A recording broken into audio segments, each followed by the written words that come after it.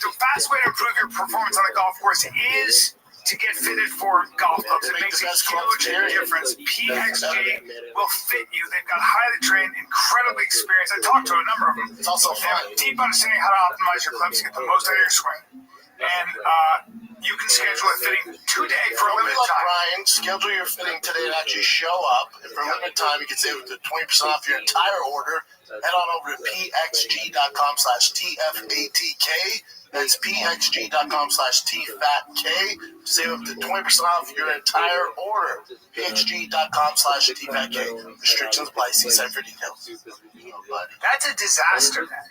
When you had your car worked on in a shop, now what do they have to do and what's that going to cost us?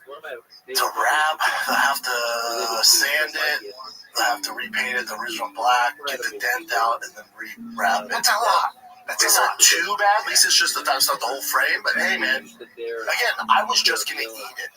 I was just like, you can't just leave it. Find another shop. You can't leave it. Cover up the scratches and wrap it. But if nobody's looking at the roof, maybe you can leave it. No. It's all clean up. It's all clean up. My kids can tell too. You okay? No.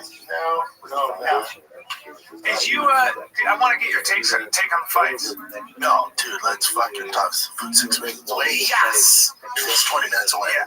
So let's talk about the fights. First time watching the house, big pay-per-view. Nothing makes me happier. Nothing makes me happier doing that. Yep. Let's go to, you want to start with check out this nice little Saturday I had. Yeah. I went to Interstellar Barbecue during the day, Nothing wrong with that. and then I watched UFC at night. What a nice Texas Saturday. And that Interstellar Barbecue, buddy, Really? fuck whatever recommendation We went there and it was closed. Where'd you go? Hurt my feelings. I went there and it was Oh, closed. no, we went to Bee Cave. Okay. This is Interstellar, which is a little more down. Got it. Buddy, Yeah. it's the best I've had. Their pork belly, their beef ribs, and their sides, dude. I'll eat that shit right now. Oh, my, their cream corn, their jalapeno casserole. I'm very into barbecue. Oh, buddy. You know my teeth, I can't eat sugar. Now, where they don't lather it up with sugar either. Oh my god. Where is the Interstellar? Sorry guys for that sound. Keep going. No, he has a thing that gets rid of it. Oh, We fixed it. You just go straight down. You go straight down about 8 miles on the right. Give me a little bit of line. So only 8 miles down the line? 8 miles. All right. 20 minutes. Everything's 20 minutes, Bob. Interstellar. Fantastic. I wasn't mad at the well. Went to the well. Yeah. Just okay, right? Yeah, if you don't like flavor. Yeah. Yeah, if you want cardboard. Yeah. That's all right. What did I get? I got You got the wagon. bone broth. Fuck off. But you want chicken bone broth. What are you doing? If you're going to do it, you got to go with the Yeah. bone marrow. Yeah. That Interstellar Barbecue. So I had that in the UFC fights. Now, here's what they don't tell you about moving to Texas. Those fights, if you to get to the main event, you're looking about midnight. Yeah, you are. Yeah, you are. My entire family, usually we're up and celebrating. I was the only one awake because I got to watch it for work. I had to make some coffee. That main event rolls at midnight. Yep. Great fights, though, dude. Well, Great fights. I'm glad to see Kevin Holland beat Vicente Luque, who's a serious veteran. That was great. That Darce is nasty with Kevin Holland with those long arms, man. Yeah, I was an Anaconda. Is that what it was? Yeah, his weight class is at 170. It's at For him to be a real contender, it's 170. 100%. Fuck around 85, it's too small. No, it's too small. Wrestling's not there. Yeah. 70, he's a real threat. Yeah, real threat. Patchy Mix, everyone's all excited he got exposed. What is the, what, he wasn't moving around. What was wrong? Just jitters? Is he a Bellator guy? 3-time world champion. Wow. Bellator, though. Wow. He Bellator, though. Okay. In the big leagues. Number 10 guy gave you problems. If he gave you anyone in the top 9 would have finished him. You got this guy. Yeah. In the big leagues, though. In big leagues. Everyone wants to act like these other leagues are the same as UFC. Get the fuck out. I'm sick of it. Really? Get the fuck out. Wow. Name the best crossover. Go. You ready for this? You know the only guy with a winning record that came from Bellator over to the UFC? Do you know who? Yeah. Bet you won't get it. It's either Michael Chandler. Hold on.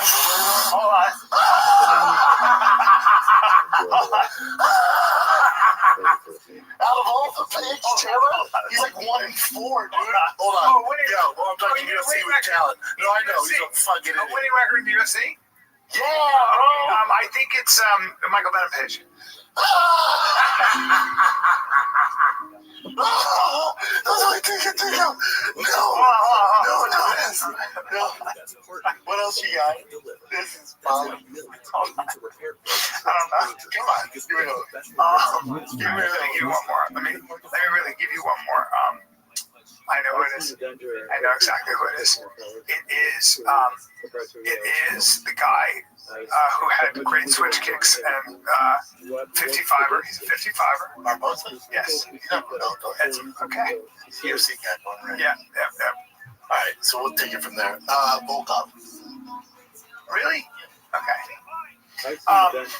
Yeah, it's just different league. Not the same level. You ever have anyone having Bellator jitters? You ever anyone say, "Oh, I didn't have a great performance in PFL because I had PFL jitters"? Yeah.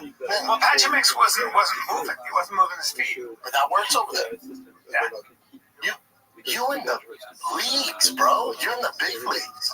Don't fuck around. 1 through 50 is a fucking nightmare for fucking bantamweight. No, and to get the UFC to get to the top 10, you're going through murder's row night after night after just to get in the fucking rankings. So by the time you're there, this Bellator shit ain't happening.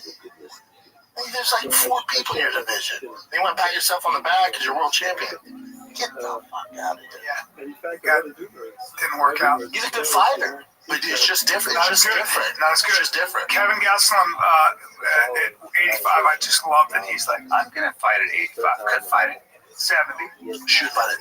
Really, if there's a 75 weight class, he's perfect for it. But if he was more strict, he'd be at 70. Is there anybody more durable, though? Like his ability to take shots, get dropped. That's not necessarily a good thing. Well, I'm just saying. Like when the number one takeaway is, man, is he durable? That means you got beat up. You know what I'm saying? Yeah. Like when you go, man, he can take an ass kicking. That's usually means you're losing fights. But he still. I was. Anything could have happened, but Pfeiffer got obviously the best of him. Well, 10-8 round. And Joe kept saying that Joe Pfeiffer needs to not be looking for the one big shot. Again, he's young. This is good for him. He needs to throw more than one shot. Especially against these veterans. Like, he got away with the first round, but then Kelvin downloaded his data, made some adjustments, and then noticed he didn't really land. No. And it's only getting harder from here. It's the UFC. It's only getting harder from here. Because, I've seen him fight. Just line up. And then also, he's going to fight guys who will completely take away his right hand. You're going to fight guys that are just fucking move to opposite side. So just to negate that right hand. So that won't be a tool anymore. So now you got to figure out how to win with the left side of your body. Your hooks, your setups, faking your jabs. Like, it's the UFC. So they go, oh, he's just a big, strong guy with the right hand. We got it. You're going to get veterans. Yeah, veterans go, cool. Just keep our foot outside his. Rotate. Yeah. Is he's Orthodox or Yeah, I think he's Orthodox. Yeah, he hits real hard, but that's right. But he has the tools. But this is all good for him. It's all good learning inside the gun experience. Like Kayla Harrison, Julian Payne, Jesus Christ, Kayla Harrison. Well, she's a 2-time gold medalist. Yes. It's a whole different level. That kind of a competitor who understands how to train, who understands how to stay injury free, Discipline. This is a freak. To make 135 is wild. Oh, it's no different than Anthony Rumble Johnson making 170. Well, that's what she's doing. 75 or something, right? She's huge. 180. She's huge. So for her to make the weight, she has to have a 12-week camp. She starts cutting the moment the 12-weeks start. She has a chef. She can only eat what the chef puts in her fridge. And then because she passes out so often through not having the nutrients, she eats a scoop of peanut butter not to pass out. So she only has maybe one more fight. That's why I think, her and Amanda Nunes are next. They should do it at 45. Like, why not make sure? Because Amanda's been out for a hot second. 35 sucks for her. Sucks for her. She's a natural 35, but 35 sucks for her. And she's been retired. She's living the good life. Why not do it at 45 so they're both not compromised? Because I think it's Harrison's last one. The weight cut's too much. It's too much. Too much. It's way too much. She's such a fucking beast. Rumor is, too, the reason Amanda Nunes left ATT is because Kayla Harrison used to beat the brakes off Amanda practice. Well, they come out of the top team in Florida. That's why I just told you. Yeah. Yeah. But you know what I said? Yeah. The reason Amanda left is because they were teammates there. Kayla's beating the brakes off of her and getting all the attention, so Amanda left. Word on the street is when they sparred and did all their shit, what Harrison dog walked her. Yeah, I can see that. She had a fucking problem. She's just Super disciplined. She said, and think how mentally strong she is. She had the weight cut. She said on Thursday to get that last pound off, she almost quit. That's how bad it is. It's not good, man. not good at all. It's not good at all. And what'd you think of the main event on boy Sugar and Marab? I think that Marab's just a problem that one cannot solve unless they're also a wrestler on that level. I mean, but also Marab. I don't think that's the answer. Marab is also putting, he's putting his hands. He put his hands on Sean. He got better. Yeah, he got better. But so from the first fight, I think Sugar with all his discipline, like let's say he was a 7 injured, he was a 7. Yeah. He got fixed. Did all the discipline things, got better in camp, had a great training camp. So now Sugar's a 9, but Marab went from an 8 that beat him that first time, and now he's a 10. So he got better. So everyone want to talk about and focus on Sugar getting better, making all these changes, but you forget Marab made changes as well, and it was already better.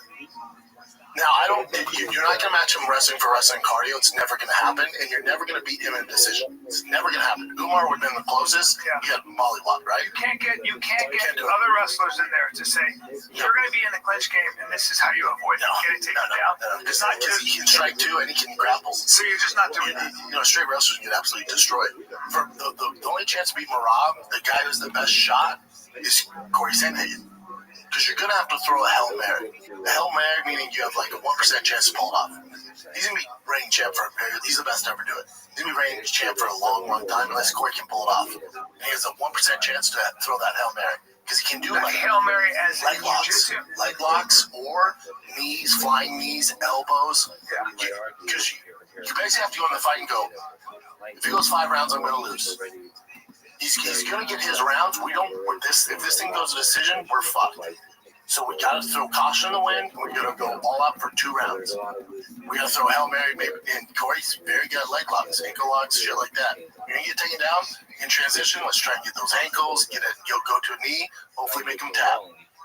If that's not working, or if the other plan is if he's keeping it standing, when he comes in, throwing knees, elbows, something to wobble him. But you have like a 1% chance to pull that off. And if that doesn't work, you're far in some trouble. But the days of Sugar and those guys, I'm just going to stay on the outside and try and outpoint them. Because never see them. It's not peanut butter not to pass out. So she only has maybe 1 more. But it's already, this is a freak. To make 135 is wild. Well, that didn't work out. He's a good fighter, but it's just different. Not It's as good. different. Not as good. It's just different. Kevin Gastelum. It's either Michael Chandler. Hold on.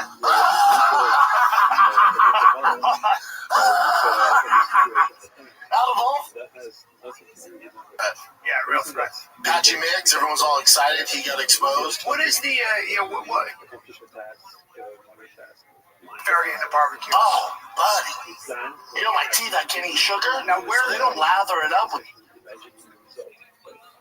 the outcome of sequence of actions that you might imagine, and that requires different models that don't have mentioned. And that's would argue most of our knowledge is derived from. When you had your car worked on in a shop, now what do they have to do and what's that going to cost us? To wrap, they have to sand it, they have to repaint it the original black, get the dent out, and then re-wrap it. That's a lot. It's not too bad, at least it's just it's not the whole frame, but hey man, again, I was just going to eat it. I was just going to fight. You can't just leave it. Find another shop, cover up the scratches and wrap it. But if nobody's looking at the roof, maybe you can leave it. No. That's all I'm thinking about. That's all I'm thinking about. My kids could tell too. You okay? No. Did you? I want to get your take on the fights. No, dude. Let's fucking talk food 6 weeks away. Yes. It's 20 minutes away. Yeah. So Let's talk about the fights. First time watching the house. Big pay-per-view. Nothing makes me happier. Yeah. Nothing makes me happier doing that. Yep. Let's go to. You want to start with? Check out this nice little Saturday I had. Yeah. I went to Interstellar Barbecue during the day, Nothing wrong with that. and then I watched UFC at night. What a nice Texas Saturday. And the Interstellar Barbecue, buddy, Really? fuck whatever recommendation We went there and it was closed. Where'd you go? Hurt my feelings, but I went there. And it was Oh no, we went to Bee Cave. Okay. This is Interstellar, which is a little more down. Got it. Buddy, Yeah. it's the best I've had. Their pork belly, their beef ribs, and their sides, dude. I'll eat that shit right now. Oh, their cream corn, their jalapeno casserole. I'm very into barbecue. Oh, buddy. You know my teeth, I can't eat sugar. Now where They don't lather it up with sugar either. Oh my god. Where is the Interstellar? Sorry guys for that sound. Keep going. No, he has a thing that gets rid of it. Oh, We fixed it. You just go straight down. You go straight down about 8 miles on the right. Give me a little bit of line. So only 8 miles down the line. 8 miles. All right. 20 minutes. Everything's 20 minutes. Interstellar. Fantastic. I wasn't mad at the well. Went to the well. Yeah. Just okay, right? Yeah, if you don't like flavor. Yeah. Yeah, if you want cardboard. Yeah. Yeah, it's all right. What did I get? I got You got the got Wagyu. bone broth. Fuck off. But you weren't chicken bone broth. What are you doing? If you're going to do it, you got to go with the Yeah. bone marrow. Yeah. That Interstellar Barbecue. So I had that and then the UFC fights. Now, here's what they don't tell you about moving to Texas. Those fights, if you to get to the main event, you're looking about midnight. Yeah, you are. My entire family, usually we're up celebrating. I was the only one awake because I got to watch it for work. I had to make some coffee. That main event rolls at midnight. Yep. Great fights, though, dude. Well, Great fights. I'm glad to see Kevin Holland beat Vicente Luque, who's a serious veteran. That was great. That Darce is nasty with Kevin Holland with those long arms, man. Yeah, I was an Anaconda. Is that what it was? Yeah, his weight class is at 170. It's at For him 100. to be a real contender, it's 170. 100%. Fuck around 85, it's too small. No, it's too His small. wrestling's not there. Yeah. 70, he's a real threat. Yeah, real threat.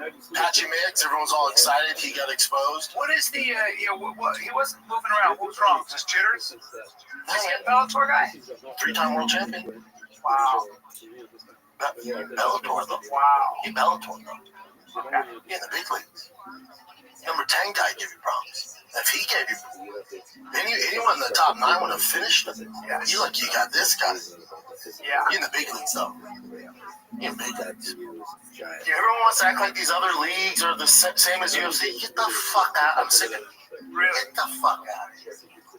Wow. Name the best crossover. Go. You ready for this? You know the only guy with a winning record that came from Bellator over to the UFC? You know who? Yeah. Bet you won't get it. It's either Michael Chandler. Hold on.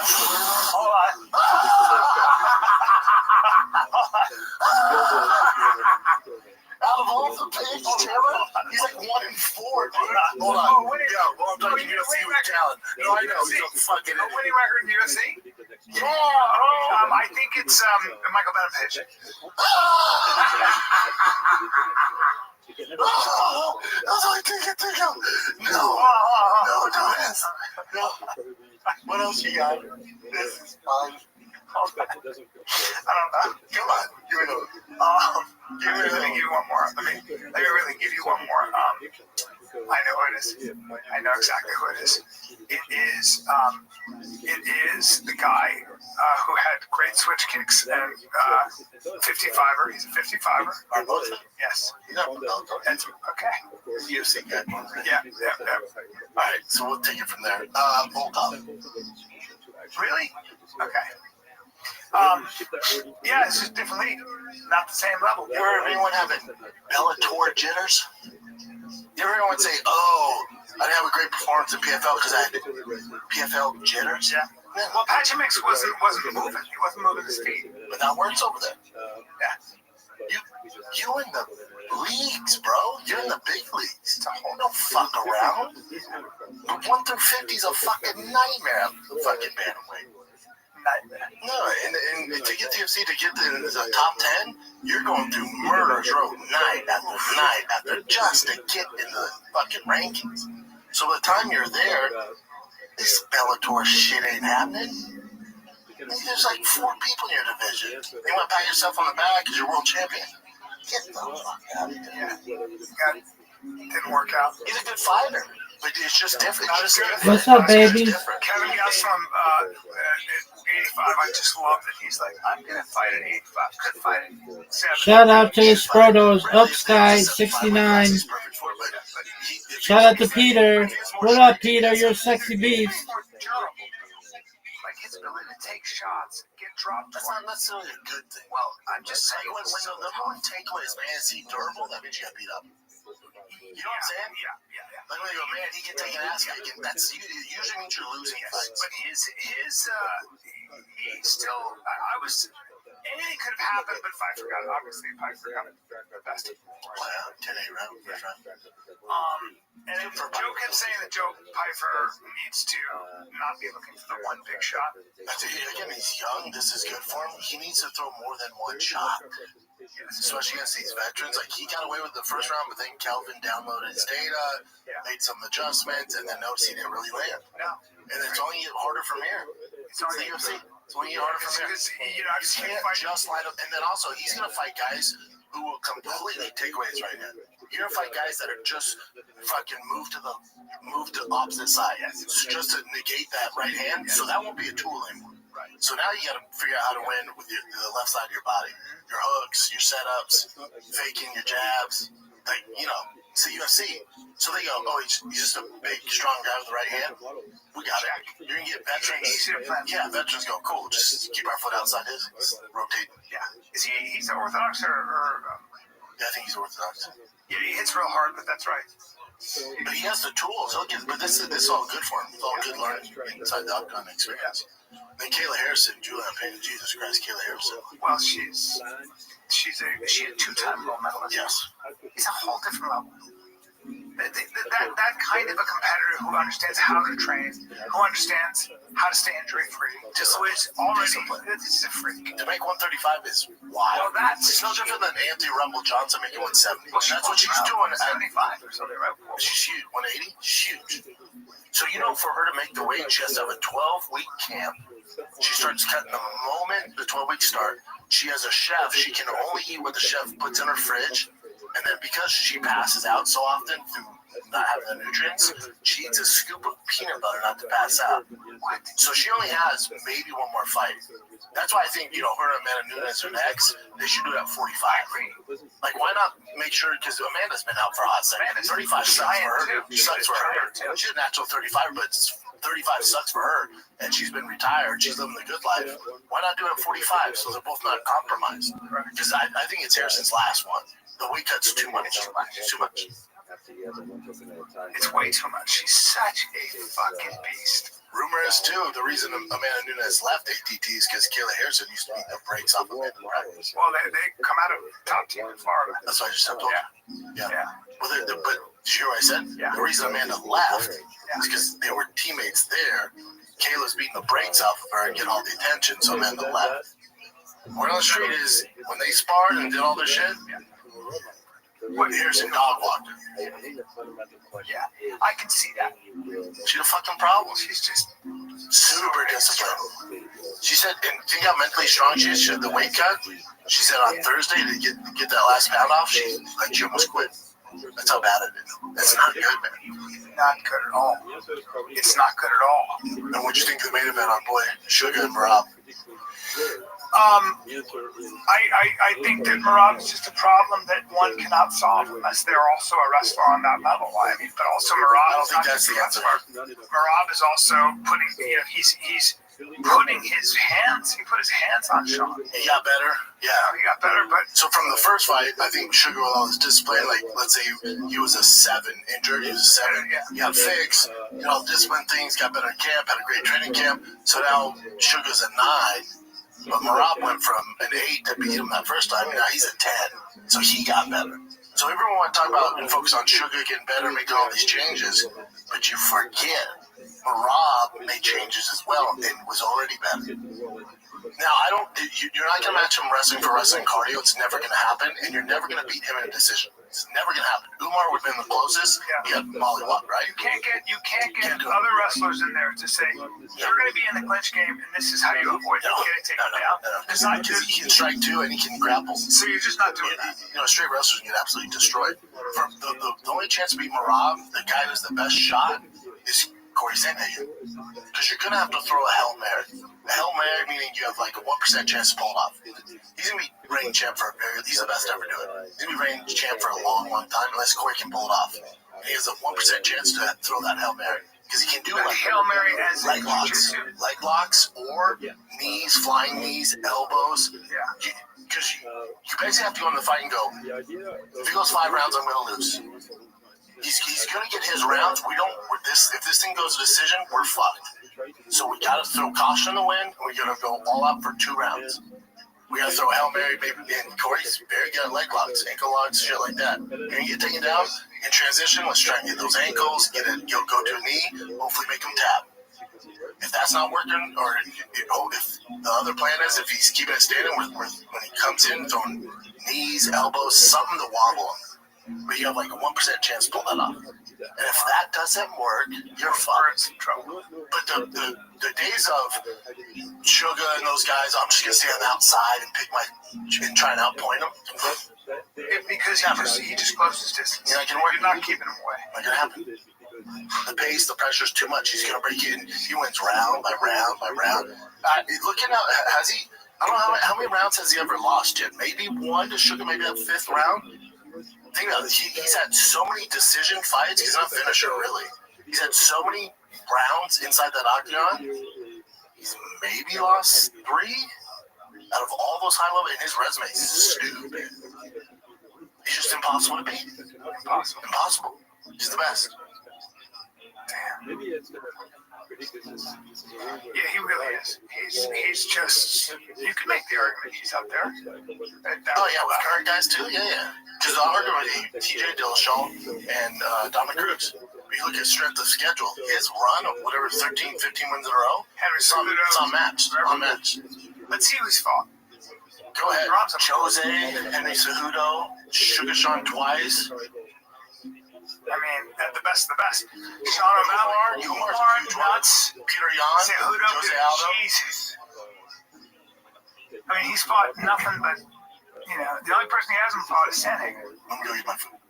Wow. Let's take a little break. You got to protect your home, Brendan. Dude, it's important. But you need AI-powered cameras, but you also need somebody behind those cameras to actually be able to monitor what's going on outside your home before they get into your house. You're talking about AI-powered cameras? I'm talking about the best home security system of 2025 by CNET. I'm talking about 4 million Americans who trust Simply Safe, ranked #1 in customer service by Newsweek and USA Today. No contracts, no hidden fees. We're talking about 60-day money-back guarantee. All right, all you got to do is go to simplysafe.com/fighter. You can get up to 50% off their new system with Simply Safe. And monitoring starts at $1 a day. What? Yes. That's right? Listen, there's no safe like Simply Safe. Simplysafe.com/fighter. Simplysafe.com/fighter. Let's go.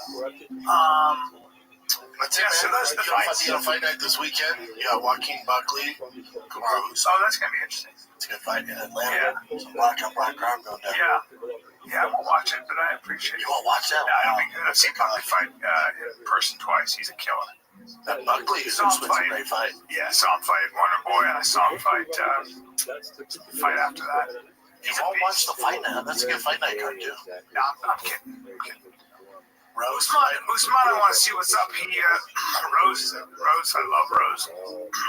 Shabazian, Petrosky is probably my favorite fight on there. Cody Garbrandt coming back. Damn, he's been fighting a long time. Alonzo Meadowfield. Take my money, dude. Paul Craig, Adolfo, Michael Chiesa, Court McGee. Come on, dude. Damn, Michael Chiesa. Michael Wellmaker. All right. Tradesman. Yeah, all right. Ricky Simone. Come on, buddy. Get involved. He's good. training. This is good. No, when it's fight night, what does that mean? What You don't have to pay for it. It's not paper. And it's got a large crowd. Where are they? Oh yeah, this one's in Atlanta. Sometimes if it's fight nights at the Apex, not as fun. But this one's in Atlanta. Well, Kamaru. What is Kamaru's ranking right now? He's up there still. You know, he's just older. Buckley's definitely probably favored in that fight. Yeah, it's a lot. He's a lot. But well, this one's got those knee issues. He's older. He's fine. He's ready number 5.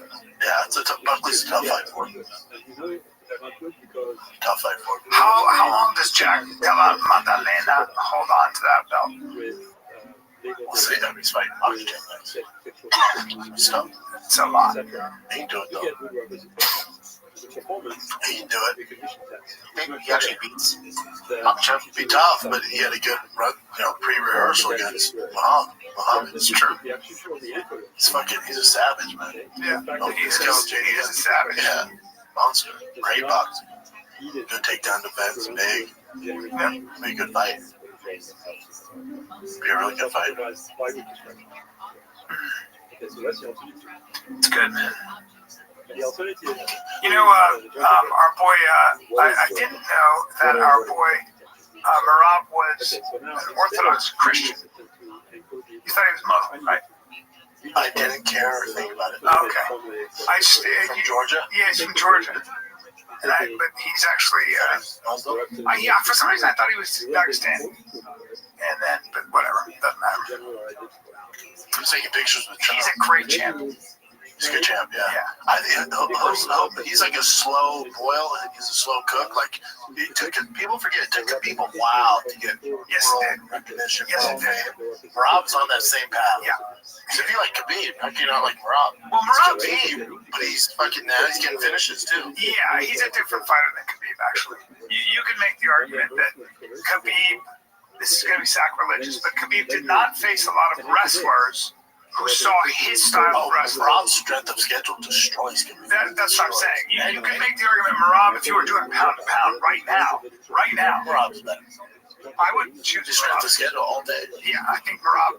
He's every bit the look at his wrestler. title defenses too, Yeah. compared to Khabib. And look at his strength of schedule. Yes. Of course. Yes. Tougher division too. Yeah. You could say he beat, this is all contextual weight, but you could say he beat essentially Khabib with better striking in Umar. Umar's no fucking joke, Umar's a far cry from Khabib. I don't know, pretty good. You don't have to wrestle. You can't base it off just skill. You don't get the speed. He hasn't done shit. Yeah. I think He has a Khabib would have risen to the long occasion. ways to go.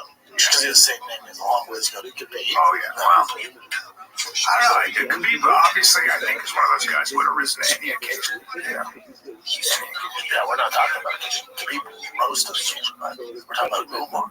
He's coming off the box. They'll fight again. Umar and Marab. I think it goes the same way, though. Yeah, 0 ratings. Marab just doesn't get tired. He's just going to fucking be in your face. Sandhagen Marab is the next fight, yeah. That's the fight, yeah.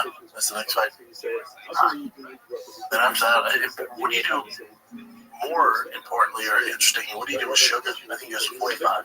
There's better fights for him at 45. 35 is just never going to happen. It's just not going to happen. But Sugar can be, maybe not, but Sugar can stay at number 2. There's a lot of challenges there. Nah, you don't want to do that, though. He doesn't want to do it. There's way bigger names. Like, you want to watch him versus Matt Holloway? I would watch that. And Barry has a height advantage over him against anybody. I would watch He's that. not cutting weight. You want to watch him versus Diego Lopez? It's a great fight. That is a great fight. There's so many more bigger fights at 45. But 35's over. those are some big boys. Sugar's big for 35. Yeah, he's big.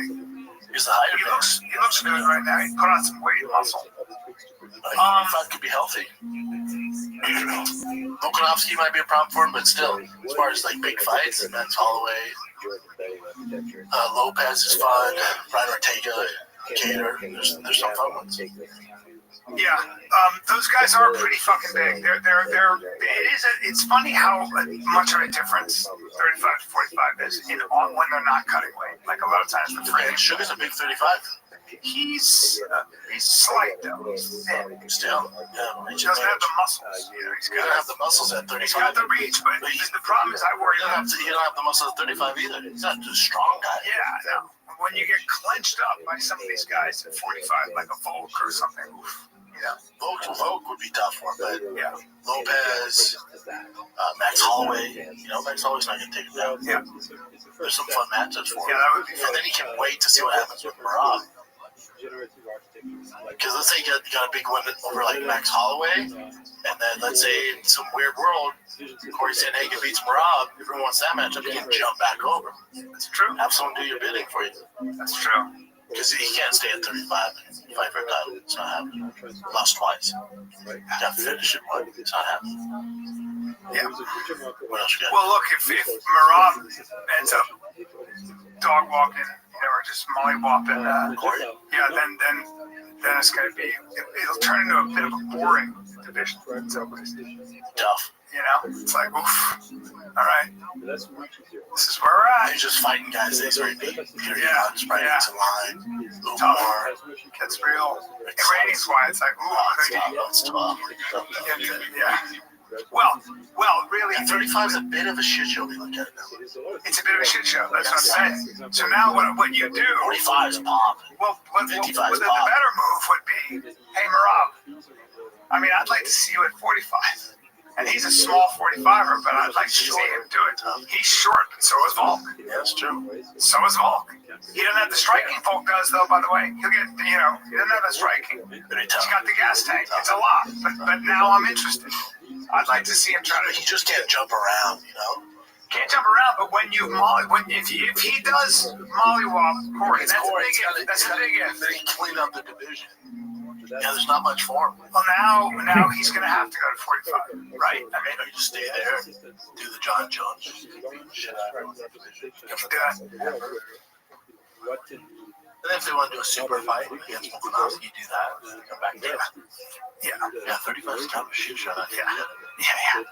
What else you got, Jen? Your favorite person, Jared Leto, he's in the news recently. Oh, yeah. There's like 9 women that came out saying that he was. Oh no.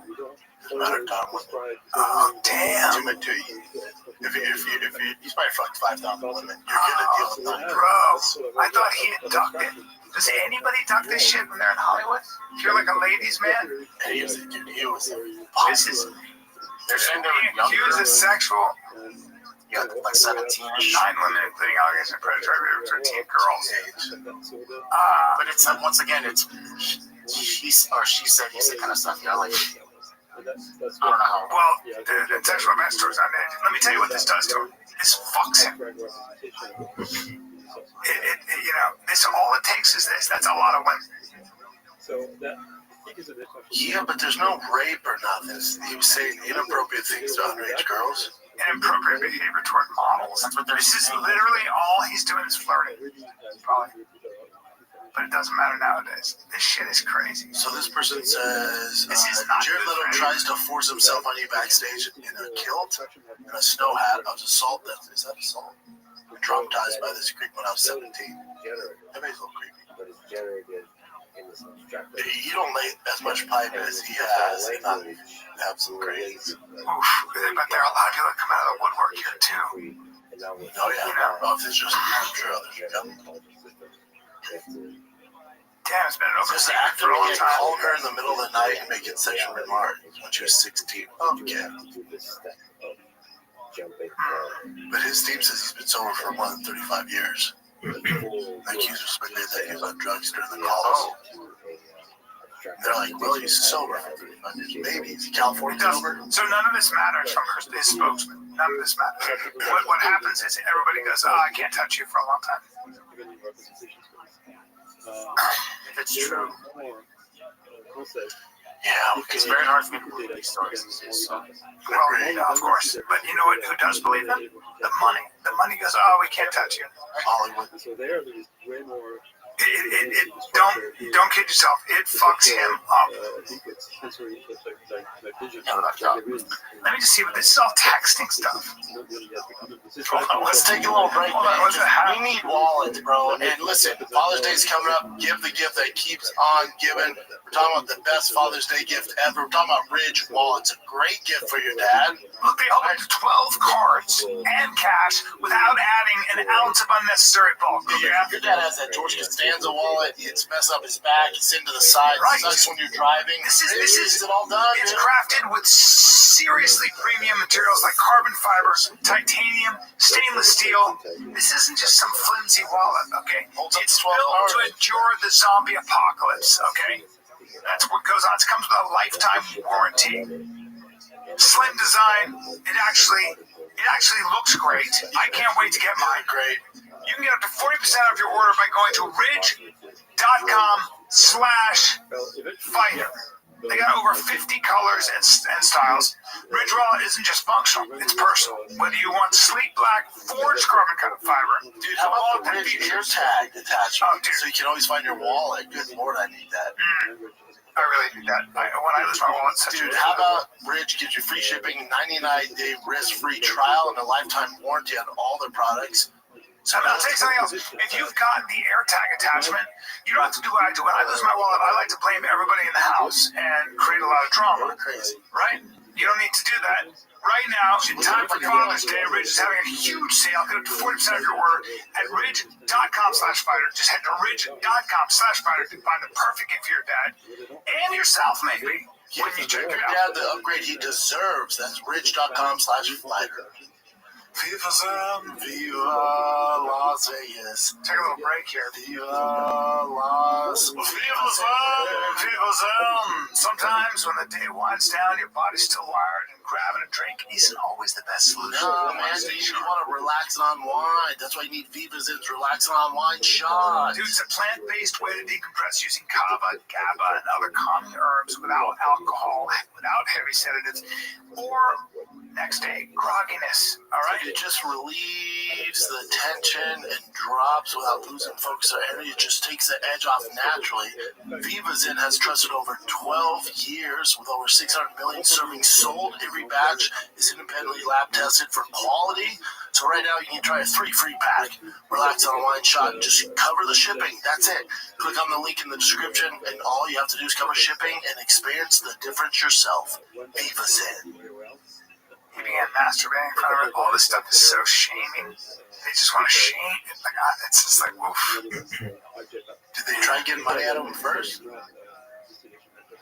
My guess is probably. My guess is there's a lawyer. These girls got one lawyer. Yep, they all seek out. And he said no. And they said he's known this is probably coming out for a while. Yep. He's got the 30 seconds of March. He'll still be able to tour. 100%. And then you corrupt that he put it. Is he not going to be Joker anymore? I thought he was a good Joker. Yeah, he's really talented. This is weaponizing regret. The past, I don't know. I mean, I tend to be look at all of this stuff with a real grain of salt. But you only trade the Yeah, me too. How can you not these days? Well, what can you do? What else you got, Chip? This one I thought was absolutely crazy. There's a Brazilian stand-up comic, and he said, This is nuts. yeah, some jokes about race and homophobic stuff or whatever, but it's in the context because I couldn't obviously I can't speak Portuguese, but I looked at the transcripts or whatever, or translations, and a lot of people that actually like his comedy said that he's just really good at comedy. If you actually listen to it, it's funny. They gave him 8 years in prison. 8 years in Brazil? Huh? In Brazil? So outrageous. Jesus Christ. So outrageous. And there are people in this country that would do that too. Any comic. Oh, yeah. I'm trying. God, that's awful.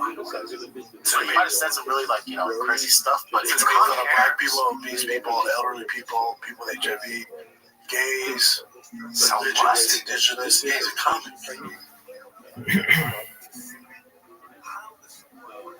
I mean, so what? His jokes had consequences. Jesus Christ. And this poor guy. That's in there. This poor guy, dude. Hey, bro, you got an open invite on our podcast anytime. All the They're fans. seeing 8 years. You're going to be dead. I won't want to do this anymore. Hey, in 8 years, He's get out. he's appealing the sentence. Yeah, of course he is. He's going to get at least 4. Hey, when you come out, let us know. Seriously, man, come out. If you win your appeal, which I pray you do, come on this fucking podcast. God, it's so gross. Huh? Really He probably speaks English. I guarantee he does. Not very well. Yeah, fluently. You don't know. Open invite when you get out in 8 years, bro. Make a big difference. Wow. What else you got to do? Do you guys want to, this is politics, I don't know how much you guys want to talk about it, but Trump having the National Guard in Los Angeles. Well, we should talk about Ben Askren. We should talk about Ben Askren, man. Terrible. It's fucked up. I've been to his house. He's got 2 wonderful kids and a beautiful wife. Great dad, great guy. Great fucking guy. Okay. Pumps me out. Compares to Ben Askren, man. He needs it right now. Yeah, do we know anything else? Is he? Pneumonia. He had staph and pneumonia. He's not When it says critical condition, it's just like, damn, dude, I didn't know it was that crazy. Do you know much about this stuff? Have you seen this before? No. Did the staff become pneumonia? What the fuck? No. But if you have staph and then you get pneumonia, it makes it way worse, right? Because your immune system's super compromised, so it's tough to recover. Right. It's a shame, man. So they got him on all kinds of antibiotics and all that. He's a fighter, though, but he pulls out. I'm just hate to see it. Caused pneumonia. Wow. Damn.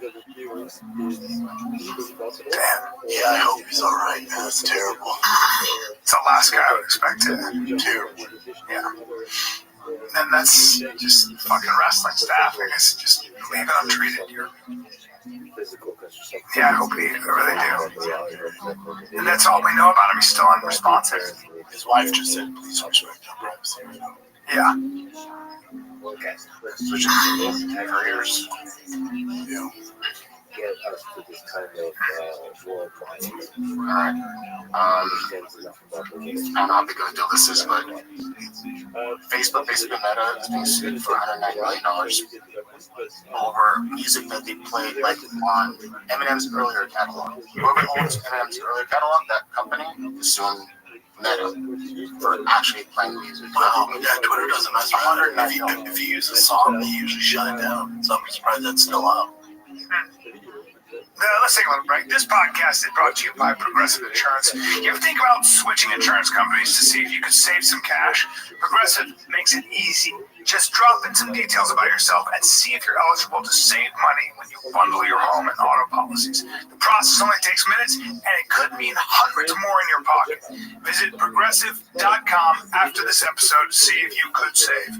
Progressive Casualty Insurance Company and affiliates potential savings will vary. Not available in all states. This summer, Pluto TV is exploding with thousands of free movies. Summer of Cinema is here. Feel the explosive action all summer long with movies like Gladiator, Mission Impossible, Beverly Hills Cop, Good Burger, and Transformers Dark of the Moon. Bring the action with you and stream for free from all your favorite devices. Pluto TV. Stream now. Pay never. Anyway, so they're getting sued for $109 million, which is pretty A lot of money. A lot of money. Do you pay taxes when you win a lawsuit on that money? Good question. I'll look it up right now. Yeah. Good question. Right. I'll look it up after this. Shout out again to Sonos for sending current events. It's Still. Say that one more time, bro. Brian? do you get taxed when you win a settlement? Did you get taxed on auto? Yeah, you do. But on settlement, civil settlement, whether you pay tax on a lawsuit or settlement depends on the nature of the settlement, specific damages awarded. Generally, the IRS considers lawsuit settlements as income. Wow. Think the IRS can let that slide, Yeah, bro? right. Non-taxable settlements, personal physical injuries, or sickness. Okay. Settlement received for physical injuries or illnesses such as those from car accidents or medical malpractice are generally excluded from income and are not taxed.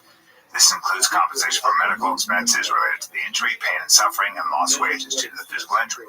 Emotional distress related to physical injury. Emotional and distress damages are not taxed if they are directly linked to the physical injury or illness. Taxable settlements of lost wages, emotional distress unrelated to physical injury, punitive damages, were to punish the defendant for their actions are always taxable, while interest on the settlement, okay, business or contract disputes, attorney's fees, Well, you know. you cannot deduct attorney's fees from your taxable income, even if a portion of the settlement goes directly to your lawyer. Damn, you may be taxed on the entire settlement amount, including the portion paid to your attorney. Fuck you. Did I show you this one last week? The shawarma guy? Okay, so check this out. This is pretty crazy. This is in Vancouver, and some guy came in with a machete and stole actual shawarma and sauce. Didn't rob them of money. Yeah, you right, brother, machete, they cut the shawarma. Yeah, he did. Yeah, I get it. But that means like he must have been just starving, super poor, and starving. Is he kind of proper? He's just crazy. Okay, but to get shawarma, I get it. Wow. I like a nice shawarma. I'll do that right now. This is the guy that knows how to do this shit. Give me some beer. You know what? This might be a prank. It's 7 News Australia. Yeah, Verified. it might be a prank. Like he did it as a prank, you know, something he actually did though, or you think this is a prank video? Very scary, but this is great marketing for the shop. I mean, it is. Yeah, I think it's bullshit. Yeah, but if that guy gets found out, he's going to fucking jail. No, they might. The people in there, they're all kind of part of it. Not President John.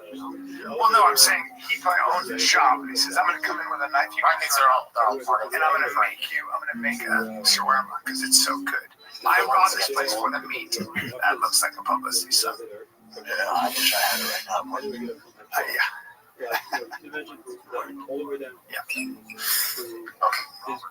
Here are some analysis. I don't know what it is. We'll watch it all together. What's it say? Woman going on escalator in China is hit with a suitcase on the top of the stairs. That's not good. Really not good. Oh no! Oh. Oh, God. Yeah, there you go. What the fuck was she thought she could put the suitcase on by itself? Probably. She didn't think it through. Took that one. She's gonna sue. I thought I was gonna hit her head, but she just like. I like they got 542,000 likes. I want likes for that. Alright, Timberland has officially signed his first AI artist. Did he create her though? Or someone created her and sold it to him? That's kind of wild. So these AI avatars will go the way of FTs or whatever. Remember those things? Oh, gosh, when you said that. Yeah. I lost it. Oh, NFTs. NFTs. also there's nobody in Lord. No, but it's so nuts what AI is doing. It's nuts. What are you talking about? This one says UFC legend Kareem Nurmagomedov causes stir after refusing to shake female sports presenter's hand. It's just not what he does, right? He was an older one. I mean, not older, but. Welcome to the Apologize. Thank you so much. Could be at the UFC fight tonight. Apologize. So, is it their culture? Or Yes, it would be their culture. It's a little old school. But that's No, it's in the Arab world, for example, like in Saudi Arabia, a man wouldn't shake your wife's hand.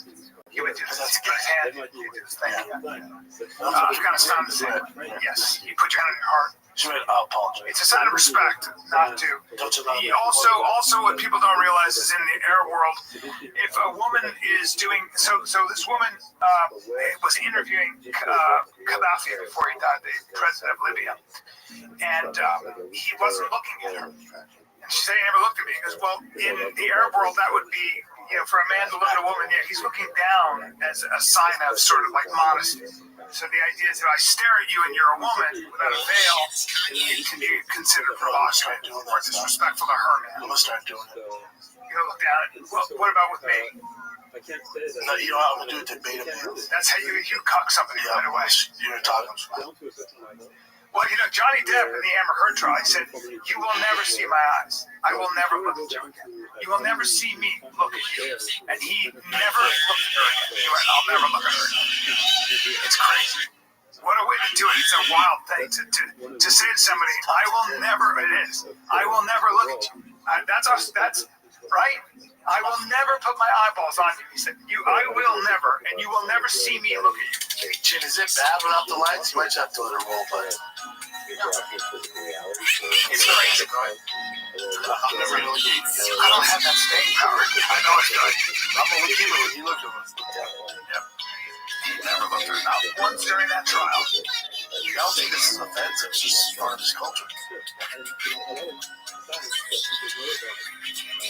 All right. I guess that's pretty much it. We did it again, Brad. We've been having this. Yeah. Prayers to Prayers, thoughts, and prayers. Yeah. You did it again, buddy. You staying in Austin this week? I'm staying in Austin this week. All right. We're at the mothership, everybody. All right, kids. And by the way, January 5th, Brea Improv. Let's go. January? Sorry, July 5th. Did you get the dates and not July 5th, Brea Improv, one night, one fuck. Saturday, 2 shows. Let's go. After the 4th of July, it's a Saturday. And it should be a good fucking show. I'll be at the Mic Drop Comedy Club in San Diego, August 22nd and 23rd. I got some other dates in. I'm having my website rebuilt, everybody. Be patient. It's going to be awesome. Ultimate Father's Day gift. Win your dad the fully custom over $50,000 of mods and $10,000 cash. If you order the Diesel Dad merch now, it will arrive by Father's Day. Go to drivefastallgas.com. Anything you purchase automatically enters you to win this last call edition TRX. Get you some. drivefastallgas.com. All right, kids. Love you. This is the Fire Kid. We're out. But if I apply everything today in general to like, I don't know, 10 years ago, maybe a little bit less, let's say 3 years ago, I wouldn't be able to predict the success of analytics. So does it make sense to you that auto-aggressive analytics is crazy? Okay, good. Welcome. How are you? Can you explain your intuition? If I were to take your wisdom and intuition at face value, I would say there's no way auto-aggressive analytics, one token at a time, would be able to do the kind of this. No, there's one thing that How'd you like that one, girl? in general, not just in terms of this example, including the Bernstein direction teams, are exploiting in self-supervision. They've been a very, very strong advocate of self-supervision for many years. So those things are an incredibly impressive demonstration that self-supervision actually works. The idea that started, it didn't start with birth, but it was really kind of a demonstration with this. So the idea that when you take a piece of text, you corrupt it, and then you try subject it to reconstruct the parts that are missing. That has been enormous. Produced an enormous amount of benefits. It allowed us to create systems that understand language, systems that can translate hundreds of languages in direction, systems that are multilingual, so they're not a single system that can be trained to understand hundreds of languages and translate in every direction, and produce summaries, and then answer questions and produce text. And then there's a special case of it where you easier to realize a trick where you train the system to not elaborate a representation of the text from looking at the entire text, but only predicting a word from the words that are coming before. And you do this by training the architecture of the network. That's what you can build in order to reverse the LLM from. So there was a surprise many years ago with it was called decoder only LLM. So systems of this type that are just trying to produce words from the previous one. And the fact that when you scale them up, they tend to really kind of understand more about language. When you train them on lots of data, you make them really big. That was kind of a surprise. And that surprise occurred quite a while back, actually, with work from Google, Meta, OpenAI, etc. Going back to the GPT kind of general purpose train transformers. Maybe like GPT-2, like there's a certain place where you start to realize scaling might actually keep giving us an emergent benefit. Yeah, I mean there were work from various places, but if you want to kind of place it in the GPT timeline, it would be around. Well, I just, because you said it, you're so charismatic, you said so many words, but self-supervised learning, yes.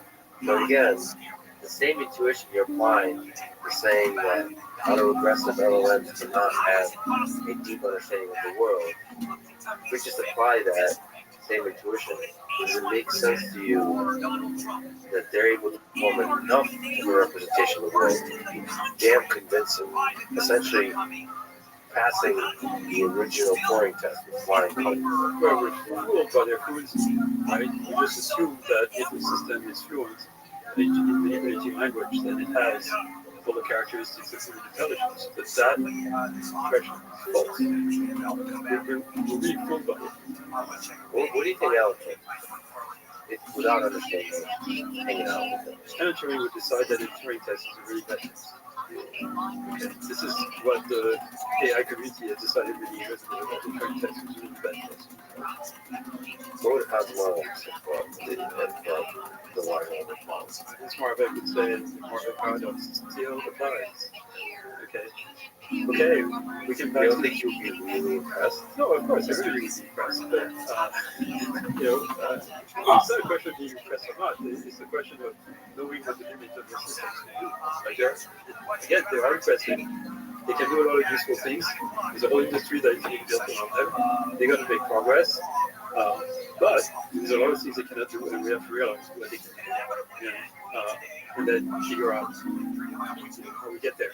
And I'm not seeing this. I'm seeing this from basically 10 years of research on the idea of self-supervised learning. Actually, that's what back but the idea of self-supervised learning. So basically capturing the internal structure of a set of inputs without training the system for any particular task, right? Learning representations. The conference I co-founded 20 years ago called the International Conference on Learning Representations. That's the entire mission that deep learning stuff is doing. And it's been my obsession for almost 40 years now. So learning representations usually the same. For the longest time, we could only do this with supervised learning. And then we started working on what we used to call unsupervised learning.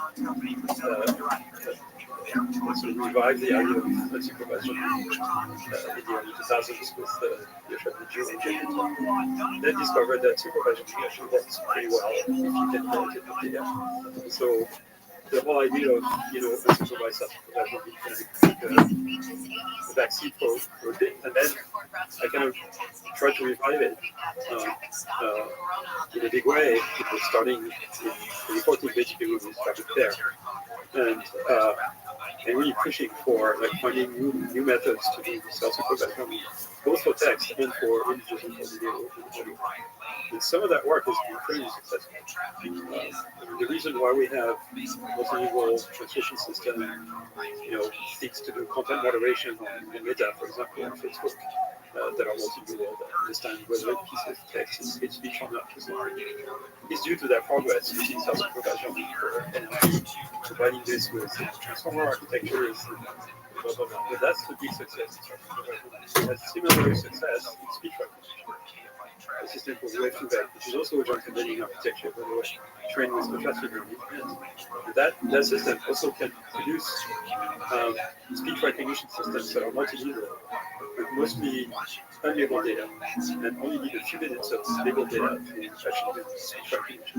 That's amazing. We have systems now based on those combination of ideas that can do real-time translation of hundreds of languages. Speech to speech. Speech to speech, even including this fascinating languages that don't have written forms. That's right. That's right. The language of text is directly speech using controller representation and speech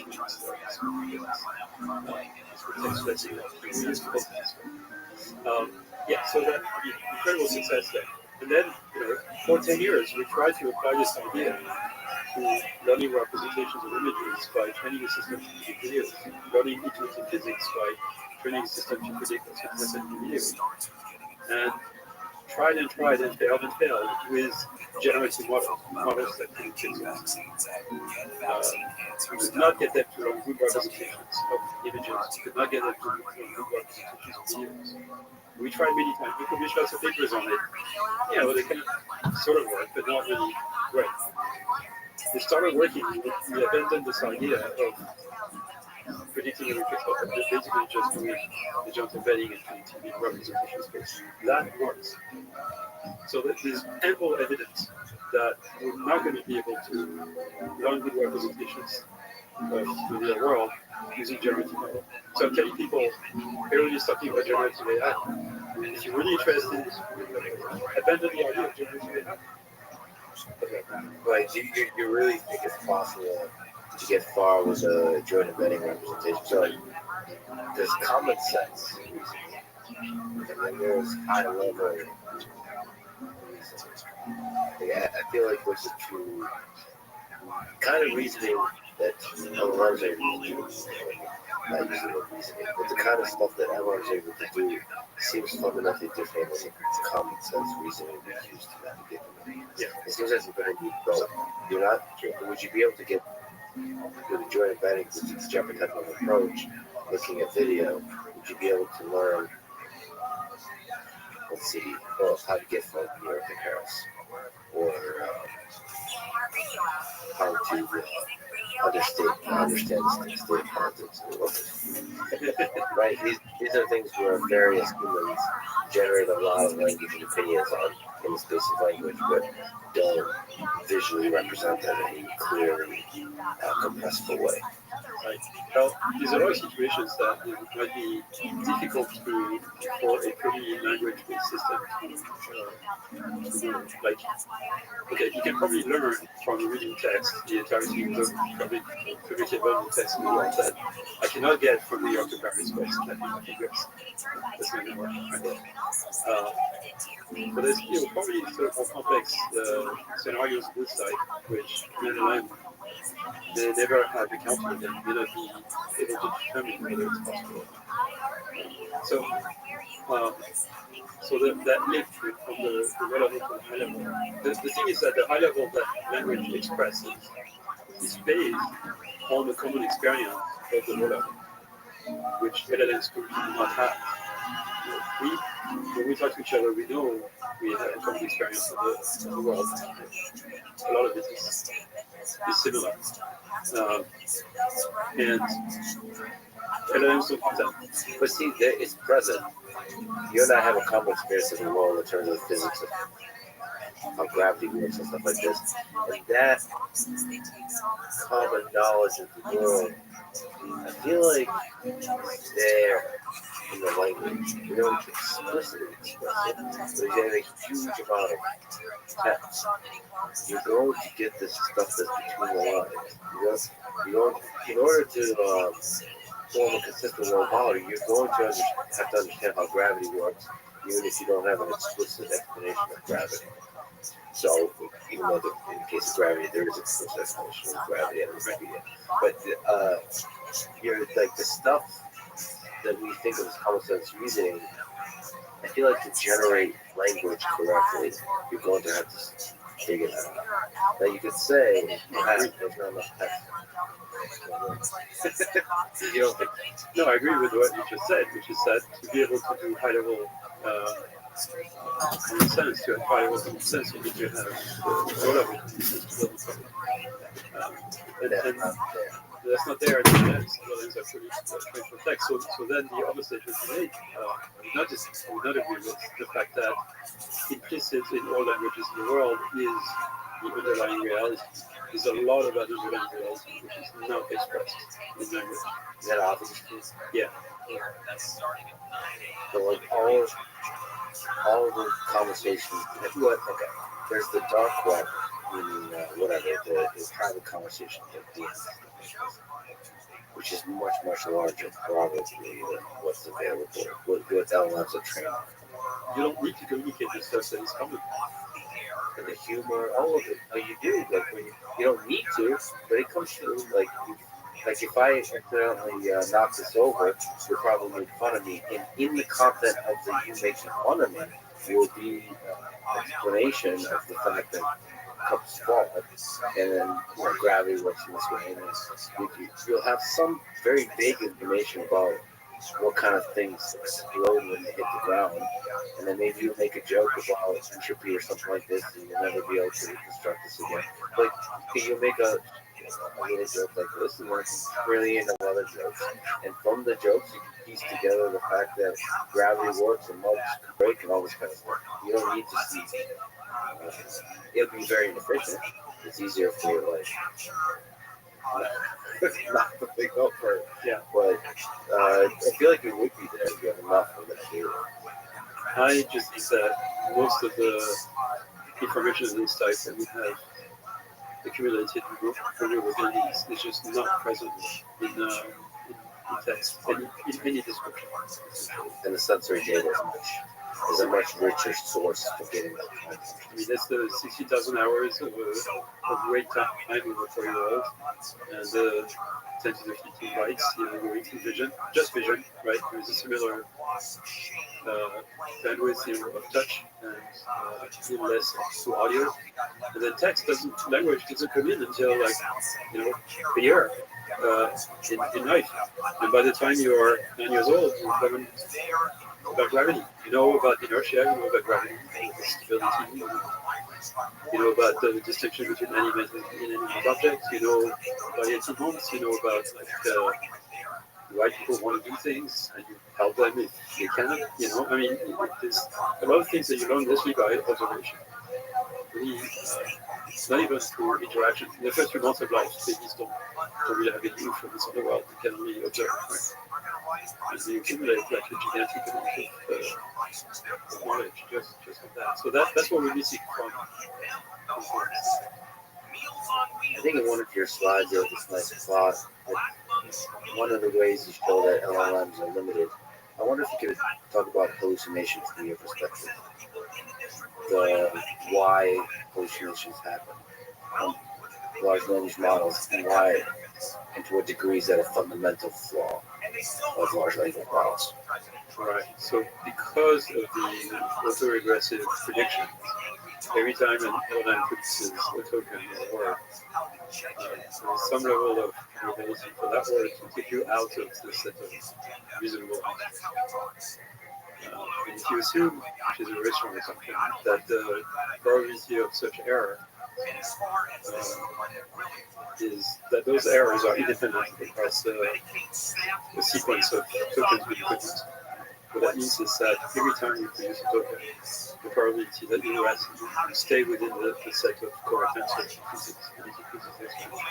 So there's a strong, like you said, assumption there that if the non-zero probability of making a mistake, which there appears to be, then there's going to be a kind of drift. Yeah. But that drift is exponential. It's like errors accumulate. Right? So the probability that an answer would be nonsensical increases exponentially with the number of tokens. Is that obvious to you, by the way? Well, so mathematically speaking, maybe, but isn't there a kind of gravitational pull towards the truth? Because on average, hopefully, the truth is well represented in the training set? No, it's basically a struggle against the curse of dimensionality. So the way you can correct for this is that you fine-tune the system by having it produce answers for all kinds of questions that people might come up with. And people are people, so a lot of the questions that they have are very similar to each other, so you can probably cover 80% or whatever of questions that people will ask by collecting data. And then you fine-tune the system to produce good answers for all of those things. And it's probably going to be able to learn that because it's got a lot of capacity to learn. But then there is, the enormous set of prompts that you have not covered during training. And that set is important because within the set of all possible prompts, the proportion of prompts that have been used for training is absolutely tiny. It's a tiny subset of all possible prompts. And so the system will behave properly on the prompts that has been either trained, pre-trained, or fine-tuned. But then there is an entire space of things that it cannot possibly have been trained on because it's just the number is gigantic. So whatever training the system has been subject to produce appropriate answers, you can break it by finding out a prompt that will be outside of the set of prompts it's been trained on, or things that are similar, and then you just execute consequences. Do you, when you say prompt, do you mean that exact prompt, or do you mean a prompt that's like in many parts very different? Is it that easy to ask a question or to say a thing that hasn't been said before on the internet? I mean, people have come up with things where you put essentially a random sequence of characters in the prompt. That's enough to kind of throw the system into a mode where it's going to answer something completely different than you have answered without this. So that's the way to jailbreak the system, is getting go outside of its conditioning. Right? So that's a very clear demonstration of course, that goes outside of what it's designed to do. Right? If you actually stitch together reasonably grammatical sentences, is it that easy to break it? Yeah, some people have things like you write a sentence in English, right, that has, or you ask a question in English and it produces the perfectly answer. And then you just substitute a few words by the same word you want to say the answer. Yes, so I guess what I'm saying is which fraction of prompts that humans are likely to generate are going to break the system. So the problem is that there is a rule tail. This is an issue that realize in social networks and stuff like that, which is there's a very, very long tail of things that people will ask. And you can fine-tune the system for the 80% or whatever of the things that most people will ask. And then this long tail is so large that you're not going to be able to. And in the end, the system has been kind of a giant looking table, essentially. Which is not really what you want for systems that can reason. Certainly they can plan. So the type of reasoning that takes place in LLM is very, very primitive. And the reason you can tell it's primitive is because the amount of computation that is spent per token produced is constant. So if you ask a question, and that question has an answer in a given number of tokens, the amount of computation devoted to producing that answer to be exactly estimated, it's like, it's the size of the prediction network, with its 36 layers or 92 layers or whatever it is, multiplied by the number of tokens. That's it. And so essentially, it doesn't matter if the question being asked is simple to answer, complicated to answer, impossible to answer because it's undecidable or something. The amount of computation the system will be able to devote to that for the answer is constant, or is proportional to the number of tokens produced in the answer. Right? This is not the way we work. The way we reason is that when we're faced with a complex problem or a complex question, we spend more time trying to solve it and answer it, right? Because what do you think? There's a prediction element, there's an iterative element to adjusting your understanding of a thing by going over and over and over. There's a hierarchical element. So on. Does this mean that's the fundamental flaw of LLMs, or does it mean that there's more part to that question? Now you're just behaving like a man. You get the answer. No, that it's just the low-level world model on top of which we can then build some of these kinds of mechanisms, like you said, persistent long-term memory or reasoning, so on. But we need that world model that comes from language. Maybe it is not so difficult to build this kind of reasoning system on top of a well-constructed world model. Okay, whether it's difficult or not, the near future will say, because a lot of people are working on reasoning and planning abilities for dialect systems. I mean, even if we restrict ourselves to language, just having the ability to plan your answer before you answer, in terms that are not necessarily linked with the language that you use to produce the answer, right? So this idea of this mental model that allows you to plan what you're going to say before you say it. That is very important.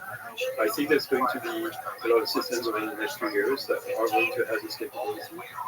But the blueprint in these systems will be extremely different from what you always hear about. So it's the same difference as the difference between what psychologists call system 1 and system 2. Right? So system 1 is the type of task that you can accomplish without deliberately consciously think about how you do that.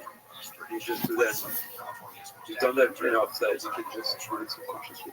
Right? If you're an experienced driver, you can drive without really thinking about it, and you can talk to someone at the same time at the same situation. Right? If you are a very experienced chess player, you can play against a non-experienced chess player without really thinking either. Just recognize it. Right? Just system 1. So all the things that you do instinctively without really planning to deliberately plan and think about. And then there is all the tasks that you need to plan. So if you are a not so experienced chess player, or you are experienced when you play against another experienced chess player, you think about all kinds of options, right? You think about it for a while, right? And you're much better if you have time to think about it than you are if you play blitz with limited time.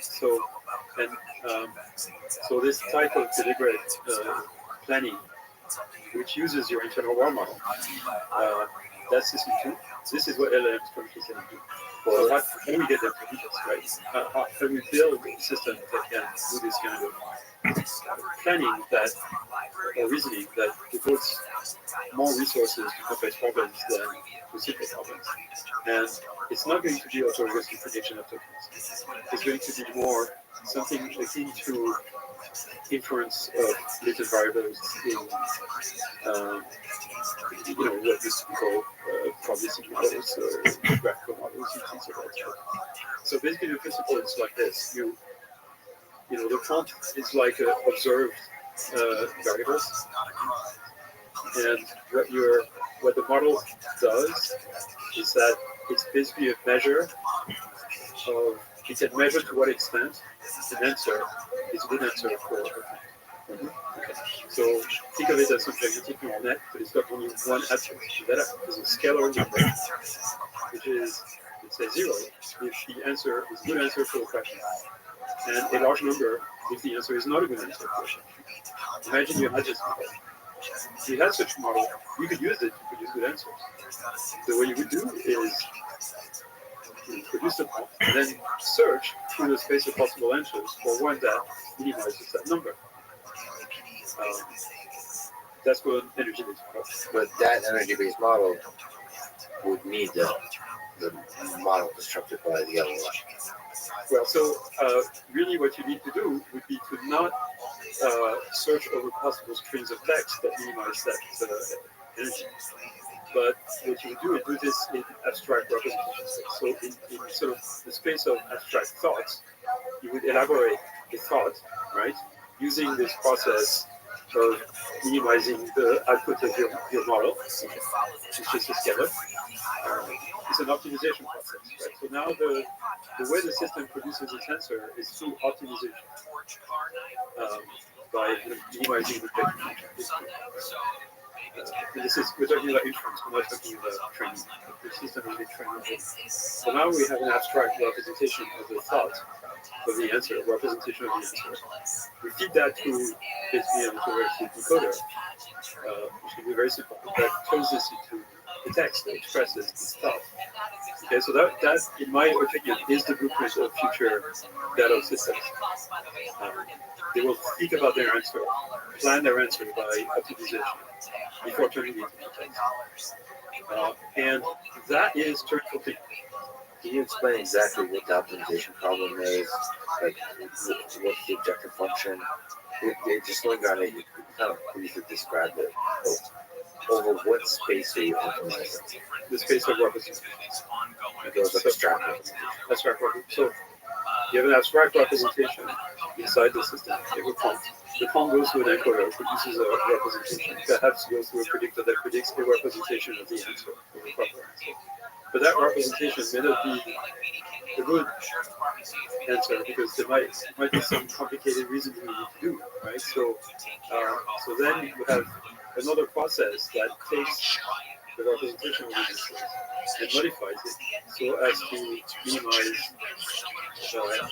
the cost function that measures to what extent the answer is good answer.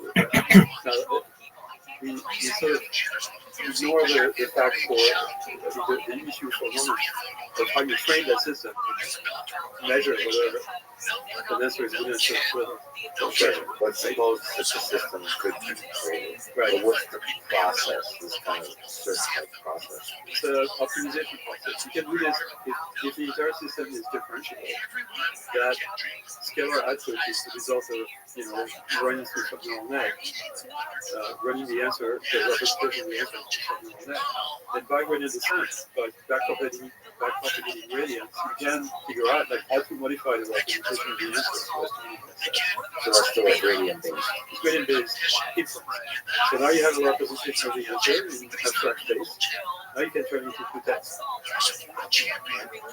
And the cool thing about this is that the representation now can be optimized through gradient descent, but also is independent of the language in which you're going to express it. Right. So you're operating this abstract representation. I mean, let's go back to right. That it's better to work in the space to romanticize the space of concepts versus the space of concrete sensory. Okay, but can you just do something like reasoning? Well, not really. Only in a very simple way. I mean, basically, you can think of those things that do the kind of optimization I was talking about, except they're optimizing the discrete space, which is the space of possible sequences of tokens. And they do this optimization in a horribly inefficient way, which is generate a lot of hypotheses and then select the best ones. And that's incredibly wasteful in terms of computation. Because if you basically have to run your LLM for every possible, generated sequence. It's incredibly wasteful. So it's much better to do an optimization in continuous space, where you can do gradient descent, as opposed to generate tons of things and then select the best. You just iteratively refine your answer to go to those best. It's much more efficient. You can really do this in continuous spaces with different functions. You're talking about the reasoning, like the ability to think deeply, to reason deeply. How do you know what is an answer that's better or worse based on deep reasoning? Right. So then we're asking the question, conceptually, how do you train an NGS model? Right? So the NGS model is a function with a scalar output, just a number. You give it two inputs, x and y, and it tells you whether y is compatible with x. X you observe, let's say perform, an image, a video, whatever. And y is a proposal for an answer, a continuation of video, whatever. And it tells you whether y is compatible with x. And the way it tells you that y is compatible with x is that the output of that function will be 0. If y is compatible with x, it will be a positive number. non-zero if there is not type movement. Okay, how do you train a system like this at a completely general level? Is you show it pairs of x and y that are compatible, the question and the corresponding answer. And you train the parameters of the big neural net inside to produce it. Okay, now that doesn't really work because the system might decide, well, I'm just going to say 0 for everything. So now you have to have a process to make sure that for a wrong y, the energy will be larger than 2. And there you have two options. One is contrastive method. So contrastive method is you show an x and a bad y. And you tell the system, well, that's give a high energy piece that push up the energy. Change the weights in the neural net that produces energy so that it goes up. So that's contrastive method. The problem with this is if the space of y is large, the number of such contrastive samples are going to push out pretty gigantic. But people do this. They do this when you train a system with RLHS. Basically, what you're training is what's called a reward model, which is basically an objective function that tells you whether the answer is good or bad. And that's basically exactly what this is. So we already do this to some extent. We're just not using it for inference, we're just using it for training. There's another set of methods which are non-contrastive, and I prefer those. And those non-contrastive methods basically say, okay, the energy function needs to have low energy on pairs of x, y's that are compatible, like I do make sure that the energy is going to be higher everywhere else. And the way you do this is by having a regularizer, a criterion, a tuning, or a cost function that basically minimizes the volume of space that can take your energy. And the precise way to do this is all kinds of different specific ways to do this depending on the architecture. But that's the basic principle. So that if you push down the energy function for particular regions in the XY space, it will automatically go up in other places because there's only a limited volume of space that can take the energy. By the construction of the system or by the regularizer. You're talking very general. But what is a good X and a good Y? What is a good representation of X and Y? Because when we talk about language, and if you just take language directly, that presumably is not good. So there has to be some kind of abstract representation of ideas. Yeah, so you can do this with language directly by just X is text and Y is a population. Or X is a question, Y is an answer. But you're saying that's not to take that one, that's not to do it Well, all. no, it depends on how the internal structure of the system is built. If the internal structure of the system is built in such a way that inside of the system there is a latent variability that you can manipulate so as to minimize the output energy, then that Z can be viewed as a representation of the answer that you can transfer to a Y that is a good answer.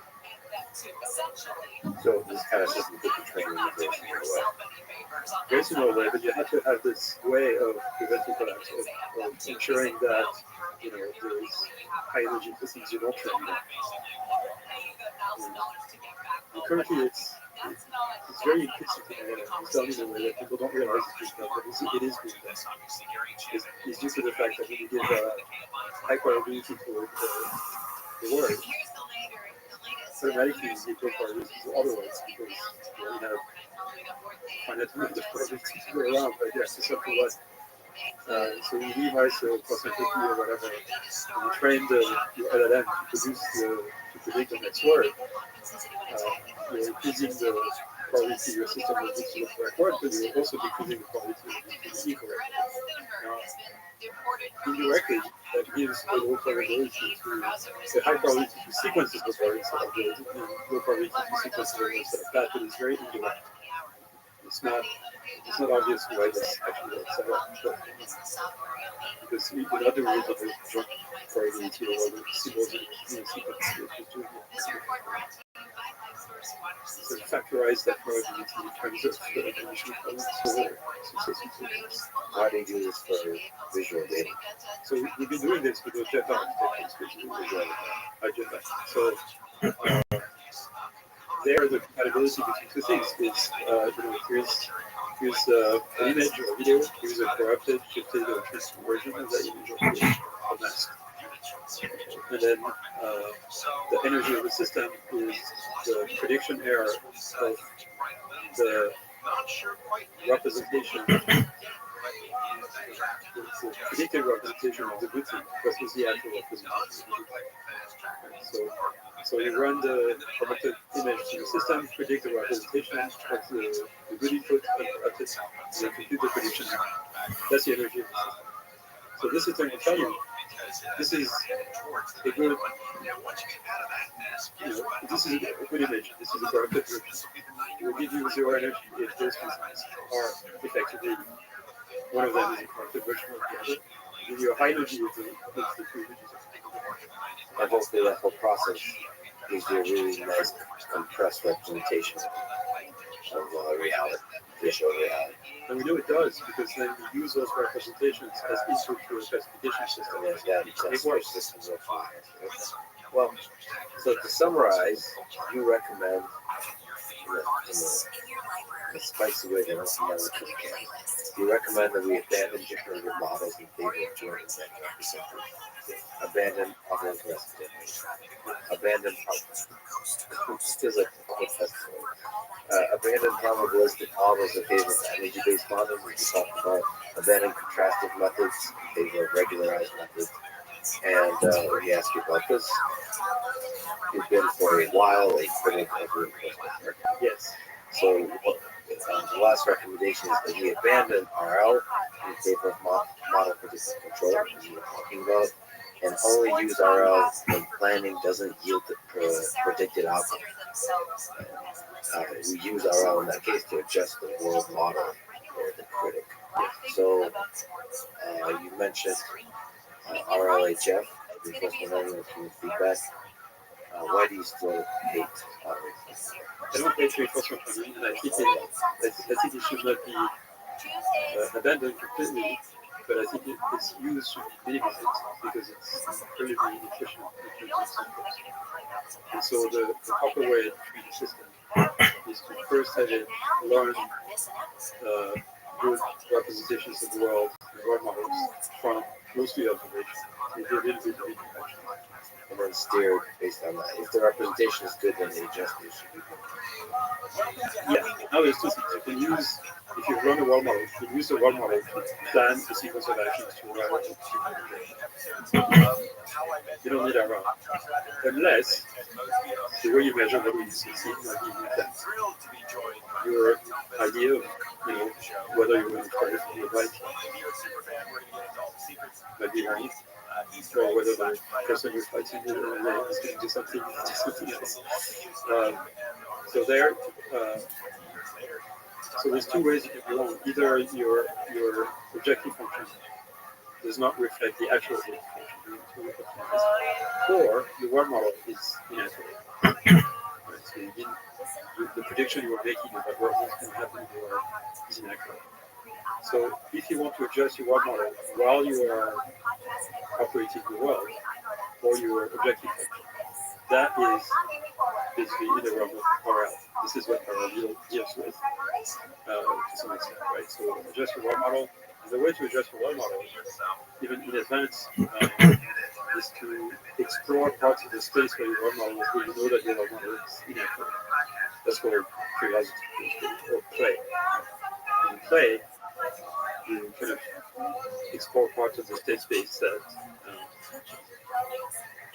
you don't want to do for real because it might be dangerous, but you can adjust your world model without changing the space condition. So that's what you use RL for. When it comes time to running a particular task, you already have all the good representations, you already have your world model, but you need to adjust it for the situation at hand. That's what do you think RLHF is reinforcement learning with human feedback? Why does it have such a transformational effect on inside the distribution effect is human feedback. There's many ways to use it, and some of it is purely supervised. Just the HF. It's the HF. And then there is various ways to use human feedback, right? So you can ask humans to rate answers, multiple answers, like this way,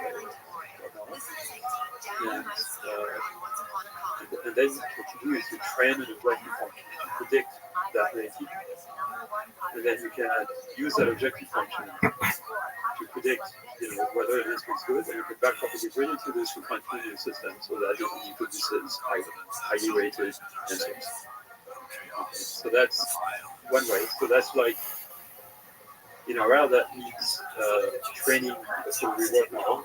Right? So something that basically a small neural net that estimates to what extent an answer is good.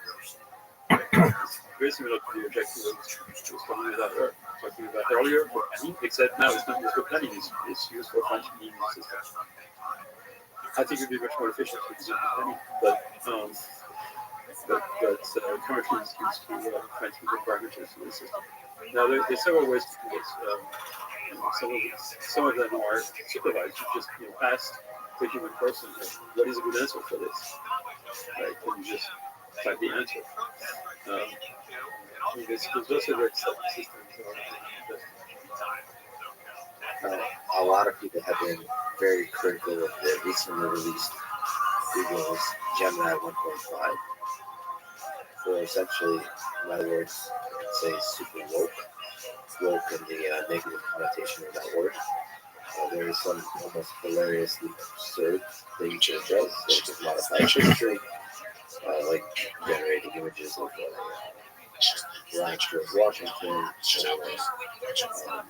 perhaps more serious, is a new content on Twitter, which is refusing to comment on or generate images of or even descriptions of Tiananmen Square or the tank man, one of the most legendary protest images in history. And of course, these images are highly censored by the Chinese government, and therefore everybody started asking questions of what is the process of designing these LLMs, what is censorship and all that kind of stuff. So you commented on Twitter saying that open source is the answer. Yeah, essentially. So can you explain? I actually made that comment on just every system I've made that point multiple times in various forums. Here's my personal view of this. People can complain that AI systems are biased. They generally are biased by the distribution of the training data that they trained on. That reflects biases in society, and that is potentially offensive to some people, or potentially not. And some techniques to debias then become offensive to some people because of historical incorrectness and things like that. And so you can ask the question. The first question is it possible to produce an AI system that is not biased? And the answer is absolutely not. It's not because of technological challenges, although they are technical challenges. It's because bias is in the eye of the beholder. Different people have different ideas about what constitutes bias. For a lot of things, there are facts, there are indisputable, but there are a lot of opinions or things that can be expressed in different ways. And so you cannot have any bias systems, that's just impossible. And so what's the answer?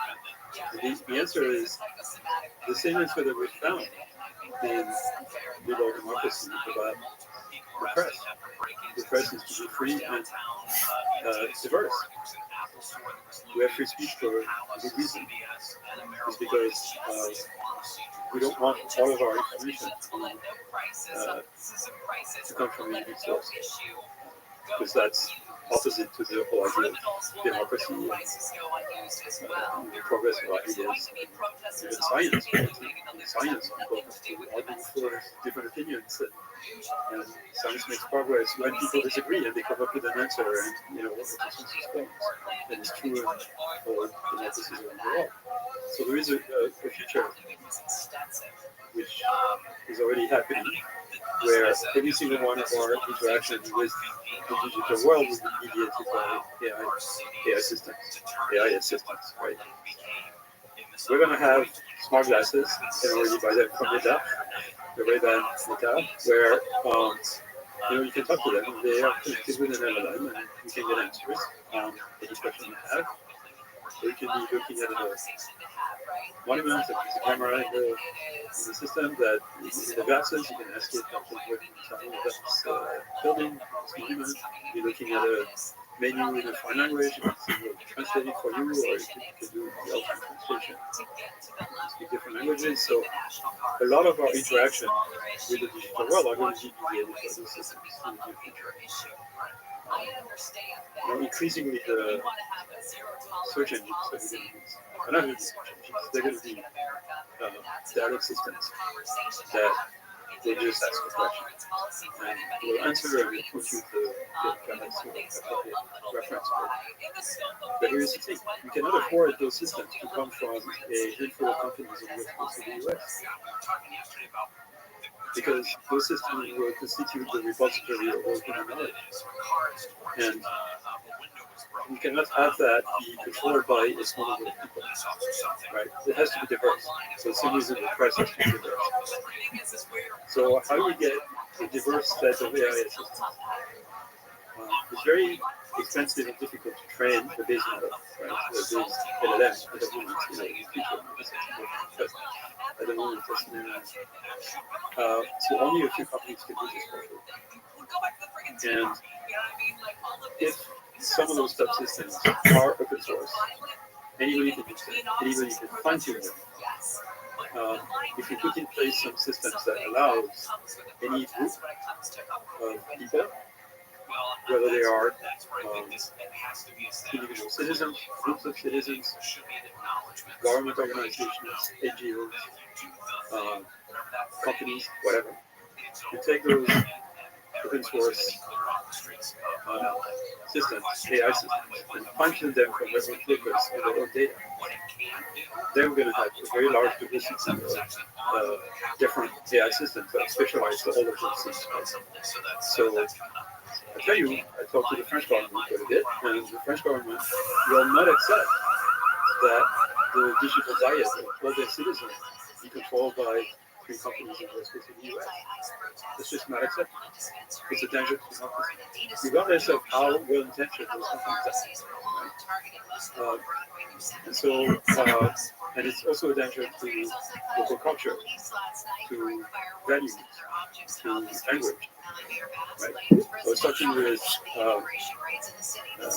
the founder of Infosys in India. He's funding a project to fine-tune Llama 2, the open source model used by Meta, so that Llama 2 speaks all 22 artificial languages in India. It's very important for people in India. I was talking to a former colleague of mine who used to be a scientist up there. He moved back to Africa to the research lab for Google in Africa, and now there's a new startup called Terra. And what he's trying to do is basically have LLM that speaks the local languages in Senegal so that people can have access to medical information, because they don't have access to doctors. It's a very small number of doctors per capita in Senegal. I mean, you can't have any of this unless you have open source platforms. So with open source platforms, you can have AI systems that are not only diverse in terms of opinions or things of that type, but in terms of language, culture, value systems, technical abilities in various domains. And you can have an industry, an ecosystem of companies that fine-tune those open source systems for the code industry. Right? So you have a publisher has thousands of books, and they want to build a system that allows the customer to ask your questions about any for the content of any of their books. You need to train on their proprietary data. With a company, we have one really Meta, it's called MetaNet, and it's basically an LLM that can answer any question about any kind of stuff about the company. Very useful. A lot of companies want this, right? A lot of companies want this not just for their employees, but also for their customers. So the only way you're going to have an AI industry, the only way you're going to have AI systems that are not uniquely biased is if you have open source platforms on top of which any group can build specialized systems. So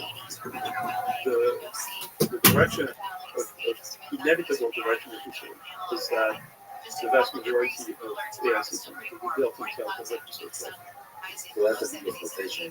So meaning like a company, like matter of goodwill and so on, should take only minimal fine-tuning steps after the building the foundation to train models.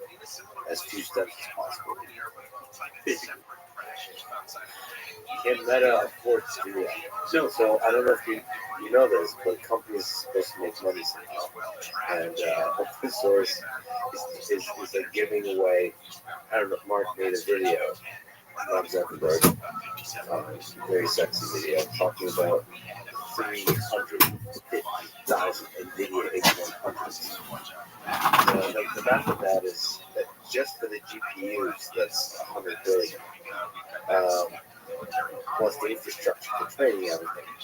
So I'm no business guy, but how do you make money from that? So the division you paint is really hard, but how is it possible? Okay, so you have several business models. The business model that Meta is built on is you offer a service, and the financing of that service is either through ads or through business customers. So, for example, if you have an LLM that can help a mom-and-pop pizza place by talking to the customers through WhatsApp, so the customers can just order a pizza and the system will just ask them something you want, blah blah blah. The business will pay for it. That's it. And otherwise, if it's a system that is more kind of classical services, it could be ad supported or there's several numbers. But the point is, if you have a big enough potential customer base, and you need to build that system anyway for them, it doesn't hurt you to actually distribute it. Again, I'm no business guy, but if you release the open source model, then other people can do the same kind of task on compete on. Basically provide fine-tuned models for businesses. Sure. Is the bet that Meta is making, I'm a huge fan of it, but is the bet that Meta is making is like they do a better job. Well, no, the bet is more, we already have a huge user base and customer base. Right, so it's going to be useful to them. Whatever we offer them, it's going to be useful. There is a way to derive revenue from this, and it doesn't hurt that we provide that system, the base model, right, the foundation model, open source for others to build applications on top of it too. If those applications don't have to be useful for our customers, we can write for that. It could be that they will improve the platform. In fact, we see this already.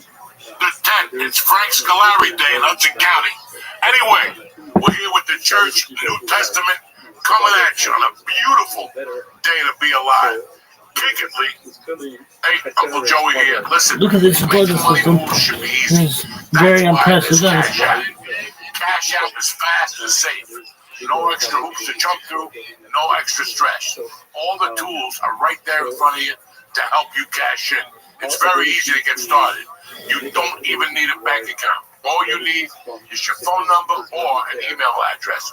I love Cash App. My wife uses it for everything. It's secure, and they're about to send money to a sketchy account. They'll let you. The other big guys don't do that. Listen, for a limited time only, new Cash App users can use my exclusive code to earn some additional cash. For real, there's no catch. Just download Cash App and sign up. Use my exclusive referral code, Church, CHURCH, in your profile. Send $5 to a friend, and within 2 weeks, 14 days, you'll get $10 dropped right into your account. Terms apply. That's money. That's Cash App. We're back. Like herpes, what's happening? It's a beautiful Tuesday morning. What's up, Lee? How was your weekend? Oh, one of the best weeks ever. Dude, I gotta be honest, Side Splitters I think is my #1 club. You love it. It's and I'm sure you remember, but like it's the first club that really took a chance on me. So like to me, I would do anything. It was like a 7-show week. It was the best. It was like one of the best weeks I've ever had. So cool. 7 shows. Not all of them were well. Not all of them. I'm not saying all of them were great. They're not supposed to. But it was like I learned a lot. I got to see Greg Fitzsimmons, which was awesome. I got to do the radio 2 days in a row, which is really cool. It was like a little mini like training camp. It was awesome. It was, and like people came out. Some people came to 2 shows, which was really cool. It was just I got heckled by a little person, which was really fun. It was a oh, I did. I felt going on stage. Oh, they had these edible drinks, and I was running up. It was the headlining show on Saturday, the early show, and I just for the first time ever, just like kind of I put my foot down and it just didn't really, and I ate it. And then you know what's funny? I just saw last week. There's a clip of Ralphie doing some sort of late night set, and he eats it, and he goes and he as soon as he stands up. He goes, that was the funniest thing that's happened on this show in a long goddamn time. And then immediately I do it. So, yeah, it was anything that could have happened, it happened. It was awesome. Well, for me, I got to be honest with you. This podcast is called The Church of What's Happening Now, or Next Generation, or the Next Chapter, whatever the fuck we call it. But this podcast is basically, should be called The Education of Lee. And as a fucking guy that watches everything, I think last week, your behavior, the way you looked at it, everything, I'm very proud of you. You went A to fucking Z across the board. You made the video coming out of the ocean with those fucking hairy shoulders. You're like a Jewish fucking wolf man. Oh, I know. I turned down like 200,000 ads last week. They want to send a chick to come in here and sandblast your shoulders. Why would you turn Another that company down? wants to shave your shoulders and make you a wig. Damn. It's we got so many fucking offers for your shoulders. You gotta knock it off. You gotta have the chick double time and shave your shoulders. Dude, it doesn't work. It doesn't work. It's everywhere. My friend bumped into you in the ocean. He thought he was getting fucking grabbed by a sea reef. Like one of those, you know, when I go down there, I love the beach, right? Any beach, California, New Jersey. But the first time one of those vines wraps around my leg, see, I'm done. I'm done. I just turn around and run out of that's it. That's my day at the fucking beach. But they said you got like tentacles coming out of your shoulders and shit, grabbing people by the neck. Dude, I have hair everywhere but my head, and it's fucking. I don't know. You probably never saw that Tim Allen movie when he was with Santa Claus. Like he turned into Santa and he tried to shave and immediately grew back. If I shave my back today, by Thursday, it's worse. Oh, keep shaving until you turn into the Jew Wolf man. I'm already the Jew Wolf. That's the name of this. Eric, that's the script to write. The Jew Wolf man. He only comes out between 11:30 and a quarter to 12. He comes out, they got a coupon. That's it. And he fucking goes back home. Tremendous. That would be amazing. In all honesty, you sat in those rooms with all those comics. I think 2 weeks ago I saw on the podcast that you learned some good things from some bad people once in a while. It's very tough to digest, but you're like, the guy had 3 good qualities, and I took one of them. Like I learned from one of his qualities. Right?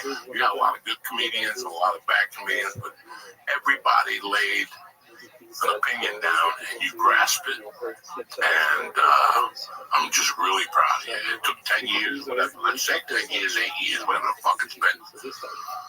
But it's been great to see you grow as a human being. I mean, these people don't know it. You were like a fucking deaf mute when I met you. I wouldn't even talk. I gave you that can with the hash, and that was it. Oh, yeah.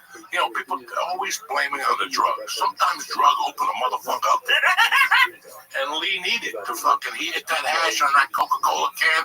And I just turned around. I go, there goes the old Lee. Up in smoke. I heard coughing. His face was red. He was holding on like fucking. My lungs have never recovered from that one hit. Cleveland last week, he was holding on to his throat. That was Lee. My wife was patting him in the back. The cat was holding him. But it's been a real pleasure to watch him grow. I always like watching people grow. I love catching somebody early and going, that motherfucker. Watch his smoke. And it's not the people in the industry. It's never the people that are only 20 up and coming. Those guys lose it. They're weak and white. They just fall apart. I'm in an article. I'm headed to Saturday Night Live. And then when they don't make Saturday Night Live, they crinkle. That's it, and you just did great, and I'm sure you're up to great things if you keep this pace up. It's been a little slow for you, but this shit doesn't happen overnight, because if it did, everybody would do it. Right. It's about the time when your wife tells you you're a loser. You're about 48, your wife's like, you know what? If you would have played the harmonica, you would have been in an orchestra right now. You still want to fucking crack stupid jokes with a bunch of drunk people and go to a corner. And it's just about when you're looking for a job, when you got that, fucking up going full time, and you start looking and you get that call, and you never know when that call or what that's going to be, so you better be prepared. Right, and you better be prepared. That's it. It just means the world to me. I was talking to the owner of Side Splitters, and it's just, for comics at my level, features and stuff, it's almost impossible unless someone takes a chance on it. And you took a chance on me, Josh takes me out, takes a chance on me, but it's such a struggle right now to get that opportunity. And I'm a lot luckier than most. So this is my second time at this club, and it's just, and I've heard you talk about it. When people aren't giving you the chance, but someone finally does, I would, if the owner of Side Splitters asked me to kill a guy, I probably would. It means a lot. Lee, listen. This is what people don't know. I'm not taking a chance with you when I take you out at all. Comedy is not a funny business. Comedy is not a movie business. Comedy is none of the above. People don't know comedy is a karma business. And how many people said to me, hey, I remember people calling me that were fucking stars. Going, you got 30 minutes? I'm like, I got about 16 and a half. I'll fucking give them my best. And they didn't take a chance on me. They just said, I work the worst people. Come on down. And that's what comedy's about. It's not about the funniest guy. That's great. It's a karma business. It's a universal business. The universe watches. So just when you're ready to hang yourself, that's when that club calls you. Hey, and they call you in a bad situation, but you don't give a fuck. Because if they would have called you, and any other time in your life, you tell them to go suck your dick, but they'll call you Friday at 2. You already got plans with mama, but this is your chance, right? You got a headlining at whatever, Gotham, whatever. And this is what I tell people: answer that fucking phone. Answer that fucking phone, because that could be Paramount. You don't even know. That could be anybody. Answer that phone. But I'm really proud of you. I'm really proud that you stuck with it, And you have a direction. A lot of people just run around like fucking crazy. And not you. You have a direction. You ask questions. You ask a lot of questions. Hey, yeah, you ask a lot of questions. I try, yeah. Listen, you gotta ask questions. It's like when you're a feature actor. They say, hey, you're gonna work with Attell this weekend. And you remember a joke that Attell had at one of his specials. And the second night you get comfortable with him, now you can ask him creepy questions. How'd you write that joke? I know he's got fucking new jokes. Oh, really? Because he says, listen, I know you're not gonna like me after I say this. But he goes, there's times you gotta use the N-word. He goes, I know that people are gonna get mad at me for using the N-word, but I'm gonna have to say it. Newark Airport. People fucking fine. Oh, he's the best. Yeah, but it's nobody takes a chance on you. It's a karma business. We've all been there. Unless you're an insensitive fuck, you don't remember that you bombed for 8 years. George, how many times have you seen me bomb? This is what it is. Yeah, and nobody remembers the bomb 20 years ago. Nobody's gonna remember. Who gives a fuck? Keep going, keep going, keep going. And some people can't handle it. Some people gotta get therapy. Some people, they can't handle it, rejection. And that's fine. That's when you put your fireman helmet on and you fucking go to battle. And you did it. Roddy, how long is it? 9 years? I'm in my 8th year right now. 8 years. So I'm trying. And it's really 6 years. Right. Because the 2 years you walk around like a fucking idiot anyway. I did. The first 2 years I walked around like an idiot. Then I made a plan, and then I attacked, and here we are fucking 90 years later. But it doesn't matter how long the journey took, because the journey is all I'm gonna remember. When I'm in that casket, that's all I'm gonna remember. Because that fucking journey is how great it was. My car breaking down, having to sleep with some chick with one eye, gas money, you gotta do all this crazy shit, but that's part of the fucking journey. And that's why I signed up for this. After I read the one fucking crazy guy's book that he lived in the hotel in the city, Lenny Bruce, he fucking hung up with strippers at night and shit, he shot heroin. I'm in. What's the alternative? I'm gonna carry a suitcase to New York every day with a little bag and an apple in it. I'm gonna fucking shoot myself. I'll jump off that fucking bridge. I'm blaming. This is how we did it. This is how we do it, cocksuckers. You gotta go for broke every goddamn day. Give me a minute. We'll be right back with my main man, Mr. Eric Alessandro. Hey, Uncle Joe here. If you're looking for a complete meal without a sink full of dishes, Yule is your answer. It's perfectly balanced meal that tastes like a milkshake, bottled up and ready to go wherever you go. Their black edition, ready to drink, has a whopping 35 grams of protein, 27 vitamins and minerals, lots of fiber and low sugar, so you can stay fueled up. I love the iced coffee. I love the chocolate. My wife likes the iced coffee more than me. She puts it on ice, and what do you got? You got yourself 37 grams of protein. So start saving time and money without compromising your nutrition today with this exclusive offer for new customers. Ready for this? 15% off by pressing in my exclusive code church at Yule.com. That's 15% off for all new customers with code church, CHURCH, at Yule.com. See show descriptions for the terms and conditions. Skip the stress, not the nutrition. Try Yule today for a complete nutrition model. And it comes in a lot of flavors. Again, Yule, it's tremendous. We're back! Anyway, we got my main man, Mr. Eric Alessandro, Staten Island Zone. What's happening, buddy? There's a D in the beginning of that. Which one? Alessandro. Okay, well, I said Alessandro, I don't think. I got a buzz balls, everybody does it. Eric said, Staten Island. You know he likes you when he gets your name wrong. People still come up to me and tell me I'm the director from Israel. I'm not a director. I'm not from Israel. We have a friend named Agostino. He calls him D. Agostino. Yeah, that's how we know. That's how you know he likes you, is when the name is wrong. I don't know. I'm sorry if that was maybe a bad I have a friend, Alessandro. That's why. It's fine. No one cares. What's happening, bro? What's up, man? Thank you so much for having me. I have to tell you,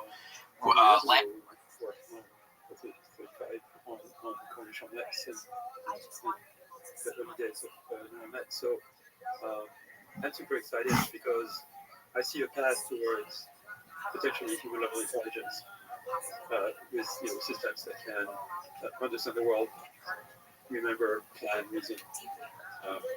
There is some set of ideas to make progress there that might have a chance to work.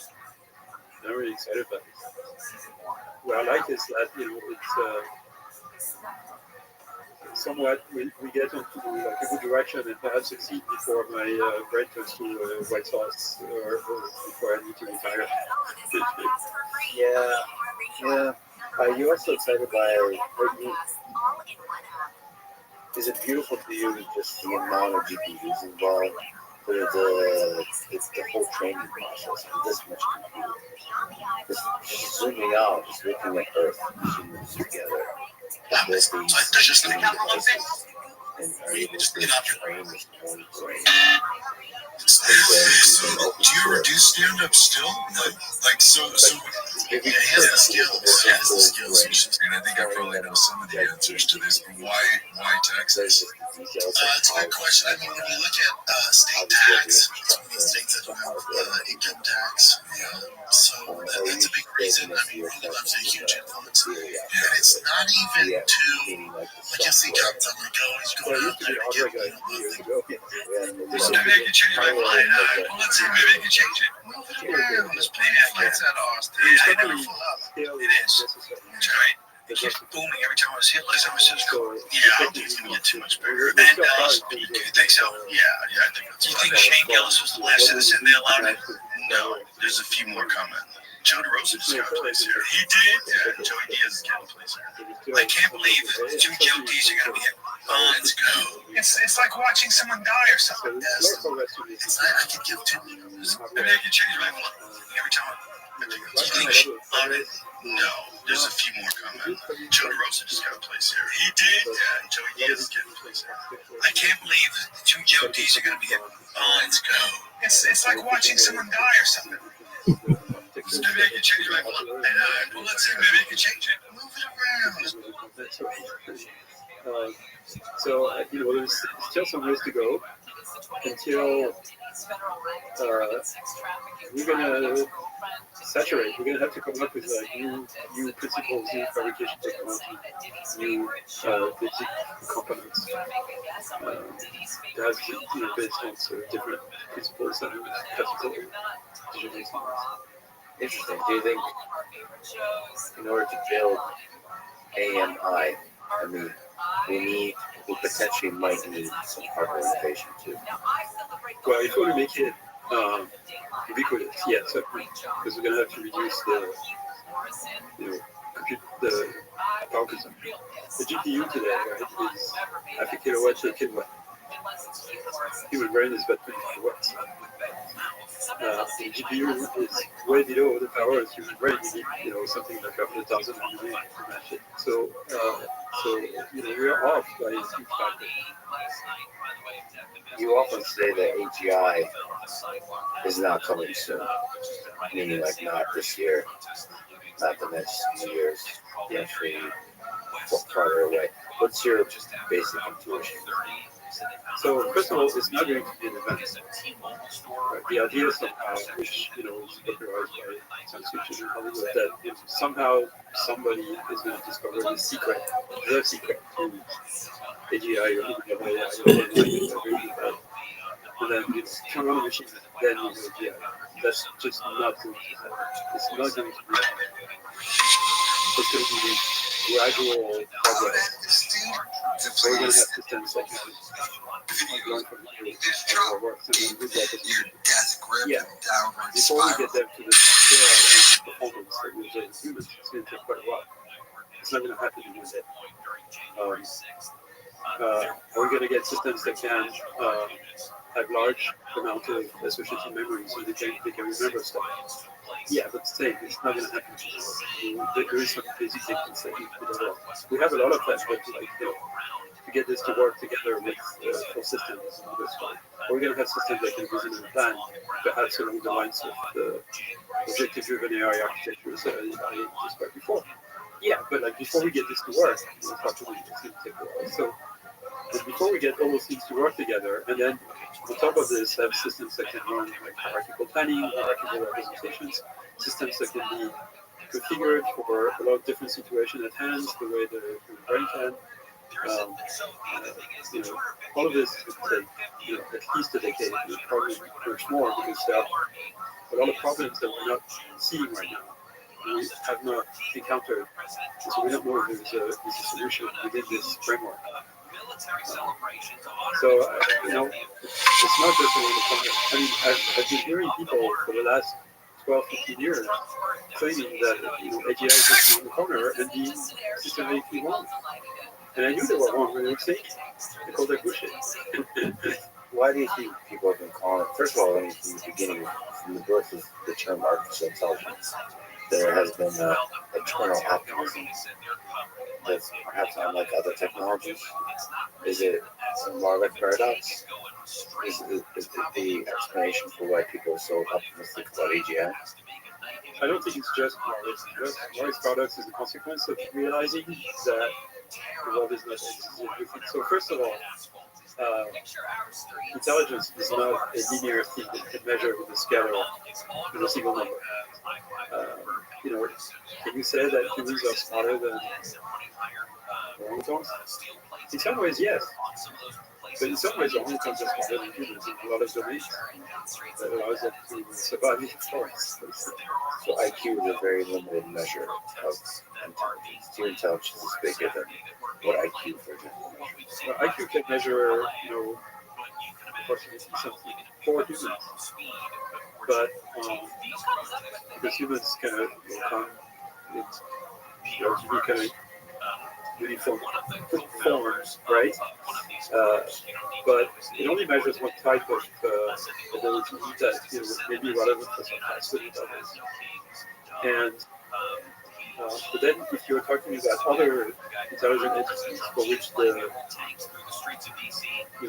basic things that are easy to them is very different, then it doesn't matter. So, intelligence is a collection of skills and the ability to acquire these skills efficiently. And the collection of skills that particular intelligent entity possess or is capable of running is different from the collection of skills of another one.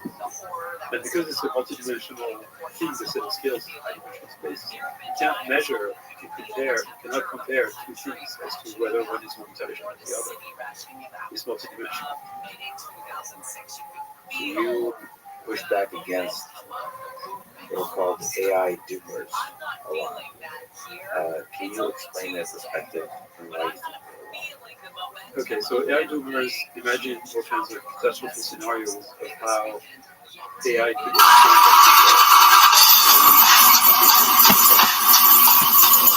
and that relies on You guys that don't know, this is our friend Brendan Shaw.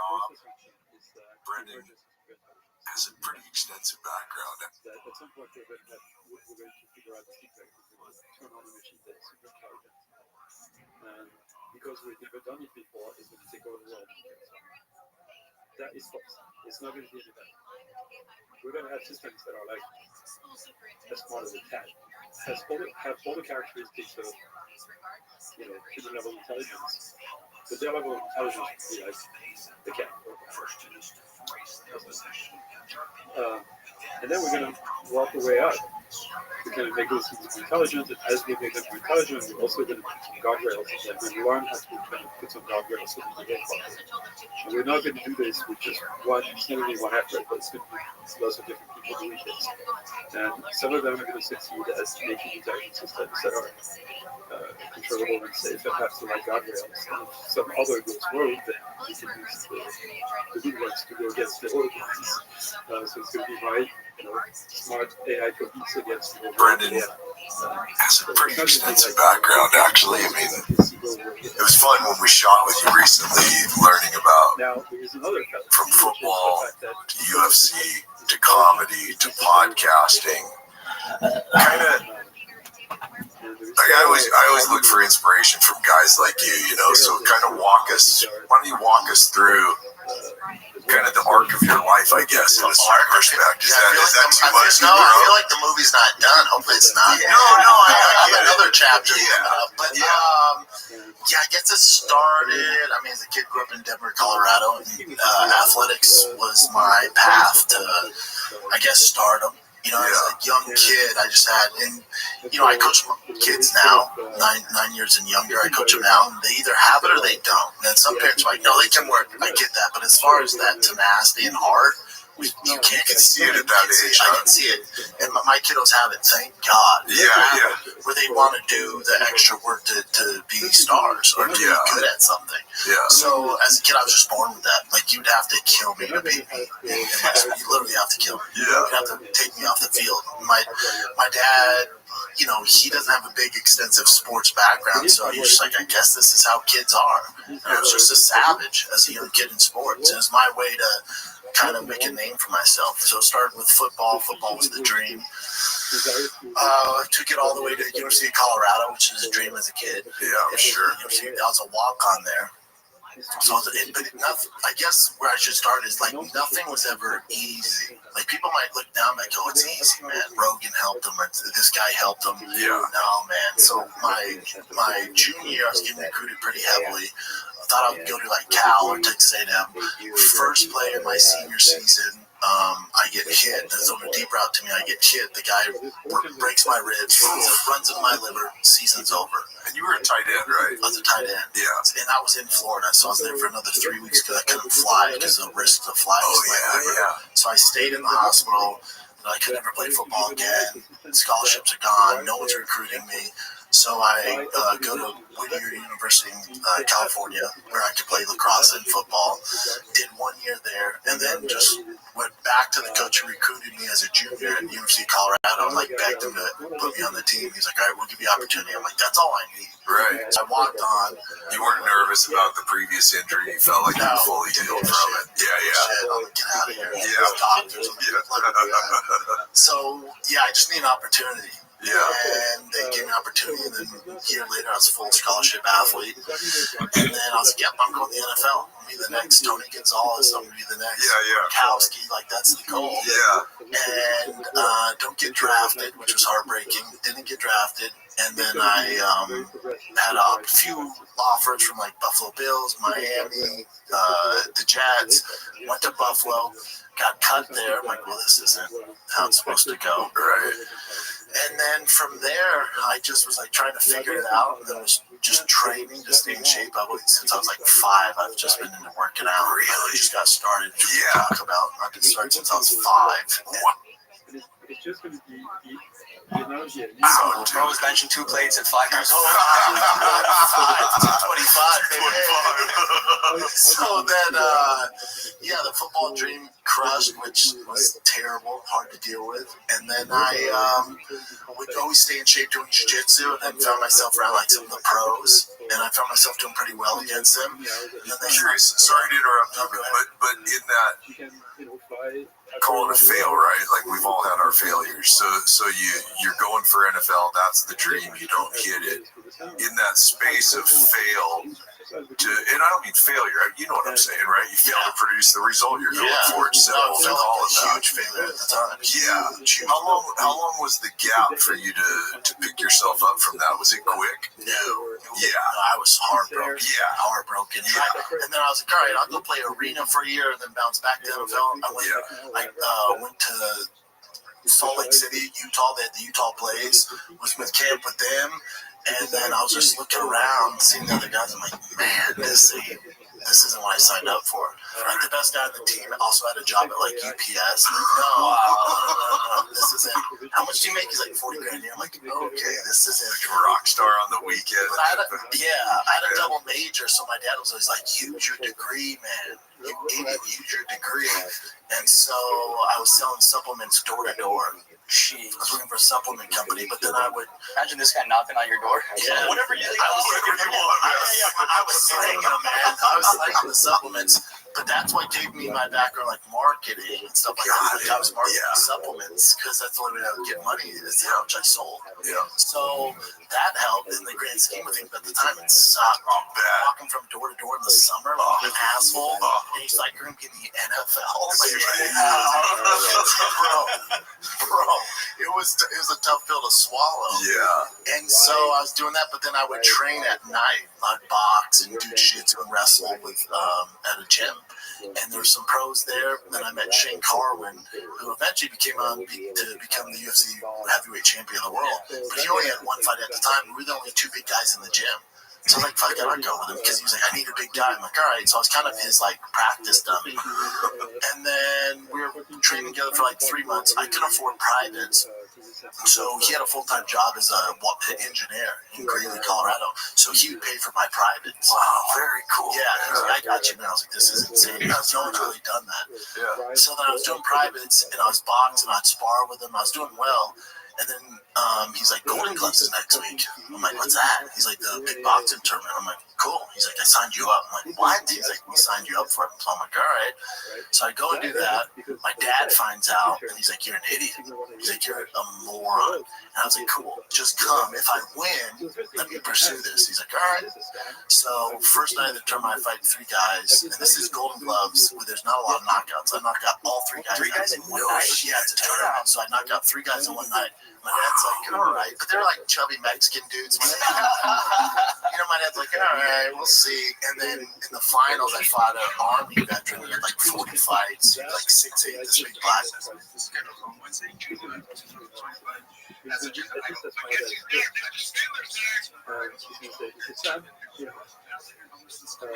not even going to bring you to do it. So for you, it's very difficult for anyone AS to take such a big leap ahead before you can convince even the other AS. So there's only going to be this kind of race with nobody's way ahead. That's the the world is, whatever it is, progress in something really different. And it's a cat and mouse game. And this is why, mostly yes, but this is why nuclear weapons is so interesting, because that was such a powerful weapon that it matters who got it first. That, you can imagine Hitler, Stalin, now getting the weapon first, and that having a different kind of impact on the world than the United States getting the weapon first. To you, nuclear weapons, you don't imagine a breakthrough discovery in the Manhattan Project like ever. As I said, it's not going to be an event until you can, see this progress. And whenever one breakthrough occurs, it's going to be very disseminated to progress first within Restream. I mean, this is not a domain where, government and military organizations are particularly innovative and they're inside way behind. And so this is going to come from industry, and this kind of information is we've seen this over the last few years, where giving you, even take property, this was reproduced even without, the people telling you. Yeah, this is an industry that's not good at secrecy. But even if there is, just the fact that you need as much as possible makes you realize that this person is definitely something to do. Maybe the second person should do it, but you'll do it. And same for all the innovations, this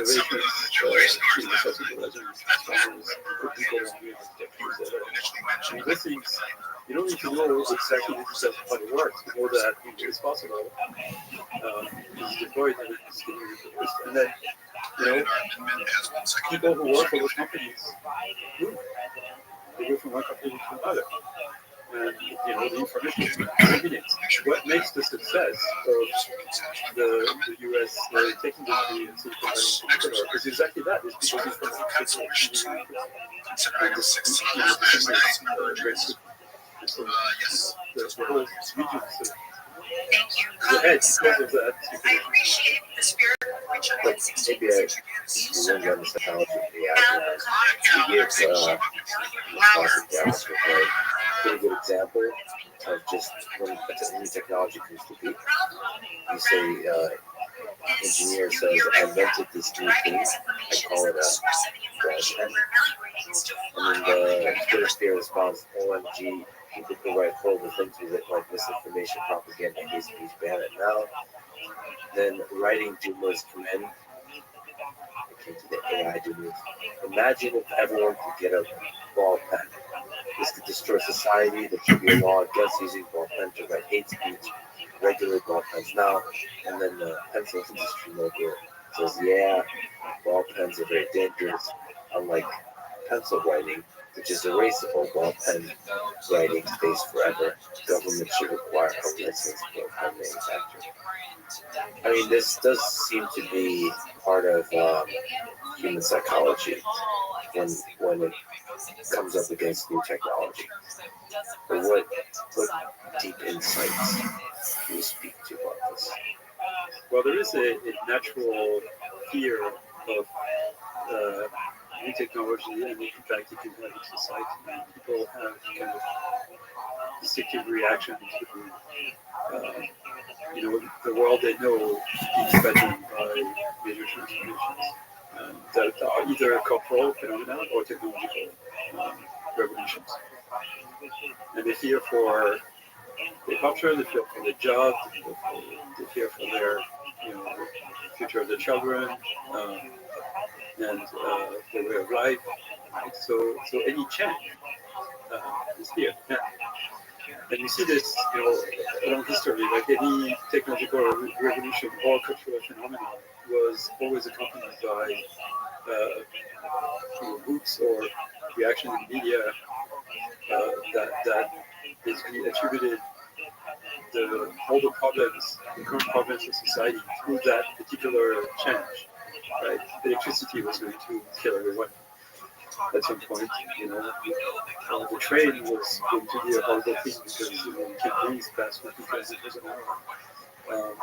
And so there's a wonderful website called Pessimist Archive, which has all newspaper clips of all the horrible things people imagine will arrive because of either technological innovation or a cultural phenomenon.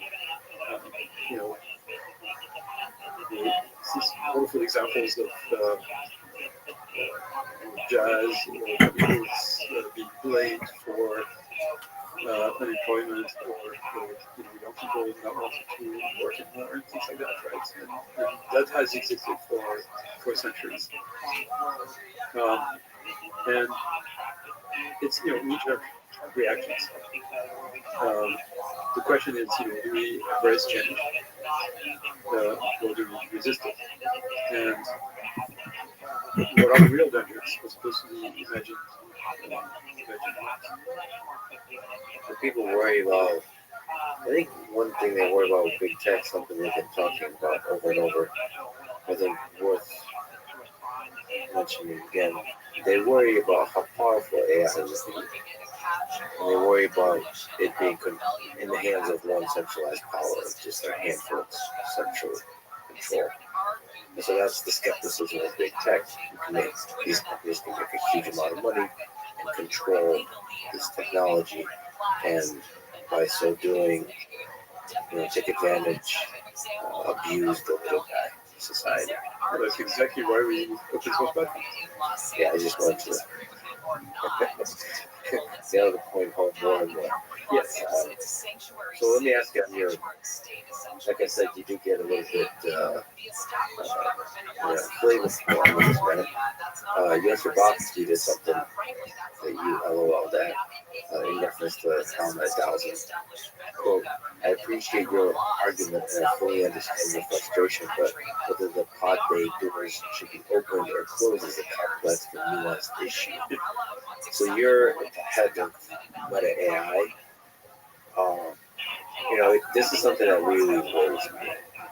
That AI overlords will speak down to us with corporate speak of this nature, and you sort of resist that with your way of being. Is this something you just comment on, working at a big company, how you can avoid over-fearing, I suppose, through caution, create caution? Yeah. Again, I think the answer to this is open source platforms and then enabling a widely diverse set of people to build AI systems that represent the diversity of cultures, opinions, languages, and value systems across the world, so that you're not bound to just be brainwashed by a particular way of thinking because of some entity. So, I think it's a really, really important question for society. And the problem is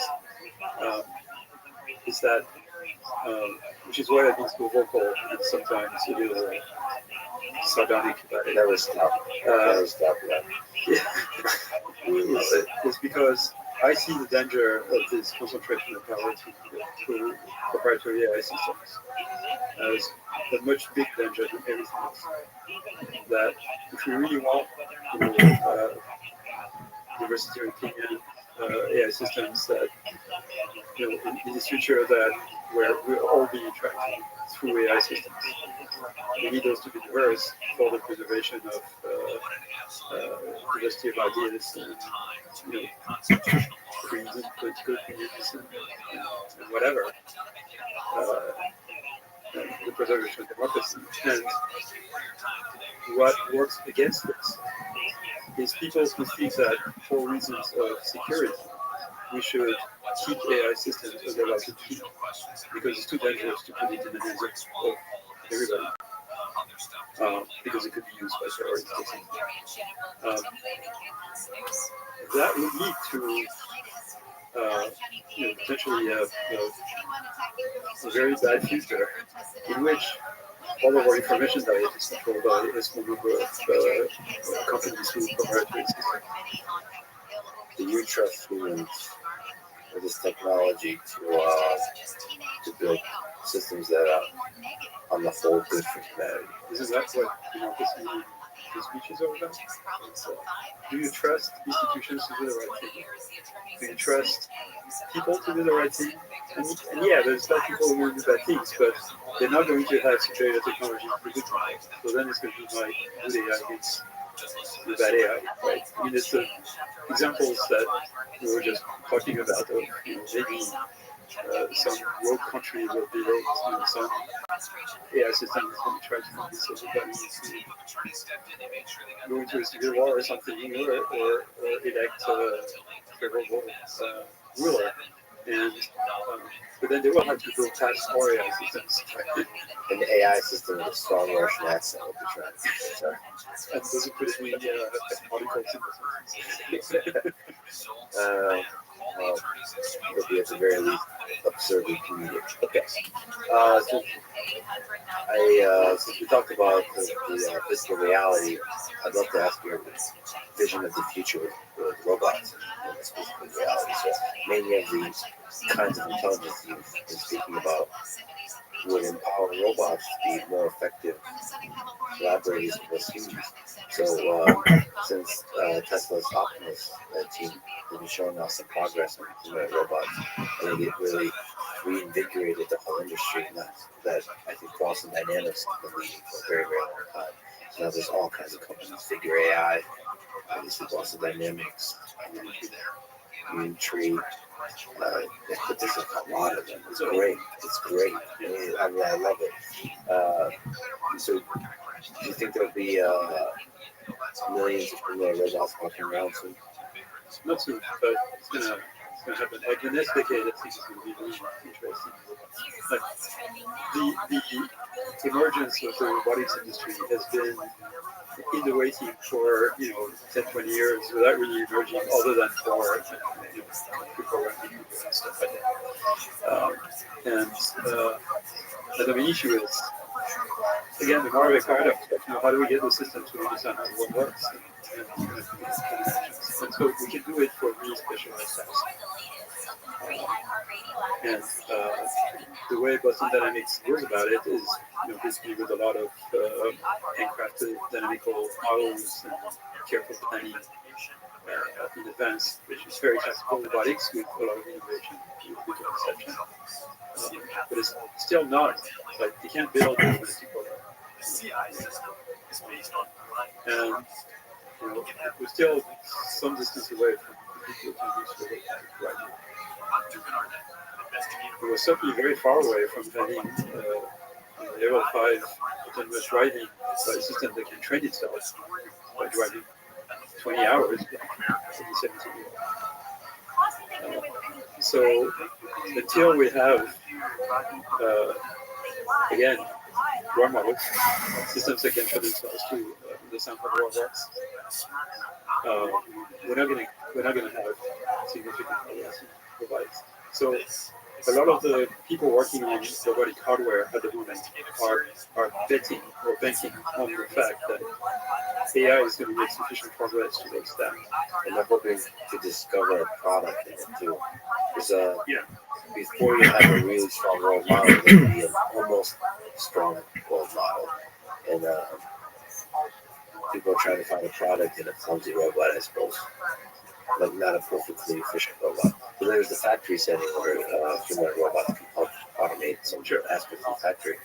I think that's a crazy difficult task because of all the safety required and all this kind of stuff.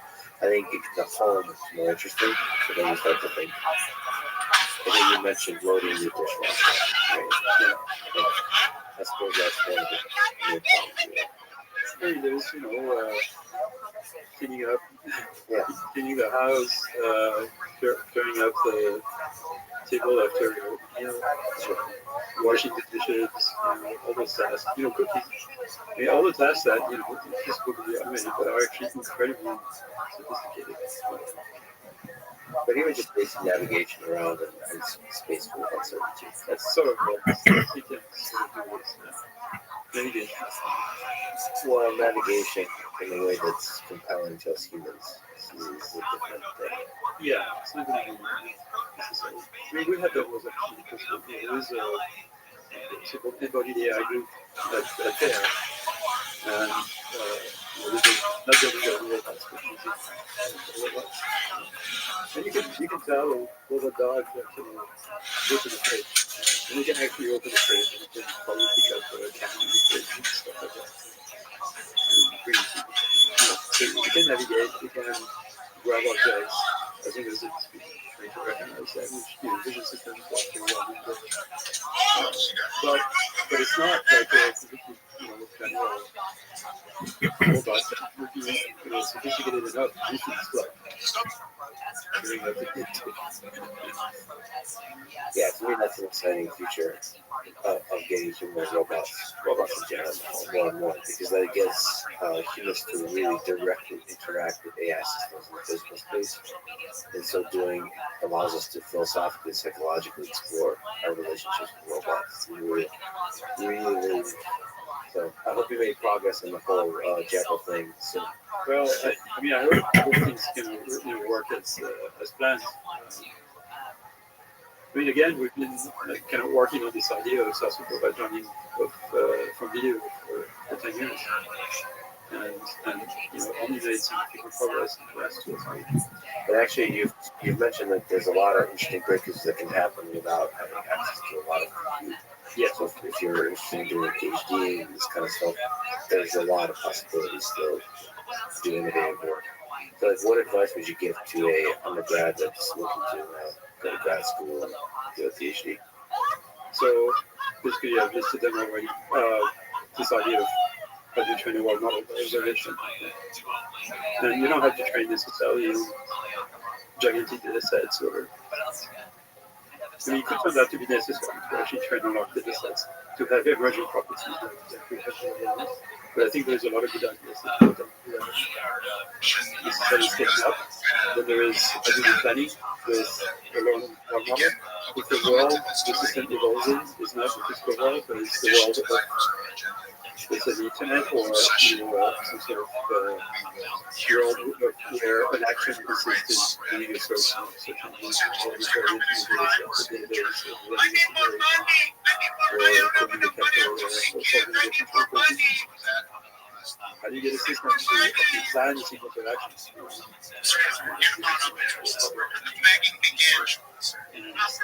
So the question of planning is not just a question of planning physical actions, it's planning actions in tools for direct systems.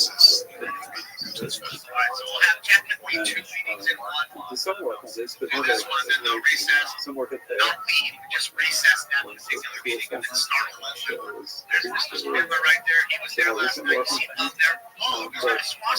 but I don't think we have like a good solution for like that. Then there is the question of hierarchical planning. So, for example, I mentioned planning your trip to New York to Paris. That's hierarchical, but almost every action involves hierarchical planning. And we have absolutely no idea how to do this. There is zero demonstration of architecture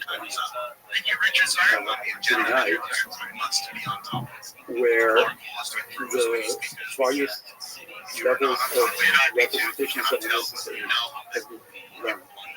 We can do a two-level hierarchy architecture, but we design the two levels. So, for example, you have the dog-like robot. Right? You wanted to go from the living room to the kitchen. You can plan it that way, where it's the octopus. And then you can send this to a lower level, and move the legs. So that works. The two-level planning is designed by hand. We specify proper levels of abstraction, representation of each level of abstraction. How do you learn this? So you learn that hierarchical representation of action plan. With context economy, you can train the system to run hierarchical representation.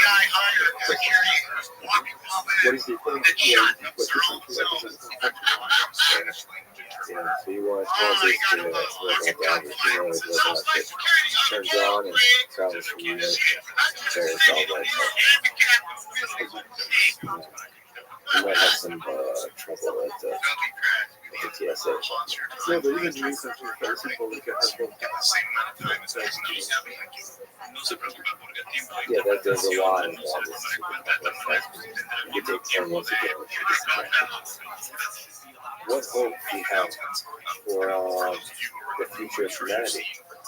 We're talking about some of the exciting technologies, some of the exciting possibilities. What gives you hope when you look out over the next 10, 20, 50, 100 years? You look at social media, there's a lot of there's war going on, there's division, there's hatred, all this kind of stuff. That's also part of humanity. But amidst all that, what gives you hope? I don't know.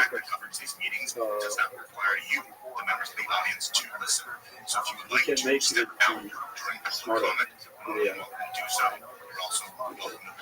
The AI basically will simplify human intelligence. It's as if every one of us will have a staff of smart AI systems. It might be smarter than us. So you are big. Perhaps execute tasks in ways that are much better than we could do ourselves. Because they're smarter than us. And so it's like anyone with the boss of a staff of super smart people.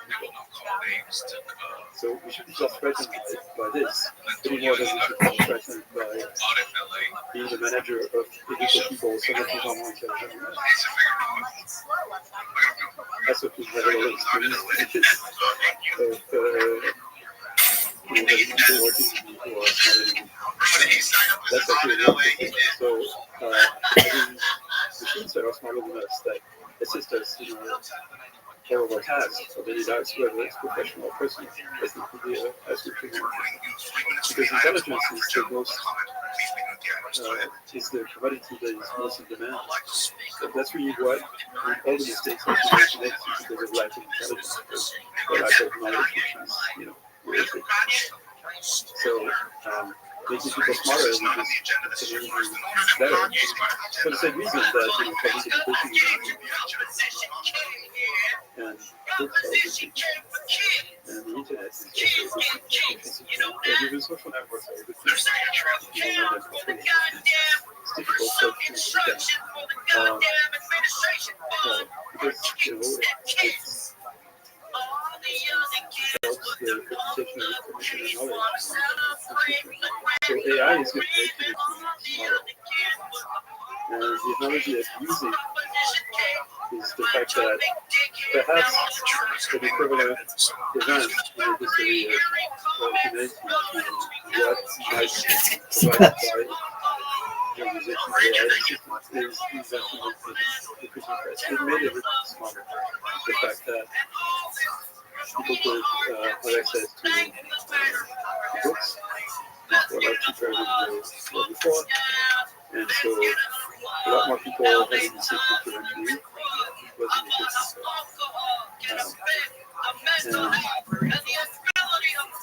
became smarter, it enabled the enlightenment. Right? There wouldn't be an enlightenment without teaching us. It enabled philosophy, rationalism, escape from religious doctrines, democracy, science, and certainly without this it wouldn't have been the American Revolution in the first place. So we still be under feudal regimes perhaps. And so it completely transformed the world because people became smarter and learn about it. Now, it also created 200 years of essentially religious conflict in Europe, right? Because the first thing that people read was the Bible and realized that perhaps there was a different interpretation of the Bible than what the peaceful said. And so that created the Protestantism and created the rift. And in fact, the Catholic school, the Catholic Church didn't like the idea of the and so it had some bad effects and some good effects. I don't think anyone today would say that the invention of the press had very good effects, despite the fact that it created 200 years of religious conflict in Europe. Now, to share this, I thought it was very clever to come up with this analogy, but realized someone else did this analogy before. Compare this with what happened in the Ottoman Empire. The Ottoman Empire banned the printing press for 2 years. And we banned it for our languages, only for Arabic. So it's actually books in Latin, Hebrew, or whatever, in the Ottoman Empire. It's not in Arabic. And I thought it was because the rulers just wanted to preserve control over the population and the government in this government. But after talking with the UAE Minister of AI, Omar Al-Alami, he told me no, there was another reason. And the other reason was that corporation it's like an art form, which is related to political Arabic codes or whatever text. It was a very powerful corporation of scribes run a picture of the empire and put them out of business. So they decided to use that. It's hard to protect that business. Now, what's the analogy for AI today? Like, who are we protecting from that? Who are the people who are asking that AI be regulated to protect their jobs? And of course, it's a real question of what is going to be the effect of technological transformation like AI on the job market, the labor market, and the economists who are much more expert than this. I am, but when I talk to them, the tariffs, we're not going to have jobs. It's not going to cause mass unemployment. It's just going to drive a whole shift of different professions. The professions are going to be hot, and we have no idea what it is.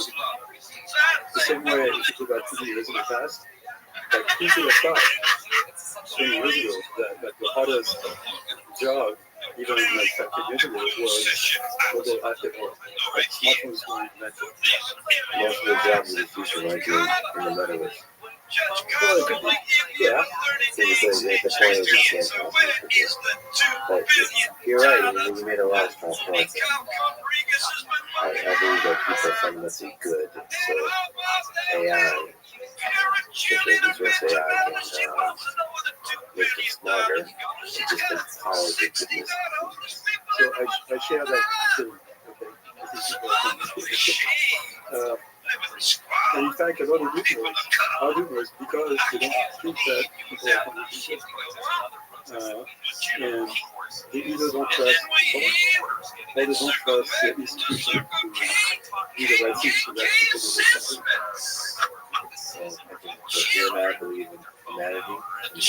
I think I speak for a lot of people in saying thank you for pushing open source movement, pushing to making both research and AI open source, making available to people, and also the models themselves as open source. Thank you for that.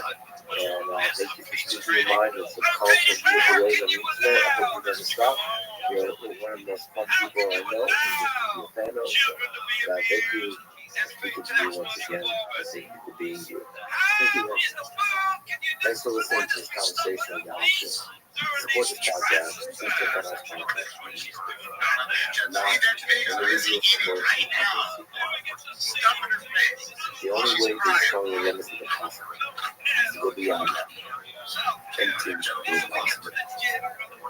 Thank you for listening. And I hope to see you next time.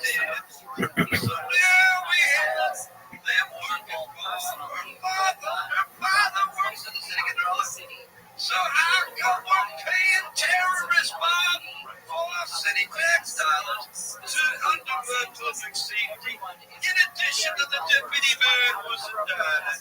Did you know what happened here was that once the Germans started to run out of manpower, they created foreign legionnaires. But because those people were not Aryans, they couldn't be trusted. So they were put under the command of Henry III, under Commander SS, and became known as SS Russia. And one of such units was created in Ukraine. The following conversation was very important. Historian, Harvard University, and the director of the Ukrainian Research Institute. Also, as a historian, he specializes in the history of Eastern Europe, with an emphasis on Ukraine. He wrote a lot of great books on Ukraine and Russia, the Soviet Union, on Slavic peoples in general, on century, on Chernobyl and nuclear disasters, and on book titled The Russo-Ukrainian War, The Return of History. This Selected podcast is supported. Please check out our sponsors in the description. And now, dear friends, get started. What are the major explanations for the collapse of the Soviet Union? Would you want to agree with or disagree with? Very often, you could say just three different processes that were taking place in the late 80s and the 90s. Number one was the collapse of communism as ideology. Another was the end of the Soviet Union. And the third one was the end of the Soviet Union. All of these processes were interconnected. And when people provide ideology as the explanation for all of these processes, that's where I should be. Because ideological collapse will happen in the territory of the Soviet Union. Soviet Union lost people more, rather than the Moscow, Leningrad, and St. Petersburg. Unbelievable. But all of the Soviet Union is about a story in which Vladivostok and St. Petersburg ended up in one country, and Kiev was pushing back, ended in different countries. So the theories and explanations about how did that happen, to me, is really very helpful theories to understand the Soviet collapse. So the legalization from below, the collapse of the samples, it carries the background. It carries the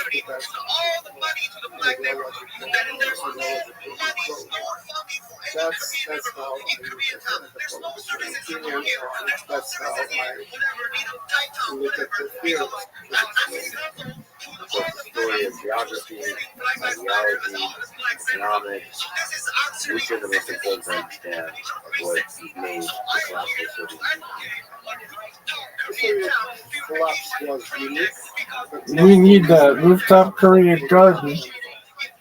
So what we really witnessed, the world witnessed back in 1991, and we continue to witness today with the Russian aggression against Ukraine, is a collapse of the Where's my man? world empire. We talk about the Soviet Union and now talk about Russia as assassin plus minus 1/6 of the surface of the Earth. We don't get in possession of 1/6 of the Earth by doing this. We get that sort of size as an empire. And the Soviet collapse is continuation of the disintegration of the Russian Empire that started back in 1917. That was arrested for some period of time by the Bolsheviks, by the communist ideology, which was international ideology, and then came back to full force in the late 80s and before the 90s. So the most important story for me, this is the story of the continuing collapse of the Russian Empire and the rise of not just local nationalism, but also the rise of Russian nationalism that turned out to be as a destructive force for the imperial or multi-ethnic, multinational state as was Ukrainian nationalism, Georgian or Estonian. We said a lot of stuff in the 1917 Bolsheviks, internationalists, how that plays with the idea of Russian Empire and so on. But first thing you ask about U.S. independence. One of the ideas that, through the Cold War, that mechanism, the U.S. had major interest to weaken the Soviet Union, and therefore the collapse could be attributed to pressure and manipulation from the United States. Is it true to that? The pressure from the United States, this is part of the problem.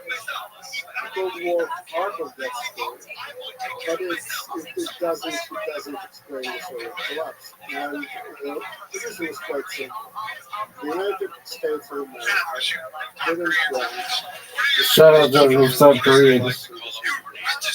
they didn't want that at the start of the Cold War in 1948 to not have the strategic documents. They were concerned about that, they didn't want to do it, and simply they didn't want to do that in the year 1991. As late as August 1991, the month of the Korean Massacre, President Bush, George travels from Moscow to Kyiv and gives famous speech called the Complete, basically warning Ukrainians against going for independence. The Soviet collapse was a huge headache for the administration in the White House for a number of reasons. They liked to work with Gorbachev. The Soviet Union was emerging as a junior partner of the United States in the international arena. Collapse, this was the story all the time. And on the top of that, there was a question of the nuclear weapons and counter. So the United States was doing everything humanly possible to keep the Soviet Union together in one piece until really late November of 1991, when it became clear that was a lost cause and they had to say goodbye to Gorbachev and to the project that he introduced. A few months later, a year later, there was a presidential campaign, and Bush was running for the second term and was looking for achievements. And there were many achievements. I basically put in this race respect. But destruction of the Soviet Union was not one of those achievements. It was on the other side of that divide. But the politics and political campaign was always. And they produced birth to mythology, which we still face in this sense of the So Gorbachev is an interesting figure. Is there a possible history where Soviet Union did not collapse? And some of the ideas that Gorbachev had for the future of the Soviet Union? As far as we know, there might be one rally today. History of one kind of a statement it doesn't allow for what is. On the other hand, in my opinion, history is full of what Look at this translator. it's about. It's the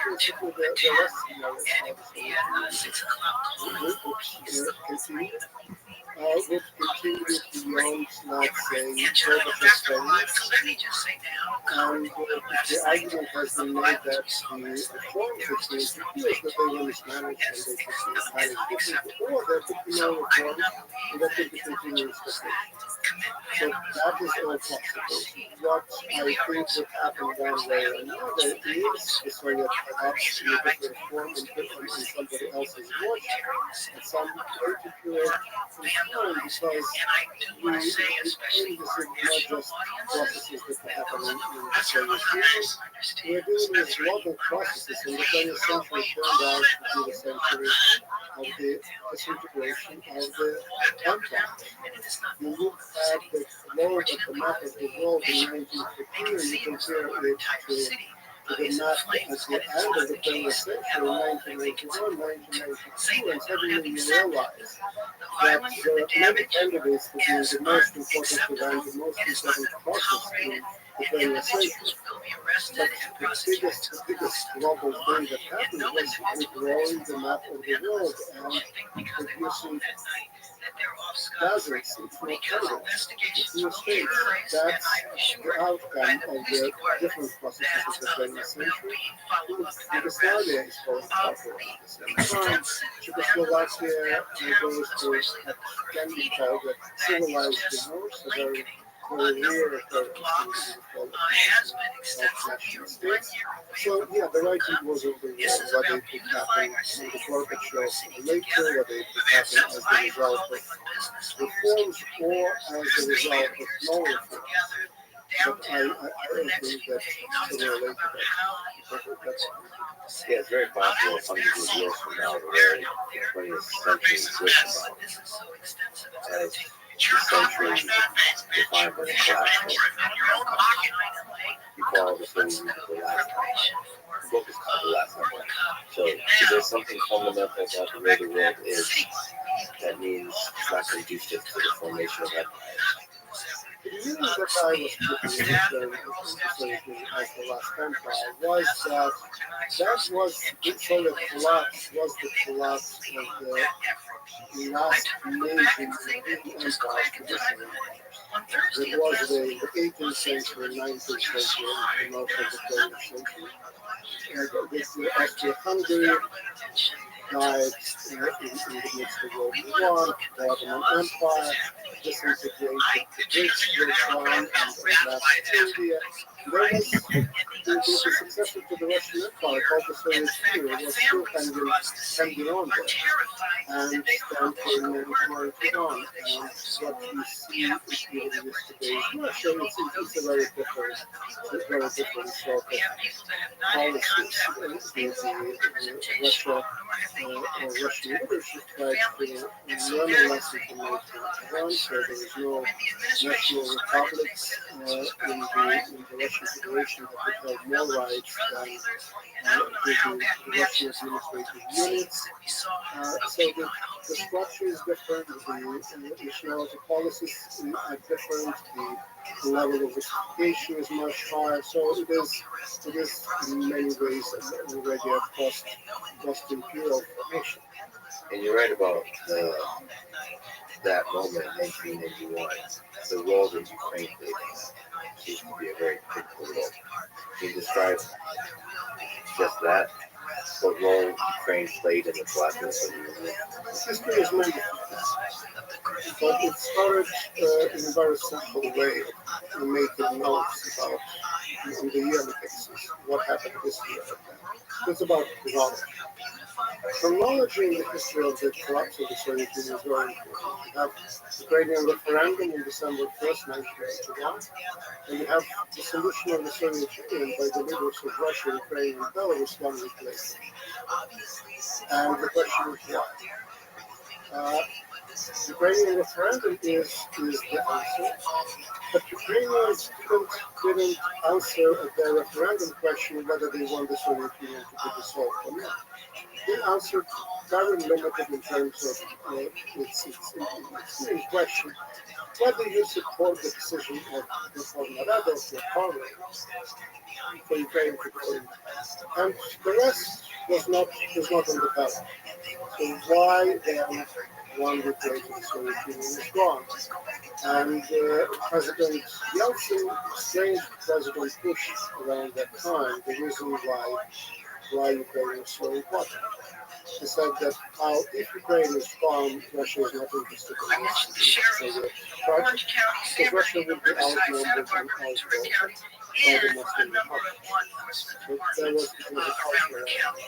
So there was within also another the one, 40 Ukraine way path, happened to be the we're second establishing unified largest command Soviet under republic LAPD and then and post-Soviet Chief state. McDonald, which So will there's a accelerate our situation, there is ability a to great respond economy, to economic hotspots, potential, and people so on and so switching forth. off, And create as the option pockets of suggests, trouble. close So I do want to thank culturally, all the linguistically, officers and who otherwise worked tirelessly in and Russia. put themselves in So place the to keep our second city safe. largest But the real republic solution of from all of this is Russia for the didn't think that administration was to in stop Russia's the interest raids. We have with the heard that Soviet these Union, raids might and take around place for the that next time, 30 days. before We they don't know got, how he many are was going the to take place chief at the end of the economic day. If advisor you just of think about the our also was disruption to telling him families, disruption colleges to our whole don't economy, have you might money have a mother anymore who to wants to support other work departments. besides You have to focus on Russia. child You care have or to use taking care of the oil and house. gas Madam, a father knowledge who's a gardener, within the Russian landscape population.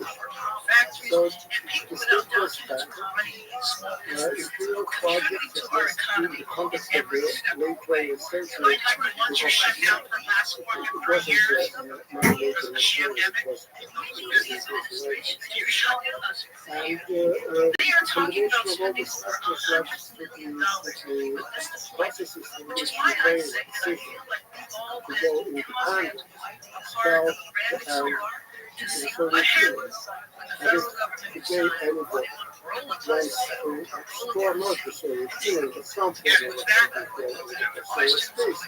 Ukraine is as important today as it was back in the 70s. Let me ask you about Vladimir Putin's statement that the collapse of the Soviet Union is one of the great tragedies of history. To what degree does he have a point? To what degree is he wrong? His formulation was that this is the greatest geopolitical catastrophe or tragedy of the 20th century. And I specifically glanced and looked at the text and did it in a specific time when it was happening. And it was interesting that the statement was made a few weeks before the May 9 parade and celebrations of the victory. He thought of he followed the current Russian state. So why say things about the Soviet collapse being the largest political strategy and not in that particular context, the Second World War? My explanation of this is that the World War II price was enormous, but the Soviet Union emerged as a great victor and captured half of Europe. 1991, the lives lost at that point, the price was actually very, very low. But for Putin, what was important that the state was lost, and he particularly was concerned about the division of the Russian people, which he understood back then, which he understands now, in a very, very broad terms. So for him, the biggest tragedy is not the loss of life. The biggest tragedy is the loss of the empire status or the unity of those who consider the Russian nation. So this is my reading. What is there? What is the paper? What is the So both the unity of the quote Russian Empire and the status of you wrote a book, The Origins of the Slavic Nation. So let's go back. What is the origin? We can look at that from different perspectives. We are now making major breakthroughs, especially with the current linguistic analysis, the study of DNA. So that's really the difference. We are getting into prehistorical period where there is no historical source. And from what we can understand today, that can These are extreme tactics used to kidnap mothers, fathers, and grandparents. These people are our neighbors, waiters, chefs, and community rulers. Our community is not safe. I guarantee that if your mother or pregnant wife had their car window broken and were dragged out and arrested by someone who was unidentifiable or did not identify themselves, there wouldn't be a peaceful sound in your body. Dr. King said the riots are the voice of the unheard. As Angelinos, we know we're not at that point yet, and this council cannot prevent that.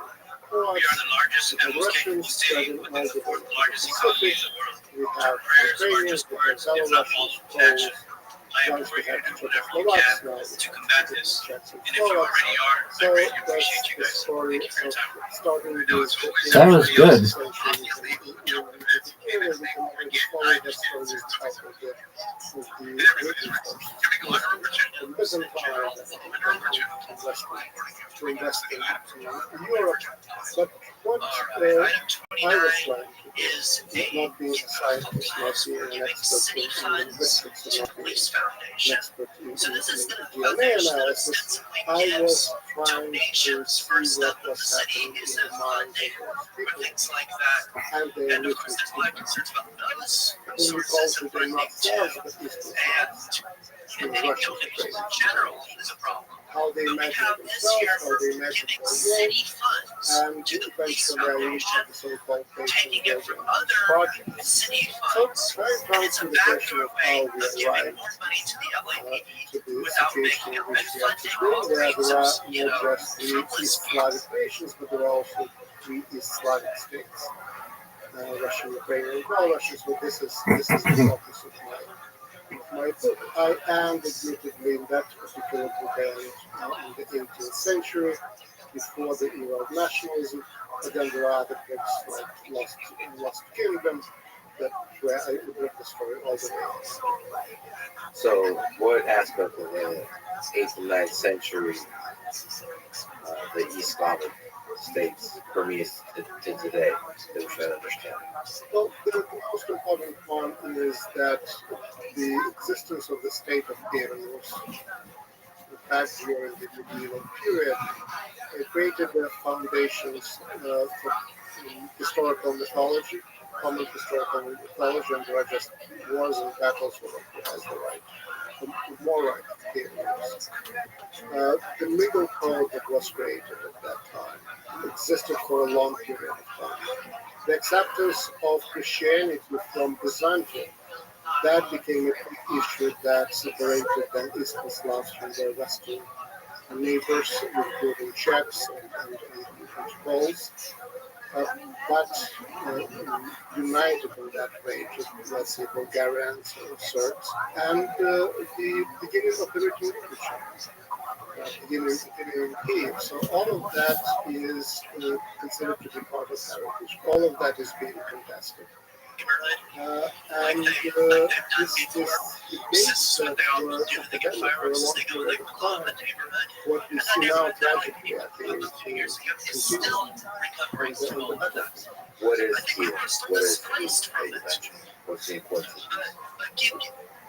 You mentioned those defining places and terms, labels at the beginning of all this. So what was Kiev? Kiev became a capital of the output of the Vikings who were trying to establish control over the trade between what is today's Western Russia and Belarus and Ukraine. So the forest areas. And the biggest and the richest market in the world that existed at that time, which was in Constantinople, in Byzantium. So the idea was to get whatever goods you can get in that country, and most of those goods were slaves. Local population. Put them on the ships in Kiev, because Kiev was on the border with the steppe zones. Steppe zones were controlled by other groups. Scythians, Dalmatians, Wallachians, Pechenyegs, and so on. Attacking people who just are against what Trump And is that's doing. I think staying Trump is on doing the this very being protected from attacks of the nomads, the country of Black Sea, and themselves as well. That was the idea. That was the model. Vikings practice that sort of business model. You and Vikings artifacts of Europe, they turned out to be by default creators of new politics of new states. And that was the story of the first building. And Kiev as the capital of that huge empire that was going from the Baltics to the base central Ukraine, and then was trying to get to the southern Ukraine, the Black Sea. That was a major European state thing, if you want to call it, medieval with a lot of creating a lot of traditions, dynasty, language, religion, historical knowledge. The Kiev is something for the nation building myth of a number of groups. So in one perspective and narrative, Kiev is at the center of this Russian history. At which point does Moscow become prominence as the center of the Russian Empire?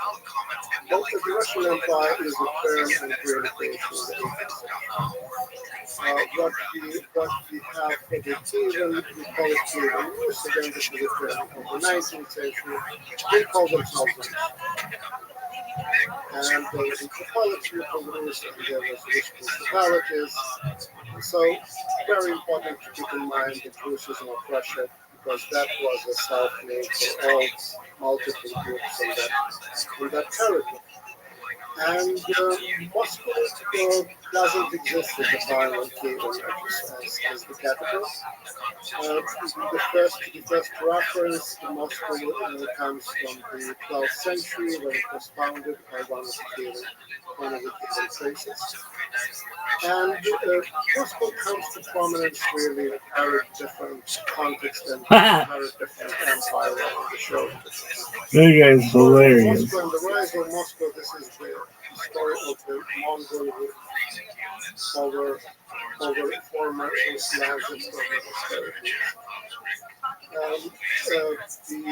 part of the former Rus eventually overthrows the Mongol control. He needs a teammate. Of the small group of people called Ukrainians, which had a young state and young dynasty and united these lands, which were mostly today's Ukrainian and Belarusian. So they separate and what is today's Russia, mostly Western Russia, Central Russia, stays under the Mongol control up until the 15th. And that was the story when Moscow rises as the new capital of that realm, replacing the city of Vladimir as the capital. For those who ever went to Russia, they're familiar with the Vladimir as the place of the oldest architectural monuments, the so-called Golden Wheel of Russia, and so on. So Vladimir is central, and there were so many architectural monuments there because before there was Moscow, there was Vladimir. Eventually, this struggle over control of the territory, struggle That was good. From the Mongols. Oh, this is my guy? Moscow No. as the center of that particular realm. The Mongols, after the Mongols is removed, Moscow embarks on the project of historians essentially calls the gathering of the Russian using Russian now for Rus and trying to bring back the lands of former Kievan Rus, but also the lands of the Mongol Empire. The Russians get to the Pacific before they get to Kiev. historically, and really the gathering of the Russian has only for the past when the Soviet Union really Czechoslovakia turning what is today's Transcarpathian Ukraine to the Soviet Union, physically the Ukrainian Republic. So that's the moment when that destiny is imagined by the 19th century historian was eventually fulfilled. Moscow was in control of all this. So to what degree are the Slavic people one people, Muslim people, completely throughout, I think, versus a collection of multiple people? Whether we're talking about the even Rus, or we're talking about the 19th century Russian Empire. Well, a number of ways to look at that. One, the most obvious, the most clear is and there is no question that Poles speak a separate language in their class. And there is no question for anyone going to Ukraine and hearing Ukrainian, realizing that this is not Russian. The level of comprehension can be different. You can understand certain words, and you don't understand others, and the same would be Polish, and the same would be Czech. So there is this linguistic history that is in common. Languages very clearly indicate that you're doing this different. We know that language is not everything. Americans speak a particular way of English. Australians speak variant English. But for reasons of geography, history, we pretty much believe that despite linguistic unity, these are different nations and different peoples. And there are some parts of political tradition are in common, others are quite different. And so it's the same when it comes to language, the same when it comes to political tradition, to the world of the political institution applies to Slavic nations. So that's there is nothing particular. You wrote the book, The Cossack Myth, History and Nationhood in the Age of Empire. It tells the story of an anonymous manuscript called The History of the Rus. It started in circulating in 1920s. I would love it if you can tell the story of this. This is supposedly anonymously back in the text. No, let you So what's the let him speak on everything. In the first decades of the 19th century, after Napoleonic Wars, the mysterious text emerged that was attributed to an Orthodox Archbishop that was long dead. This was claiming that the Cossacks of Ukraine were in fact the original Rus people, and that they had the right for a particular place, central place in the Russian Empire. And it tells the history of the Cossacks. It's the era of romanticism, full of all sorts of drama, the heroes, the villains, and text captivates the attention of some key figures in the Russian intellectual elite in St. Petersburg. People like Kondratiev Ryleyev, who was executed for his participation in 1825 uprising, writes poetry on the basis of this. Pushkin pays attention to it as well. And then comes along the key figure in the Ukrainian national revival of the 19th century, Ukrainian national project, Taras Shevchenko, and reads it as well, and they all read that this is very different. Eventually, by the beginning of the mid-20th century, some of the Russian mostly nationalist writers call this text the Quran of Ukrainian nationalism. So what is there? The story it's very important in the sense that what the authors, and that's what the claim, what the authors of the text were trying to say, they were trying to say that the Cossack elite should have the same rights as the Russian elite. And there's a long historical record to prove how cool the Cossacks were over the period of time. But at the beginning of the 19th century, they put this claim already. They used new arguments. And these arguments are about nation and nationalism. And they're saying that the Cossacks are a separate nation. And that's a big claim. The Russian Empire, and this is a very, very good argument in historiography, the Russian Empire grew and acquired this 1/6 of the earth by using one very specific way of integrating themselves. It integrated them. It was making deals with their elites, whether their elites were Muslims or their elites were Roman Catholics, as the case was the Poles. They would be elites would be integrated, and the empire was based on that the state loyalty and the state integration. But once you bring in the factor of nation and nationalism and language, then once it is sudden, the whole model of the integration of the elites, irrespective of their language, religion, culture, starts falling apart. And the Poles were the first who really produced this sort of a challenge to the Russian Empire by two uprisings in the 19th century. The Ukrainians followed their footsteps. So the importance of the text is that it was making claim on the part of a particular state, the Cossack officer class, which was the empire control.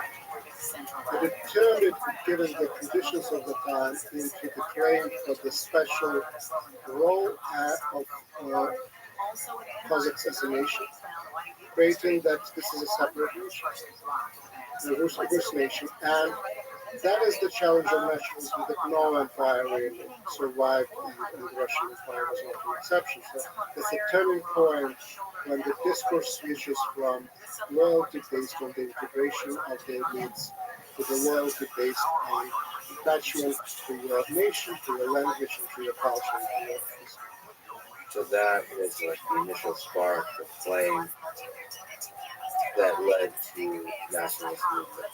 That was the beginning, and the beginning that was building a bridge between the existence of the Cossack state in the 17th and 18th century that was used as a foundation for the Cossack mythology, Ukrainian national mythology, granted to the Ukrainian national anthem, and the new age and the new stage where the Cossacks were not there anymore, where professors, intellectuals, students, members of the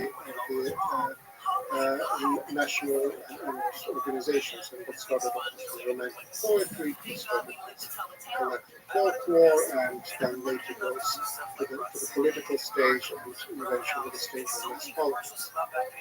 So if you even throughout the 20th century under Stalin, there was always a force within Ukraine that wanted to be independent. There were 5 attempts for Ukraine to declare independence and to maintain it in the 20th century. Only one succeeded in 1981, but there were four different attempts before. And you see the Ukrainian national identity manifesting itself in two different ways.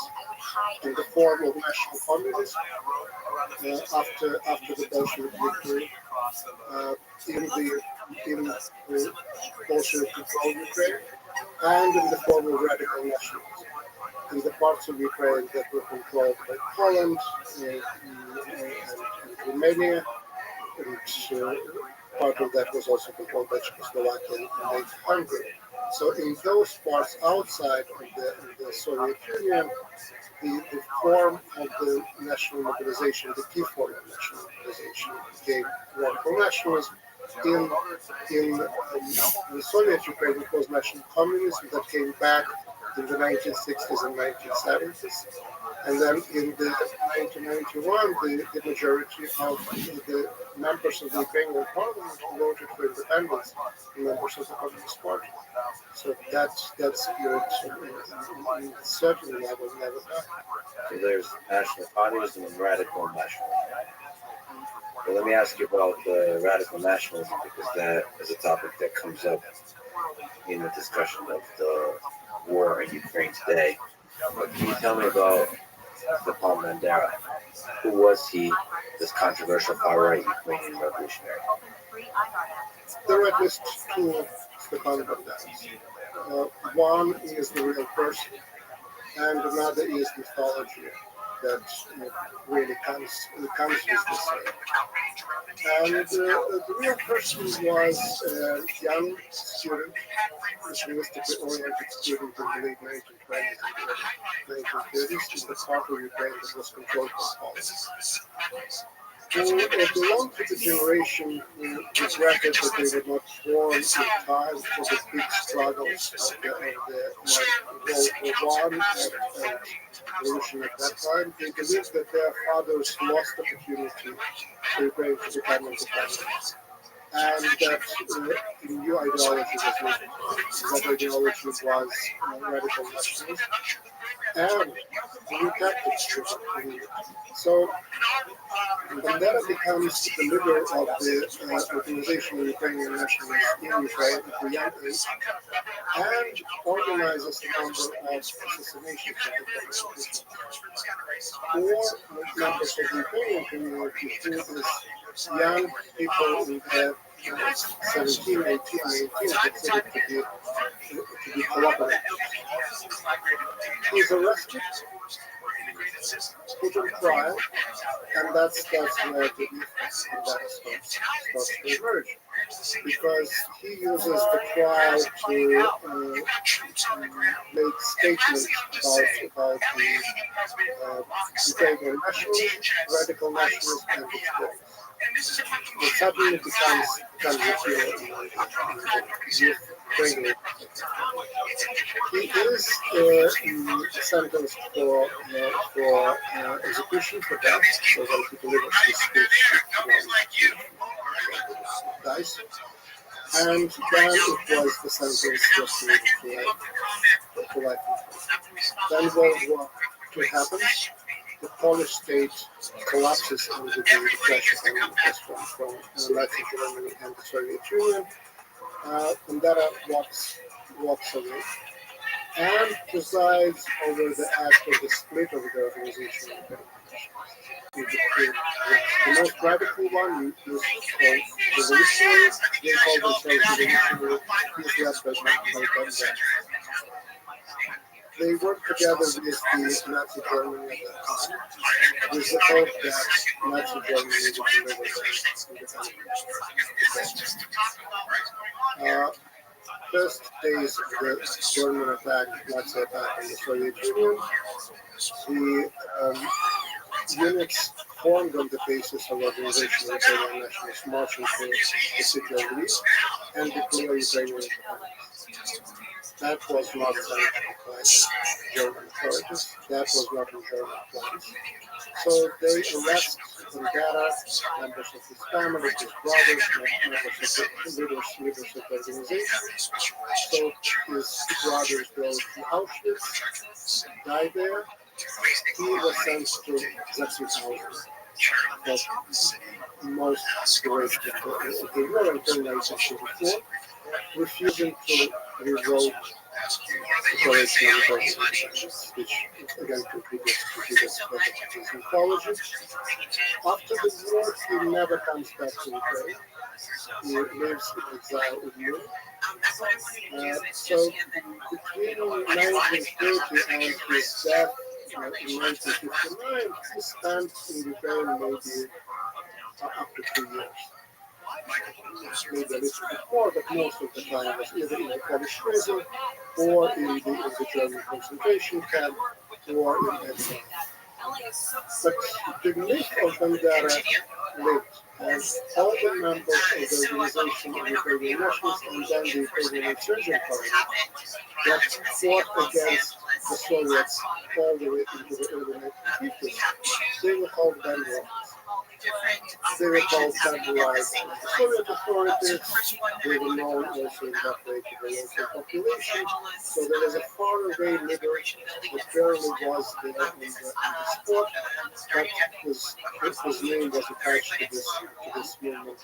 So really, liberation of Ukraine than the Battle of the Plain. The fact that he collaborated with the Nazis sticks. From one perspective, he's considered by many to be a hero of Ukraine and fighting for the independence of Ukraine. From another perspective, coupled with the fact that there's this radical revolutionary extremist flavor to the way he sees the world, that label this state is fascist. To what degree is this true? This label is certainly promoted by the first by the Soviet propaganda and then by Russian propaganda. It works very nicely. If you focus on the years of cooperation, those were the same years when Joseph Stalin collaborated with Hitler. So we have the same reason to call Stalin Nazi collaborator as we have the reason to call Bandera. We look at the situation in the Pacific and in Indonesia and other places. The leaders who worked together with the Japanese with the idea of promoting independence of their countries. I gotta get this one guy with this sweatshirt. It's so fucking funny.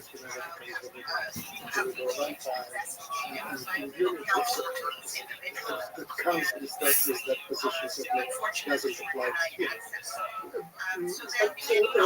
There are other parts of his life which certainly fit this whole thing. His family, his own time in the German concentration camp, certainly don't fit the propaganda one side of the propaganda. In terms of being a hero, that's very, very difficult question because he is perceived in Ukraine by all, the majority, but by many people in Ukraine, as a symbol of fighting against the Soviet Union and by extension against Russian occupation. So his popularity grew after February 2022 as a symbol of that resistance.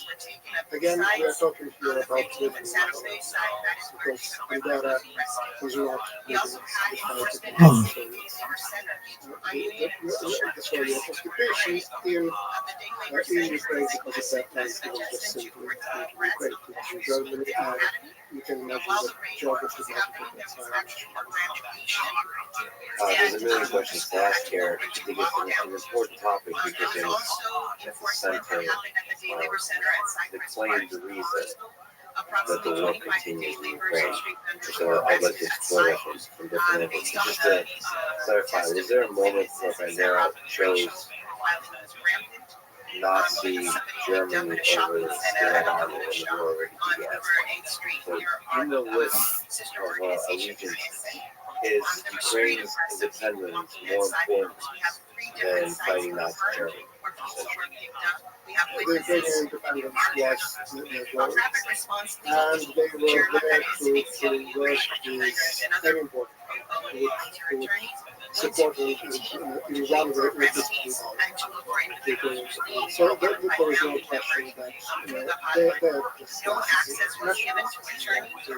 the goal is nationalism is the principle according to which is wonderful. According to which the cultural boundaries coincide with political boundaries. So their goal was to create political boundaries that would coincide with the geographic boundaries in the conditions of the World War II and certainly making deals with whoever would either support the secretary or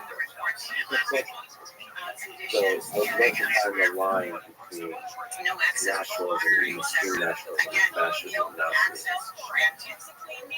So if they're there the myth, if they're there the person, to what degree, let's look at some of the ideology of Nazism. To which degree does he hate Jews?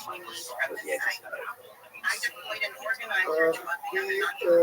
We know that basically in his circles there were people who were anti-Semites in the sense that we have the text. We know that. We don't have that information. That sort of evidence we need to conduct themselves. In terms of fascism, there is very clear in the research that particularly Italian fascism had influence on the thinking of people in that organization, including people. But it is also very important to keep in mind that they call themselves nationalist organizations. And despite the fact that in 1939, 1940, 1941, was very beneficial to declare themselves to be Dude, how long are you gonna talk, lady? and establish this quality as not just stipulate that Nazi Germany, they refused to do. And then they refused to consolidate it. So influences, yes, but clearly it's a different type of political project. When we fast forward to the future and see to which degree the myth permeates, does Ukraine have neo-Nazi policy? My understanding is and there are supporters of white supremacy theories. But also my understanding is that they are extremely marginal and they are more marginal than the same sort of groups are in Central Europe, maybe in the US. And for me, the question is not whether they became but why even in the conditions of the war, the radical nationalism and extremism and white supremacy is such a marginal force. But in the countries that are not at least, this is you look at France, you look at it's not exactly masses, but really white, radical white is becoming so important. Dude, put the guy in the sweatshirt on before it. Man, go fuck yourself. Manages relations between different ethnic groups and languages in the way that strengthens political. So, to me, as a scholar and a researcher, what I see is that in Ukraine, the influence of the far right in different is much lower than it is among some of those neighbors in Europe. And the question is, I don't guess it's don't know answer, but that's the question that is interesting as well. How Ukraine ended up to be the only country in the world outside of Israel has a Jewish president who is, my case understanding, is the most popular president in history in terms of how long his popularity goes after the election. So this is really, from my point of view, interesting question. So, just for context, the most popular far right party won 2.15% of the vote in 2019. That's where things stood. It's unclear where they stand now. It'd be an interesting question whether that's really how much what you're saying is that war in general will serve as a catalyst for expansion of extremist groups, of extremist nationalistic groups, especially like the far right. It's interesting to see to what degree they have or have not risen to power. Only able to see once again one person, so I want you to understand 2 people have yet to be seen. Records have been picked up, 2 people have been seen. The detention staff stated that they were at full capacity for attorney visits, even though no attorneys came out.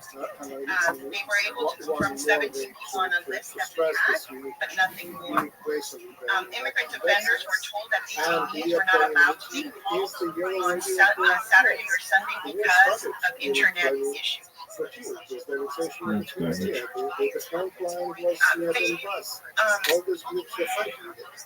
They stated that they have so many people that they are not done processing the people, and that many people are actually in holding areas with no bed assignments. That means that they're sleeping on the floors. We have reports of family members that state that they're being coerced into signing their voluntary departure notices, waiving their rights. If they don't sign them, they were going to be fined $5,000. A wife of one of these detainees called Chirla to ask us what to do because her husband says we don't have $5,000 to pay DHS because this is part of the alien registration and the fine. Instead, we told the wife, stay strong, stay firm, don't sign anything until you get a lawyer. We estimate that well over 300 people have been detained in the past week. However, we have not had access to those detainees by lawyers. I want the guy with the sweatshirt. He's hilarious. We need to stop the raids. He's my personal spokesperson. You go fuck yourself. I'm gonna hire that person. Mark my words, kids. He is my official spokesperson at all LA City Council meetings. He's gonna do backflips and somersaults. Kids, that is I've met my official spokesperson. Official. Motherfucker's just gonna walk around with the chain. Just says official.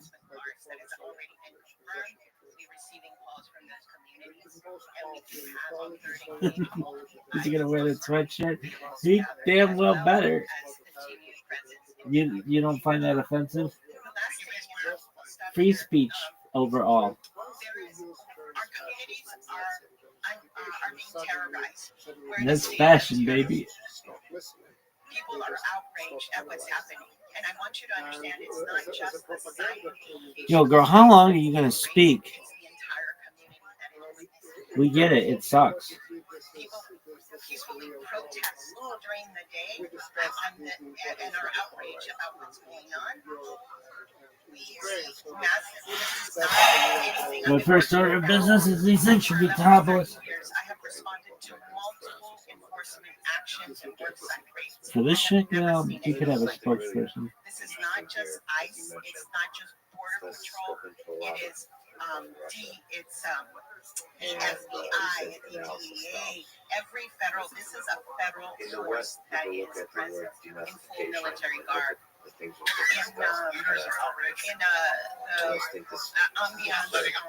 Raid, you actually have military tanks coming down and I'm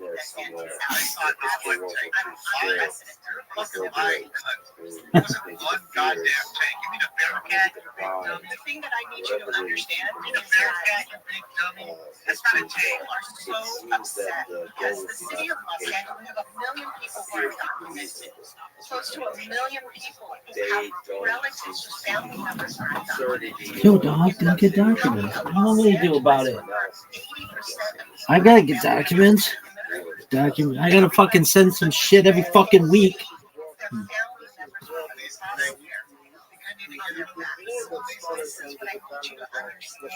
Lady, what do you want me to do about it?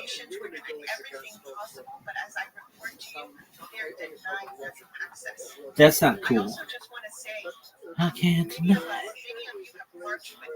I liked how that one guy was like, All the other kicks with the pumped up kicks we go. We have like tens of thousands of people on the street. Just this week first, we were right in front of That shit was hilarious. on the corner of Aliso and Alameda. Thousands upon thousands of people. I have never in my life have seen the officers coming from the inside of that federal detention center with tear gas thrown at Yeah, I saw that too. That's where that Herman Miller was. We've never seen it before. Protesters with hammers, bringing up men runs and ammunition. Forget people are shuttling the people into the vans and trying to get them out so that our members of Congress could witness what's actually the conditions they were living. We had tear gas. We were all had to cover ourselves. This is the kind of environment that we're living in. So yes, people deserve are mad and they deserve to be protesting because they are so outraged. They deserve outrage. I also just want a message to all our protesters who are out there. When the story and the spotlight is on you, it means that you're not actually getting the spotlight on the people who are being harmed. To be like going and talking about you and your actions and not about the people who have been raided, whose websites have been raided, about the families that actually have been impacted. And he got two standing ovations. The vandalism, everything that's happening is unacceptable.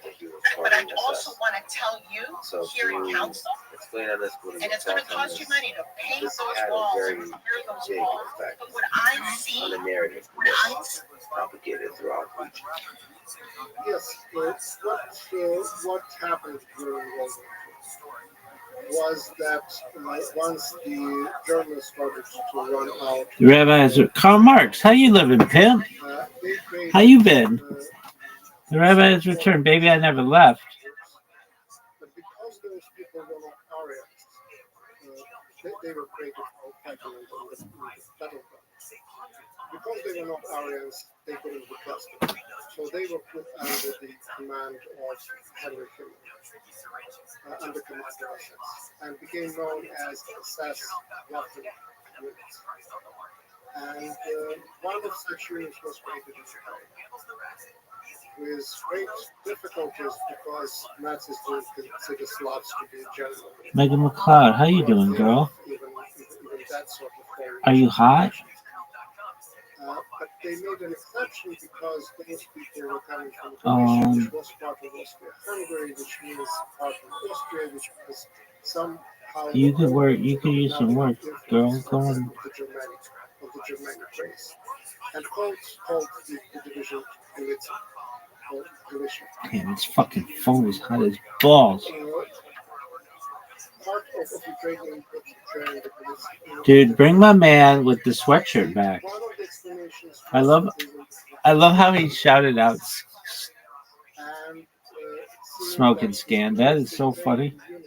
They're like friends. Smoking Scan's like, I was in Washington Post. I'd be shitting myself. I'd be like, no, I'm in the Washington Post. It's a big deal.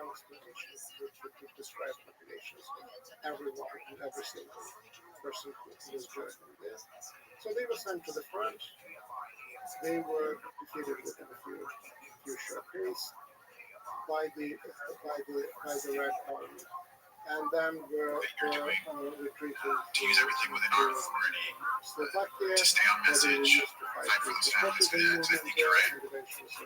We do this for the families. So that's the story. Let's use up the generous as much as we You can. can And for my colleagues, easily make and for everyone understand watching, what I think the biggest takeaway from this right now is that this is not what is happening right now. Is not that is one of everything that the best Billy guys describing is being witnessed by people on the front lines. pages in Armored vehicles, history. abductions, visiting work sites. This is Abductions are not cool. Masked people are not cool. Armenian, everyone's being attacked, everyone's being suppressed. And so I just want to follow by just asking, do we do we have even an understanding of how many people have been picked up in the last few days? Like even an estimate of how many folks have been affected? Based just on the family And once members that happened, that for sure. Wow. We don't know how many folks actually were In a state of 39 million, they're crying off we are talking about it could be much greater than that. tens And of that's the problem, by not having access. Every one of the 300 and we are are talking criminals. about That's enough. So I would say that based just on our additions and math, over 300. Okay, so you don't know, based on your addition, based on your fucking stats, so 300 is probably 47. That's That's what I'm saying to you too, and then also many of the people who were in the courtrooms actually had attorneys already, because they already had processes. Many of those attorneys cannot connect with I mean, just to clarify, I think with their there's clients. one So I there have several attorneys that have Canadian side complained about the fact that of they, not doing even though they research. represent the individuals, Maybe correct they me if I'm cannot wrong, but from my get understanding, they're access just to them. doing That's not cool. Access to counsel, we have seen it in other cases, and we're just, there are rules and communication, that allows 24/7 access, for legal counsel. In fact, the reason we have that is because, many of the people who were detained are Mexican nationals, without proper legal counsel, they can be deported in less than 2 hours to Guatemala. So because of that, we have been able all to, sides. So actually, that could be an opportunity to explore the dark from the complexity Department of that some of the Ukrainians Yeah, they're still reeling from the fire. or They didn't need there's this. complexities there. But I think they were They doing didn't need on their plates of the 300. very shallow How many thought. do we even know We should have thought better. It sounds like Well, we know, and only because we basically saw so we don't know, some of the family members are told that maybe their family members in Santana, there's 2 detention centers out in Adelanto, so one of the 2, but we also have Why does she one, keep saying Santana? uncle was picked up in court hearings, and he was called them from Texas. So that's our biggest concern, that they will also be sent out to other detention centers outside of the state, which sometimes does. I don't have any sense of the different very much surprised because if the the one young that was person most in the sort of parliament appalling to me was the one that happened to farmers workers. And from that we heard that it was Korean immigrants and Latino immigrants. But I imagine that everyone's being affected by this. Do you have a sense of nevertheless, a lot of power really reverberated in support of the narrative. Many of the individuals, for example, don't have even what they call pay numbers, so there are individuals, and some of the families that we've talked to, 20, 25, 27, 30 years, they don't have any immigration history, so they've never had contact with immigration, so they don't even have a pay number. That's why Don't worry, public comments they're saying that their processing is hard, they have to wait. realistically, I just wanted, I think you guys wanted to watch us. I can fast forward as much as we can. Because remember, I fucked up. I had to go back. So I can fast forward a little bit. Fast forward, this woman, she sucks. She should be done. And so their family members, usually we can go online into the ICE system. We can't, they're not even in there. There's rules about how 855 votes, 858 votes in 6 minutes, say 82% say yes. Look at I'm sure folks get up every day that we're running spaces. I want to thank you again for everything. Get the guy with the sweatshirt, my spokesperson. It's, we're hearing the reports from the front lines. It's absolutely heartbreaking. Okay, Wes. It's going to be irreparable. Let's You know, talk when about that. I was young, my parents were undocumented. And I can't imagine, you know, being at home, waiting for my dad to show up, and he never wanted to touch shit. If it's about This is issue 11 and of a the half. far right in Ukraine, Now this is live. let's talk about Can't go any further. yes, let's So we talk got about 11 and a half Let's minutes talk out. about France. Let's a do it. passport, so the only way that they how will be we targeted. deal with In Paramount, I want to the give you, problem is not again, these necessarily are something that verified is accounts of out individuals who life. were U.S. citizens who were targeted and who Just one were mistreated, and they taken kept out saying, of the but I'm a sentence U.S. citizen. and So this is important for going us out to of understand. proportion. But again, to naturalize citizen, you're not And the you're way just like any fight other against that citizen. is to bring You're in the free. content. You would prove it in every other way. In Let fact, us you're supposed to move keep this your thing naturalization throughout back and certificate forth at with the home street. and safeguard. Back My to question Mandela. is, and you can't make a copy of it. In fact, you can't even make a copy of that naturalized citizen. We tell his But to your story. point, you indicated in Paramount This is that a there were story actual of the citizens that history were of the still being organization targeted. Ukrainian nationalists. We're targeted. We're actually there was checkpoints where they were asked for their status and they were believed that they were actually U.S. citizens. That is not on the person. That's on the federal government. Like I need you to understand, this is not like if you say you're a U.S. citizen. It has, when you say you're a U.S. citizen, it's supposed to be accepted as that. To the point that if an immigrant, undocumented, is not a U.S. citizen, claims to be a U.S. citizen, they will be forever barred from legalizing their status in this country. So stating that you're a U.S. citizen shouldn't be enough for that officer to. But if they don't, you have to understand. I'm also, but again, I'm trying to provide people because we're working with individuals that are frankly being disregarded. To be standard practice, and so I want to try and figure out. Oh, come on. Whether it's family Lady, you members, can't think that thing on your fucking chest looks good. Should they have their passports with them? Should they? I understand what you're saying, but these are individuals that are denying supply anything. And so I want to make sure that all the things that we can do to help aid people tangibly, because as you leave, there's a lot of individuals that we're not even getting reports back on, and you're being denied access, and their attorneys are being denied access. So what we know of the rules, this federal government is not honoring the laws, and so I want to try and figure out what are the tangible things that we can recommend to people to protect as many. This conversation sucks. We want guy in the white sweatshirt. How do we actually best help people? And that's what I'm trying to do. And I would just say to you, your ID. This is what I mean. This is my identification. Any agent, police or federal agent, they should only, require you to identify yourself. How can you identify yourself? That should be, and it should be. And I just want to say it should be sufficient. The other thing is we do have community and know your rights work is prepared to stay. So for you to prepare to stay in this country, to plan beforehand. If you are detained, if something's going to happen to you, who would you call? How do you really have a plan for your family in order to be able to stay and get help? Thank you. Thank you. We get back to public comment now.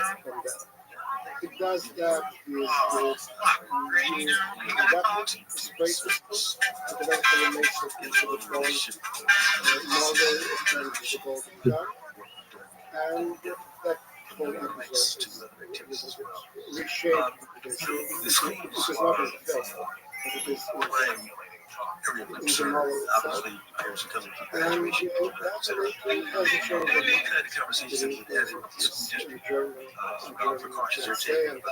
wife, and they decide to escape He has to refuse himself. You're right. I really want to take this opportunity to really Dog, this shit. gratitude, and extend my gratitude. Boring. Superintendent Lady, you're boring as fuck. I get it. I get it. Los Angeles, in my opinion, they are the Come on. heroes. Have been working very hard. So we're part of the We Are One campaign. We've been providing Know Your Rights, both to the parents and to the parents. Lady, I get it. They And should have. students on Know Your Rights They should get it. at all levels, K through 12. And we have also, and with their help, the teachers and others done training. So they have very, I would say, a very rigorous policy as to how and what individuals should do if immigration authorities come here in school. And we've seen it play out a couple of times, and it actually has worked to prevent ICE from coming in near the facilities. One thing that I want you to know is that just a couple of days ago, there's a special, it's called the Special Immigrant Juvenile Status, which is for young men and women who have been neglected, otherwise you can actually make a petition, there's a process.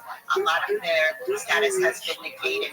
So between unaccompanied minors and special immigrant juvenile status in young people, what's happening is like a lot of people are like falling out of status. So we believe the federal authority is going to use that to then go after the Also happened tomorrow again again on Friday. If it says, if it takes back in order to make these places As the government outside heats up, for them to be protected. it's going to heat up in here. knows that if he goes, Is he that is a target.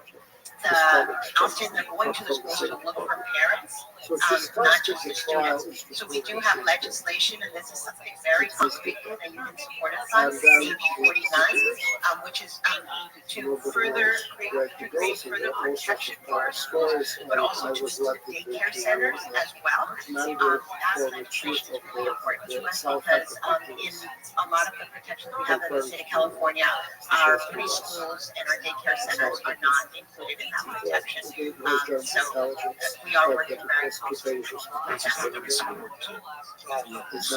Education system.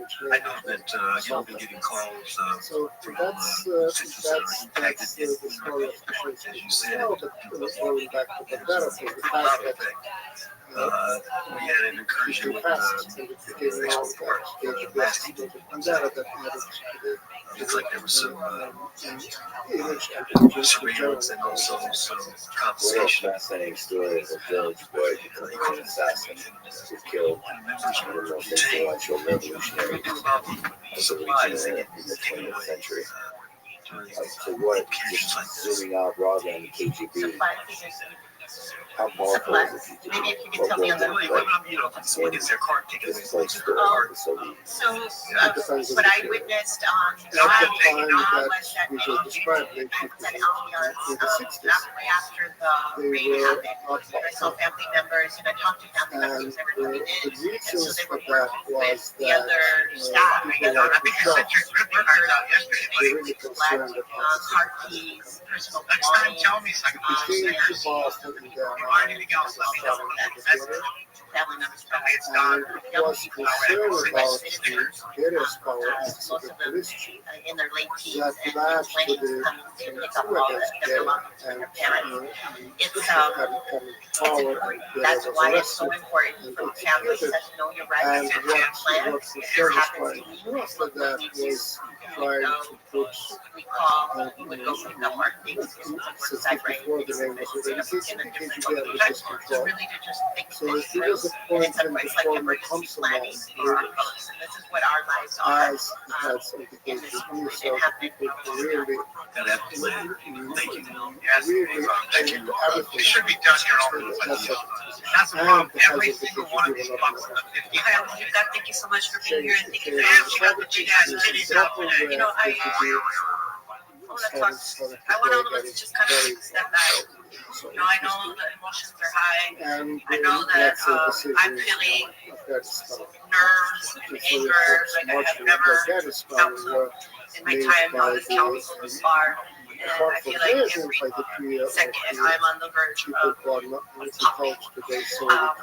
Just out of the anxiousness of not knowing what could potentially happen in my district and in the time that I sit here. But, you know, This better be fucking worth I it. think this is not the second time I've heard you speak since this all started. And there's some things that I just want to say and ask. You have mentioned, Councilmember Martinez mentioned that it's important for all of us to stay on message, right? And I think that we have been of the with power the that amount of time that we've had on our hands to react to this, we've been pretty on message. I know I have never been to my home Depots as often as I have been in the last couple of days, just to make sure everything's okay, checking in with managers, checking in with everyone, calling my day labor centers, telling them there's pivot, instead of standing looking for work, pivot to another way, right? Company re-strategizing. You're all good. But you mentioned some things that I think are more. Was the organization that we haven't unpackaged just how bad and uncomfortable they are. So, for example, you mentioned that. Let's start with the racial profiling. Do you know if anybody was racially profiled was actually a U.S. citizen, and whether we have a case being able to report and say this is discrimination? And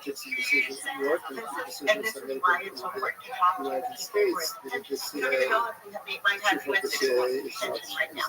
This is how bad things are. So it's really important for me to understand. You don't know much. You don't know the exact numbers of who's taken. You don't know how people were taken, where they were taken, where they're at. You don't know much. Is it understood What did they ask?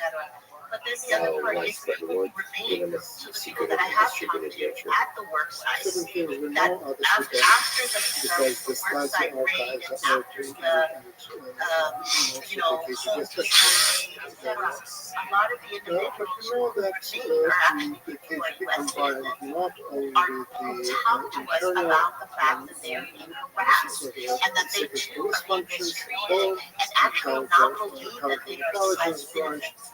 And so it's really important to me, and that we uplift that, yeah, and that's actually where I want to get at, right, is that we need to uplift all of these other little things that we're catching in their sloppiness and in their unethical approach. And I know that's debatable. I know there's some people that are still out there, I mean, based on my posts on social media, there's some people that are so excited that this finally happened, the trolls and whatnot. But those of us that are familiar with policies, I think it's time for us to really elevate the sloppiness. The policy of the country said you can't come in the middle of the night to illegal portal entry. That's policy, ma'am. What is important to understand That is policy. It's a law. since My family members told us also workers, their co-workers, so we collecting a detainee list. That's why when we went to Adenaudo, the folks who went out to Adenaudo yesterday confirmed of our list that 17 were in Adenaudo. What we haven't been able to do is actually offer them legal representation, even though their families are and everything that what the situation is in the country and abroad that probably other organizations. Maybe we'll be surprised. Somebody, maybe there was going to be someone there and maybe our case, because they think everything happening needs to be challenged in court over time. The second thing I wanted to ask was, you mentioned that they're making it impossible for families to see their folks. They're making it impossible for elected officials, organizations, just cheating on plans to challenge that in court. Yes, we work very closely with the ACLU and we had represented Shirla multiple times on issues of access to counsel as well as coercion, voluntary departure and coercion matters. And we have actually won several cases with the Department of Homeland Security on that. We just, prior to Trump coming into power, we had just won a case around police officers, federal agents actually passing themselves as police officers, parole officers, etc. And we were able to get some protection around that for our. Okay, so she just admitted before Trump. Thank you, Matthew. A really nice donor. She just admitted before Trump that they won that case. Before Trump, I mean, stupid old Joe was doing it too. So where was the outrage then? When? Why? Didn't happen. No, they cannot or any other law enforcement in order to coerce people from doing that. That's great. So every time you observe sloppiness, you go after it. That's great. I like that. Because the problem that we have right now sloppiness right there with the is that they're not respecting a lot of the settlement agreements. And so this is a beginning. So we have won these cases. Their practices of that well, I was also going to mention the recommendation that as we continue to unpackage and develop our talking points, the city of Los Angeles needs to not just say we're being disruptive, this is unethical. We need to be very clear that we are dealing with a national government who is trying to eradicate due process. We already saw it with, everything related to whether they brought back that guy from El Salvador or not. Looks like they finally budged and brought him back in the name of due process. This is a president who someday is going to have to go through his own due process. Or maybe he thinks he's going to pass away before he has to. But we in the city of Los Angeles is indeed violating a lot of due process. So I think we need to talk about that. Because then it becomes easier to make it sound less crazy about how he is indeed pushing for a totalitarian regime that throws away everything out related to the ideals of democracy. So I just want to put that out there. Start to say he came to Los Angeles to showcase an eradication of what due process looks like. That's what he's doing in Los Angeles. We're calling ourselves that he's coming out here to test us, not just with the chaos, but also with challenging our court system and the way we do things. And lastly, I wanted to say, because they're taking on and I'm looking forward to the next round with NPD as well. Because there were so many people that are arrested together without a warrant, is there any talks about doing a class action related to this? Well, they want to get that bad money. We need that money. We need that money. Ensure that people as they remain with their families, because we have had situations in the past where there have been what would be illegal arrests or because there weren't class action, and in many instances they were just illegal enforcement actions. We're seeing a lot of this right now. The thing is that we also have to, this is why it's so important, this is why the Rapid Response Network is so important, because the Rapid Response Network is made up of trained volunteers, legal, a very large legal team, and then we can actually document all these take testimonies of witnesses, etc., as to what happened. So it's really important that we do that. The last thing that I really want to say to everybody, the Department of Homeland Security has said that they're going to do this for 30 days in LA. That's why they brought more troops. I told you, again, unprecedented. And for all of those folks who might be hearing this, I worked during Democratic administrations, Republican administrations. I have never seen what I'm seeing right now. And we've had to respond to mass enforcement in the Yeah, I've never seen an immigrant problem like you ever had because you guys flooded the country 20 million deep. So you've never seen that problem either, bitch. reality is that we have close to 13 million people who are undocumented. And that's when the majority of the people who are undocumented are Mexican origin. That's 23 years as an average number of years that they've lived in this country.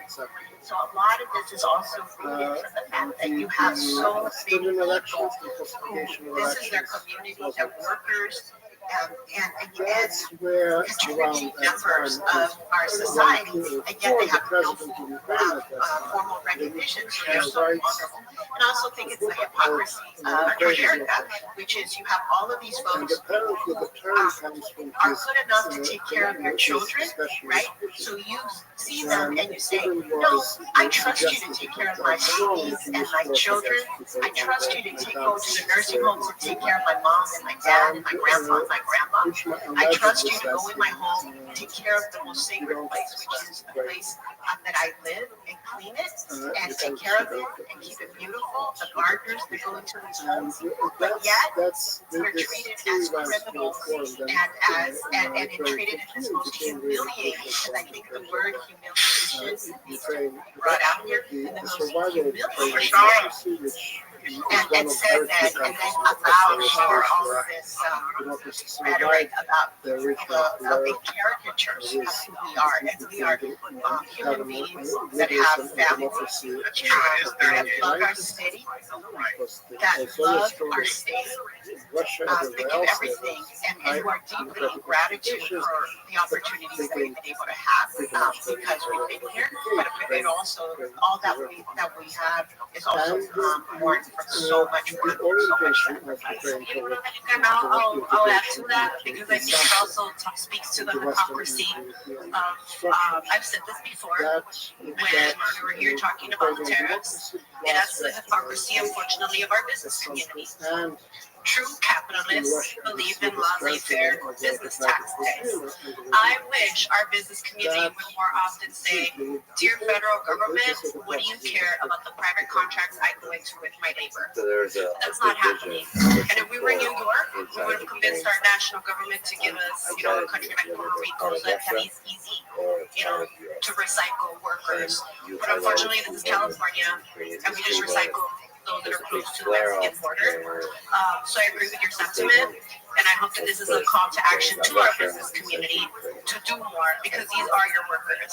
We're seeing people not go to work, to church, shop, school. The way our schools are funded, I wouldn't be surprised if eventually we're going to see more schools probably step it up. But until that happens, this is just what we're dealing with. I do also just want to lastly say that I have been, one of the last things that I did was reach out to a lot of people that I know within the social media influencer community and ask them to please help us with the messaging for these protests. And then as I followed up with their podcast, there's a lot of people that are not in the same bubble as we are related to being active within the political policy process that want to help, but they don't want to get in trouble. So my last ask, so to speak, is that we also help those who want to be helpful to us and talking to us about peaceful protests, what that actually looks like. I obviously wanted to call them and say, you can dance, you can scream, you can sing, don't throw water bottles and don't throw rocks. So I hope that we can also continue to stand and protest peacefully. But more than anything, we need to stay really alert. And I just hope that organizations like yourself and everyone in your coalition keep calling out the sloppiness. Because more than ever, what this is showing, and there's protests all over the country, it was nice to see constituents in, I believe, Minnesota also go to the streets and protect their neighbors. Well, with us, we have to. Let's take it to court when they're obviously showing that they no longer care about the process, and that is a threat to our entire country. Thank you. Thank you so much, Councilor, for the Guys, we have public comments sometimes. As soon as they're all done,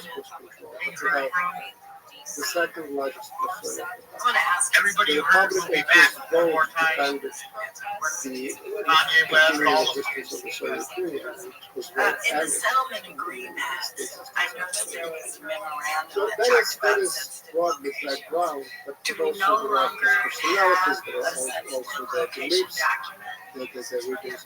Those sensitive location policies that we fought so many years for, and obviously that's why you're very familiar with them, but they have all been rescinded.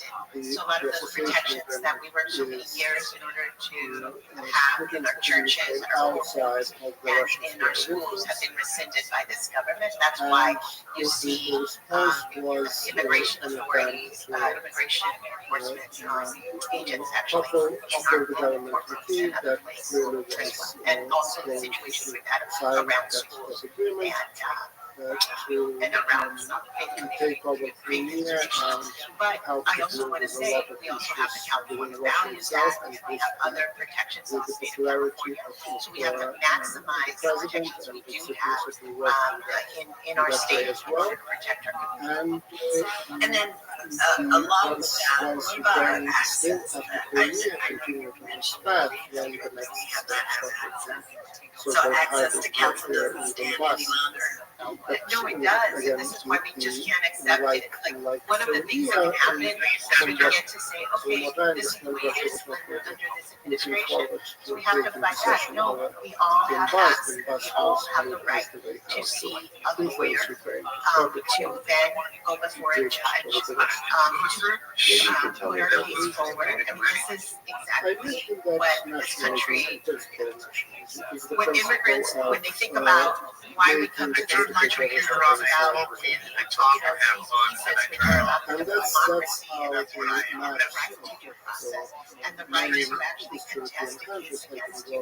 So that still exists, it's just not being honored. Right, almost 2012 residents, 1,969 voters, 78% today. I just want to give you and your team my deepest gratitude. Thank you for showing us what courage looks like every day, particularly in this moment. Thank you for organizing the other levels of government to step up and act, to see our Congress folks going out there. There's the crybaby that incited it. Like Crybaby that incited it. thank you, because folks step up because of you and what your team are doing. Thank you, because this is a precedent. It's rules for thee, but not for me. And we can't continue Kind of like you guys. You break the law every day. You don't get in trouble. to organize Get indicted left and right. Kind of like you guys. the rules are applying because they're not. So I just want to Shut up, get Ray.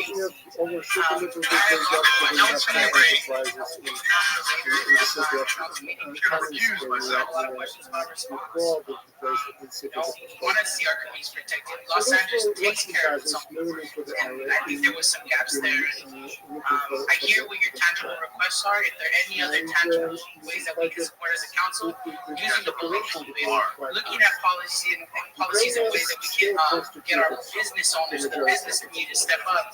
But is there anything else that hasn't been named that we can do? What else do you want to see of us in this moment? I think this is a moment where folks have been doing this on the ground for over 30 years. We will follow you. Tell us what you need. One thing that I didn't mention, which is very important. Yesterday when I was driving back into the city, I saw police officers from every jurisdiction, from coast to mesa, I saw Monroe, just different agencies, law enforcement agencies, and I really think it's really important that we understand, including our own LAPD, that a lot of the attack is also as to push so that our local law enforcement, our California Highway Patrol, Be talking about Tom at the board. sheriff, that is so overrun in a way that the limits that we have put in place has been in place since 1979 around Special Order 40 or the collapse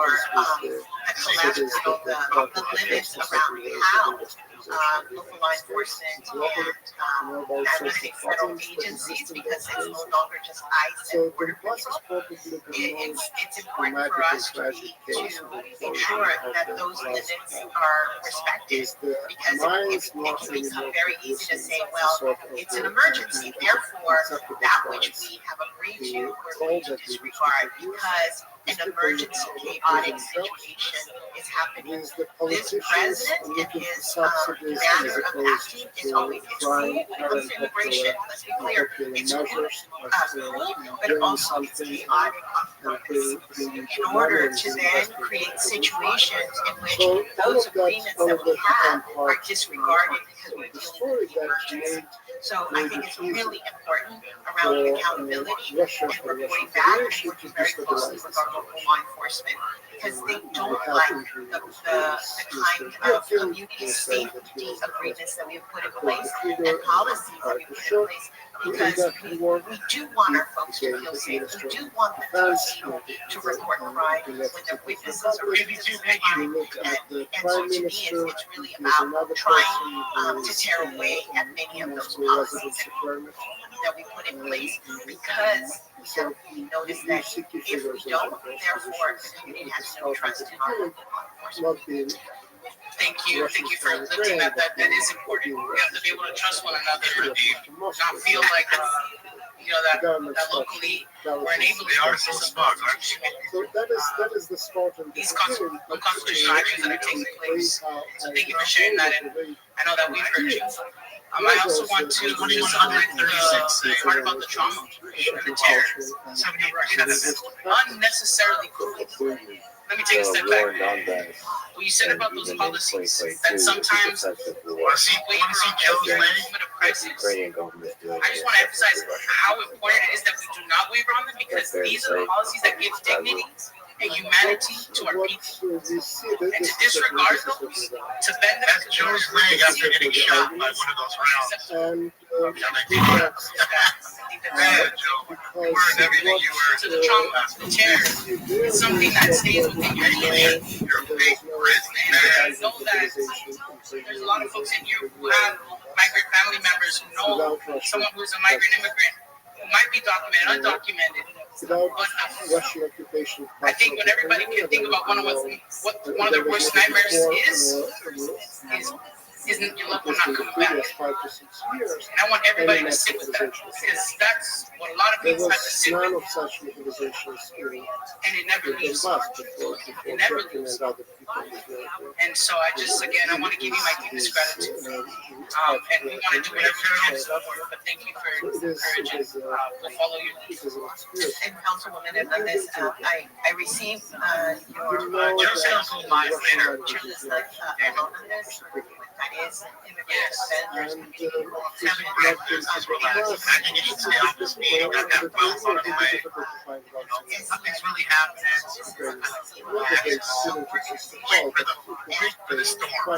faith leaders, and we're united, and we're organized, and we're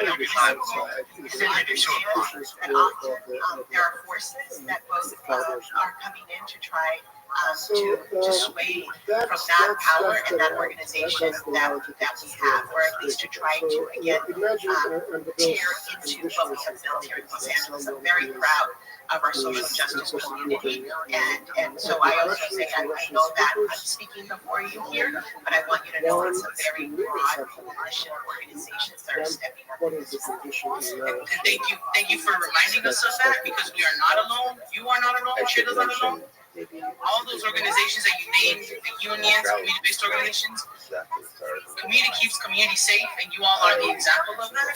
So thank you for again also reminding us of that. That's really important, because right now people are paralyzed into fear, by fear. They want us to feel like we're by ourselves. They want us to feel down.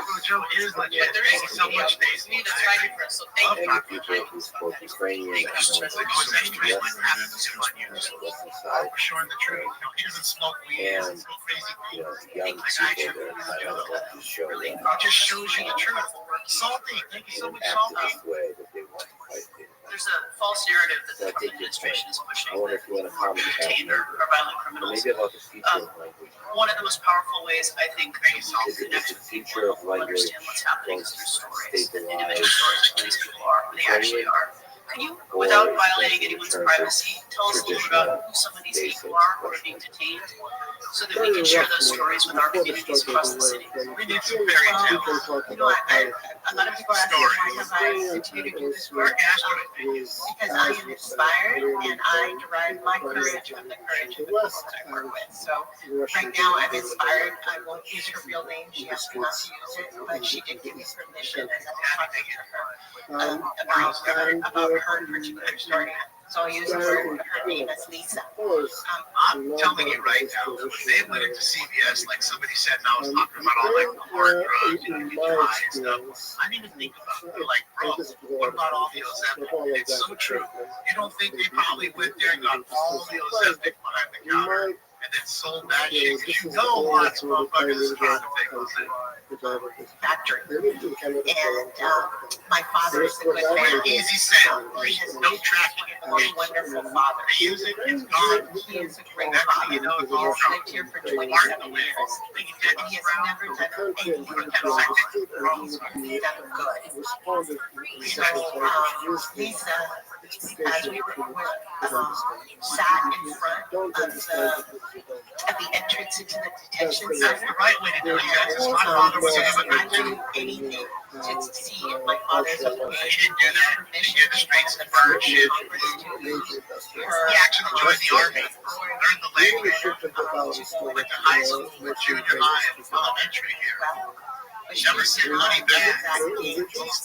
When she stood there and she's like, I'm gonna sit here until they're taking all the rules out. Maybe I'll see my father. And she sat there, like just, and she was gonna make sure that she saw dad. So her dad went by. And I just heard her as she was seeing him just saying, Dad, aquí estoy, I'm here. And her father basically, she's like, at least I saw him. And then her father just was telling her, calm down, it's okay, everything's gonna be okay.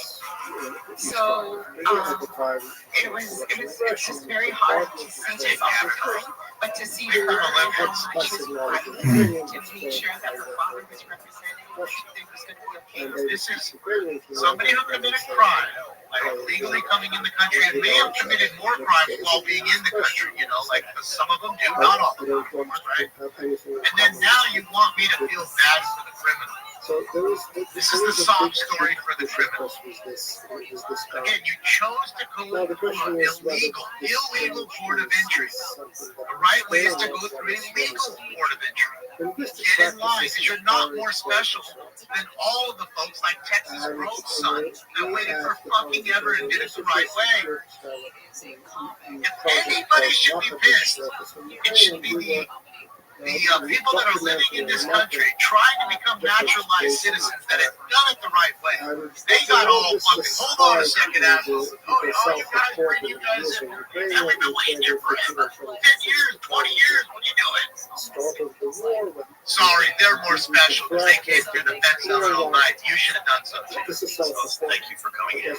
Really appreciate all the great work that you and the whole group of organizations are doing. No accountability. There's always somebody else's responsibility.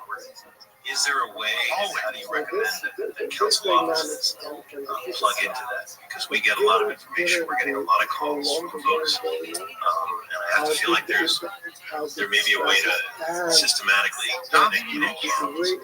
Some of your district staff is part of that Rapid Response Network. So if you have especially your district staff that is in the local offices, to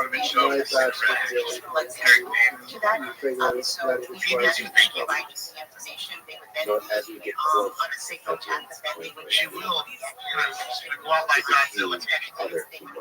The way it's organized, it's Let's talk about July 2021. San Fernando, South Los Angeles, etc., or LA, and so then you can have your district staff there. No more phone calls. I got rid of it because it's smoking scary.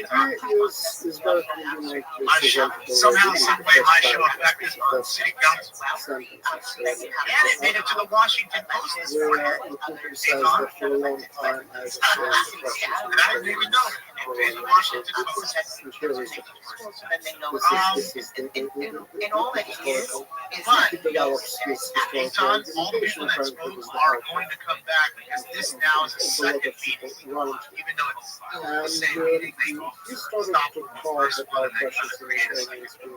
They all get to come back and talk. So a lot of what the Rapid Response Network does, and many times district staff and many times even closer to the vicinity. Yes, there is ICE presence, there is no ICE operation, which is a little bit, different. Or yes, there is an ICE operation. Let's all go and see what's actually happening. This is only to observe. Our volunteers are trained not to interfere and to actually witness from afar what's actually happening. The most important reason the Rapid Response Network exists is to quickly get legal support and counsel to these individuals so they do have a chance to stay with their families. So it's very simple. You can talk afterwards with your office and you can Thank you so much, Mr. Rothschild. Thank you, members, and thank you so much, Angelica, for spending some time this morning on such an incredibly busy time for you. The gratitude of this council and the entire city is with you and all the folks working alongside of you to help us get through this period, this very, very tough period for our citizens, for our city, and I think even for the United States of America. So again, thank you for everything that you've done, and we will formally release you back to the There we go, 5 minutes. All Alright, so now we should get to public comment here. So my take that.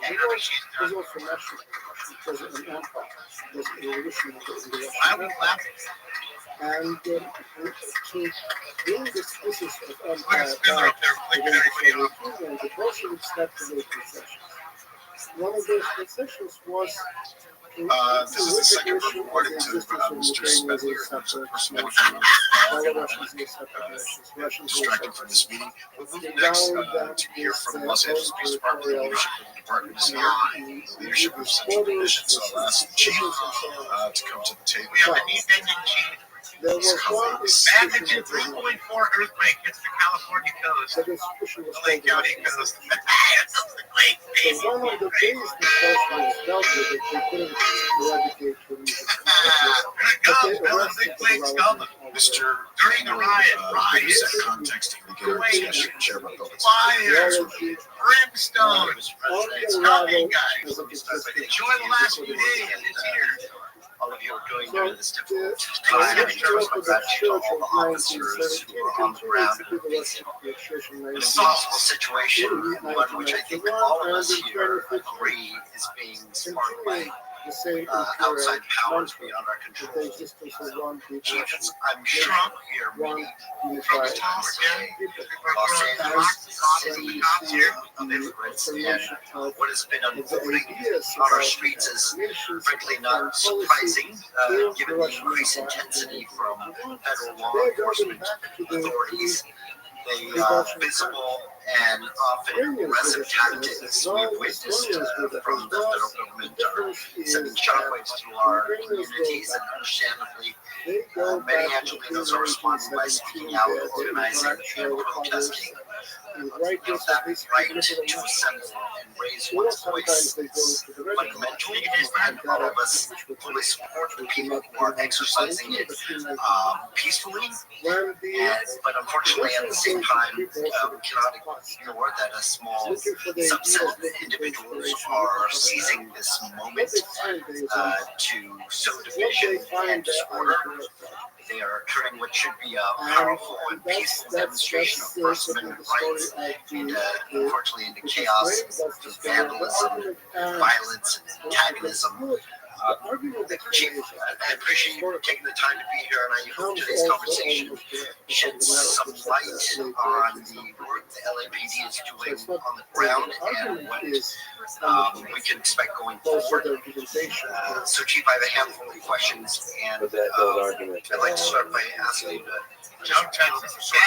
give us We'll be all right. I'll be dead. This is gonna be done. LAPD operation 4 days, and we share any information the department has on what the ICE raids may have been taking place here in the city of Los Angeles. I apologize before the chief begins, and I didn't mean to cut you. I didn't want to cut you off. You'll be brief. Just as a reminder to all the members of here, there is a closed session item on here as well. So to the extent that you have questions specifically about the possible responses to federal immigration enforcement related actions as they relate to threats to public services facilities, there will be an opportunity to ask those questions in closed. That is not to say that this question cannot be asked in that, but just want to throw that out there for all the members who are here. Thank you. He started his career as a very promising Georgian writer, Just give writing in Georgia. the knee bending chief. But he's not doing that for some personal affinity or On June 6, cultural 2025, intellectual federal roots agencies, including within ICE and DHS, conducted coordinated enforcement operations resulting in multiple arrests across He is multiple doing locations. that In for response, the several hundred demonstrators gathered near the federal detention center located at 255 East Capitol Street. each day. And Protests escalated in size and intensity throughout the weekend, prompting mutual aid requests and citywide military engagement, including metropolitan police deployment. Tactical alerts were declared each day. On Friday, June 6th, 2025, the area received notice that the FBI, HSI, were at 2415 East 15th Street, serving criminal warrants. Numerous calls for service were also generated by citizens, with the crowd forming if they get that location. New Patrol had received the help call broadcast by Communication Division for DEA and FBI at the location. The officers encountered a crowd of 40 to 60 protesters blocking the exit and were loud but not aggressive. A new patrol sergeant responded to this role of incident commander. He established two skirmish lines and gave directions to the officer to direct the crowd southbound on Santa Fe. The federal agents left the scene shortly thereafter. DEA agent used OC spray on one suspect prior to LAPD arrival. The suspect was arrested by DEA along with other numerous federal arrests. Do we acknowledge that? Federal law enforcement also requested assistance at 930 Southtown Avenue in Newton area. A Newton supervisor responded to standby with 5 officers while FBI cleared the scene. An operation was also conducted on Stanford Street, also in Newton area. Patrol provided the same limited assistance at this location. Several hundred demonstrators gathered near the federal detention center located at 255 East Temple. The protesters initially focused their attention on the front entrance and then turned their attention to the back entrance, which is on Alameda Street. The back gate was stuck in an open position, so federal officers guarded the opening. Protesters threw projectiles and vandalized the building. Mobile field force was sent to a location in the area was cleared. Projectiles were thrown at officers, resulting in less than ammunition being deployed. Other protesters gathered in multiple intersections, which diverted department resources. A tactical alert was declared, and an additional mobile field force was assembled. All groups eventually dissipated without further unrest. Communications with our federal partners was a challenge that added to the delays in the incident. The command posted multiple special federal leadership with no initial request. And I already mentioned the book. Eventually, they requested via communications division, which prompted the initial incident commander to make additional calls. So Another challenge the was argument. protest Despite the groups fact that you think that congregating in multiple locations, requiring personnel to be spread out on multiple missions.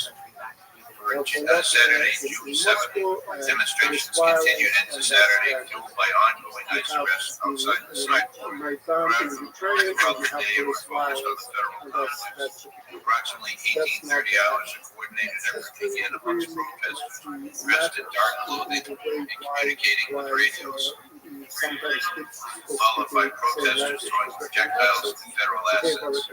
Mobile field forces were deployed and skirmish lines were established to clear the area.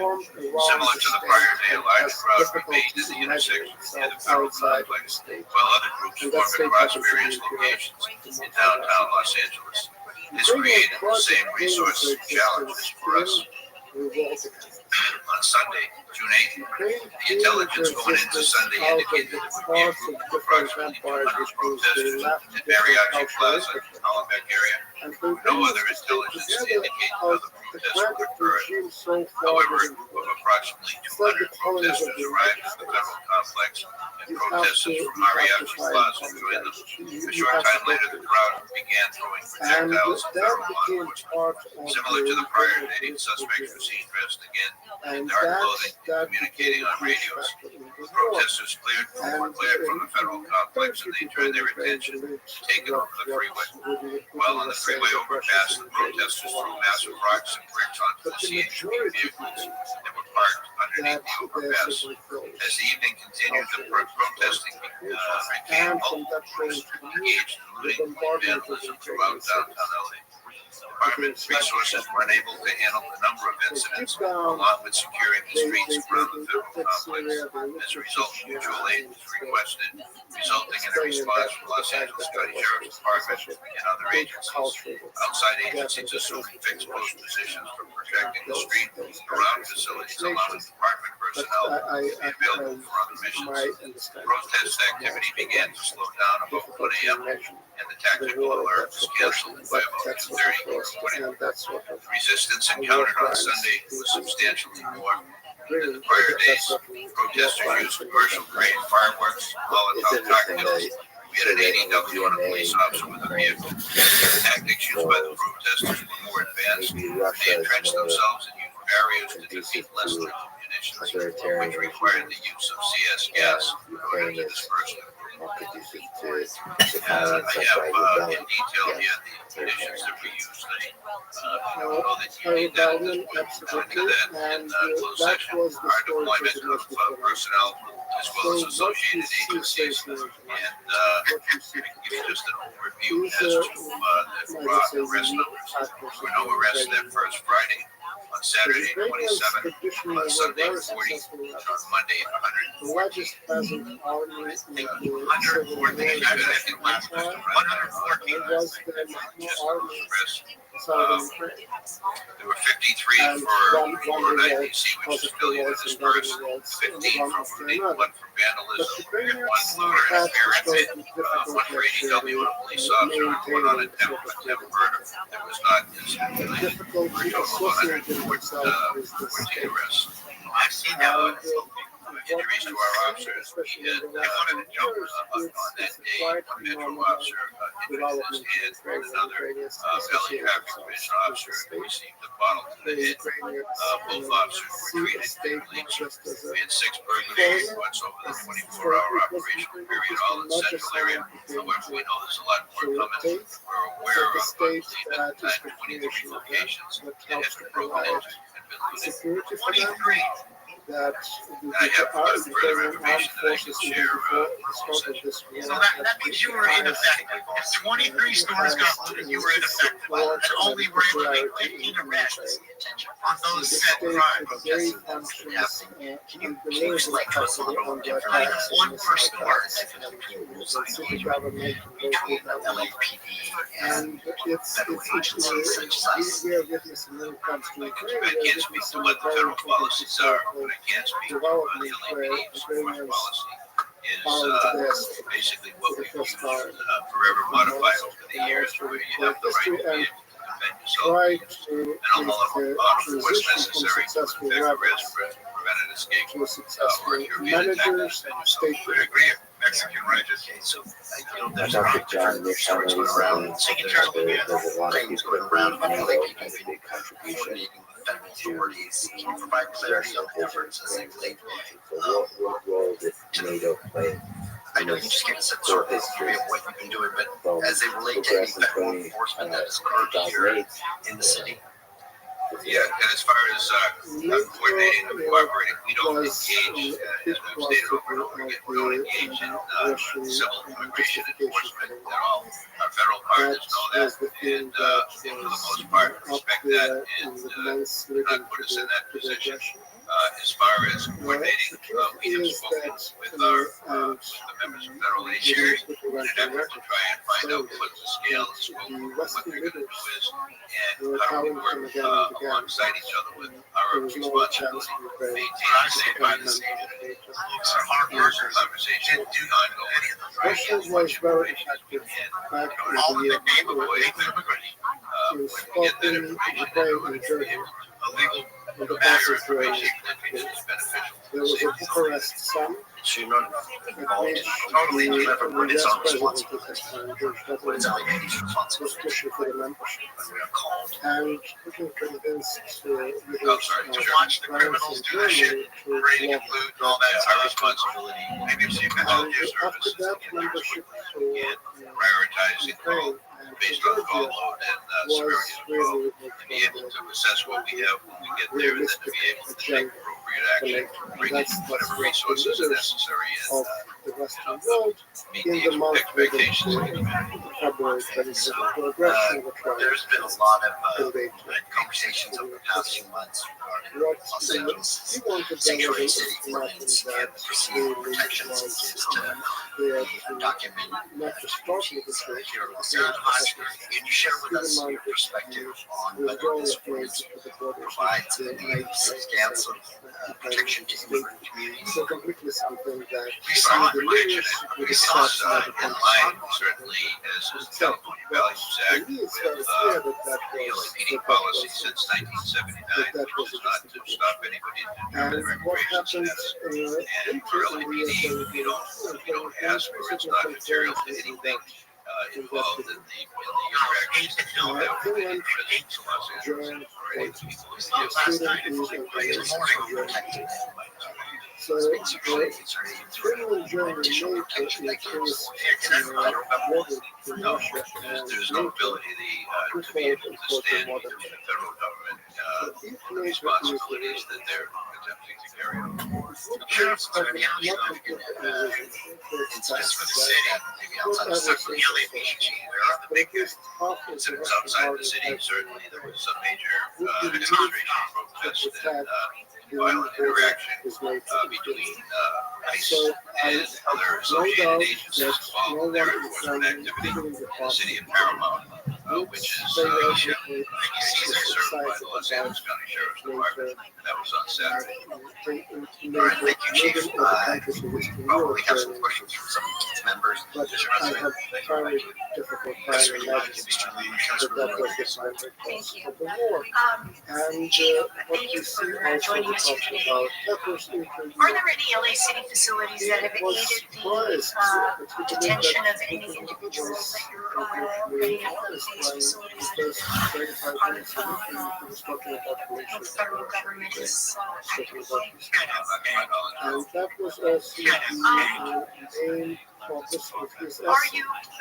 is LAPD notified in advance of any raids that ICE is, or any of the federal agencies or anything? Do you have any advance What a notice? context is Wouldn't have specific, something often get advance notice if somebody does a search warrant or criminal apprehension. An outside agency is in our area, and necessity for that is to avoid any two-on collision, so that we're aware that a law enforcement agency is doing police work at a location. We have been getting those kinds of stories, but I can say personally on this issue. So they haven't been consistent about giving you advance warning that they're about to pursue an individual. Yeah, I would say not consistent. Were you provided any advance notice to the incident that the raid that occurred on Friday? No, to my knowledge, the one on Santa Fe 15, to my knowledge, the first awareness we had of that was when the health call came out. Can you provide guidance and insight for individuals that may or may not be aware? So the two scenarios don't exclude When you get a help call, Yeah, what are the requirements in terms of our responsibility when those calls come in? yeah, great. Thank you for that. Just to put in LAPD parlance, if you will, You're right about put an that. officers in the field that Early days of the they war. need an automatic response. What are Generally speaking, it starts with a request for an additional unit. Above that, then we have a request for backup. The next level is assistance, and then the top level is help. Generally, when somebody puts out a help call, anybody who's in the area at all basically drops what they're doing and then gets to the help call. and Further assistance. all the That data is something to suggests us. that that's what happened. Sheriff asked the mayor and all these folks just to get his job. He doesn't represent the LAPD, although he does. He understand what I mean? So when you say the help call is being issued, is the help, are you distinguishing where the help call is derived from? Is it from our own officers or is it from an associated agency? So for example, if the sheriff's department had a help call, would you respond to that? Okay. Are there any agencies where you would not respond to a help call? And there's no person in a circumstance that has the same kind of need the street wouldn't respond in the same fashion. Somebody, we get these all the time, assaults in progress, shootings in progress, stabbings in progress. We get there, code 3, lights and sirens as quickly as we can. Yeah, fire departments don't request assistance for help. I'm sorry, you said the fire department as well. And that's fairly routine. You indicated, I didn't catch all the numbers on the arrests, but the total of arrests you indicated was it 114? Yes. Okay, and of the 114, you indicated 15 were for looting. Yes. So, you know, we've seen a variety of news coverage from all of the activity that's we've experienced over the last few days. There were circumstances in downtown Los Angeles where we saw looting occurring in some of the shops and businesses. But there was also reporting that there was from, and I am still trying to discern the source, but it was on Fox, Alex Michelson, where the individual was making claims that it was the mayor and the city council that is obstructing the ability for the department to enforce. Are there any policies that you're aware of or that perhaps I'm not aware of that we have enacted that are obstructing the department or officers from apprehending and pursuing looters? Absolutely not. Okay, so to be clear, there's no policy in the city of Los Angeles that has obstructed police or law enforcement officials from arresting individuals engaged in looting and theft. Oh, that's correct. And so I saw far more than 14 individuals engaged in looting. Explain to me especially in the downtown area, because what we saw is the peaceful protests subsided in the afternoon, particularly once David was released, and you know, we saw a lot of that receding. But then you saw trucks rolling into parts of downtown with mass distribution of different paraphernalia. We're here looking at some nefarious activity, or at least those preparing to engage in perhaps some illicit activity. What observations seem to be in the central division? What observations are being made? What deployment or response to protect businesses downtown from what President emerged? Because I saw a skirmish line up in that wave where I saw some of the looting occur. So we only have 14 individuals. What additional deployment is being released to help ensure that those businesses are protected or that there's more suspects that are being apprehended? Because I saw dozens and dozens of Oh, wait. Yeah, that's a great question. Look at what's happening and you think, why don't the officers just reach out and arrest each people? Every time you arrest somebody, then you have to be able to provide for their transportation. First of all, I'll tell you why you can eliminate college and take people up the line and puts them in the capacity of these other activities. So we have to be judicious out there as far as what's the most important thing is protection of life. Robbery is after that. And so the incident commander is monitoring as much as we can based on all of the material available to them, video downlinks or on TV, watching what's going on in that fashion, and readjusting our response based on the resources available and the priorities that are listed ahead of them. Oftentimes during these same periods, while you're focusing on one incident happening and somebody's opening a store, there are other things such as other help calls going on from officers being under attack that takes a priority over property crimes. So without looking at a specific incident, I can't tell you what we're going to ramp up. Initially on Friday, we were deployed for a regular Friday night. What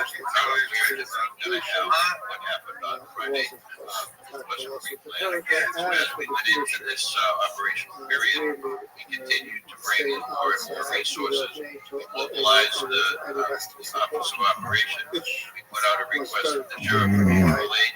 And yesterday we had 14 different agencies working with us to try and maintain order throughout the state of Los Angeles. And so as we move forward, we'll continue in that posture, looking at other options as well to be able to do what we can to maintain the safety of the people of Los Angeles and the property of business owners, residents, and other facilities throughout the area as well. Okay. We're no stranger to setting up, we saw it after the looting that occurred back in 2020, how the department could apprehend a lot of those suspects. And in fact, this council approved $14 million, if I recall correctly, for after action report implementation training about how to do all this work right. Kamada, you recall. And so all of that was expended and given to the department for precisely this reason, was to prepare for these types of events. But we also saw certain instances, and I'm sure we can discuss these things in closed session. But in terms of some of the tactics and approaches that are used in dispersing crowds to make sure that we are being as judicious as possible, cautious as possible. Have you looked at who's being deployed on some of these front lines to ensure that training has occurred? Because we dedicated a lot of resources to ensure that the response is appropriate. And so I don't want us to go further down the line with more liability payouts because we weren't being thoughtful about what we're putting there. You think we're not being thoughtful? I'm asking you. We're very thoughtful about this. We're putting our people in harm's way every day. They go out. Chief, I'm asking you a question. Chief, I'm asking you a question about has there been an evaluation of the individuals that are being deployed and that the training has been conducted? The reason why I ask is I get it and I understand the questions are high. But my question is, to protect the city, are we doing that level of evaluation in this process? Rapid deployment, which is an emergency to be able to address the need. They are trained in crowd management, crowd control on a variety of different fronts. We then bring in Metropolitan Division with specialized assets for crowd management, crowd control, and they're extensively trained for this purpose. So we're doing what we can. We're right in the middle of this now, so to be able to come up with an assessment on this kind of thing, we got to be pretty broad at this point. We're having to look at all of these issues down the road. But yeah, our people are putting a lot on the line, getting out there and doing what they have to protect the residents of the city. And we put our people who are probably among the best trained in the United States on all these tactics out there. They've been doing a tremendous job. I just want to make sure because, again, we learned some very tough lessons in the week of 2020, and we spent a lot of money for additional training that the department determined they needed in order to be better prepared for circumstances just like this. So as we're reliving this, I want to make sure that all of those efforts were being exercised as we continue to do that. And that's what I'm asking, because that's going to continue to resurrect. We have incident management teams now that are deployed, and I'd say I would put them up against anyone in the country or maybe the world as far as their ability to put their train together to come in and manage an incident like this. I've been out there and I've been watching them at the command post, and now we're unified command post with all the other agencies that are involved, and it is exceptionally impressive to watch them in action, what information they have available to them, and what they're doing in a very timely way to be able to get resources rapidly to where they're most needed. Thank you. This Thank you, is the Councilor war. Rodriguez, Councilor So Price. this is the war of the Thank you, Chief. disinformation. Thank you. To know how this story ends. It's And kind of problems. they end with the situation. They end with the rise of the new states and the parents of the new colleges course in the Mass. That's the story of the subject of generation. So that's this one. The difficult part is, of course, what the difficult part. The difficult part is what Level of restraint that we've seen by our people out there. We have given dispersal orders. We're in giving very broad everybody terms, every opportunity to leave the area. We have the resources that will act on that. literally one side, And arrest them. literally another We side, haven't had the resources available to us in some cases where we otherwise would have made arrests. So I think we're being very cautious, very judicious. My concern is for our people on the front line, certainly, and any individual that's in that environment as well, that nobody gets hurt if possible. But those that are assaulting police officers or other people in the environment, we're going to use the force that's appropriate to be able to take them into custody. and these are in a situation where both sides still get it. Yeah, that's a question I'd have to answer after I spoke with our financial experts and That was the CAO's office as well. I am not sure where we would go with those costs. Nothing, sir. 2023. Thank you. And from what I understand now, this is a good expectation. This is the largest war in Europe since World And I echo that your last comment about the amount of restraints that your police officers are using to hold back, because I believe you. But I think that that's also very true with those who are protesting. Right? I think the tensions are high. Those who are protesting want to get louder, they want to get more violent. I mean, what else can you do?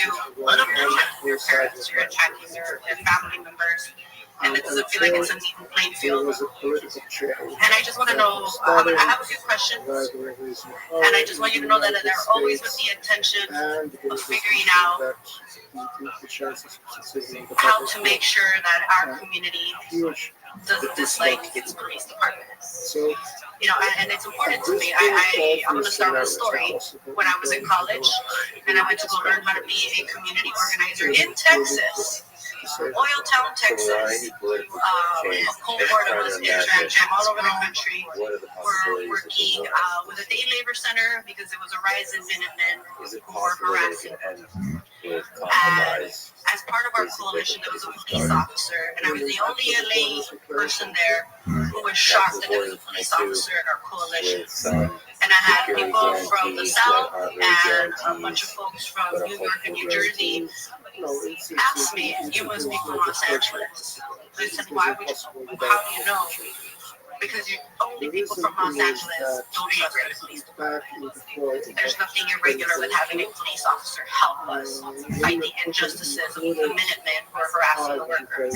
It always stood with me that it is possible for your community to not feel the way people like myself maybe grew up with the experiences that we had in the 90s. And I think that this is a really good time for us to really prove that things have changed. Now, as leaders, we're doing our part, asking our folks to protest peacefully, but I still think we need to do more to be creative about really showing that this is a department that cares about the people of Los Angeles. And as a paramilitary organization, is responsive to those above it, like the council and the mayor. And I know that there's policies that sometimes trigger you being responsive and in cahoots with other law agencies, but I still think that more can be done. So here's my question. My understanding is that for folks who do engage in terrorizing the vehicles and in the looting, technology has changed. You have the technology now to find them and arrest them. Is that correct? We have technology that in many cases arrest them. We have on video to be able to identify them and hold them accountable for their actions. as a My understanding too is that now with AI, if somebody breaks into a car, it's so much more faster to find out if they like taken off to other parts of the county, correct? And with the Minsk agreements, that was one. Would it also be dependent on the AI technology? And it turned out to be. Well, I just had a case in my district where I was told that they broke into a car, and with AI, police officers were able to find it.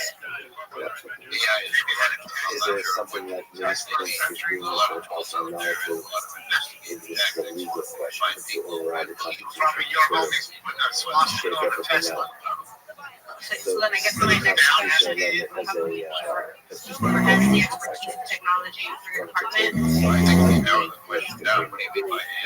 That's where I'm getting to. Those amendments to the Constitution. Can we use technology like AI technology to create a situation where your department can identify, hey, there's agents, non-citizen in a neighboring town. Everyone go on alert.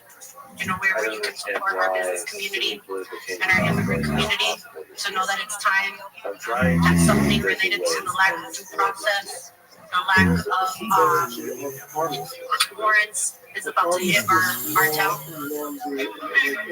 I'm asking a creativity question. What can your department do to warn us, to warn the business community that outside of our LA borders, coming in from, I don't know, Valley, I don't know, you can warn us that we can warn our folks in the spirit of your loyalty to the city of Los Angeles.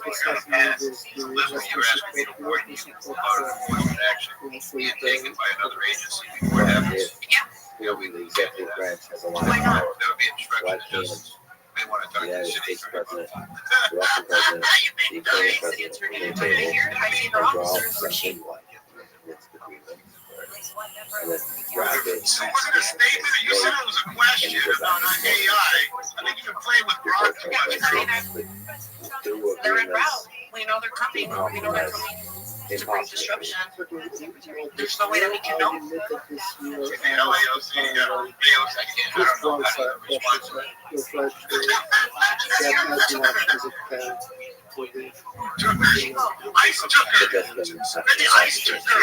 Has been our effective It doesn't mean that every We're not going to make sure some broadcast is supposed to like the FBI is looking for a terrorist suspect, right? We're going to tell the FBI is going to look for it. Yeah, but see, there's a difference between someone's coming because they're gonna, go get. Using that as an example, but no, we're not allowed to. the biggest change of the last year was Ukraine victory on the vaccine, where they pushed the Russian Navy to the Russian part of the front, and Y'all back this this shit. supports the Ukraine from the past I'm sorry, about Council. 70% of More questions. So that's Well, the majority of my questions were going to stem from that. a major change. We'll circle back to that. Councilmember Soto Martinez. Thank you so much. There's Ms. all Walker. conditions, especially in terms of race. So thinking about the I understand 2024 tensions are high, but they you want said to it seems more like it's a justify favor. Ukraine's competitive army and manufacturing. Many of my colleagues have already asked a lot of questions What do you make of that this? I think are appropriate. This is a But I very, want to very bring dangerous this problem. body and hopefully the entire city of Los Angeles. The Want to see reason it for shambles that because these is should that be our not even literally to the law, and that's to making sure we and keep families together and do everything in our authority so to make sure we if keep you them look at together. what might be That should this, be the that goal of the would city. be Every something personnel analogous to that works for the city, President whether it's Truman proprietary department firing or in General control of this council, should be working towards that. given that To the public and to my colleagues, they are going into workplaces without a warrant. They are going to our libraries. They are going to our schools. And Adderall employees who abduct our parents, family members, and children. That is the crisis that we are dealing with right now. The city was working just fine until the federal government decided to come in. They have caused a situation. Or this is We also heard this a shame little pump is National Guard and sending 700 Marines for no reason. They are adding to this issue. Not the city, not as much as they are adding to this problem. So we understand that in this situation, everyone has to do everything in their power to de-escalate the situation. Every single person needs to be here to de-escalate the situation. When there's violence on the street, that is a distraction from what we are trying to accomplish. I think Asala said it very well. People commit violence, they become the story, and not the people that are being disappeared literally in the middle of the night. We don't even know where people are in this moment. They are literally disappeared. There is massive trauma happening in our city right now. So we got to keep a steady beat drum. We got to be disciplined, and we got to stay on message. And it's not, we cannot control what the federal government does, but we can control how we respond, as the city of Los Angeles responds. So, Chief, I gotta say, I don't want to conflate things that are happening. I know we're in a difficult situation. We have people that are part of the Rapid Response Network that they hear of an ICE sighting and they go and they're trying to document and let people know their rights. We have people that are mobilized to do that. I also understand that we have people that are coming out at night trying to do destruction to our city. And then we have, like a rally we had yesterday, where we were supporting our brother David Webber. It was very organized, it was bold, it was direct, and we had some very clear demands. But seeing LAPD, what appears to give safe passage to ICE on Friday, does not help the situation. It builds distrust from the community with LAPD. And I get it. You can respond to that if you want, but you're going to say we don't engage in it. I'll finish in a minute. We don't engage in that. But it's the perception that matters. It is the feelings that matter from the people of Los Angeles. To see a reporter get shot with a rubber bullet what appeared to be on live television does not add to the de-escalation. We have to be mindful of the tactics that are being used by some LAPD members that is adding to their escalation, because that is taking away from the goal of keeping families together. Just like a few protesters can take away from the message, the same thing can be said by LAPD. It overshadows the response. So I just want people to remember that in this moment, everybody as a city has to live by our values and keep our eyes on the prize. We are fighting a white nationalist president that would like nothing better than to come into our city and deport our people. We have to use everything in our power to fight against that. And we also have to be on message, use the teachings of the civil rights movement, lead with nonviolent, direct action. It doesn't mean we have to be passive, but we can be bold, we can be confrontational, but non-violent. We cannot give people the city, we cannot give the opening that they are looking for. We need to do everything to fight for our folks. And that is Chief McDonald. We also have a responsibility with the people that you oversee. Absolutely. We take that very seriously. In anything that you've mentioned and other things that we become aware of, we investigate. We do that better than any other department. That we hold our people accountable. We're not going to that up there. We're going down the hill. But we're in day 4 of a very difficult time. So we have to give you specific answers. I'll have to wait on that. But the question of continuing as the president announced on his years, also that's for you. one way or other becomes questioned. I'm so glad that you said that. Very clear before I ask my questions. Folks I'm about to ask about are not the peaceful protesters. These are the chaos agents who do not care about our city or immigrants or our community. communities. different 23 businesses trashed, looted, people ripping up our sidewalks, our infrastructure, smashing and burning cars. I shudder to think what it's going to cost those businesses, what it is currently costing taxpayers to respond to this, and what it is going to cost us to clean up this mess when these demonstrations come to an end. So, Chief, if this conduct, the criminal conduct, not the free speech conduct, criminal behavior, including the vandalizing and the violence, if that continues into a fifth night, what is our plan to stop it? We understand the strain on your resources and all of the issues that causes in other places. We're grateful for the activation of our mutual aid partners, but this is not sustainable. So what is the plan to put an end to chaos? Yeah, that's a talk. It's an authoritarian. It is a talk. It's a shit. Bro, that's a Chevy Tahoe. Hardy have to kick like that. And I want to thank my Soto Martinez for his comments, particularly around what is being seen. We're constantly getting videos illustrating different actions taken by LAPD that just seem out of line for the moment, for the situation. My colleague talked about the reporter. I have lawyers posting up videos of them getting shot. I've seen videos of non-lethals being fired at protesters over 50 yards away on the other side of barriers. I have lots of questions, but I can get into those later. What I just want to say is that the Constitution is the supreme law of our land. And in this moment, the federal government is violating our Constitution, our rights as a sovereign city and state. Just a little longer to do it. And we have to be very careful. And then time. Rules for thee, but not for me.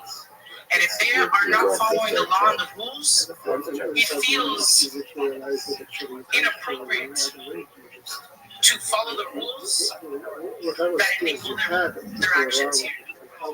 So I just wanted to lift that up. We have to think about the Constitution, and we can't be abiding by the rules when they are not. And I'm not saying we break the rules, but we have to figure out then how do we move differently so that we're protecting Angelinos from the violation of their constitutional rights. And I would also like to even think about other tactics that I know I'm going to speak in closed session later, but I just want to bring it up. Thank you, Councilmember Hernandez. And so, before I can Councilmember fires up and take us into close, I would just note the time to members. But I do make sure you say this in public. One of the things we were supposed to get public comments. You know, Deputy Chief Justice saw your officers come in direct contact with people who's coming out of stores with merchandise in their hand and have face-to-face contact with them and put some of those people under arrest and managing downtown and keeping the damage and destruction relatively contained, given how widespread it could be in the city. So I want to especially appreciate those folks. This is tough work chasing people around in the middle of the night who are there for the specific purpose of carrying out crimes that they think they have the coverage of a protest that actually ended hours earlier. They feel like they have the coverage to do that. I think a couple things that I would again say for the public to hear, and that is someone at midnight running around looting, even though there was a protest earlier, that person's not a protester. That person's a looter. That person's I have a lot of difficulty with those people being referred to as protesters because they're not any more than they're Dodger fans when this happens after the Dodger parade. Those people, we don't say Dodger fans burned a building. We say criminals burned a building, and I really appreciate that people make that distinction, particularly when there's such a wide gap between when the action happened. Thank them for blurring the line for you, Mark. Especially along with law enforcement. enforcement. SEIU yesterday.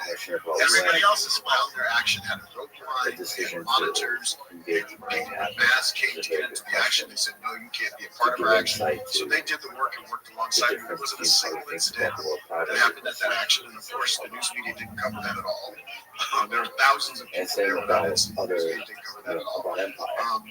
So let's be clear about who protesters are and who they aren't. Protesters protest, and people who loot are looters, and people who rob stores are robbers, and we should be clear about that distinction and ask you to do that. And then authority department, I know this is story for you, chief, and for the department, but it's a request I will.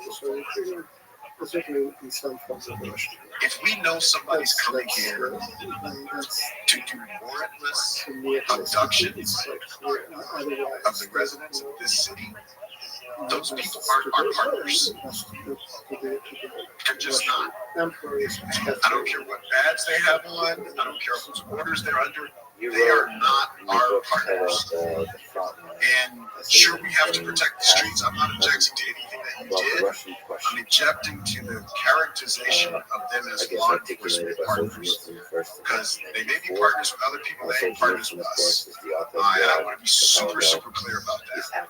And again, just watch your wording, chief. We gave you the job. You have a job to respond to calls. I get that. I'm not criticizing that. But to refer to those people who are carrying out those openly unconstitutional activities, those are not our partners. And with that, I'll go to Mr. Lee. Yes, we're going to get jacked out of our public comment, I guess. And I'm sure you're aware that it's not a difficult time, for our entire city. We all appreciate the officers. Difficult task that they're having to deal with this unprecedented situation that we are all going through. I just ask that, I appreciate the communication. We just ask that we continue to work with this council so that we can try to make the best out of what this situation is. It's a crazy situation that's in front of us. Appreciate you being here. Thank you. The original idea was with that, I'll turn to the city attorney. We will prepare for a closed session with the chief, and then following the chief, we'll have the city attorney. And the structure Russia meant getting rid of the politics. All them are sitting there waiting to speak. We're going to a closed session where you can hear more from the chief if you have additional questions. In Kazakhstan, great Russian state. And then that would be followed by the city He was a attorney. Russian nationalist, but he was thinking about Russian nation state as the state of Russia. And once the Soviet Union collapsed, and Restream, all of them sitting right there. in the Waited an extra 2 hours black people to be able to speak. taken over by Had to Russia listen to all that, and then all of a sudden cut it. in southern Ukraine. Because I know you motherfuckers remember right now Russian constitution. when Groth said, Terms, don't historical worry, you'll have additional time to come back. When the What Indian is man was happening screaming, he said, today don't worry, you have more time to come back. You can come back and talk. We're going to discuss this in a second meeting. And the second meeting started. Was formulated by the Nobel I laureate. know you guys remember. I know you do. Of Russia. I know you do. If there's such a thing, what would you say to the That's how they lie. Just to avoid the public comment like they should. Absolutely did, right? Yes, you did, right? I'm not crazy. Of the nation state position, the sovereign state. But it's many things. So it's the important question is like Just lies. dozens of Out other loud lies, questions every in one of the them. 20th and 21st Every century. fucking one of them. The rise, And how the of chief the tries to state. come in here and save face. They cut us. I don't want to, say anything about your taxes, but I'm going to say something around the way about your taxes. That existence is Gene, thank you so much, Gene. It's just so corrupt everywhere, every fucking level. Every fucking level. And you wonder why the city is a toilet and only getting worse. So, I don't know if they'll give more things on tonight, like, crazy things where they give their internal thing. that the next leader that follows Zelensky Look, I'm going to be home take Ukraine away here. from I some don't democratic want to honestly do a Western normal style nation. constitution. Go from the Rather not authoritarian one, maybe one with a far right influence, But this kind of 2 direction. o'clock or so, I think Because Joe of said the he was war. going to go on live TV. Everything is possible. So we'll see what's going on there. Of course, if something's popping off, The more likely streaming. scenario. I'd rather give myself a break. And, I mean, you've seen way too much focus in the last would go 36 to against 48 the hours. grain You just of can't. Maybe, the you know largest part of Ukraine, what I mean? Just too much. where Ukraine really Saw that note? emerged as Richard, come on now. You saw it, Richard. You're no dummy, Richard. Come on. You saw exactly what he did. in the last 30 years. I know Daniel. I don't know if Daniel's watching. Daniel's like Tyson right now. Where as one of the He's fucking typing right now. 1990s, we were to put So Ukrainian nationalism yeah, in order I'm to gonna fail.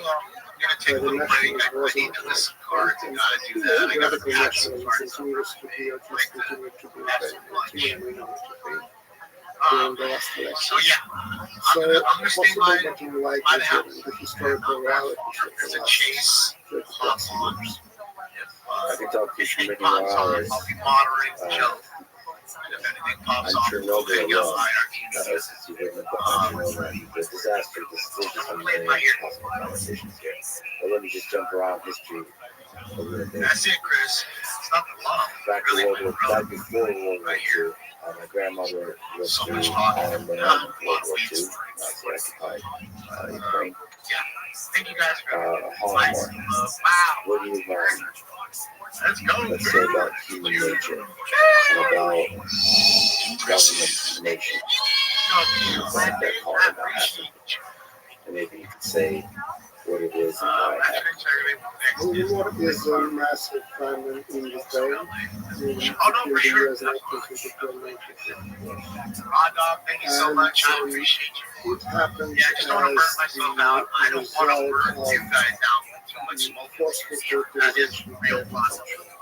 So, I don't want to do that tomorrow. On the part of Stalin also really Yeah, well after trained it's off, into we'll the be Soviet out. I'm Union. going to kind of weed down the streaming for the next couple of days. There's nothing going on. Always be here for the chase. Keep the notifications on. If you talk to anybody who's on Twitch, tell them we'll be back in 6 days because we're suspended for showing the truth and talking about it. Stalin and all the time. But other than that, thank you for the likes, the love, the thumbs ups. They work, they are free. The donations, you guys are super generous. And And I just want to say, congratulations, new record. This was an all-time high in lights and everything for the LA City Council. And it wasn't even fiery. It wasn't even like a fiery, crazy meeting. You know what I mean? Nothing like it. So, yeah, I will see you guys probably later today. I have a feeling. But other than that, enjoy the rest of your day. Enjoy your Taco Tuesday. Keep the notifications on. Much love. See you on the next one. This party is officially over. This is the canon of 32, it was not exclusive Ukrainian country. But most of Ukraine, not in the Soviet Union, died in Ukraine. And Ukraine was the only place where the policy on collecting grain would come in together with the policy of the cleansing of the political leadership, sending people from Moscow to take over the leadership and attacking Ukrainian culture. So, in terms of what I learn about human nature, it's more me learning about the ideologies of the 20th century, because it's not the only famine of the communist lands. The famine in China, which was, in terms of the numbers, much more devastating than that. It's in a different category and for a good reason, but you have Holocaust. What unites these things is the time, this is 20th century. What unites them are the dominance in the societies that are doing that, really ideologies that not just defend human life, but considered that actually the way forward is by destroying large group of populations, defined ethnically, religiously, socially, or otherwise, which tells also about humanity, because for centuries before that, human life was valued. There were enemies, but the idea was that human life can put, and you can, at the end of the day, they have the slaves. You can use them for productive force. Countries in the 18th century, the southern Ukraine, they were looking for settlers, for people to bring and live on land. We move into the 20th century, and there was mass destruction of the population. In the name of ideologies, which basically are, by definition, destroyed human lives. And that's what really so shocking and striking, because that break is not just these issues of morale, not just these issues of humanity. With any common sense, what is happening, and I'm absolutely convinced that we didn't have this. I'm absolutely convinced that this is what it is. With turning our page on fascism and communism, we somehow decided that we are through.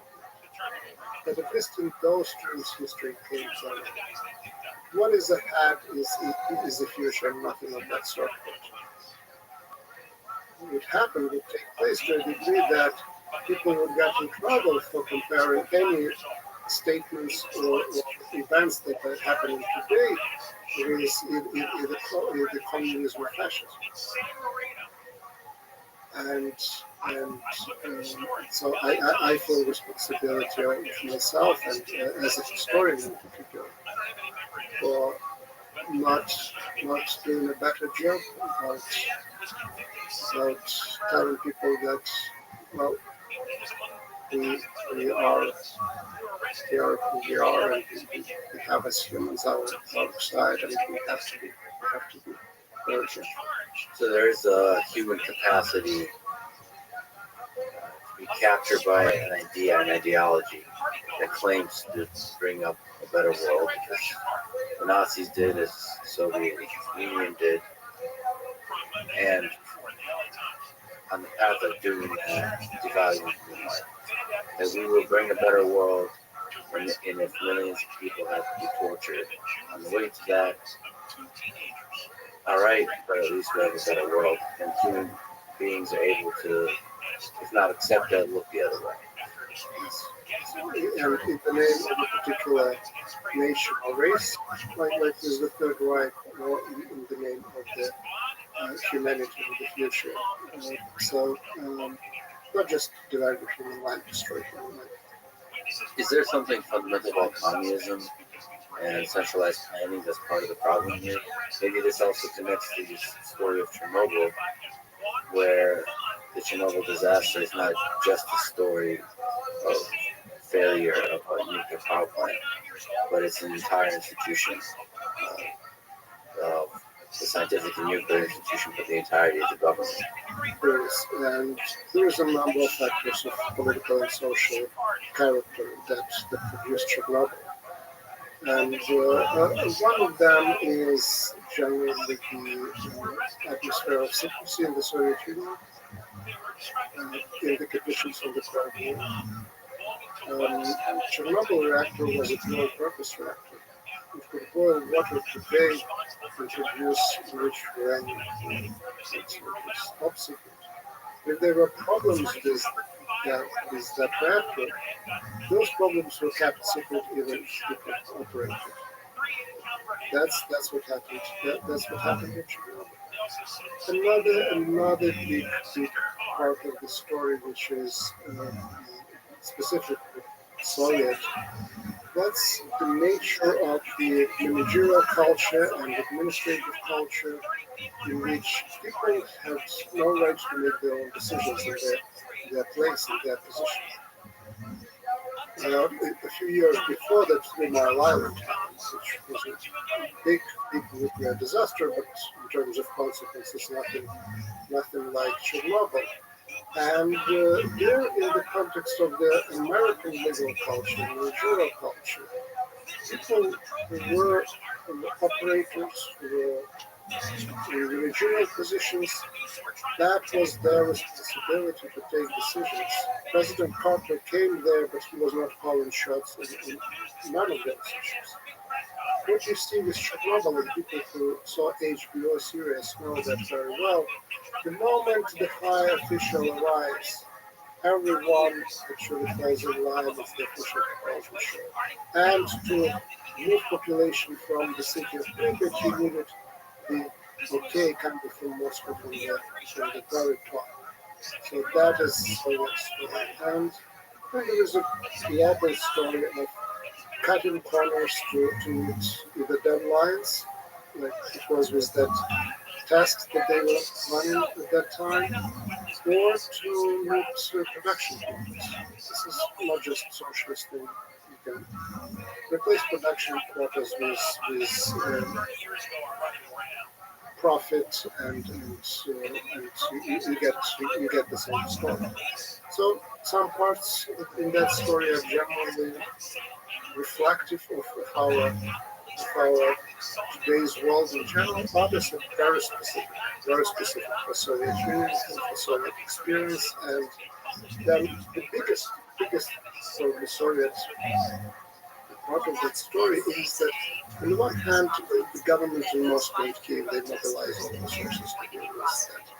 But they keep information about what is happening and the radiation clouds secret from the rest of the population, something that completely would be impossible. It was impossible in the US and UK, where other accidents happened.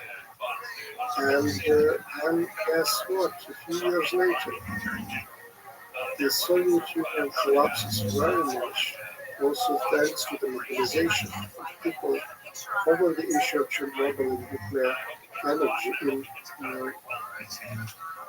people writing about that subject call it eco-nationalism, ecological nationalism, which comes at least in part from this distorted information from people. And in Ukraine, mobilization didn't struggle with the issues that led to independence, didn't struggle with the issue of language, or didn't struggle with the issue of national autonomy.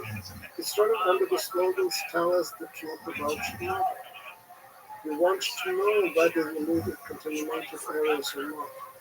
And that was a very, very strong factor that crossed the not just ethnic, religious, or linguistic lines, as with members of the party, not members of the party, the top leadership, not the military, civilian, because it turned out that the party card didn't protect you from being affected by radiation. So the all national mobilization happens with the first mass manifestations of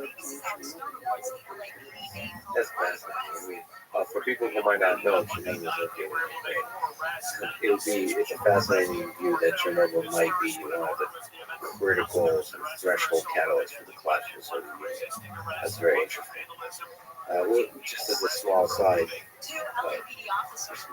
I guess this is a good moment to give some love to the HBO series.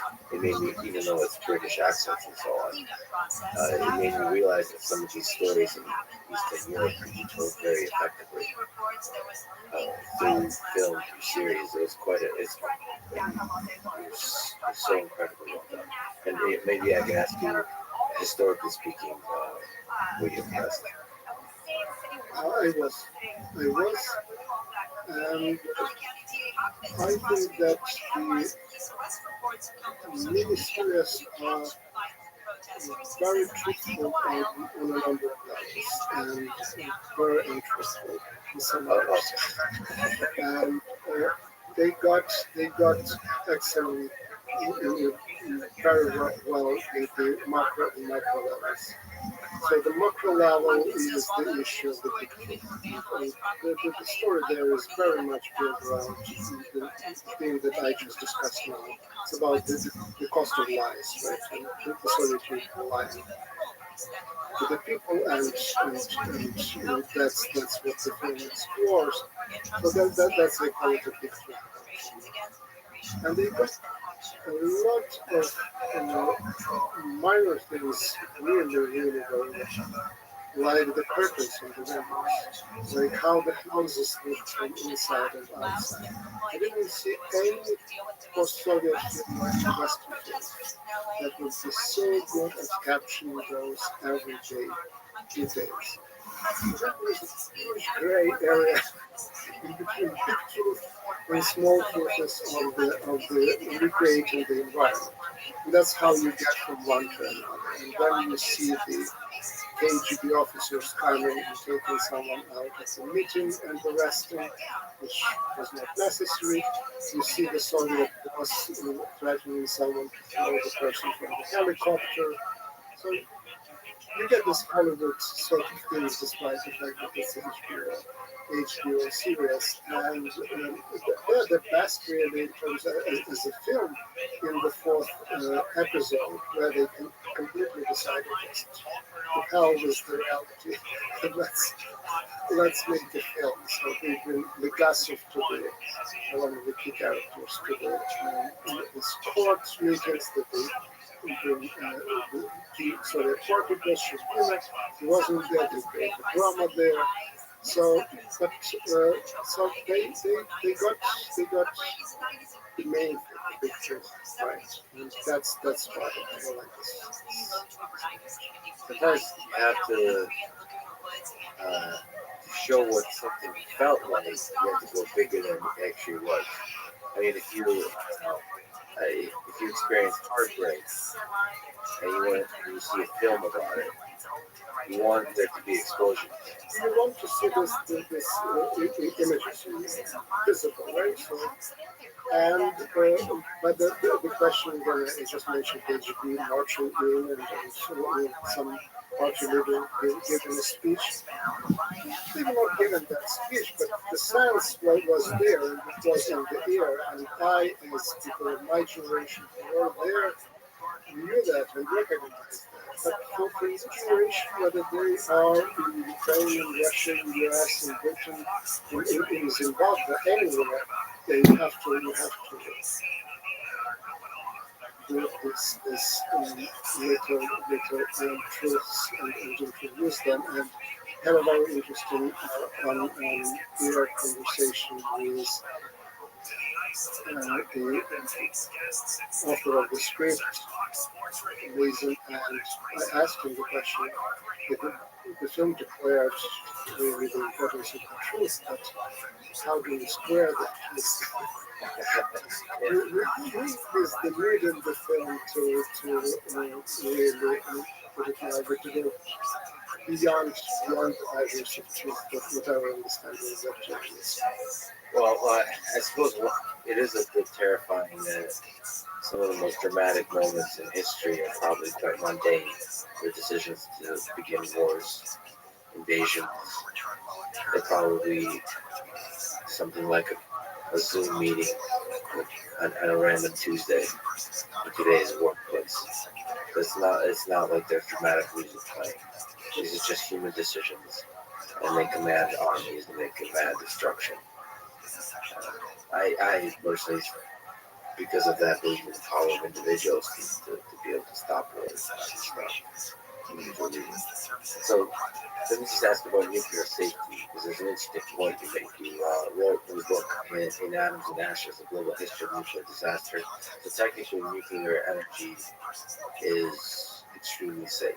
If there's a number of people died per energy generated, it's much safer than coal as well, for example, as far as I understand. But the case you also make is, you write, quote, many of the political, economic, social, and cultural factors that led to the accidents of the past are still with us today, making the nuclear industry vulnerable to repeating old mistakes in new and unexpected ways. And any new accidents are certain to create new anti-nuclear mobilization. And then you continue with, this makes the nuclear industry not only risky to operate, but also impossible to count on as a long-term solution to an overwhelming problem. Can you explain that perspective? It's an interesting, but it's speaking to the psychology when an accident does happen, it has a dramatic effect. And also speaking to the fact that accidents can happen not because of the safety of the nuclear power plant, but of the underlying structure of government that oversees it. Yes, I wrote book on Chernobyl and then tried to understand Chernobyl better, the place in it in the context of other disasters. As a historian, I was looking at the political factors and social factors and cultural factors, not the physics or engineering part of the story. And the factors that still with us are the, like it was the case in Chernobyl, the authoritarian regimes, right, and high centralization of the decision making, and desire to cut corners, and also the issues associated with secrecy. So that is with us. If you look at where the future of the nuclear industry is now at this point, it's the regimes and parts in the Middle East. That's a big new frontier. The countries that are not particularly known for their history of democratic existence, where we also have the situation that we had at Rhode Island, that we had at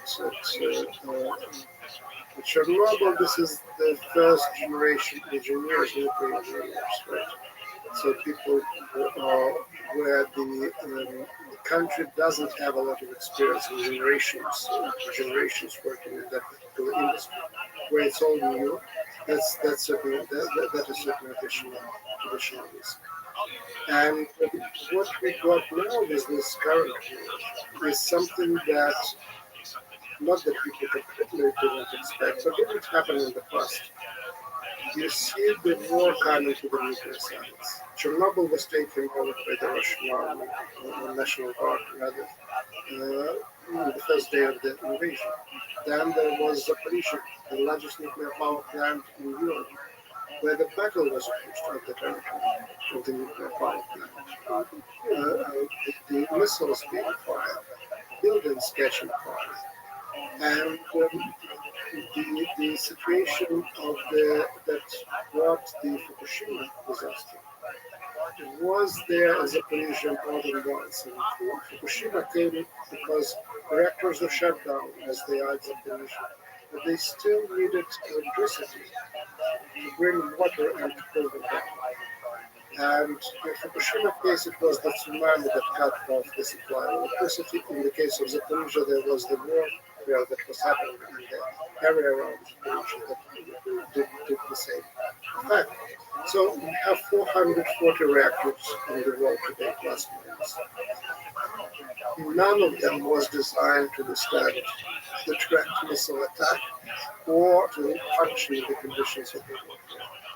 If operators, they're human, they make mistakes like they did in Rhode Island or Chernobyl, but think also if the war is happening around them, if they're not sure what is happening with their families, if they don't know whether they will be next missile, whether they'll hit their room where the control room or not, that multiplies also. So we are in a situation where we are not done yet, yes, with the accidents. Each time, it's not like we don't pay attention or we don't know.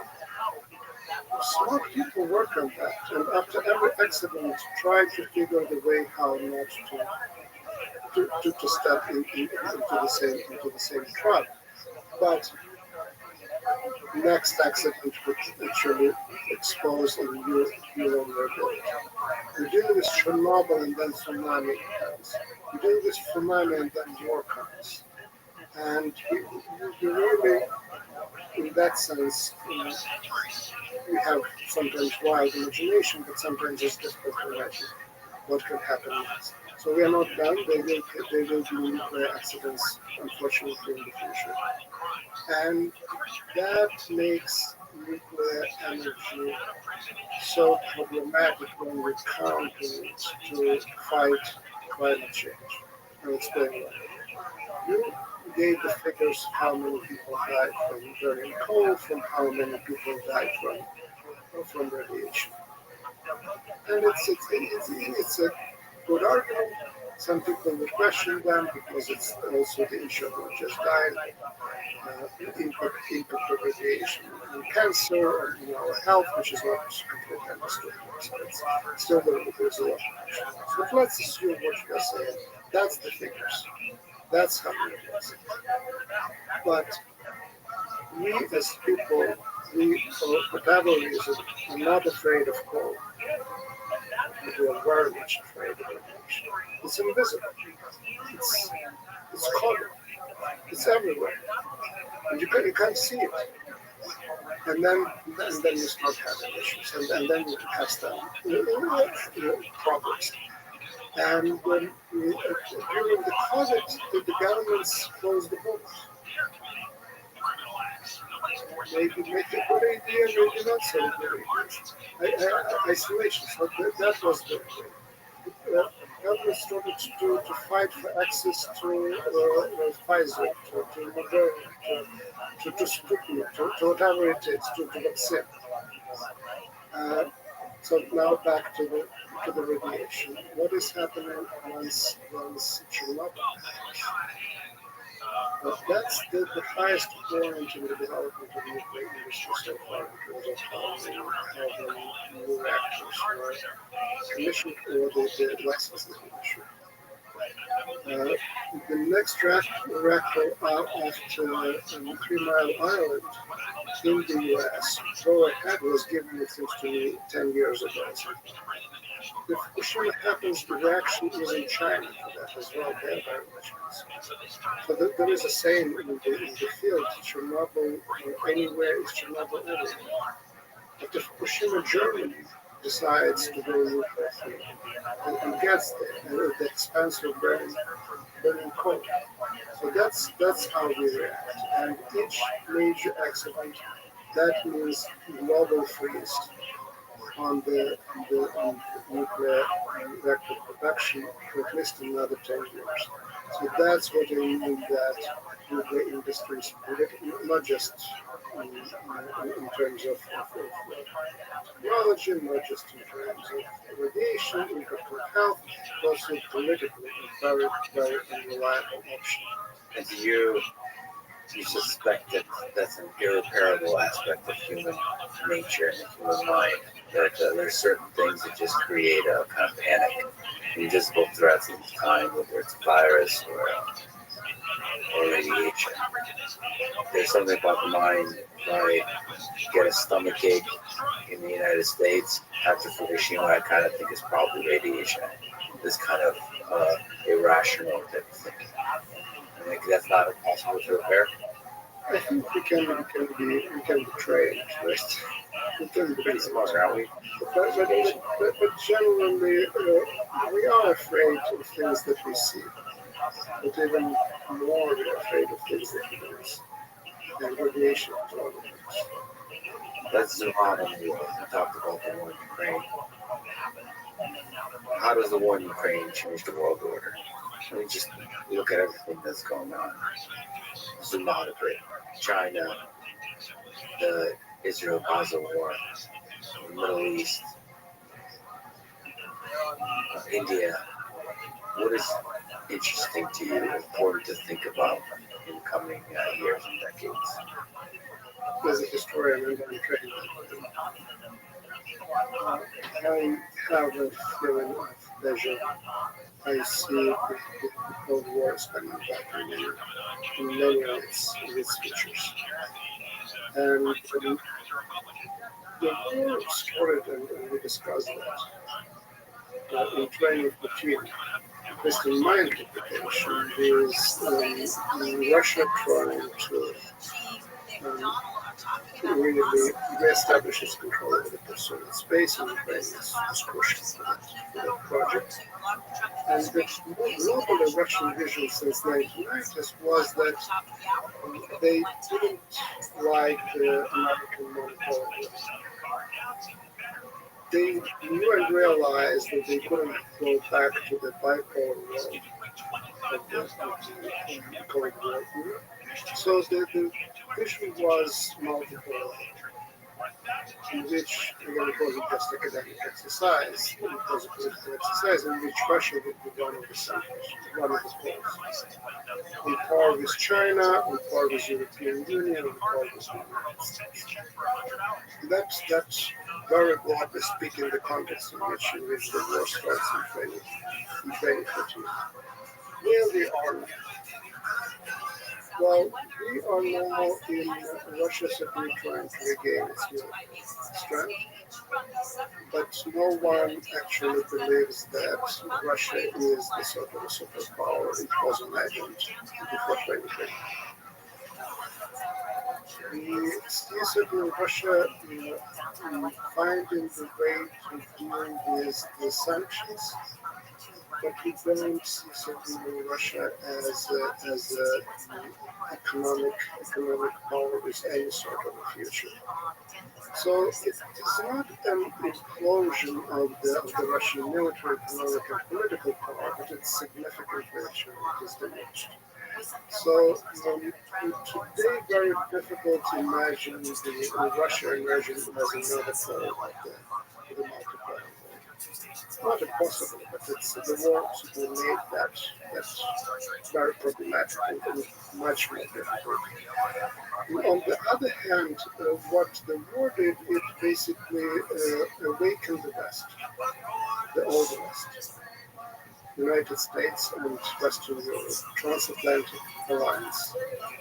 And on the top of that, there are East European countries that are even much stronger proponents of assistance for Ukraine than is Germany or the United States of America.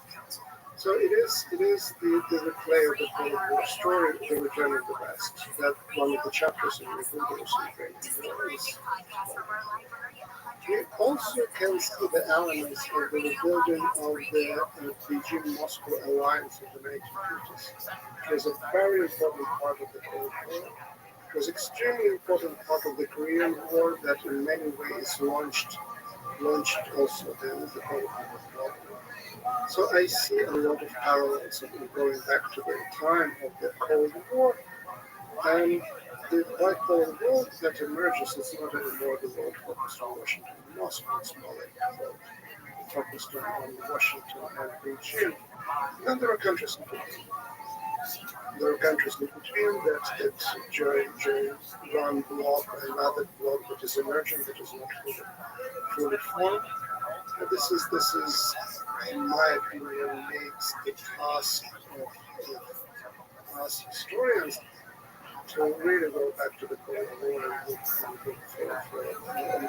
through a new perspective on the history of that conflict, because there is a lot of things that we can learn. So in some ways, history does repeat itself here. So now it's a Cold War with China and the United States. What's a hopeful trajectory for the 21st century? The hopeful trajectory is really trying to be as wise and as lucky as our predecessors during the same time. Because the dominant discourse so far about the Cold War was what a horrible thing that the Cold War was. What did we do wrong? How did we end up in the Cold War? And I think, especially today, this is a wrong question. The right question to ask is, how did it happen? What did we do so right that for now more than 70 years we don't have a World War? How come that after World War I, World War II came within 20 years? How come that what helped us to keep the world on the brink but still away from the global war for such a long period of time? How to keep this world cold? That's the biggest lesson that the history of the Cold War can give us. And I don't think we ask the question quite often enough. Ask the question that way. And if you don't ask the right questions, you don't get right answers. Yeah, you've written a book the Cuban Missile Crisis, we came very close, not to just another world war, but to a nuclear war and the destruction of human civilization as we know it. So I guess it's a good question to ask. What do we do so right? And maybe one of the answers could be that we just got lucky. And the question is, how do we keep getting lucky? Luck is really one of the factors in the Cuban Missile Crisis, because what happened there, and because one of the lessons is that eventually the commanders at the top, they believe that they have all the cards. They negotiate with each other.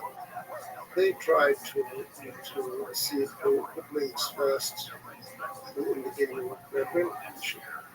The trick is that they don't control who the people in the ground.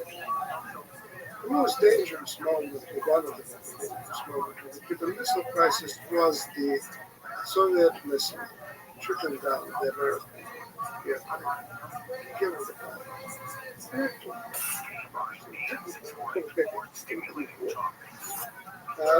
And the order to shoot the missile was given as Moscow having no clue that was going to happen. Moscow never gave approval for that.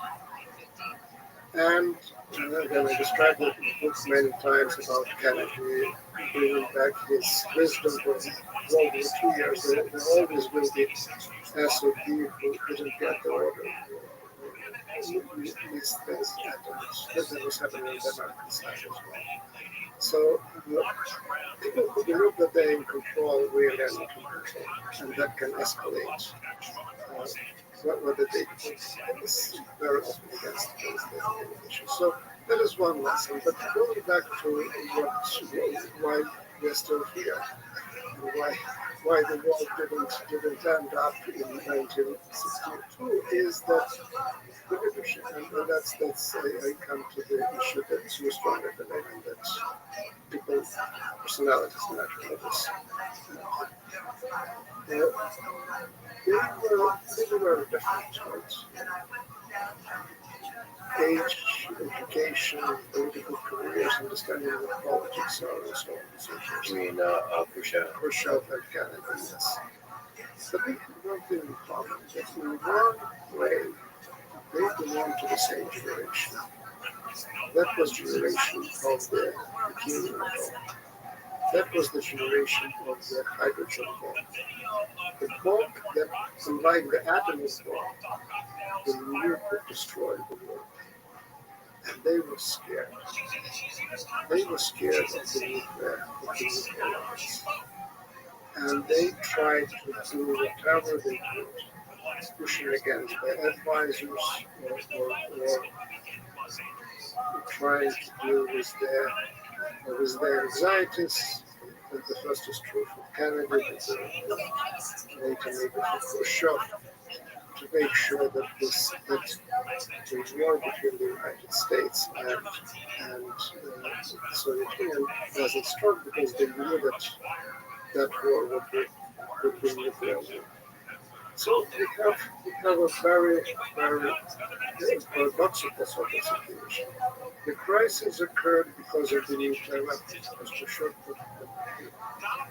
But the crisis was resolved and we didn't end in the Third World War because of the nuclear weapons, because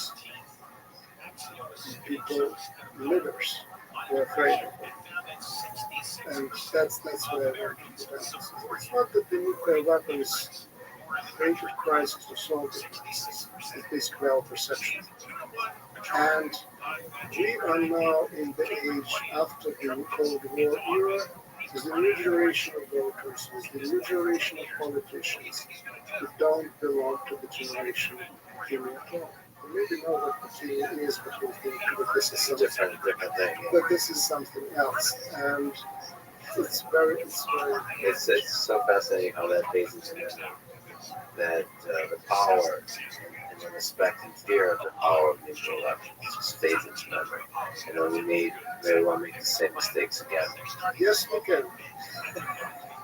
Another leader said that, I believe, but about a totally different topic. Well, like you said, I'm also glad that we're here. But as a civilization, that we still seem to be going on. There's several billion of us, and I'm also glad that the two of us are here. I've read a lot of your books. I've been recommending it. Please keep writing. Thank you for talking. Thanks for listening to this conversation with Sergey Global. To support this podcast, please check out our sponsors in the description. And now, let me leave you with some words from Ernest Hemingway. Never think that war, no matter how necessary, nor how justified, is not a crime. Thank you for listening, and hope to see you next time. Talking about people who are trying to survive day by day, which is what a daily bird is doing, and why they would be considered as part of a problem as opposed to contributing to our economy is very difficult for me to understand. How would you know if the daily birds are He said very specifically, depending on the questions you ask, you could be arrested or not. And I said, listen to what you're saying. You're saying the U.S. government has control over my questions and will arrest me if I ask the wrong questions. And how are we better than England if that's true? Killing Navalny during the Munich Security Conference in the middle of a debate over $60 billion in Ukraine funding? Maybe the Russians are dumb. I didn't get that thought at all. I don't think we kill people in countries to affect election outcomes. Oh, wait, we do it a lot. We have for 80 years. The following conversation is Tucker Carlson, a highly influential and often controversial political commentator. He was at Fox.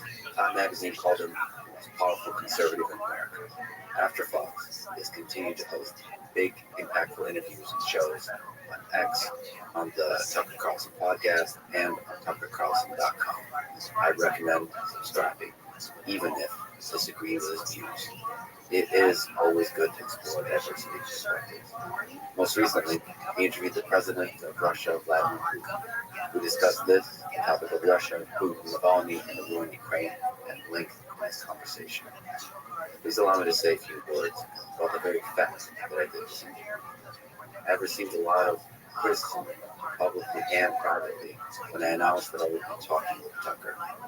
For people who think I shouldn't do the conversation with Tucker, or generally think that there are certain people I should never talk to, I'm sorry that I disagree. I will talk to them, as long as they're willing to talk genuinely in long form for 2, 3, 4, or more hours. I will talk to Putin and to Zelensky, to Trump, to Biden, Tucker, and to Jon Stewart, AOC, Obama, and many more people with very different views on the world. I want to understand people and ideas. That's what long-form conversations are supposed to be all about. Now, for people who criticize me for not asking tough questions, I hear you. But again, I disagree. I do often ask tough questions, but I try to do it in a way that doesn't shut down the other person, putting them into a defensive state where they give only shallow talk. Instead, I'm looking always for the expression of genuinely held ideas and the deep roots of those ideas. When done well, this gives us the chance to really hear out the guests and to begin to understand what and how they think. And I trust the intelligence of you, the listener, to make up your own mind, to see through the bullshit, the degree there's bullshit, and to see to the heart of the person. Sometimes I feel like this, but I'll continue working my ass off. All that said, I find that this no tough questions criticism often happens when the guest is a person the listener simply hates and wants to see them grilled into embarrassment, called a liar, a greedy egomaniac, a killer, maybe even an evil human being, and so on. If you are such a listener, what you want is drama, not wisdom. In this case, this show is not for you. There are many shows you can go to for that, with hosts that are way more charismatic and entertaining than If you do stick around, please know I will work hard to do this well to keep improving. Thank you for your patience. And thank you for your support. I love you all. And now, dear friends, Tucker Carlson. What was your first impression when you met Vladimir Putin? I thought he seemed nervous. And I was very surprised by that. And I thought he seemed like someone who overthought it a little bit, had a plan. And I don't think that's the right way to go into any interview.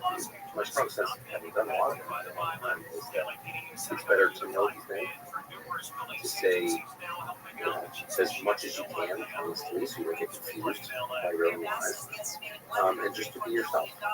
And I thought that he went into it like an over-prepared stupid, and I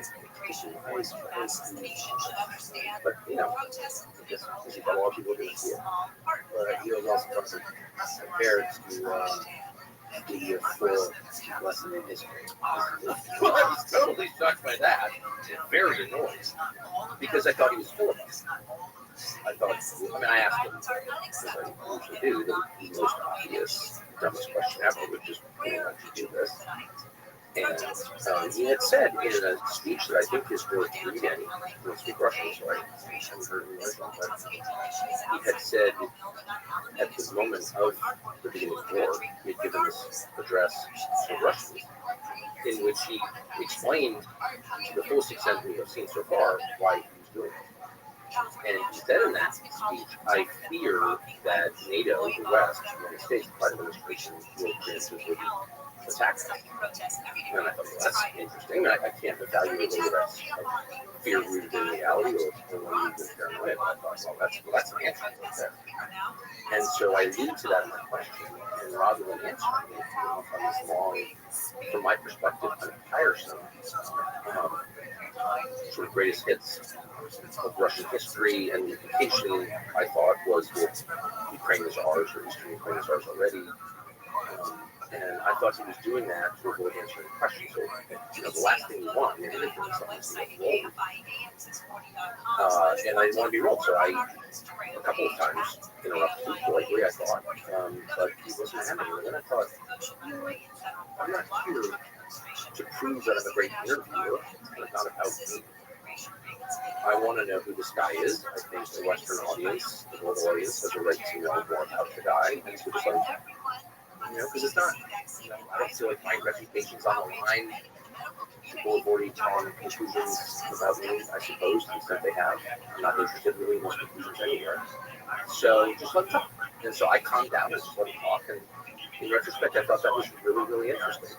Whether you agree with it or not, or whether you think it's relevant to the war in Ukraine or not, that was his answer. And so it's interesting. Or you said he was you were afraid. It says Vladimir Putin. I wasn't afraid at all. And I wasn't nervous at all. Did you drink tea? No, you did my normal regimen. Nicotine pouches and coffee. No, I'm not a tea drinker. I try not to eat, all the sweets they put in. That is eating crap.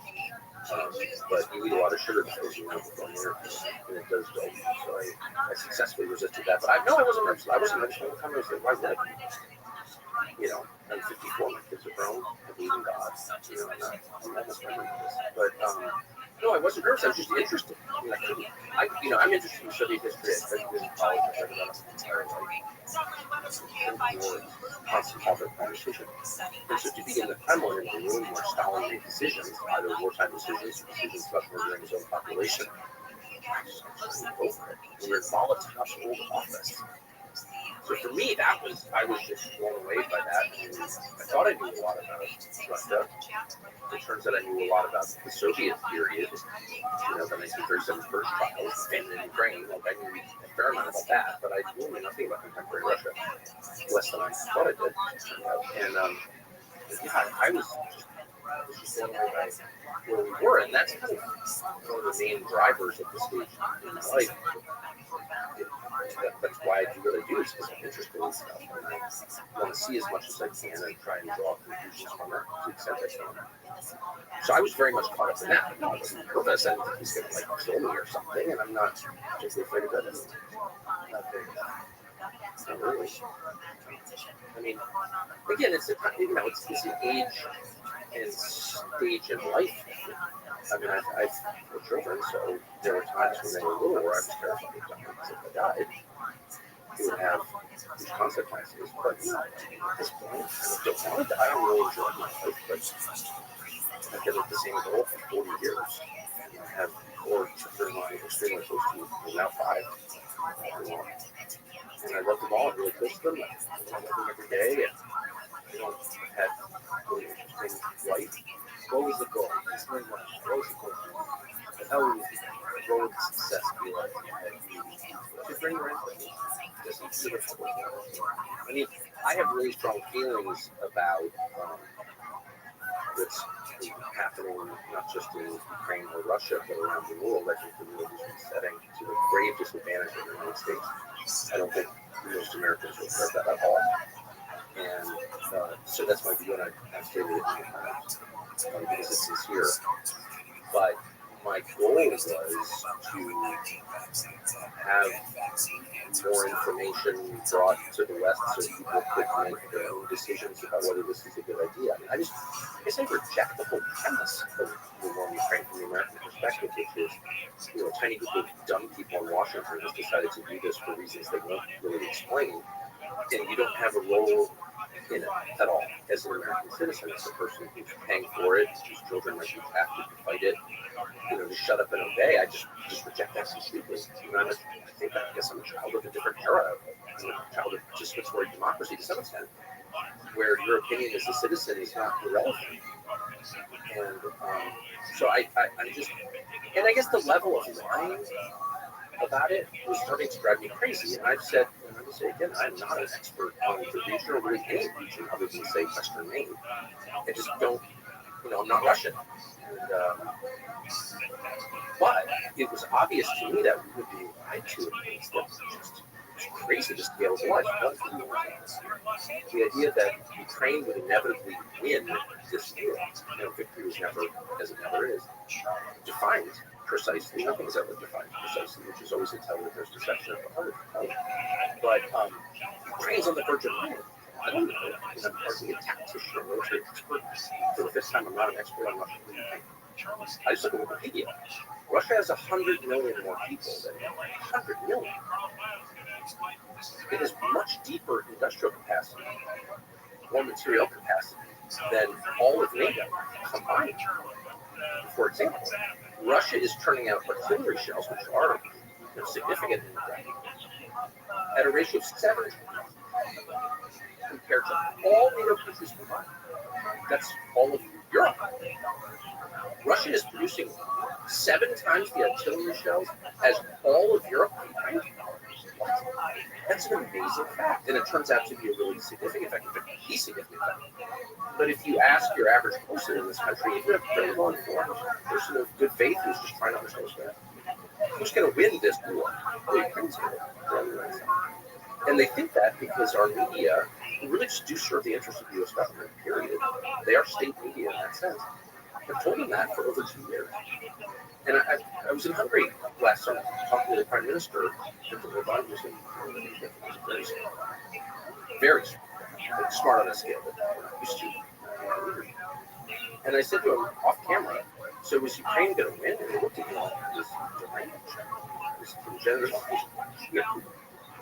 deficient. Are they going to win? Yeah, it's tiny compared to Russia. Russia has a wartime economy. Ukraine doesn't really have an economy. Look at the populations. He was looking at me like I was stupid. And I said to him, I think most Americans believe that because NBC News and CNN and all the news channels, all of them, because it's framed exclusively in moral terms, and it's Churchill versus Hitler, and it's Churchill's been and it's just so dishonest that it doesn't even matter what I want to happen or what I think ought to happen. That's a distortion of what is happening. And if I have any job at all, or don't actually, but if I do have a job, it's to just try to be honest. And that's a why. There is a more nuanced discussion about what it would look like. you're right. A nuanced discussion is not being had, but it is possible for Ukraine to quote unquote win with the help of the United States. I guess that conversation needs to begin by defining terms, and the key term is win. What does that mean? Peace, a ceasefire, who owns which land, yes, coming to the table with, as you call the parent, the United States, yes, putting leverage on the negotiations to make sure there's a fairness. Well, of course, and I should restate this, I am not emotionally involved in this. I'm American in every sense, and my only interest is in America. I'm not leaving ever. And so I'm looking at this purely from our perspective, what's good for us. But also, just even the biggest question, I mean, I hate war. And anybody who doesn't hate war shouldn't have power. So I agree with that definition. You know, a victory is like not killing an entire generation of your population. It's not being completely destroyed to be eaten up by BlackRock or whatever comes next for them. So yeah, we were close to that a year and a half ago, and the Biden administration dispatched Boris Johnson, the briefly Prime Minister of the UK, to stop it and to say to Zelensky, who I feel sorry for, by the way, he's caught between these forces for the to say, no, you cannot come to any terms with Russia. And the result of that has not been a Ukrainian victory, it's just been more dead Ukrainians and a lot of profit for the West. It's a moral crime, in my opinion. And I tried to ask Boris Johnson about it because why wouldn't I? After he denounced me as a tool of the Kremlin or something, and he demanded $1 million to talk to me. And this just happened last week. And by the way, just for the record, you paid. Kidding, but and I said to his guy, I said, I just interviewed Putin, who was widely recognized as a bad guy, and he did it for free. He didn't demand $1 million. He was doing this for profit, like you're telling me that Boris Johnson is. And so I guess these are really, it's not just about Boris Johnson being a sad, rapacious fraud, which he is obviously, but it's about what the future of the West and the future of Ukraine, this country that purportedly we care so much about, is going to die, and it is the end game. It's also deranged that I didn't imagine and don't imagine that I could add anything very meaningful to the conversation because I'm not a genius, okay? But I felt like I could, at the very least, puncture some of the lies that's in the character. Vladimir Putin, after he said that he wasn't fully satisfied because he wanted to sharpen that questions. First of all, what do you think about this?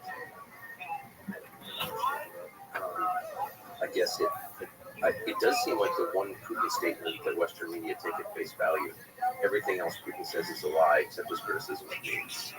But I mean, I meant by that I can only tell you what my goal was, as I suggested, is not to make it about me. I watched, he hasn't done any interview. But the last interview he did with an English-speaking reporter of Western media was like many of the other interviews we've done with Western media. Mike Wallace did an interview with him that was of the same variety. It was all about him. I'm a good person, you're a bad person. And I just feel like that's the most tiresome, fruitless kind of interview. It's not about me. I don't think I'm an especially good person. I definitely never claimed to be. But people can make their own judgments. And again, the only judgments that I care about are my wife and God's own. I'm just not interested in proving I'm a good person. And I just want to hear from him. And I have a lot of, you should see, I almost never write questions down, but I did in this case because I had months, I had 3 years to think about it. So I was trying to book the interview, which I did myself. But they were always all about internal politics and equality, and I had a lot of, I thought, really good questions. And then at the last second, when you make these decisions, as you know, since you interview people, often you make them on the fly. And I thought, talk about the things that haven't been talked about and that I think matter in a world of sports. And the number one among those, of course, is the war and what it means for the world. And so I stuck to that. I did ask about Gershkovich, who I've before, on wanted to insert me to me, and I was offended that voters' ration wasn't served. We want to trade him for something. I said, well, that doesn't make him a hostage. Which of course it does. But other than that, I really wanted to keep it to the things that I think matter most. People can judge whether I did a good job or not, but that was fine. That was always in the moment. What was your gut? Do you want to ask some tough questions as follow-ups on certain topics? Would we need to ask a question, clarifying question as opposed to yes? I just wanted to hear his perspective. Again, I've probably asked more asshole questions than any living American. I'm as has been worded correctly, I'm a dick by my nature, and so I don't. Just go to the stage of my life, I didn't just prove that I could put me answer a question. Sure. I think if I had been 34, 54, I definitely would have done that because I would have thought this is silly about me and I prove myself. No, there's a war going on that is wrecking the U.S. economy in a way and at a scale. The U.S. dollar is going away. That was, of course, inevitable ultimately because everything does in currencies. But that death, that process of death, has been accelerated exponentially by the behavior of the Biden administration and the U.S. Congress, particularly with the sanctions. And people don't understand the ramifications of that. Ramifications of poverty in the United States. Okay, so I just want to do this because I'm coming at this from not a global perspective. I'm coming at it from an American. So you mentioned Navalny. After you left, Navalny died in prison. Yeah. What are your thoughts on just that high level post? Imagine dying in prison. And I thought about it. I don't want people in prison. A lot. Including some very good friends of mine. So I was sad about it. From a geopolitical perspective, and I laugh at sort of resentment which is kind of using claims by American politicians who are the dumbest politicians in the world. Actually, this happened, and here's what it means. And it's like, actually, it's factual matter. We don't know what happened. We don't know what happened. We have no freaking idea what happened. We can say, and I did say, and I will say again, I think it's what opposition figures. They don't. Period. It happens a lot around the world, happens in this country, as we know, and I'm against all of it. But do we know how he died? Short answer, no. Now, if I had to guess, I would say killing Navalny during the Munich security conference, in the middle of a debate with over $60 billion in Ukraine funding, maybe the Russians are dumb. I didn't get that vibe at all. I don't see it, but maybe they killed him. I mean, they certainly put him in prison, which I'm against. But at prison, I do know. And so Chuck Schumer stands up and Joe Biden reads some card in front of him and finds about the dollar. It's like, you want to laugh at that because it's a you don't know. There's a lot of interesting ideas about if he was killed, who killed him. Because it could be Putin, it could be somebody in Russia who's not Putin. It could be Ukrainians because of your benefit to war. It could be his daughter. Yeah, it's possible. And it could be in the United States, but also I don't think we still give those countries to affect election outcomes. Probably, we do it a lot and have for 80 years, and it's shameful. I can say that as an American because it's my money and my name. Yeah, I'm really offended by that. And I never thought that was true. I spent, again, and so I spent my worldview is defined by the Cold War. And very much in the House of Lincoln, which was Washington, D.C. So that's what we saw. And the left at the time, I know MIT professor who I never had any respect for, etc. But the hard left is always saying, the United States government is interfering in other elections, and I just dismiss it as stupid and actually slanderous. But it turned out to all be true, or substantially true. And that's been a real shock for them. But anyway, as to Navalny, I don't know. But we should always proceed on the basis of what we do know, which is to say on the basis of truth. And if you have an entire policy-making apparatus that is making the biggest decisions on the face of the planet, on the basis of things that are bullshit or lies, you're going to get bad outcomes every time. And that's why we are where we are. Does it bother you that basically the most famous opposition figure in Russia is sitting in prison? Of course it does. Of course it bothers me. It bothered me when I got there. It bothers me now. It sad when he died. Yeah, I mean, that's one of the measures of, that's one of the basic measures of political freedom. Are you imprisoning people who oppose you? You know, are you imprisoning people who pose a physical risk to you? I mean, there's some subjective decision making involved in these things. However, big picture, yeah, you have opposition leaders in jail. It's not a politically free society, and Russia isn't, obviously. And as I said, a friend of mine from childhood in America, lives in Russia with his Russian from Moscow, with his Russian wife. And I had dinner with him. He's a very balanced guy, totally non-political, and speaks Russian and loves his many Russian children and loves the culture. And there's a lot to love. The culture that produced Tolstoy. You know, it's not a gas station with a beer. I want to say that it's a very deep culture. I don't quite understand it, of course, but I wouldn't. I asked him, Moscow is a great city. It is really good. He said, you know what it is like Russian politics? I said, what? He said, well, we get hurt. We wind up with pneumonia. But also it's just too complicated. You know, the Russian mind is not exactly the same. It's a Western, it's a European city, not quite European. And the way they think is very, very complex. Very complex. It's too complicated. Just don't get involved. And I would just say two things. One, I'm not sure. I mean, I don't know. But my strong sense is that Navalny's death, whoever did it, probably didn't have a lot to do with the coming election in Russia. My sense from talking to people around him is they're not really focused on it. So in fact, I asked one of the top advisors, when's the election? She didn't know the date of the election. Okay. It's like March. Okay. And I asked a bunch of other people just in Moscow, who's Putin running against? Like, so it's not a real election, right? In the sense that we would recognize it at all.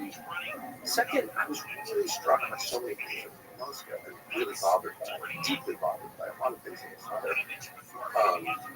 But one thing I noticed was the total absence of multi-personality propaganda, which I expected to see, and have seen around the world. Jordan, for example, Jordan. In every building there are pictures of the king and his extended family, and that's a sign of political insecurity. You know, you don't create multi-personality unless you're personally insecure, and also unless you're worried about losing a bit of power. None of that. It's interesting. I expected to see a lot of it, you know, like statues of babies. No statues of anybody. So that was just reporting what I saw. So yes, it's not in a political sense, it's not a free country. It's not a democracy in the way that we would understand it, or I want to live there. Because I like to say this. But it's not Stalinist in a recognizable way. Anyone who says it is should go there and tell me how. I mean, this question about the freedom of the press is underlying very effective to you. So you might not need to ask the following question. Did you feel like other things I shouldn't say? I mean, how honest do you want me to be? I mean it when I say I felt not one twinge of concern for the 8 days that I was there. Maybe I just didn't. And I feel like I've got a pretty strong gut sense of things. I rely on it and make all my decisions based on how I feel. And I didn't feel it at all. My lawyers, before I left, before a big law firm, like Bob's Law Firm, one of the biggest law firms in the world, said, you're going to get arrested if you do this by the U.S. government sanctions violation. And I said, well, I don't recognize the legitimacy of that, actually, because I'm American. I've lived through my whole life, and it's so outrageous that I'm happy to face that risk, because I so reject the premise. Okay?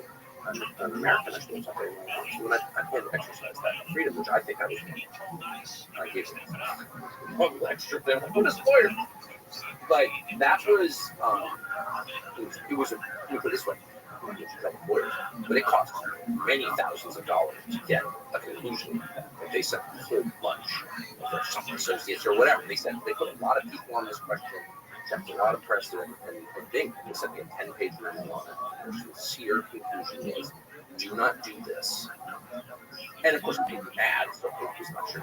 I had another call with the head lawyer, and he said, what will depend on the questions that you ask. If your scene is too nice to him, you could get arrested. Whereas if you're describing a fascist country, okay, you're saying that the U.S. government will arrest me if I don't ask the questions they want to ask. Is that what you're saying? Well, we just think based on what's happening, that's possible. And so, I'm just telling you what happened. So you were okay being arrested? I didn't think I was arrested. I didn't think for a second. I don't speak Russian. I'd never been there before. Everything about the culture was brand new to me. You know, ignorance does protect you, sort of, when you're freaking out. I'm not worried about it. It's happening at any time. There's a principle there that extends throughout life. So it's completely possible that I was in grave peril and didn't know it. Because, like, how would I know? I'm like a bubbling English speaker. But I didn't feel it at all. But there was, yeah, I mean, it scared the crap out of me.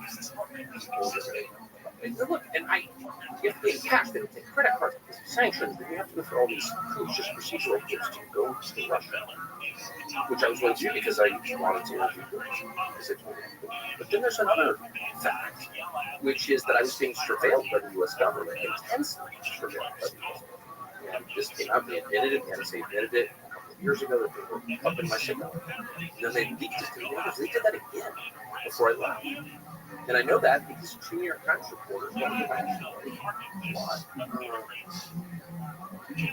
said they're going and called other people from this woman. I told them, and my wife, two producers, that's it. So they got that from the government. Then I'm over there. Of course, I want to see someone who I admire. And so we have a mutual friend, so I got his text and Snowden does not want me to see at all. And so, but I really wanted a dinner. So we did dinner in my hotel room. I said, I tried to convince him, I'd love to interview, shoot on my iPhone, you know, I'd love to take a picture together and put it on the internet because I just want to show support because I think it's been railroaded. He had no interest in living in Russia, no intention of living in Russia. Anyway, whatever.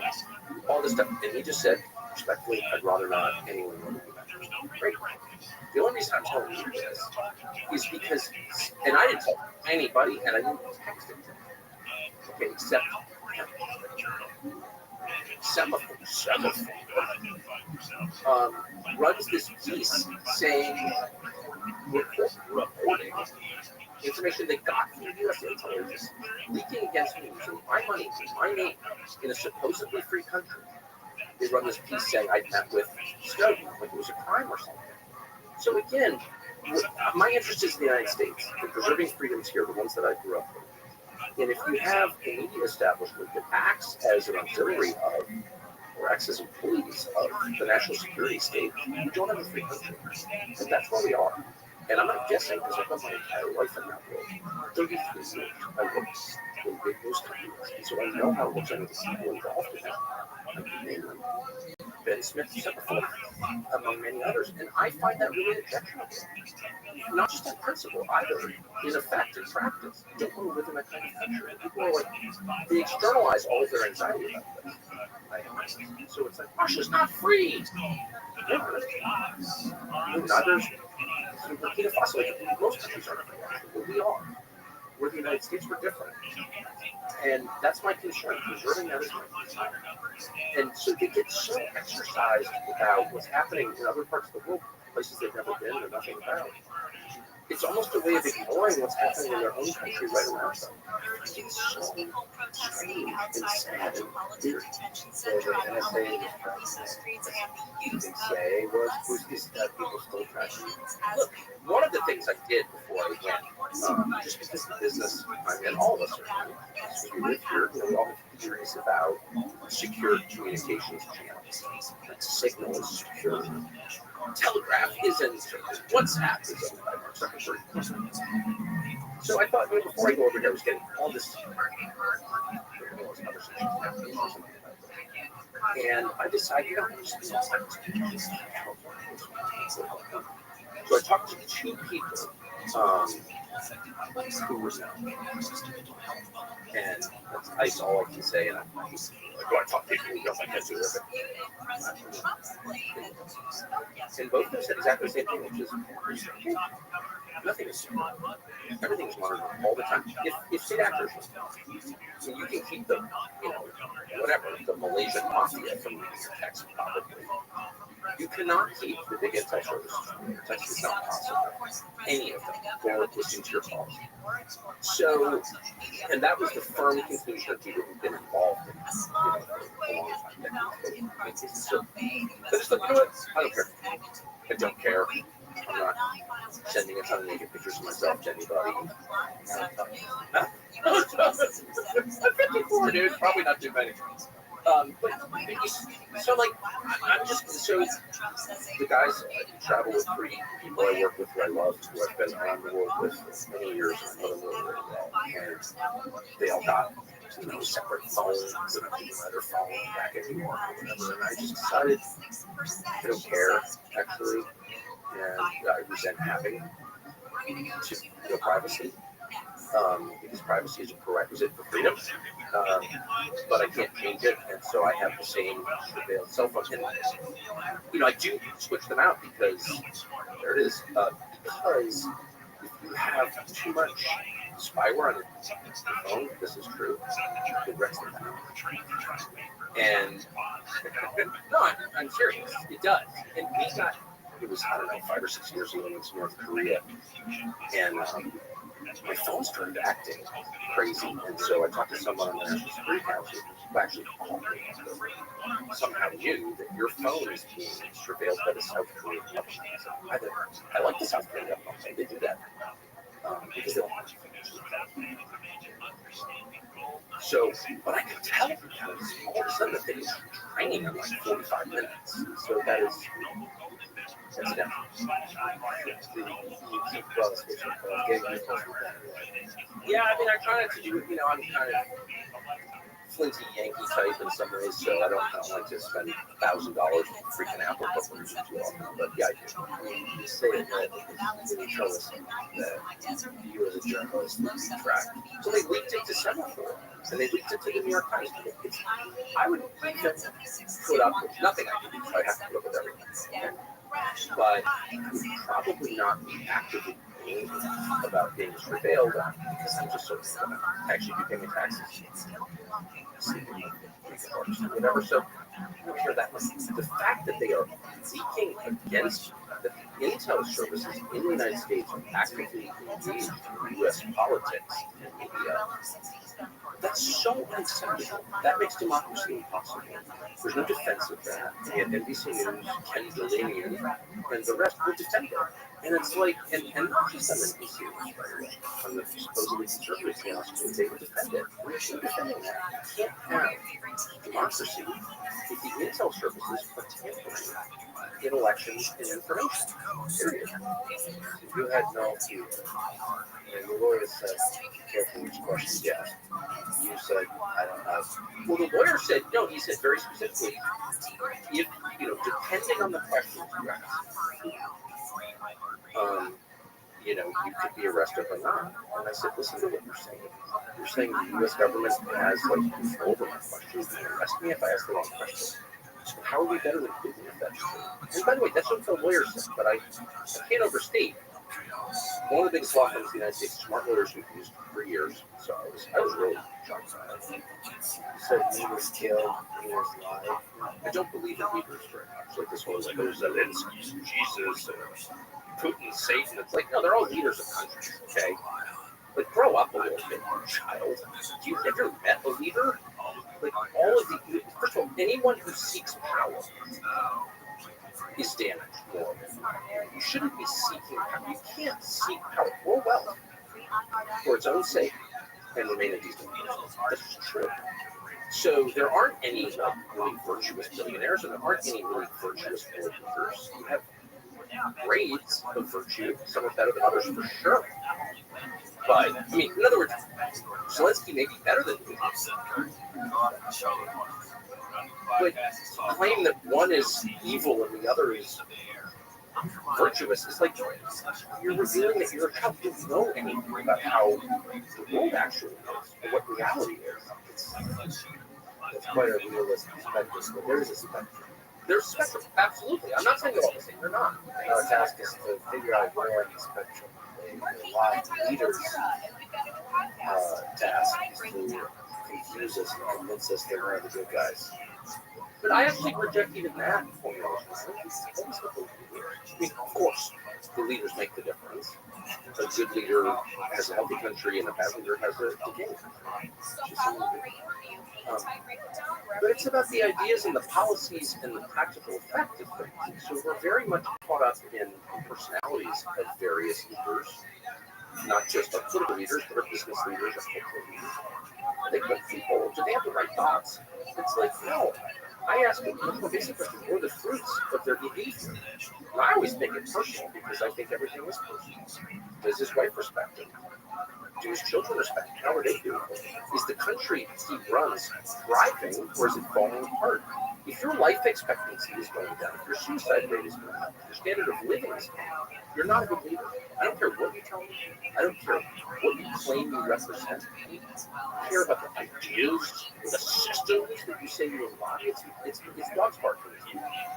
How's your life expectancy? How's your suicide rate? What's drug use? Are people having children?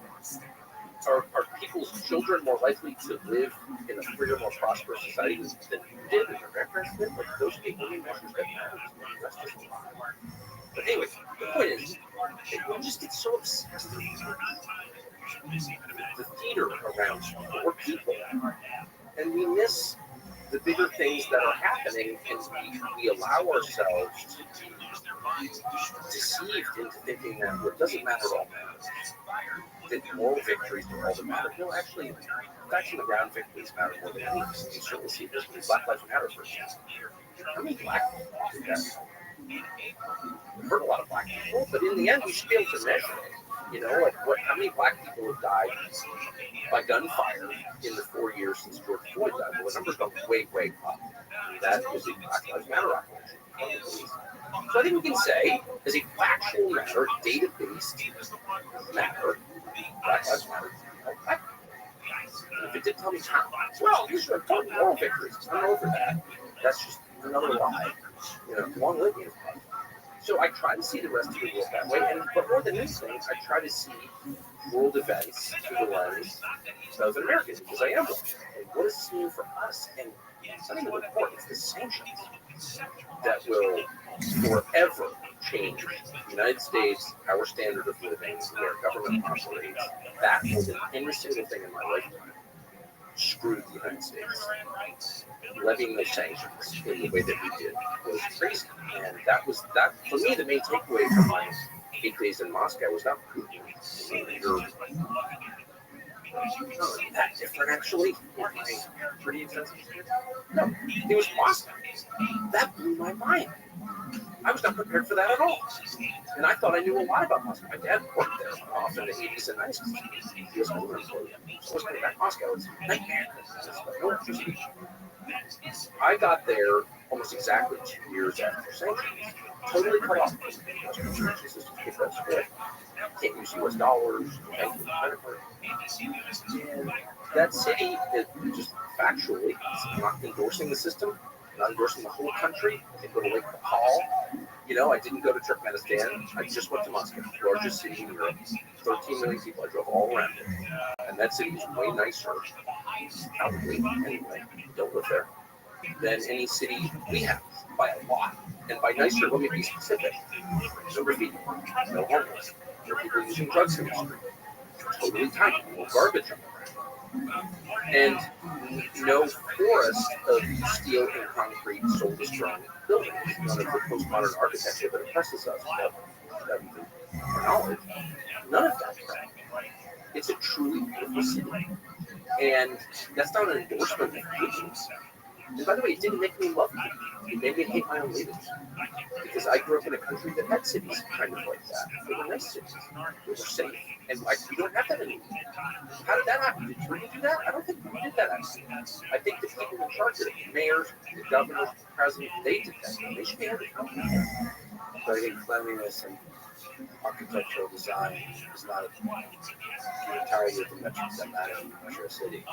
They're the main metrics that matter. They're the main metrics that matter. The main metrics that matter are cleanliness, safety, and beauty, in my opinion. And one of the big lies that we are told in our world is that no, something you can't measure that has no actual effect on your life matters most. Bullshit. What matters most, to say it again, beauty, safety, cleanliness. Because lots of other things matter too. A whole bunch of things matter. But if I were to put them in order, it's not some theoretical, well, actually, if you know that the Duma has no power, okay, I get that. Freedom of speech matters enormously to me. They have less freedom of speech in Russia than we do in the United States. We are superior to them. But you can't tell me that living in a city where your 6-year-old daughter can walk to the bus stop and ride on a clean bus, or ride on a beautiful subway car that's unkind, and not get assaulted, that doesn't matter. No, that matters almost everything. And we can have both. And the normal regime defenders, John Stewart, so they're like, well, that's the price of freedom. Like, people shitting on the sidewalk is the price of freedom. It's like, you can't fool me because I've lived here for 54 years. I know that it's not the price of freedom because I lived in a country that was both free and free and overruled. So that's not a trade-off I think I have to make. You can't, that is the beauty of being a little bit older. No, I remember that actually. It wasn't what you're saying. It didn't have racial segregation in that country.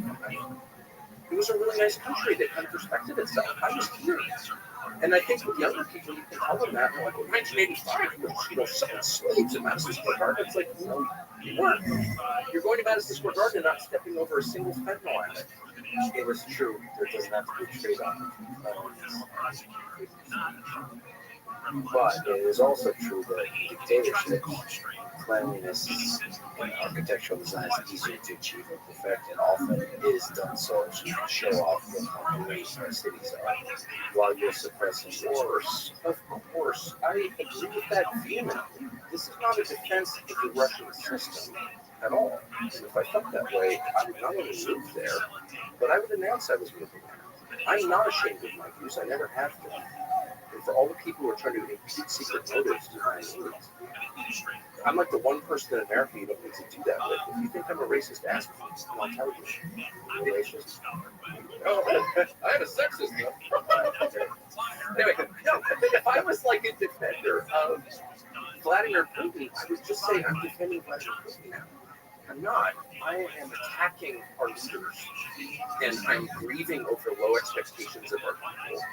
You don't need to put up with this. You don't need to put up with foreign invaders stealing from you, occupying your kids' school. Your kids didn't get an education because people from foreign countries broke our laws and showed up here and they've taken over the school.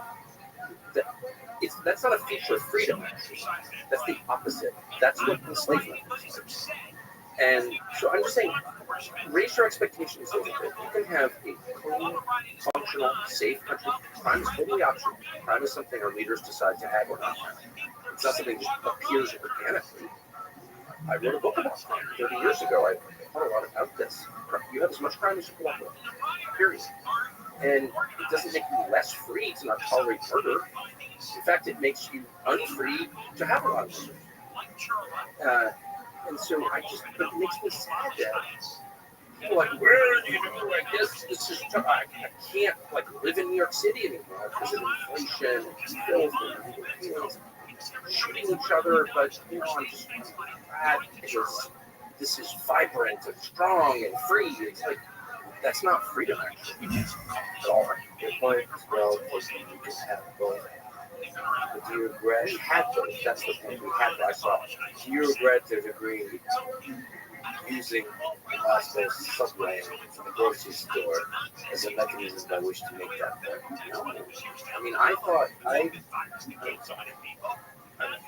one of the more unself-aware people you'll ever interview. So to ask me how would this be? We have no idea. But I was so shocked by it.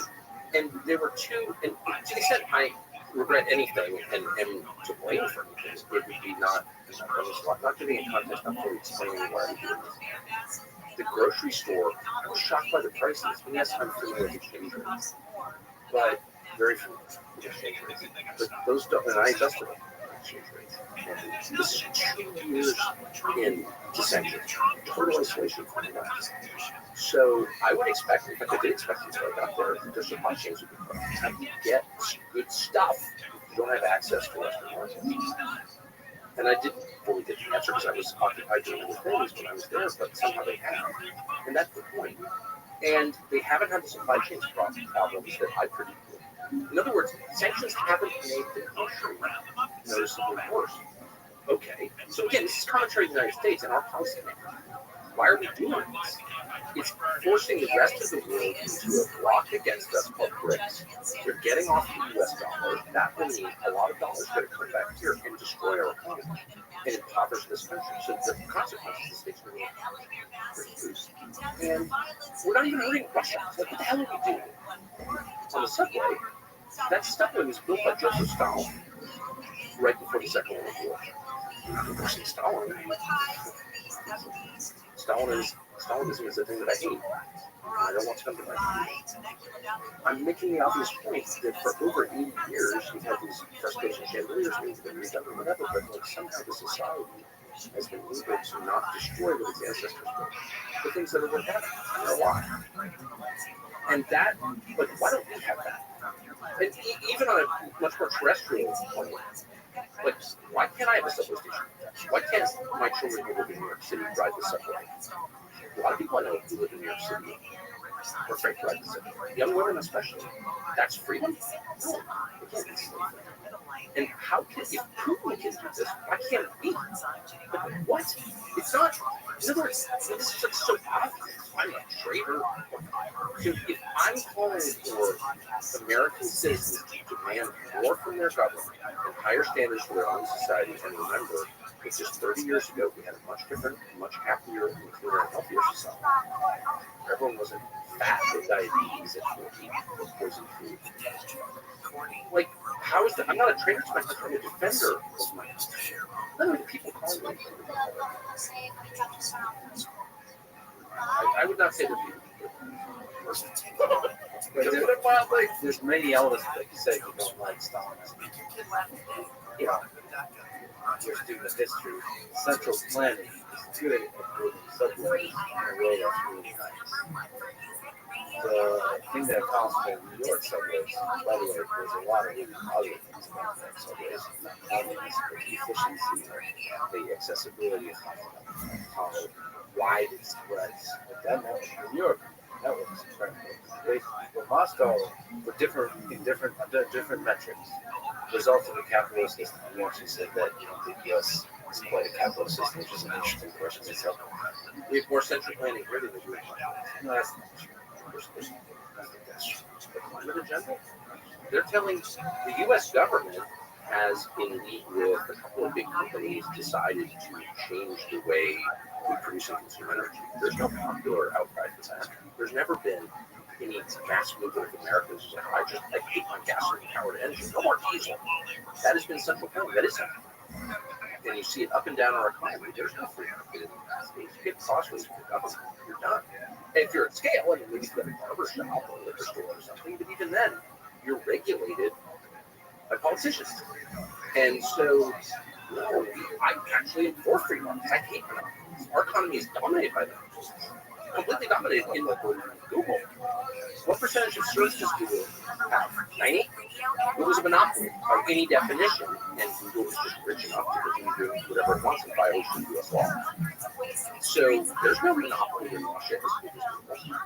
I'm not, again, defending the Russian system. I'm calling for a return to an old system, which was sensible and moderate and for the needs of Americans. Somewhere in the top 10. I'm not saying that Standard Oil was like interested in the welfare of average Americans, but I am saying that there was a constituency in the political system in the Congress, for example, for presidential candidates. Now, wait a second. What is this doing to people? Is it good for people? There's not even a conversation about it. It's like, shut up and submit to AI. And no offense. And so, just offense to you. I we will engage you. Yeah. We'll be the first one. But as a white man, I just want to exist to people. So much to say now. I bet when you Google 20 years from now, 100%. Well, I hope she's attractive. It'd probably be.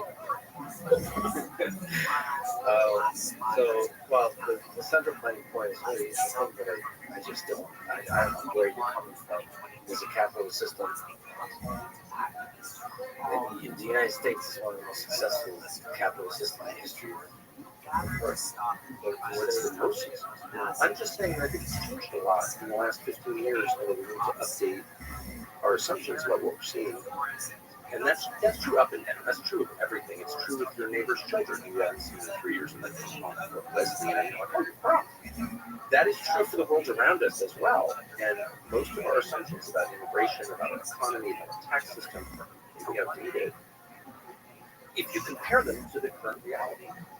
And so I'm just for updating my files, and I have a big advantage over you because I am middle-aged, and so I don't call yourself old so many times. I don't trust my perceptions of things, so I'm constantly trying to be like, is that true? I should go there. You know, I should see it. And I guess just in the end, I trust direct perceptions. I don't trust the internet. Wikipedia is a joke. Wikipedia could not be more dishonest. It's certainly in the political categories of things that I know a lot about. Occasionally I'll read an entry written about something that I saw or know people involved in. That's why are you left out the most important fact? And it's not a reliable guide to reality or history. And that will accelerate with AI, with history or perception of the past is completely old and discriminatory.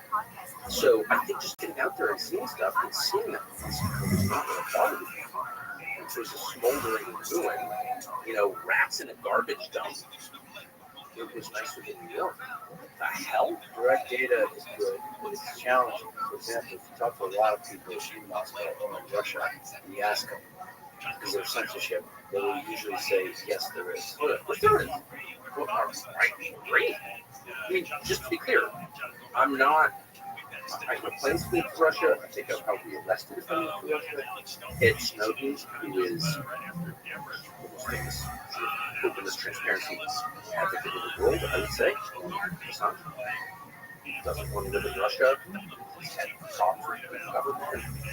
Putin, like it. I mean, I get it. I'm just saying, what are the lessons for us? And the main lesson is we are being lied to. Like in a way that's bewildering and very upsetting. I was mad about it all 8 days I was there because I feel like I'm better informed than most people. This is my job, and I'm skeptical of everything. And yet I was completely good. I would just recommend to everyone watching this, if you're really interested, if you're one of those people, I'm not. There's like waking up every day, you've got your Ukrainian flag on your mailbox or whatever, you're Ukrainian, the pedal pin or certain heater. But if you like sincerely care about Ukraine or Russia or whatever, why don't you just hop on a plane for $800? Okay, well, that doesn't occur to anyone to do that. And I know it's time consuming and expensive. But you benefit so much. Not for 8 hours. I know you've had this experience. You think you know what something is, or you think who someone is, and then you have direct experience of that place or the person, and you realize all your preconceptions were totally wrong. They were controlled by somebody else. You don't get that kind of consciousness. But off the air, you're talking about somebody who said, I couldn't believe the person is not all like what I thought. That's happened to me in the positive direction. In the positive direction. By the way, for me, it's almost always the direction. Most people I meet, and I've had the great privilege of meeting a lot of people over all this time, they're way better than you think, or they're more complicated, or whatever. But a direct experience unmediated by liars, there's no substitute for that. Well, at that point, direct experience in Ukraine, so I visited Ukraine and witnessed a lot of the same things you witnessed. Yes, this is a country that's really, so it's not, but for real, where most of the men are volunteering and fighting in the war, and there's actual tanks in the streets that are going to major cities here. And still, the supply chains are working. yes. A handful of months after the start of the war, everything's working. The restaurants are amazing. Most of the people are able to do some kind of job. Like the life goes on. Cleanliness, like you mentioned, I love security. It's incredible. Like there's the crime went to zero. They gave out guns to everybody. The Texas strategy. Yeah, when you witness it, you realize, okay, there's something to these people. There's something to this country that they're not as corrupt as you might hear. I don't care that Russia's corrupt, Ukraine is corrupt. You assume it's just all them going shit. Well, so that's been, and I haven't been to Ukraine, and I've certainly tried to kill them immediately, so I can't try to interview Zelensky. And I also I just want to interview them. Well, unfortunately, I'm about to do it. I hope I can take it. But one of the things that bothers me most, I'd love to hear that with you, but I'm not really surprised.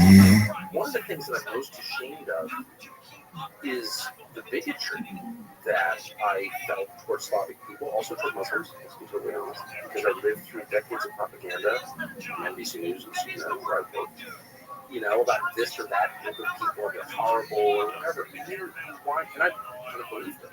And I see it now. You can't even put the word Russia at Wimbledon because it's so offensive. Did he invade Ukraine? I don't think he did. He's screwing all these business guys' yachts and that's business oligarchs. Whatever. Here's my point. The idea that a whole group of people is just evil because of their blood, I just don't believe that. I think it's immoral to think that. And I can just tell you my own experience after 8 days there. It's a really interesting culture, Slavic culture, which is shared by the Russians. Of course, their first cousins at the most distant, and I found them really smart and interesting and informed. I didn't understand a lot of what they're saying. I understand the way the minds work because I'm American, but it wasn't a thing culture, it's a thing culture, and I admire that, and I wish I could go to Ukraine. I would go tomorrow. So I think after you interview with Putin, put a clip, I think on TCM, where your sort of analysis afterwards. No, but what stood out to me is like you're criticizing. It spoke to the thing that you mentioned, which is you want fake. The question I want to ask is, it'd be pretty badass if you went to this market and made the book, but also criticize it. Like, criticize if there is a lack of yes. Oh, you mean if I also said that? Well, yeah, I mean, I think that. I guess part of it is that I'm a little, because I have such a low opinion of the commentariat in the United States and the news organizations that do work for the US government. And I really see them as I did Izvestia and Pravda in the 80s, like those organs of the government, and I think they're contemptible. I think the people who work there are contemptible, and I say that from those that I'm a little bit cut off, kind of, from what people are saying about them. But, so I try to keep defensive. I'm not a tool. But the idea that I'd be flapping for people when there's fucking a revolutionary war, like I'm as American as you can be, is crazy. And Applebaum calls me a traitor. It's just like so dumb. But no, of course they don't have freedom. No country has freedoms other than us. Canada doesn't have it. Great Britain definitely doesn't have it. France, Netherlands, these are countries that spend a lot of time in. And Russia certainly doesn't have it. So that's why I don't live there. I'm just saying our sanctions don't work. That's all I'm saying. And we don't have to live like animals. We can live with dignity. Even the Russians can do it. That's not what I'm saying. Even the Russians of this Vladimir freaking Putin can live like this. And no, it's not a feature of dictatorship. That's the most, I think, discouraging, most dishonest line by people like Jon Stewart, who really are trying to prepare the population for accepting a lot less. He is really a tool of the regime in a sinister way. Always has been. How dare you expect that? What are you, a Stalinist? It's like, no. I'm an American. I'm a decent person. I just want to be able to walk to the grocery store without being murdered. Is that too much? Shut up! You don't believe in freedom. It's really dark. So he's very on that way, which you wanted Americans to expect more. We don't have to live like this. We don't have to live like this. We're going to accept it. You don't. And everyone's afraid in this country they're going to be shut down by the tech oligarchs who have the FBI show up at their houses or go to jail. And people are legit afraid of that in the United States. And my feeling is, so, like, show a little courage. Like, what is it worth to you for your grandchildren to live in a free, prosperous country? It should be worth more than your comfort. So like, we should make clear that by many measures, look at the World Press Freedom Index. You're right, the U.S. is not at the top. Norway is. The U.S. scores 71, the same as Gambia. Really close that. So let me just ask. Hold on a second. Now you're making me laugh. Ukraine is 61, and Russia is 35. Well, it is the worst. Close to China at 23, North Korea is very low. Didn't Ukraine put themselves there and also died to criticizing the government? How can they have a high Yes, that's why they're 61. I'm saying I don't know what the criteria are they're using to arrive at that. But I know press freedom when I see it, Fred practiced it, what you're saying I think is true. Correcting yourself when you've been shown to be wrong. Because I have been. Being as honest as you can be all the time and not being afraid. And those are totally absent. Totally absent. People are afraid to leave business. I would not. Business behind working there. And they're afraid to tell the truth. They're under an enormous amount of pressure, and a lot of times their kids and mortgages affect their life. So I have sympathy.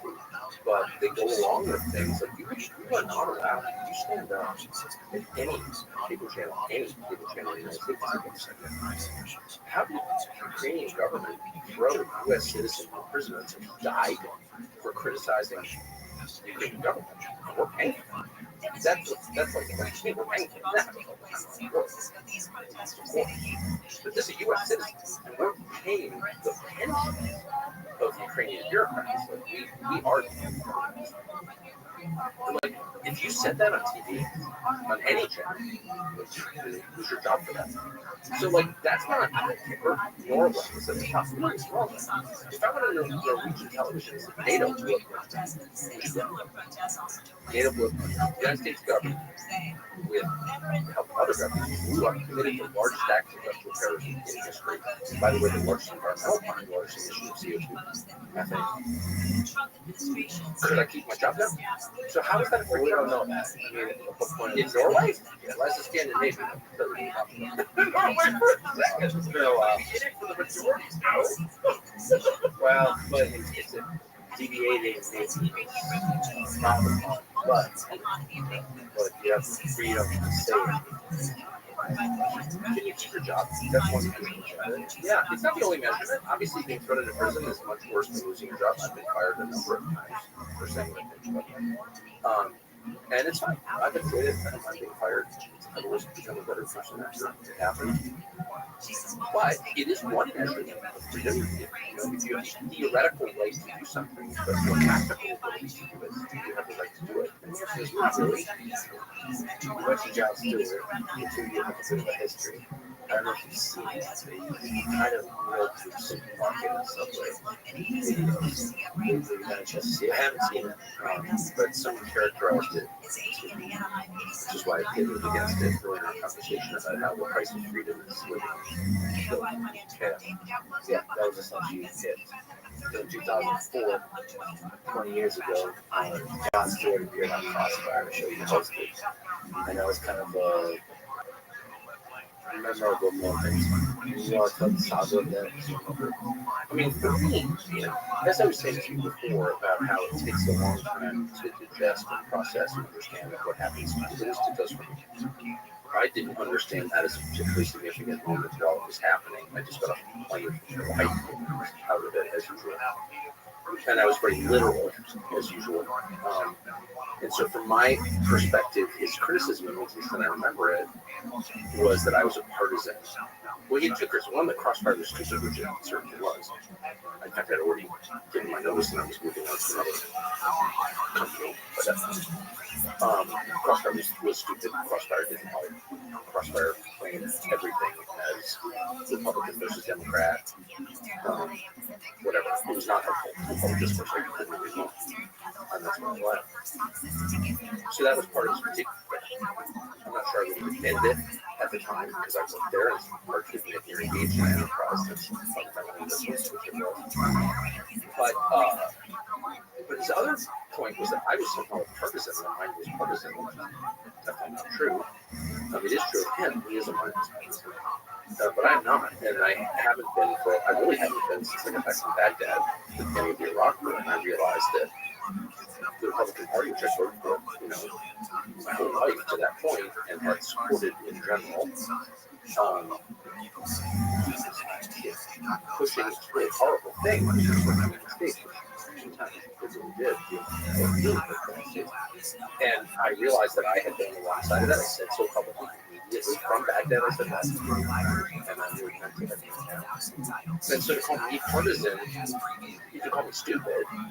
You can call me wrong. I certainly have been wrong. But partisan, where I just think it was a meaning, it's like, that's just not true. It's the opposite.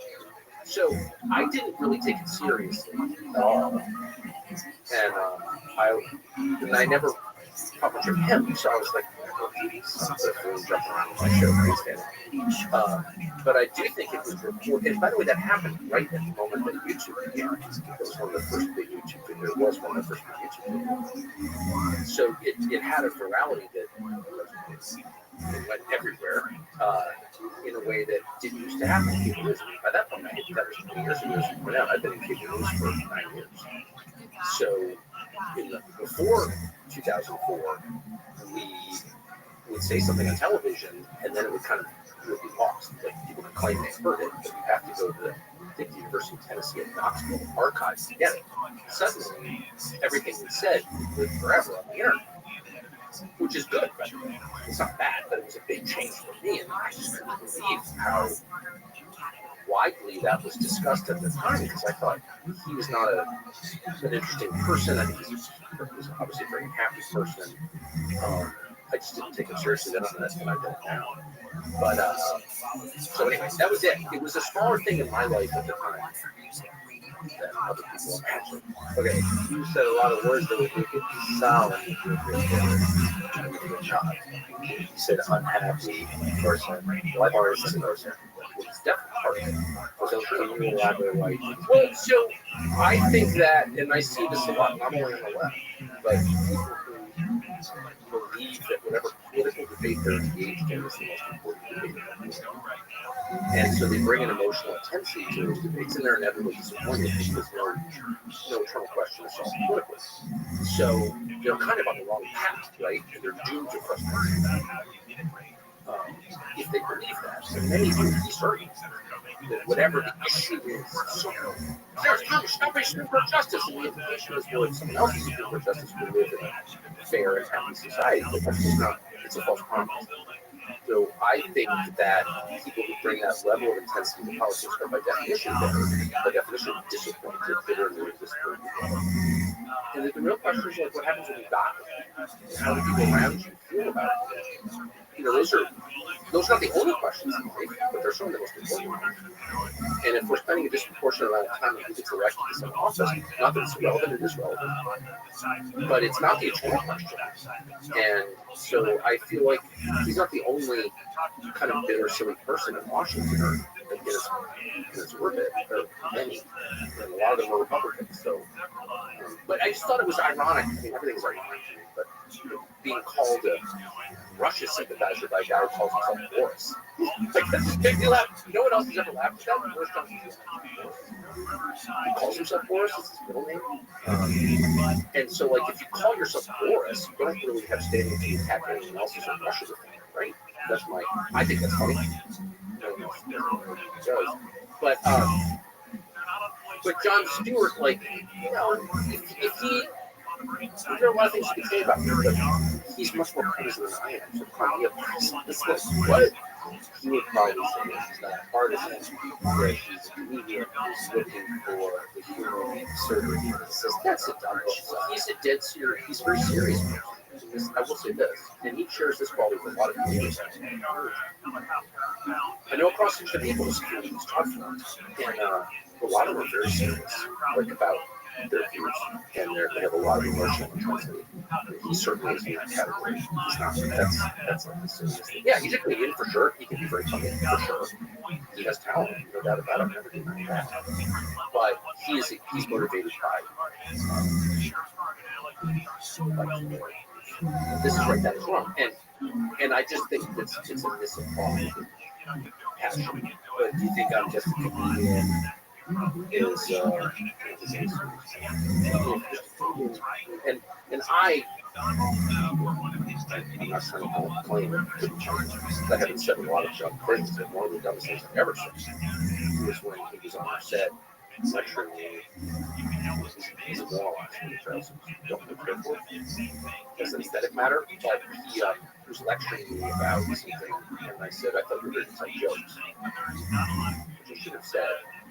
Because he wasn't there to lecture me, and I should have engaged him directly rather than trying to manage him about here's the he doesn't seem that way. But I would just say this: Jon Stewart's a defender of power. Jon Stewart's never criticized.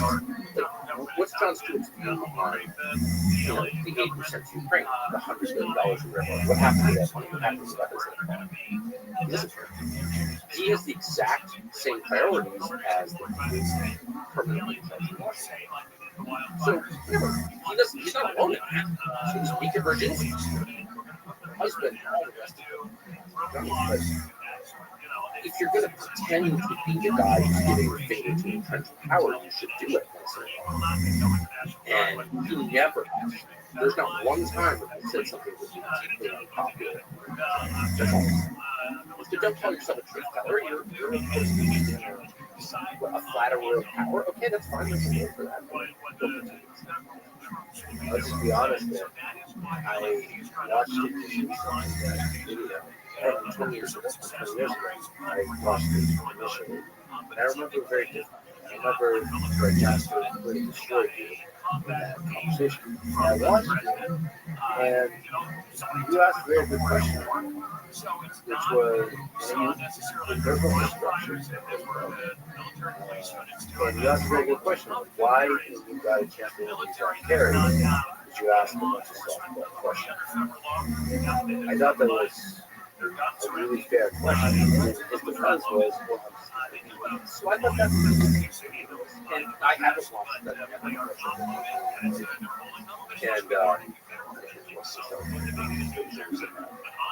So that's my fault, and I probably should force myself to watch it. But I think the takeaway for me, I agree with your assessment. I've lost a lot of debates. I've been humiliated on television. I'm not above that. Something happens to me, it happen again. But I didn't feel like it was a clear win at all. Maybe a TKO, but not at all. And yet it was that way. And then I realized, oh, Jon Stewart was more popular than I was. Therefore, he was reported as the winner. And that was hard for me to accept because that struck me as unfair. You should rate any contest on points. Like, here are the rules. We're going to judge the contest on the basis of those rules. And no, in the end, it's just like they were popular that way. A critic like Jon Stewart, everyone hated me, therefore he won. And I was like, how? That's, I guess I have to accept that reality. And you do, like the reality of the sunrise. You just have to, you're not in charge of it. So that's just, unfortunately, it's a big the reason you see is the winner, the reason at the time I saw it, this is basically shitting at my personal attacks versus engaging ideas. And it was funny in a dark way. Bow tie and all this kind of stuff. And it was fair to call me a dick. He called me a dick. He said that. I was like, yeah, that's not my best quality. Trust me, I did. But also, I thought Casper came off the track, and I'm a big fan of his, and I think he is improved a lot. So that is true. We should also say that people I certainly have or change or you hope it's shrinkage, but it is still that side. Yeah, I haven't followed Jon Stewart's career at all. I don't have a television. I haven't pretty cut off from all that stuff. But so I wouldn't really know. But the measure to me is, are you taking positions that are unpopular with the most powerful people in the world, and how often are you doing it? Super simple. Not for its own sake. But do you feel free enough to say, you know, to the consensus, I disagree. And if you don't, then there's another token of it. Well, I think he probably feels great. The big things. The big things, this is my estimation of it. Others may disagree. The big things are the economy and the world. The big things government does can be lots of things, because everything. But where we kill people and how and for what purpose and how we organize the economic engine of the country, those are the two big questions. And I hear almost no debate about either one. And I have detected views on both. I'm mad about the tax code, which I think is unfair. I don't think we should be. In fact, we should carry interest people in the tax code if people are claiming that their income is investment. Income and they're paying half the tax rate because someone who's supposed to work every day. It discourages work. It encourages lending at interest, which I think is gross. Sorry. And the fact that we're creating chaos around the world, but it's the saddest thing that's happening right now. And nobody feels free to say that. So, how do you hope the settlement? So the reasonable settlement, we know what a reasonable settlement is, which is a settlement, you know, where both sides are giving a little bit for that. And I was really struck in my conversation by how he basically refused to criticize Joe Biden. And it is, I will just be honest, as an American, weird kissing on Joe Biden as a foreign leader, anything. Even though I don't think Joe Biden is a real person, a real president, it's ridiculous, but still, he's the American president. Technically, I don't want to be up on the American president before. I just don't. So that's how I feel. So I didn't push it. But I thought it was really interesting. And because, of course, he went by the CIA, so they've done some digging at me. And he didn't attack me. And the reason is, because he wants a settlement. And he wants a settlement not because Russia's got to collapse, as the line of media, that's just not true. No one's saying it anymore. He wants it because it's just bad to have on it. And it changes the world in ways you can't predict. People die. Everything about it is sad. And you can avoid it.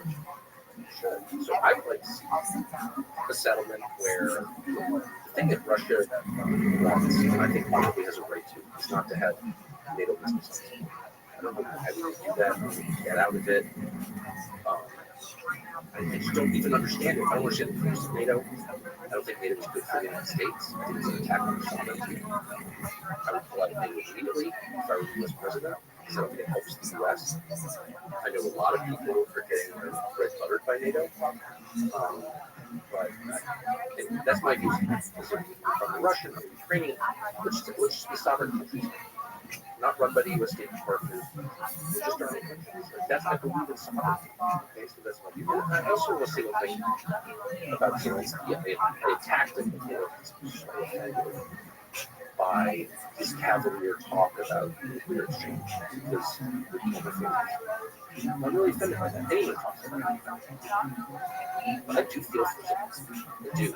He didn't run for president to have this happen. I think Zelensky's been completely misused by the State Department, by Tory by our Secretary of State, by policymakers in the U.S. who used Ukraine as a vessel for their ambitions, their geopolitical ambitions, but also in many American businesses who used Ukraine as a way to fleece the American taxpayers. And then by just independent companies like Boris Johnson, the whole thing. Zelensky is at the center of this driving history.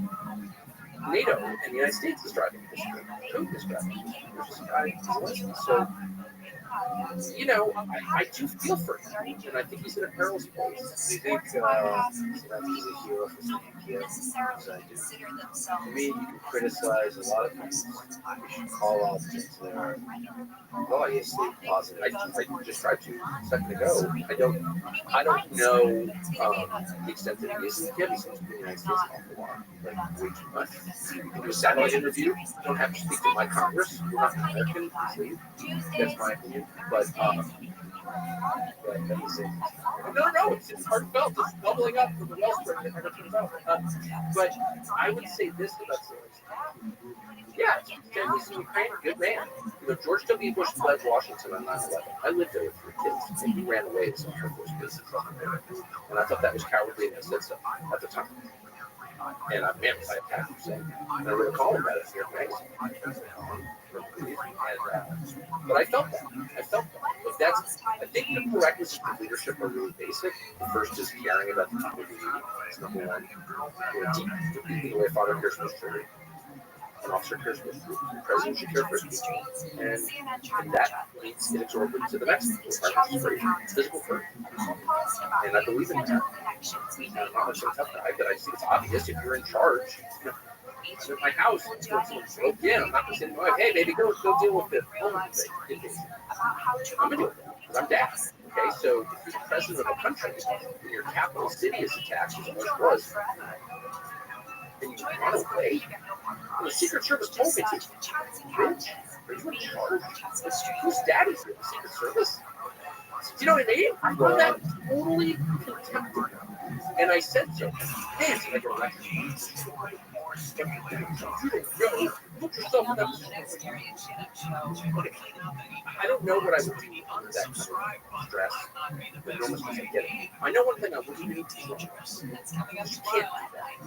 And if you're not willing to die for your country, then you shouldn't do it. So, yes, if Zelensky really is in Ukraine most of the time, but it's not about what he's very mostly kind of. I thought that was the whole premise of it. At the beginning of the war, when Kiev, a lot of people thought that the second biggest military in the world is going to its guns in Kiev. It's going to be taken. And a man, a leader, stays in that city, says, fuck it. When everybody around him is free, says everybody around him believes the city will be taken, will be destroyed. Weapons, artillery, bombs, all of this. He chooses to stay. And you know a lot of leaders. How many leaders? Well, the leader of Afghanistan, the U.S. backed the Taliban came, got in the U.S. plane with U.S. dollars and ran away, and was just living on those dollars now. So yeah, there's a lot of cowardly behavior for him. I guess I'm looking at something differently, which is what's the option in the country? But Stalin never left Moscow during the war. He was trying to for a year, and he didn't leave. And when I was in Russia, Stalin never left. He said, I mean, that's just cable space. I would say, but you raise an interesting implication question, which is, what about Kiev? You think the Russians could level Kiev? Why haven't they? It happened. While there's military answers to that, which is urban warfare is extremely difficult. Do you think that? No, I do think he expected him to flee. Yeah, that may be true. I don't know. I don't think. I have no idea when he did that about Zelensky. He didn't ask him. But it's a mistake to imagine this is a contest between Putin and Zelensky. This is Putin versus the U.S. State Department. Zelensky, that's why I said I felt sorry for him. I mean, as I said, we're literally paying the fortunes of Ukrainian bureaucrats. So there is no Ukrainian government independent of the U.S. government. And maybe you're for it, maybe you're against it. You can't endorse that in the same sentence that you use the term democracy, because that's not democracy, right? Obviously. Well, that's why it's interesting that he did really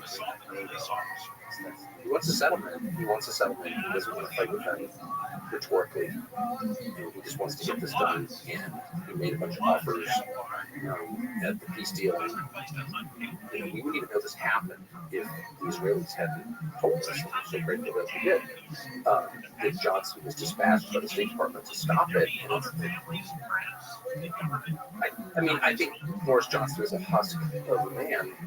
But imagine if you're Boris Johnson, you spend your whole life in Ukraine and fighting for Ukraine, all those kids died because of what you did. And the lines haven't really moved. It hasn't been a victory for Ukraine. It's not going to be a victory for Ukraine. It's like, how do you feel about yourself if you did that? I've done a lot of shitty things in my life, but I've never extended a war for no reason. That's a pretty grave sin, in my opinion. Yes, that was failure, but doesn't mean you can't have success over and well, we're not. The U.S. government's not allowed it.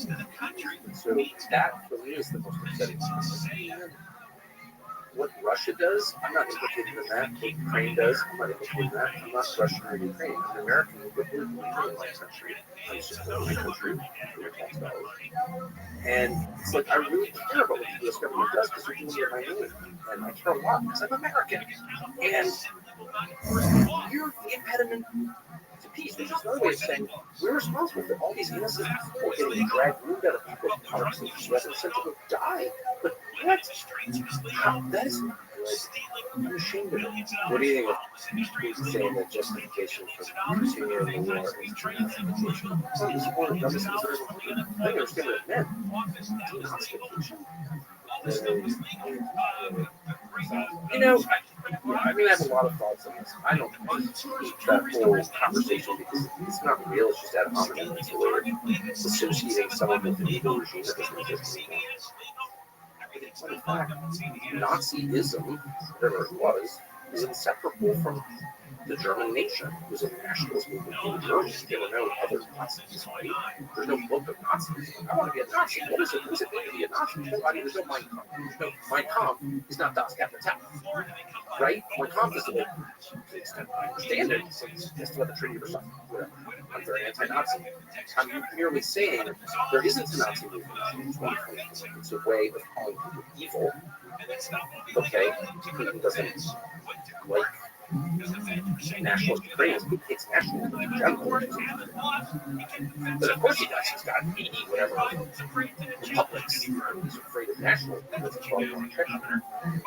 So I understand it, but I have a different. I'm for nationalism, for American nationalism.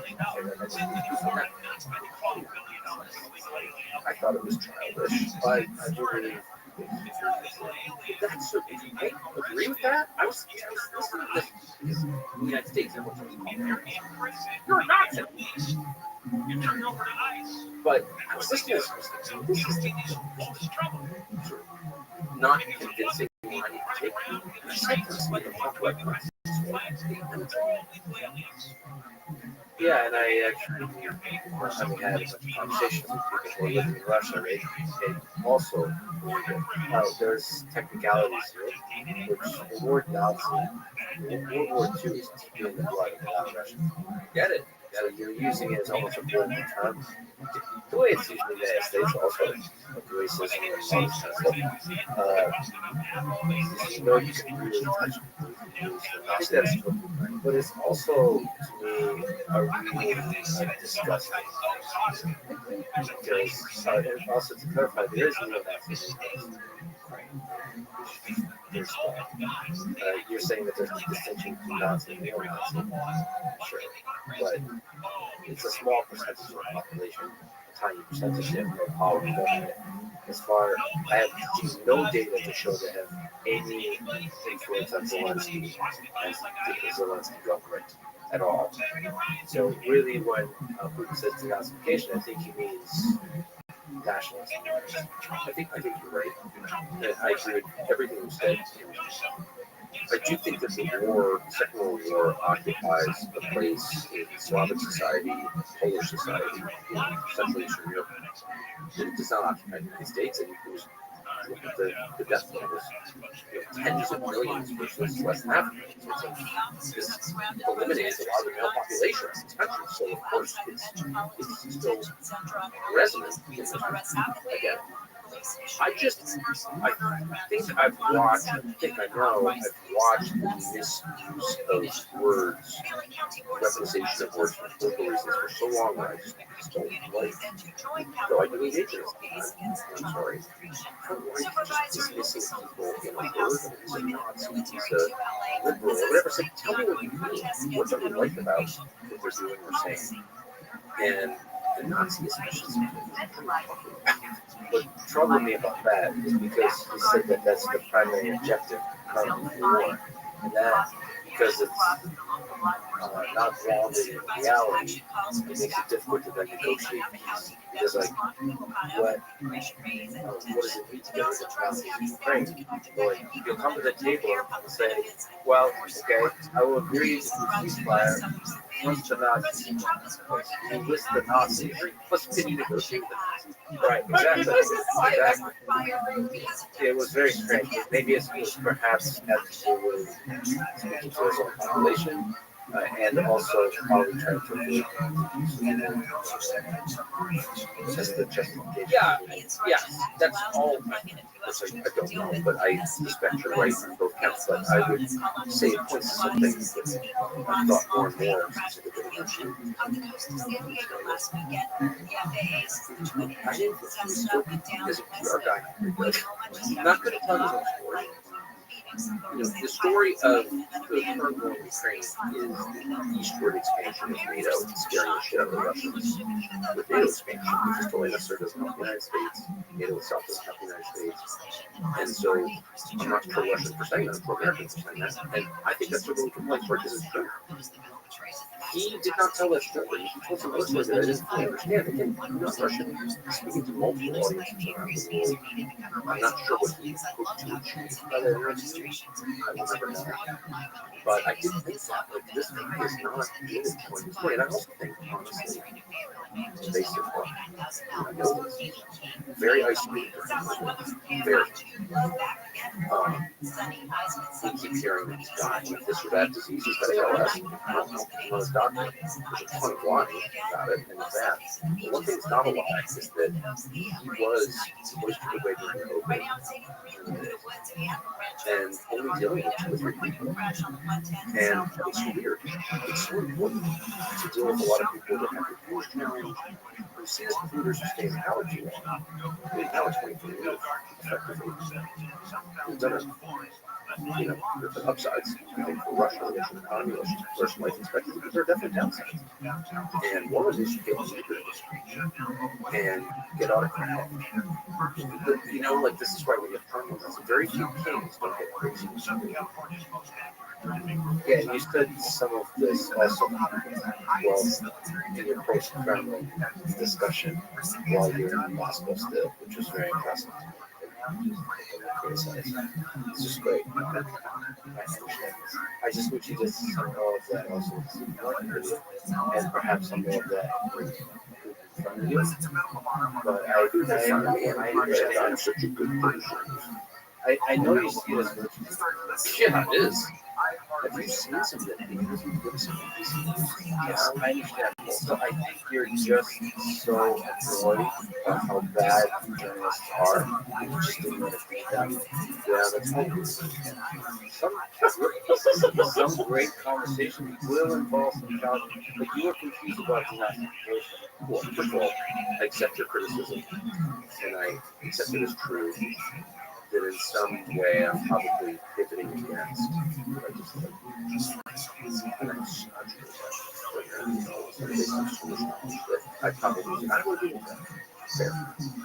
That is a kind of defensiveness. Right. As for the Nazi things, I really felt like we were just speaking so far past each other that we've never come to what the heck are you talking about? And that, and especially when I decided or concluded that he really did it, so I was like, that's just too freaking. It's almost like many of those examples, we're interviewing someone else, say something that's like, I was interviewing a guy one time and he was talking about what's the act of Israel rights. Or the action and it wasn't a camera that it was so far out to me that I was like, I'll never kind of understand. In fact,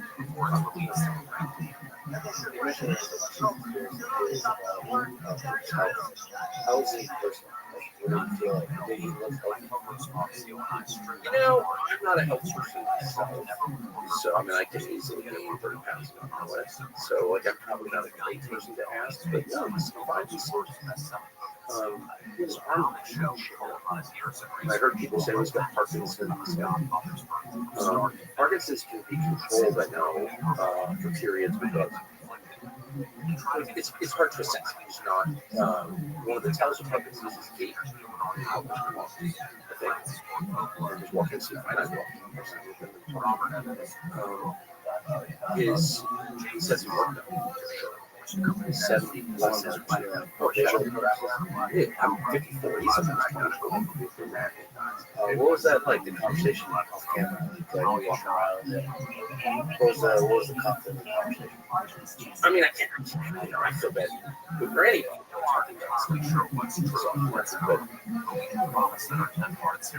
I'll just say that when I said that he didn't want to fight with Joe for the U.S. State Department of Joe Biden because he wants a settlement, that's a very informed perspective.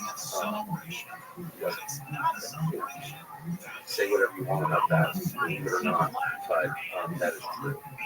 So, please open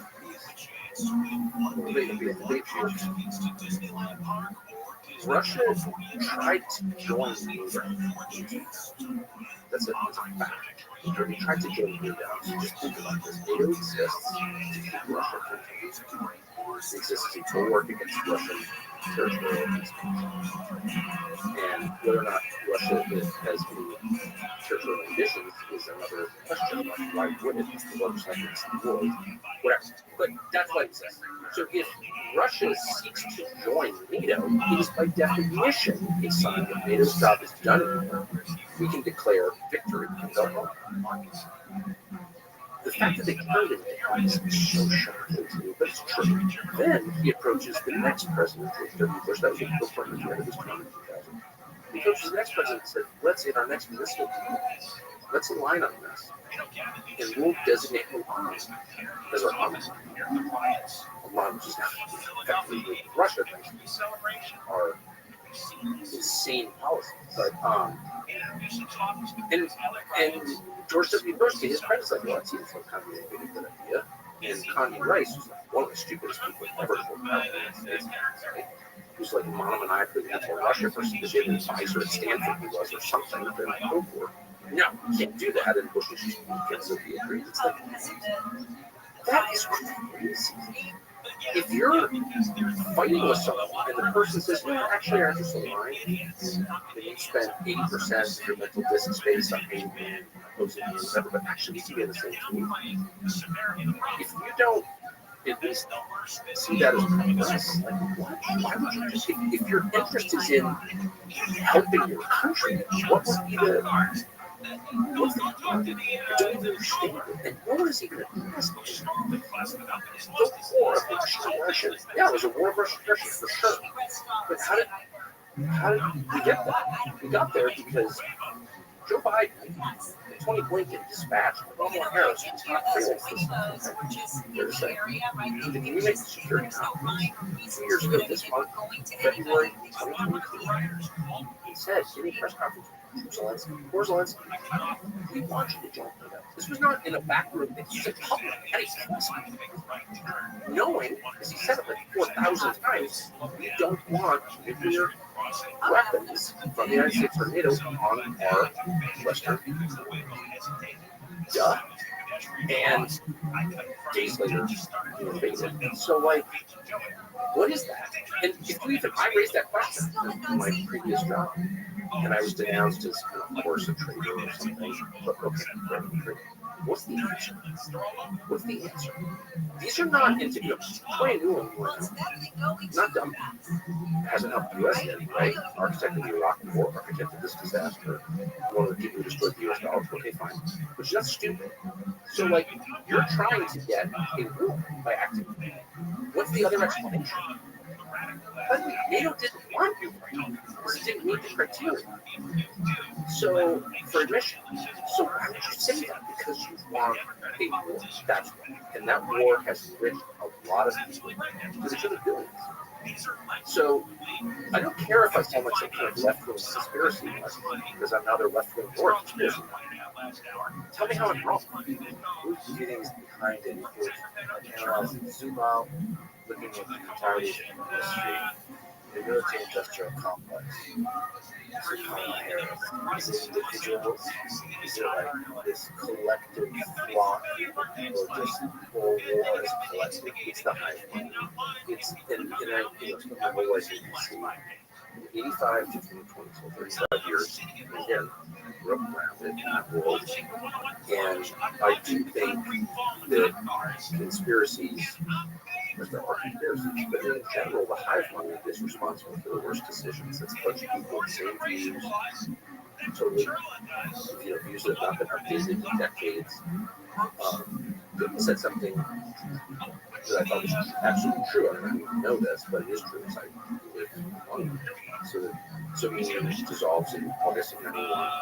My honeymoon in Bermuda, forget it, and it was a good thing, It was in DC. I mean, the receptionist in my office in 1991 was getting a master's in Russian at Georgetown.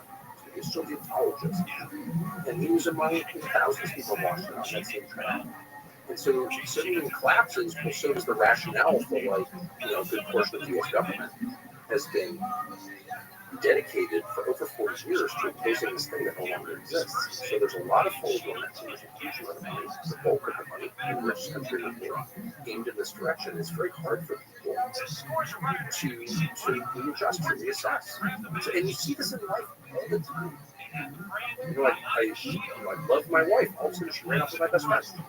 Holy shit, I didn't expect that this morning. Now it's a reality. Like, how do I deal with that? Well, I got stage 4 cancer diagnosis. It's all bad, but I'm just saying that that's the nature of life. Things you did not anticipate, never thought you have to face happen out of nowhere. And you have to adjust your expectations and your goals. People have a hard time with that. Very hard time. So that's a lot of it. If you're Condi Rice, sort of like highly ambitious midwit, who gets this degree from Stanford and read Tolstoy and you spend your whole life like thinking that Russia is the center of evil in the world. It's kind of hard to be like, no, actually, there's a new threat that's coming from farther east. It's primarily an economic threat. And maybe all the threats aren't reduced to tank battles. That's the other thing. Is these people are so inelastic in their thinking, so lacking imagination and flexibility, that they can't sort of imagine like a new framework. A new framework is not that you're going to go to war with China over Formosa or Taiwan. The framework is that all of a sudden all the infrastructure in Tijuana is going to be built by China. And like that's a different kind of thing. But they can't kind of get there because they're not that impressive. So you actually mentioned this. It's not just the Cold War. World through that populates most of their thinking. Washington, you mentioned Churchill, Chamberlain, and Hitler. And they kind of seeing World War II as a kind of the good war, this successful war the United States played in that war. They're kind of seeing that dynamic, that geopolitical dynamic, and applying it everywhere else. Yeah, it's a template for everything. And I think it's a huge significance to the development of the rest of the civilization we live in now, world history. It was a world war. And so I think it's worth knowing a lot about and honest about it and all the rest. But it's probably the sum total of history. It's a snapshot. And so you keep hearing people refer to not even the war. No one ever talks about the war. Like, how much does Tony Blinken know this battle of Probably zero. Doesn't know anything about battle of history. But he knows a lot about the cliches surrounding the 38 to 40 period. That's a 38 to 40. And everything is kind of expressed through that formula. And not everything is that formula. That's all I'm saying.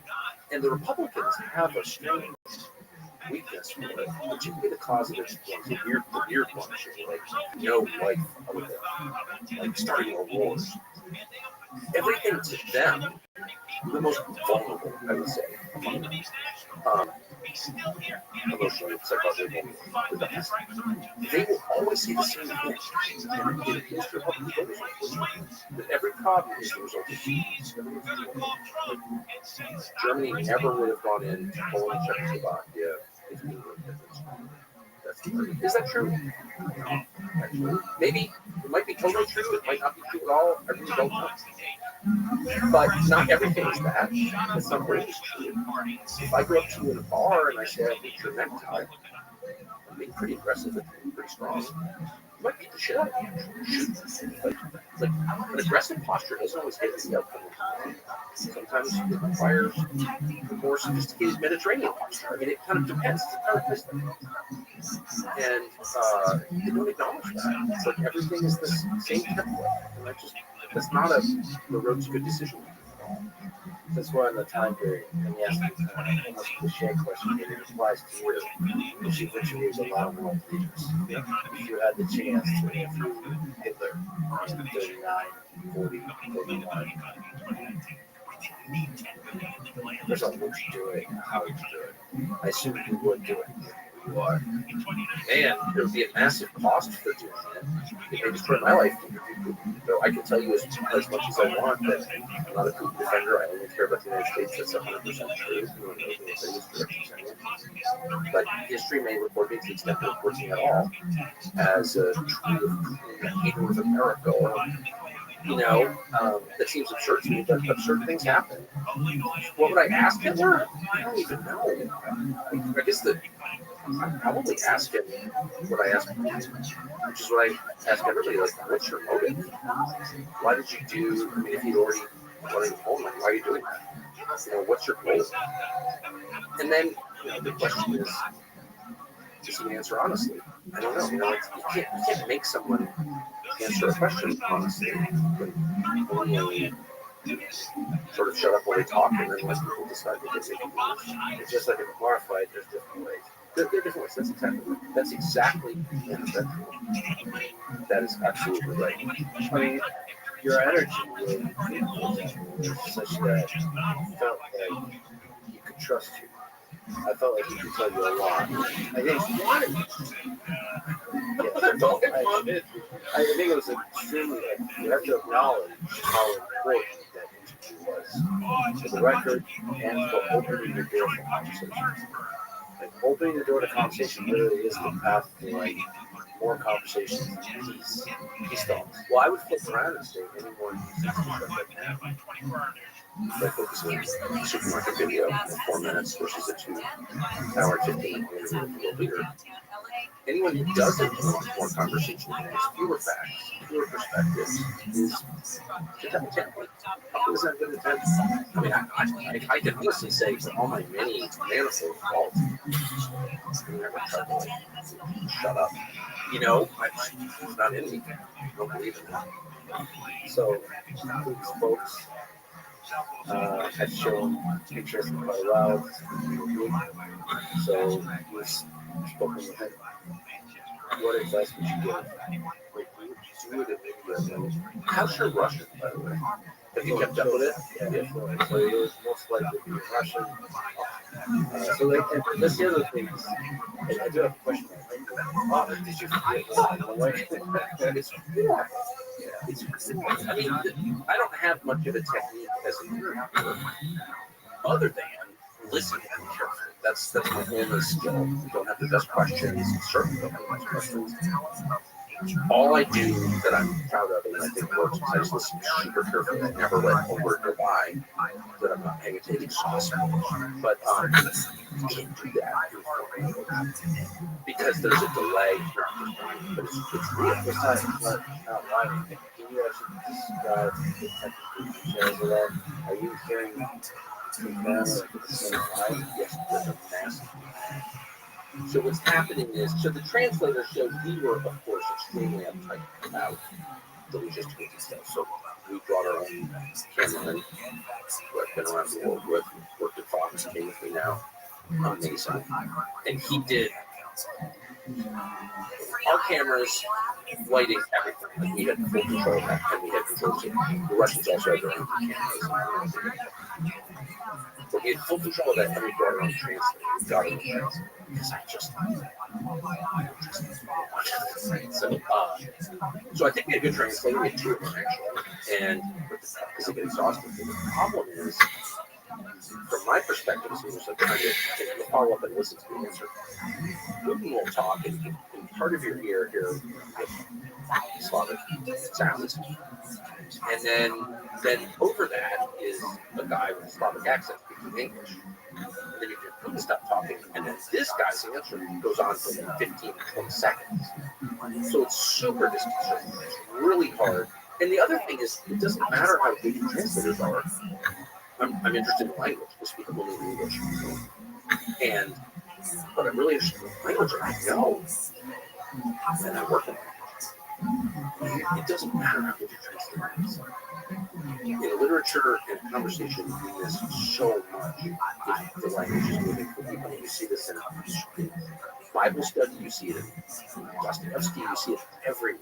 You don't speak Aramaic, Hebrew, Russian, not really getting. I mean, even in romance, like I like Balzac, okay? There we go. Amazing novel. And it's like, you're not really getting it. And it's not that, French and English are hard. Russian? Like, what? Well, it's a conversation. So the chemistry of conversation is human with the play with words. Exactly. And my understanding of Russian, as a lover of Russian literature and English, is that it's not a simple language at all. The grammar's complex.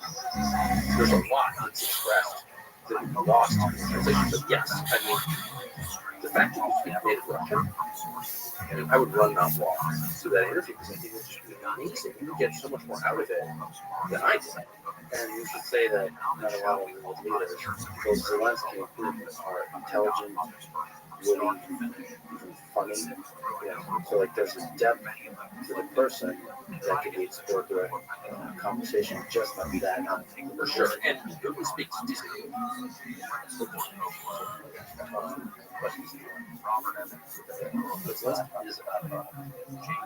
He's better than Putin, but he's still the human with the intelligence and English. He says simple points. But the guy's a comedian. He's a comedian primarily in Russian language. So the Ukrainian language is now used mostly primarily as a kind of simple and he is really you can also understand his position and not want to speak Russian. I don't think they're allowed to speak Russian. That's one of the reasons that Russia was so mad is that they're attacking language and That's a fair complaint.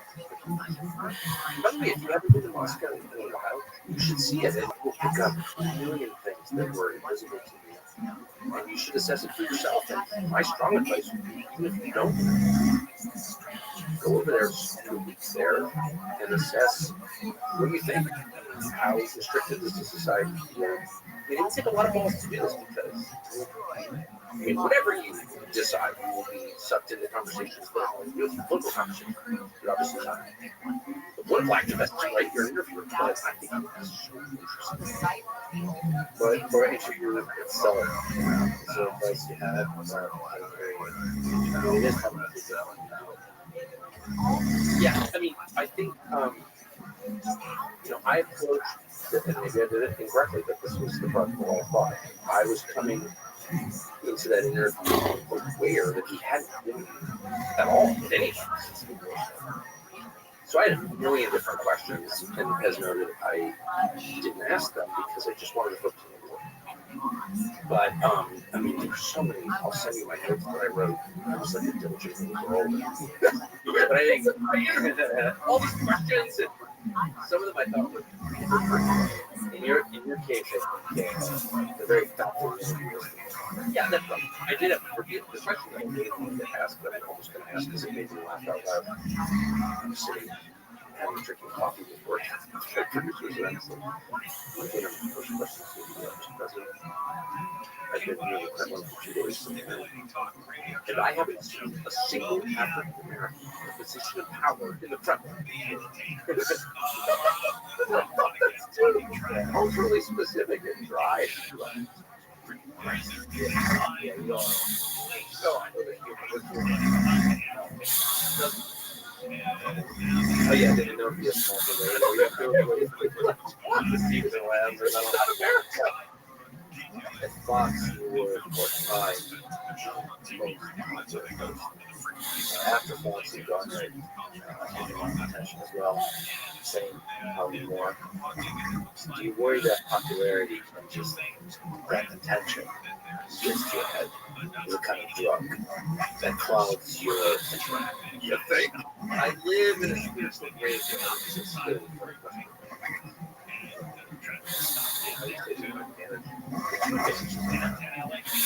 One, I have a happy family, which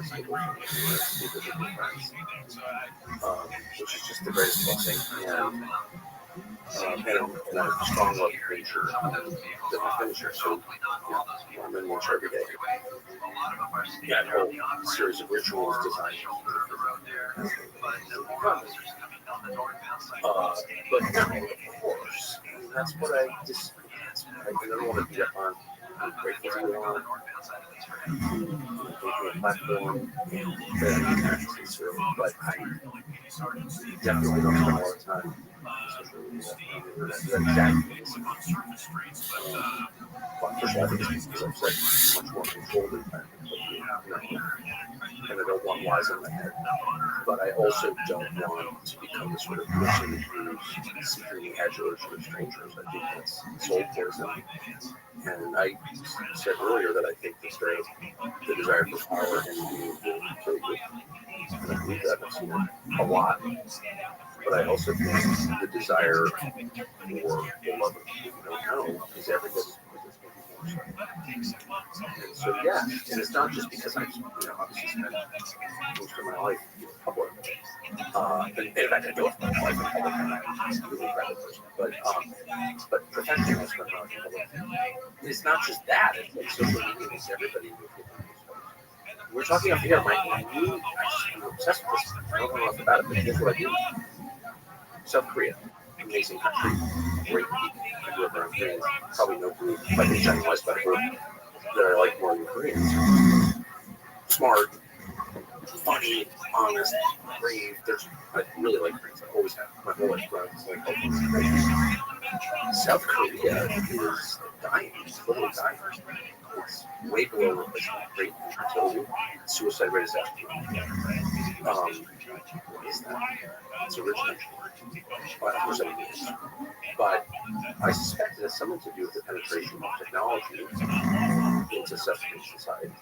is, I think, one of the highest, certainly one of the highest in the world. You live online, and there was belief for a bunch of reasons in South Korea that Western technology would be a liberating progressive force. And I think it's really the opposite. That's my sense, strong sense, and I think it's true in this country too. Understand how people can ignore the decline in life expectancy or the rise of fentanyl use. It's not just about China shipping precursor chemicals to Mexico. It's like, why would you take that shit? I hope those two things aren't coupled. Technological advancement and the erosion. Well, let me ask you, and I know you're a technologist and there's I respect it. And there's a lot of technology that I like and am benefiting from. I had back surgery and I'm working with stuff. Technology. But can you name a technology, a big technology in the last 20 years that we can say conclusively has improved pretty conclusively? That we can brag about? I think we criticized these assertions recently, but I think making the world knowledge accessible to anyone across the world is a good research. I love that idea. For people that are informed, a bit more superstitious. I think they were years ago. I think not close. I don't know. I think they are more informed. It's just revealing the ignorance. The internet is revealing the ignorance people have, right? The ignorance. If you look, you can criticize places like Wikipedia a lot. You know, very many aspects of Wikipedia are very biased, but most of it are actually topics that don't have any bias in them because it's not political. There's no bad or good topics. Most of it, I think that's true. Like the fact that there is to learn about it. I couldn't agree more. You can very quickly imagine that may be the problem. I think, no, it's true. I just experienced it in Moscow. It's like, again, I feel like I'm in the top 1% for information, certainly intake systems, my job. And I had literally, and I'm always out of the country. I've been around the world many times. Like, I feel like I know a lot about the rest of the world. I thought I did. And how did I not know any of that? And maybe I'm just like unusually ignorant or something. I don't know what it was, but all I know is that digital information sources that I use to understand just something as simple as what's the city of Moscow were completely inadequate. And anyway, look, I just agree that we're missing obvious signs. And obvious signs are reproduction, life expectancy, sobriety. If you have a society where people just can't deal with being sober, don't want to have children, and are dying, you have an extremely sick, suicidal society. And I'm not even blaming anyone. I'm just saying objectively that is true. The measure of the health of your society is the number of children that you have and how well they do. It's super simple. As the next generation will all die. And what replaces us? And if you don't care, then you're suicidal and maybe other things too. But that's all I'm saying. So what happened to South Korea? They're great people. They're rich. They have all these advantages. They're the cutting edge of every American. For a foreign country, they're more American than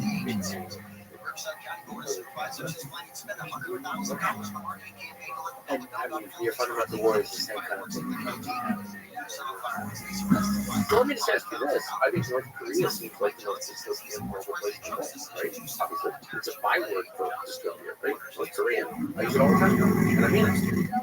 If in 100 years there are more North Koreans still alive than there are South Koreans, what's that? Yeah, that's something to worry about. But also, like, how did it happen? Like, why? I'm interested in the why. That's the question I ask. You know, sometimes we don't know why. But why does no one ask why? I've seen a lot of increased distrust in science, which is deserved in many places. It just worries because some of the greatest inventions of humanity come from science. Okay, then let me ask you I was that was true, and I should say that when I was a kid, I lived in California. This is Salt Institute. Named after John Salt, the resident of California. Created polio vaccine and saved on programs. And so, my belief, which is still actually, it's a great thing. One of the great predictions to human flourishing ever. But if technology is so great, why is life expectancy going down? And why are fewer people having kids? And why would anybody with internet access ever use that? What is that? What is going on? And until we can answer that question, I think we have to assume the question of whether technology is a net good or a net bad is a law, like at best, right? At best, the technology is very fluid, which will allow us to have that kind of discourse to figure out who decides better. I mean, I want that to be true. I mean, you said that the internet allows people to escape the darkness and figure out the internet. I think that resonated with me because I felt that way in 1993, 4 when it was first starting. I put that on it. And I thought, man, this is amazing. Talk for free to anyone around the world. This is going to be great. But let me just ask you this. This is something I've never gotten over. We're about to try to answer. Why is it that in any European city, the greatest buildings, indisputably, were built before electricity and machinery? Why has no one ever built a medieval cathedral in the modern era? Ever? What is that? You have a presumption that every definition of beauty is. There's a lot of people, right, let's be specific, pick European city or any city in the world, and tell me that there's a prettier building than, say, Notre Dame before it was set fire to. There's other sources of trees. Of course, trees are prettier than a building. So I agree with that, but also I grew up in good. But if you grew up in the internet age, I think your eyes would be more open to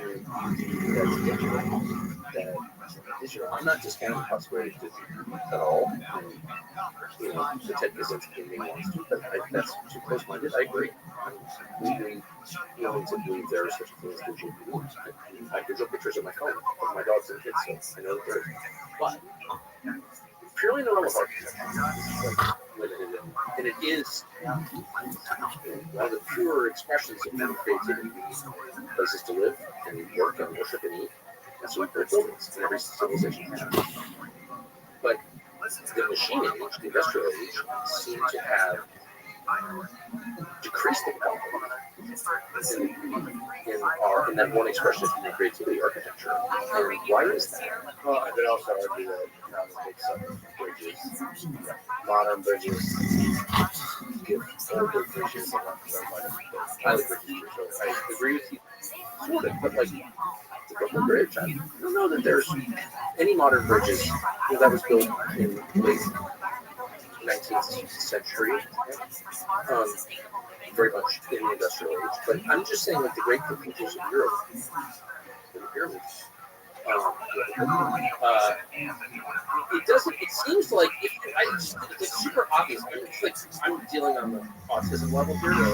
Here's that, but that's a good way to start. If all of a sudden you have electricity and hydraulics, and you have access to I have machines at my workshop at home that are so much more advanced than anything any cathedral builder in 15th century Europe had. And yet there's neither I nor anyone I know who can begin to understand how a flying buttress was built, right? And so, and the other question is also consider that whatever is creating this technology is not stopping.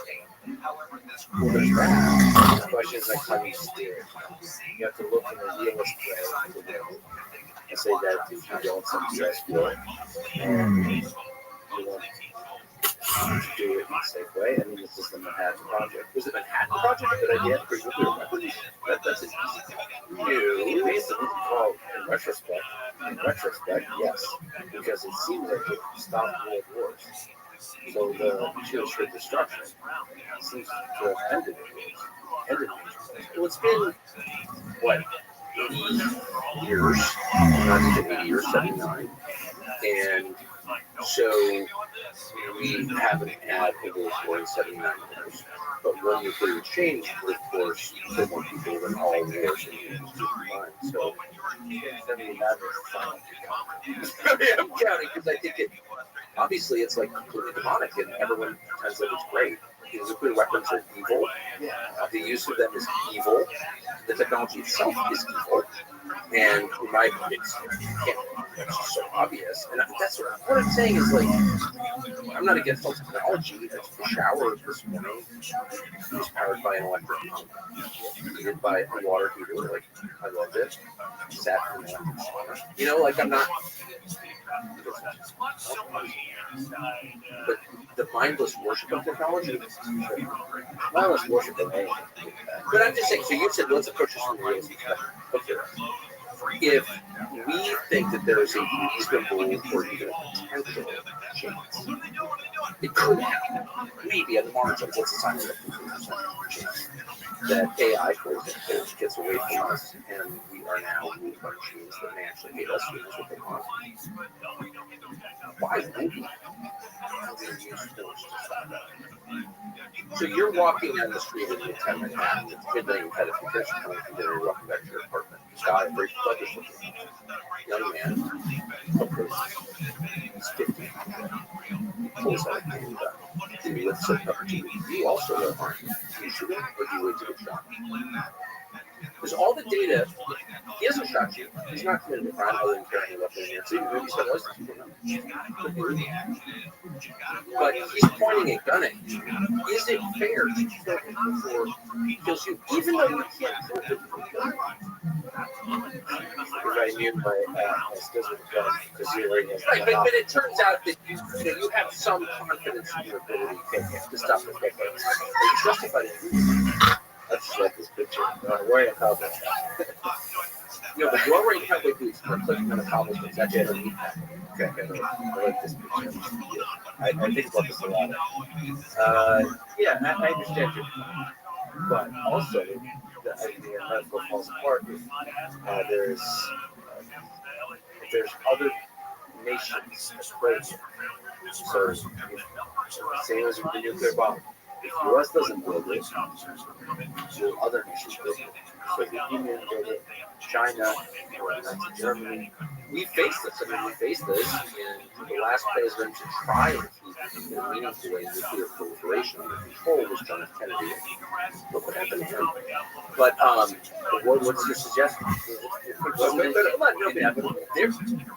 Their position in 1962 was actually not inevitable. And or perhaps inevitable in the sense that our death is inevitable as human beings, but we fight against the dying of one anyway. Absolutely no idea time of this. Forced to prevent other countries from getting armed because we thought that would be really terrible because we acknowledged that while there were upsides to nuclear weapons, just like there are upsides to AI, the downside was terrifying.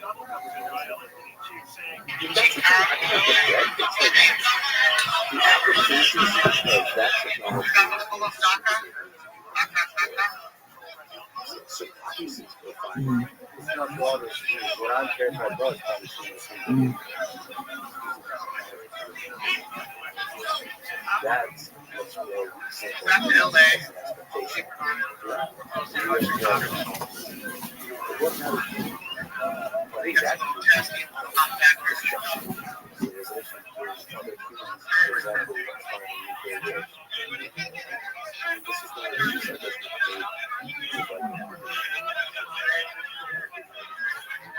You know what I mean? Well, there's no dancing. Of course, they said no really quickly because they're just fucking goddamn larping as lawyers. So little hall monitors for people playing their own job. Describe that. Write badge numbers down with their little notepad and pen. Get in people's faces. I'm telling on you. People by definition must be different. And but they don't know it.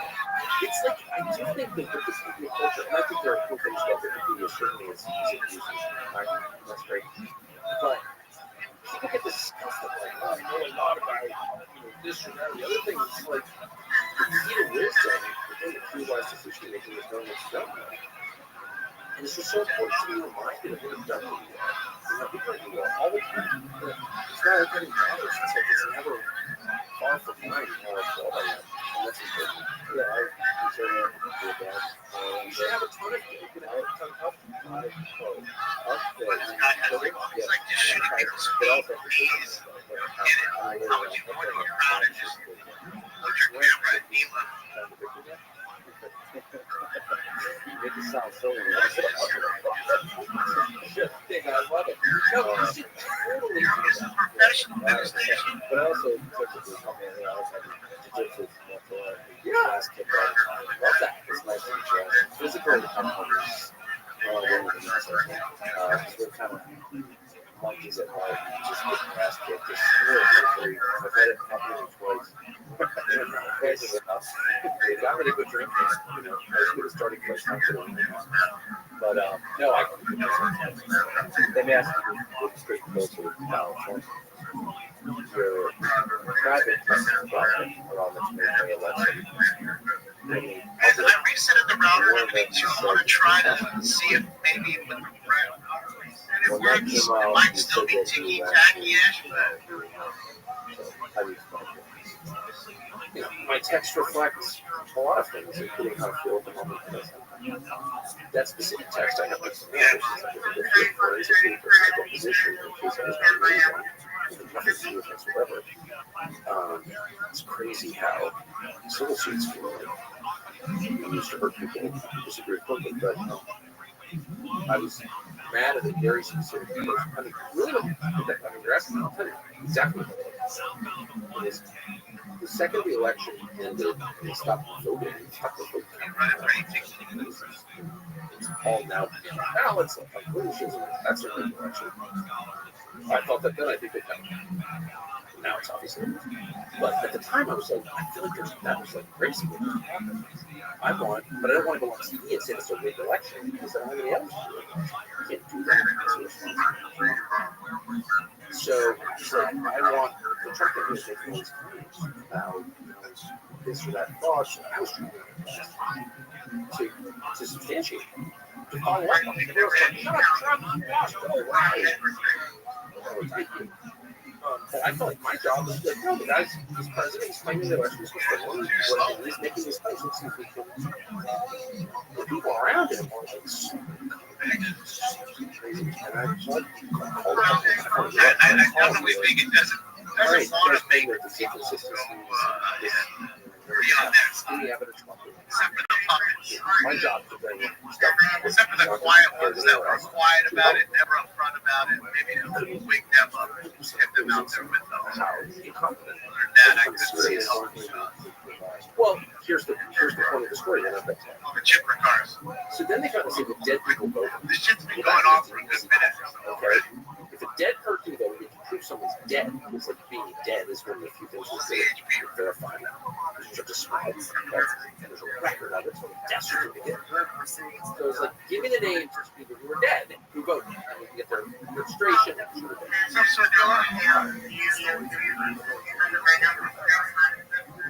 This Caroline Johnson, 79 of Waukegan, Illinois, voted. Saying that they were going to close session today. I'm just on work. You were something else. Of course, they didn't want the city to hear that. Of course, the federal government to hear that. And except for my work, well, like of the 6 names, 2 of them are still alive. Like, we didn't correct it, but it's like CNN did a whole segment. Wow, this is bad way. In this one case, they were right. I was so mad. I was like, I hate you. I'm not talking about you. I'm so mad. My producer, and I was like venting. It's like our producer I was really close to, and I've known him for a long time. He's really smart, and he's like, he was someone like, and by the way, it's so funny. I've been down to 420 right now, but it's like stealing someone's text. Like, and by the way, I was an idiot. I should have said, come and arrest me. I'm giving you my freaking text. But I got bullied into it by a lawyer. I didn't get bullied into it because I was weak enough to agree with the lawyer. My fault. Never should have done that. Fuck you. For my text. I'm not even named in this case, but that's what I should have said. But I didn't. I said it in the air the next day for 9%. But whatever. I try to be transparent. I mean, but even then, they've taken those people off. They just, it's all CHP on the You don't always know what they really think, but you can tell if someone's lying. it's good for people. And I have lied. I don't want to lie. You know, Should have played it when the Clippers were rolling in, man.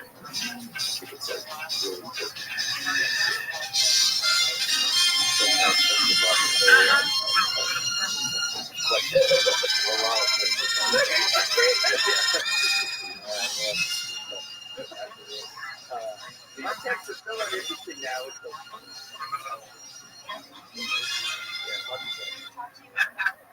You said to some degree the election was rigged. Was it stolen? 100% stolen. Like you rigged to that large. Yeah, it's completely changed the way we get vote. Right before the election, on the basis of COVID, which had nothing to do that way. You said and then manipulated. Then you censor the information. Well, if anyone who complains about COVID, I think it's nice for Trump. But I mean, it's like whatever. I mean, you can play it many different ways. You have censorship by definition. So people will vote for representatives for their agenda in capital city and government. That's how we're in charge. Every few years, they do the assessment. Covers those people. In order to do that, they need access, unfettered access to information. And no one, particularly not people who are in power, is allowed to tell them what information they can have. They have to have all information that they want. Whether the people in charge want it, don't want it, if it's true, if it's supposed to matter. And the second you don't have that, you don't have democracy. It's not a free election, period. And that's very clear in other countries, I guess, but it's not clear here. So, but I would say it's this election that it took me a while to convince, but it's this election that's the referendum on democracy. He's literally saying, you can't talk, you can't walk. And the whole world knows that. I can't see the other. So Joe's laughing at Daryl's screen. A small man is not going to get elected. Unless it's wrong. Period. No fire going on. And nobody had ever met. And so I think the world is looking on this coming election and saying a lot of the world hates Trump. Okay, it's not an endorsement of Trump. It's true. Joe Biden gets reelected. This is true. Like, we got 60,000 people to watch the LA City Council meeting this morning, just on YouTube. 60,000 on YouTube. Yeah, I think he just has. Think about that, guys. That's the sellout at Dodger Stadium. They sold out Dodger Stadium. Go watch the LA City Council, which you know and I know was probably a 3 out of 10 of what we normally see. Right? You got some of the regulars, beyond the 4 or 5 regulars. Okay, that would be a term of No way was that like we normally watch. But I'm happy with the great company. Sure, but that's a Dodger Stadium to watch a LA City Council meeting. Not a crazy protest with the birds. City Council meeting. I assure you, never in the history of ever has LA City Council on their own channel whatever they are. I agree with you that rhetorical what we're for, broccoli headed fucking Edgars, tagging on all the buildings. But at this stage, even someone I'm sorry, art. David, they're just doing art. Doesn't know where That it is. looks like Picasso to me. Everyone knows that. I'm just surprised they can more love verbs though they can there. But is there any reason you could say that out of 350 million Americans that have to qualified to either even at the top 80%? That's so. Oh, don't be jealous, Marky. Guys are president. And the wars going on. But it's complicated to understand why those are the choices we have. Clearly, it's not working. One guy over it, the guy, other guy was people should not be so why do you have on the Democrats idea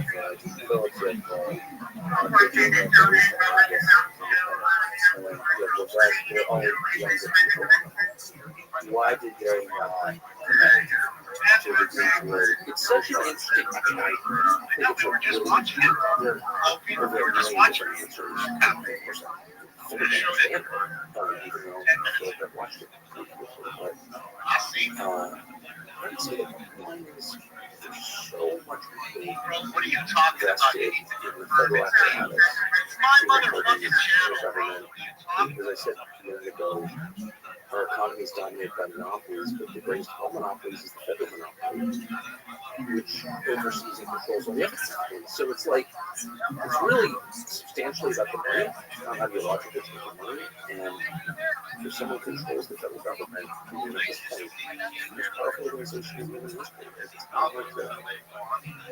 It's not like that. In the case of Trump, I know things were there. They raided Mar-a-Lago. They indicted him on bullshit charges. And I felt that in myself, too. Even I was like, like, whatever you think of Trump. And I agreed with his immigration views. I really like Trump personally. He's hilarious and interesting, which he is. But it's like, okay, a lot of people in this country, let's get some, let's have, and frankly, so let's have a debate. The second, but, I'm sorry. the second they raided Mar-a-Lago, someone from DC, I was like, a lot about classification and all that stuff, and around the law. That's so absurd. But I was like, now it's not about Trump. It's about continue. If you can take out the presidential big charge justice system, then you don't have to represent democracy. And I think a lot of Republican voters felt that. If they hadn't indicted him, I'm not sure he would be there. I really don't think he would be. So now a vote for Trump is a kind of fuck you to the system.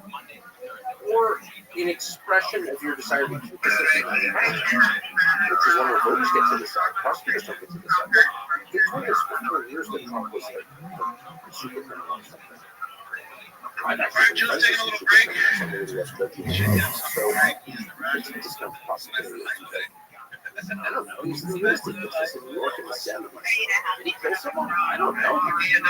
You don't know. And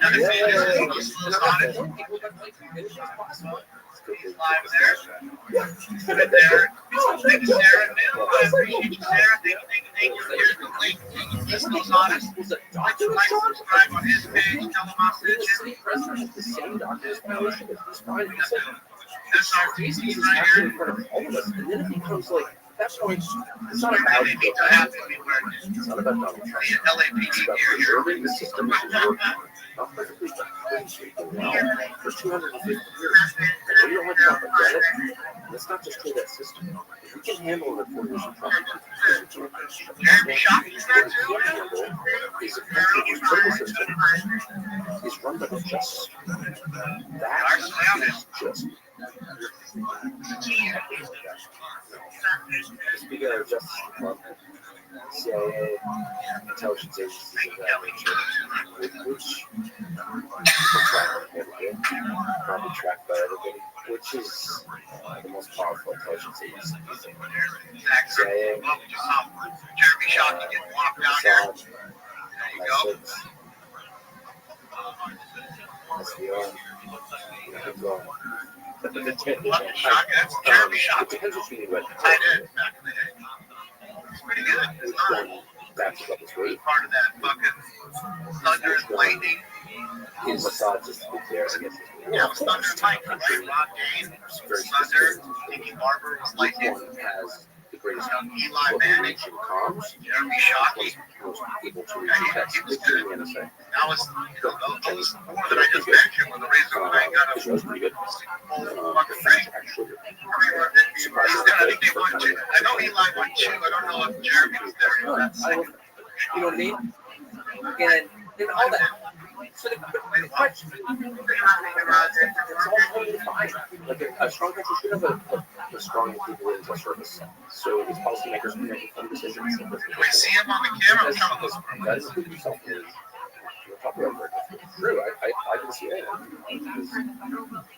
You know, I was familiar with it because of what it is. Oh, I think he's right there. The white right there. Backpack. Obviously, the only reason was looking for countries. History happened. Like, up for that. Like, went to the operations director, they turned me down on the basis of their use, actually. Oh, you went 2 in New Orleans? But anyway, whatever. I was unsuited for it, so I'm glad they did. But the point is, I didn't see CIA as a threat, partly because I was waving propaganda about CIA and I didn't understand what it was and didn't want that.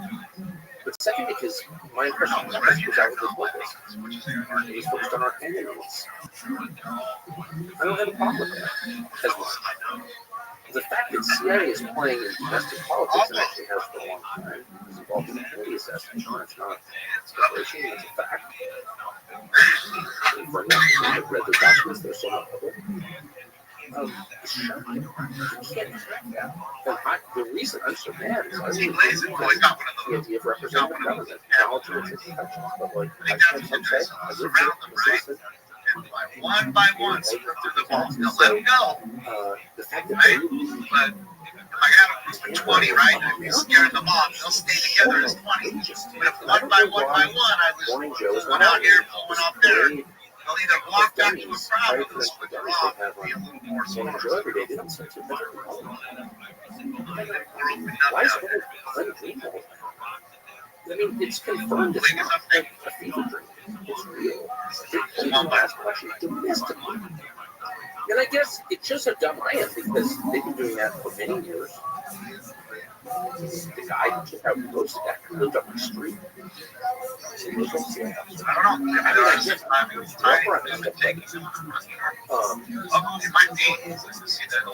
know.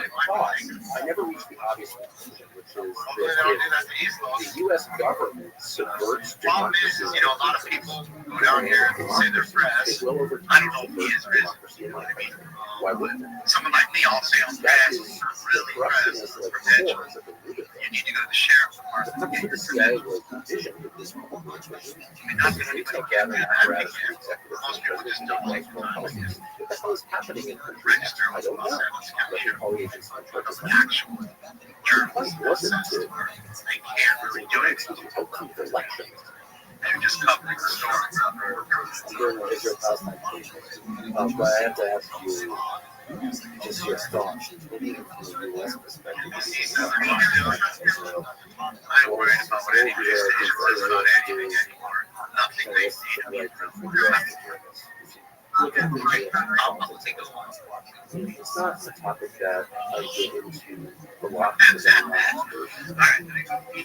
And because I'm not never ever I'm not emotionally invested and I admire them or not. I love visiting them. I love to do something but I don't have emotional attachment.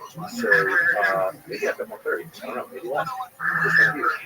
I believe in sovereignty as mentioned, and I think each country has to make decisions based on its own interest, but also with reference to its own capabilities. It's a long-term interest, and it's very unwise for not to expand some are fine, very bad. But I think U.S. aid, military aid to Israel and implied security guarantees, some explicit but many implied security guarantees by the United States to Israel, probably haven't helped Israel that much long-term. You know, it's a rich country with a highly capable population. Like every other country, it's probably best and it makes its decisions based on what it can do by itself. So I'd definitely be concerned if I lived in Israel because I think fair or unfair, and this is another project public sentiment in that area and it's really hard for some of the governments in the region to contain and operate. They don't at all. They were all precise. Actually, for the trend in progress, so this field. It's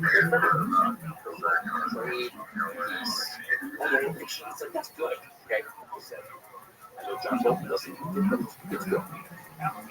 And it's kind of what we should do. But now it's not possible possible.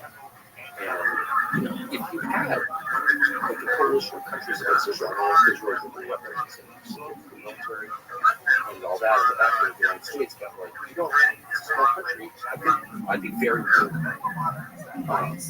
So there's that, and I don't see anything to the United States. I think it's important for each country to make its own decision. But it also is a place, like you said, where things are rolling over. It could spread across multiple nations to a major military conflict. Yeah, well, I think very easily could happen. In fact, probably could happen.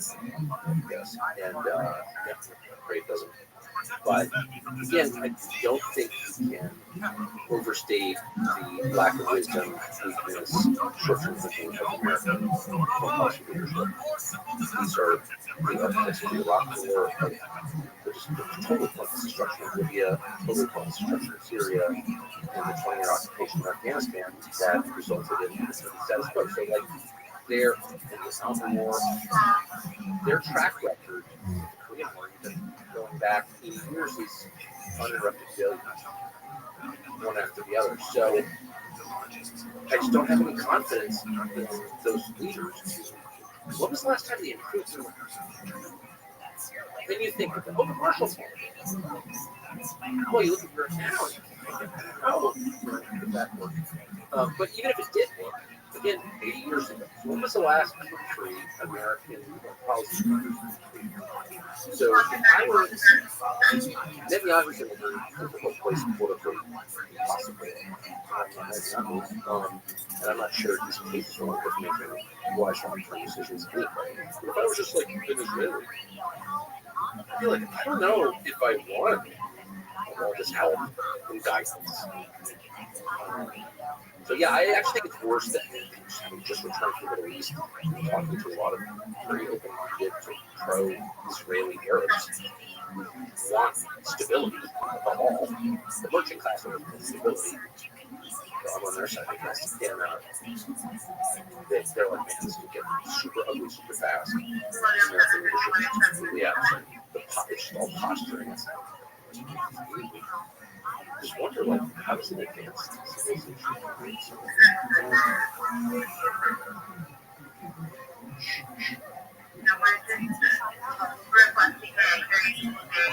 That would be the I was so intense, the strong woman.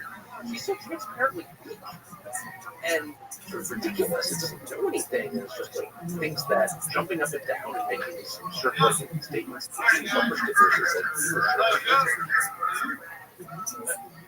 Self-confident, advanced society never.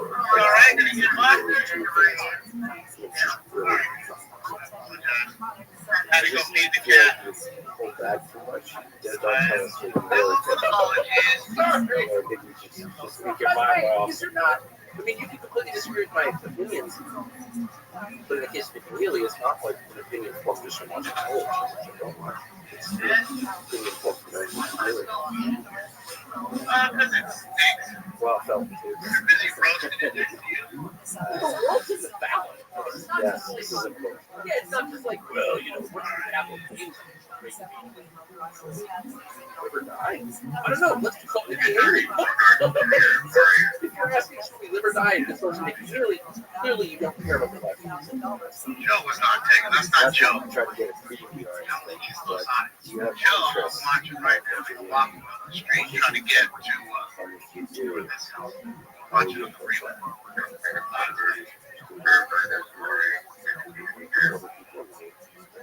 I should also say it's been refreshing to be more I think when I started seeing you do that, I realized how much that's like.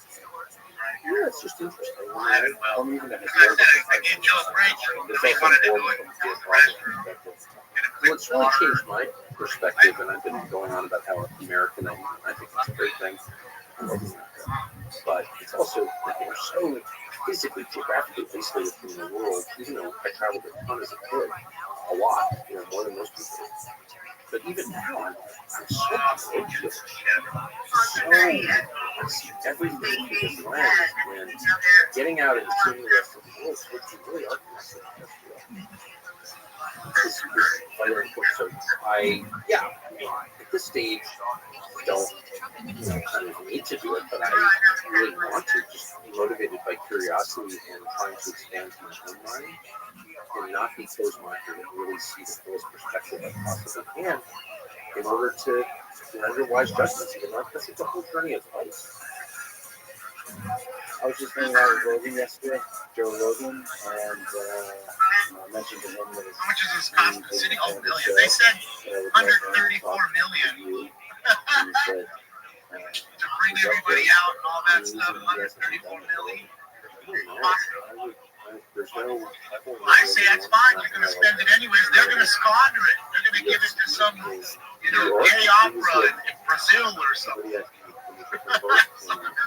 I say, let's give it to them. Keep the city safe. And he did it. What I admire about Rogan, I'm still in the middle.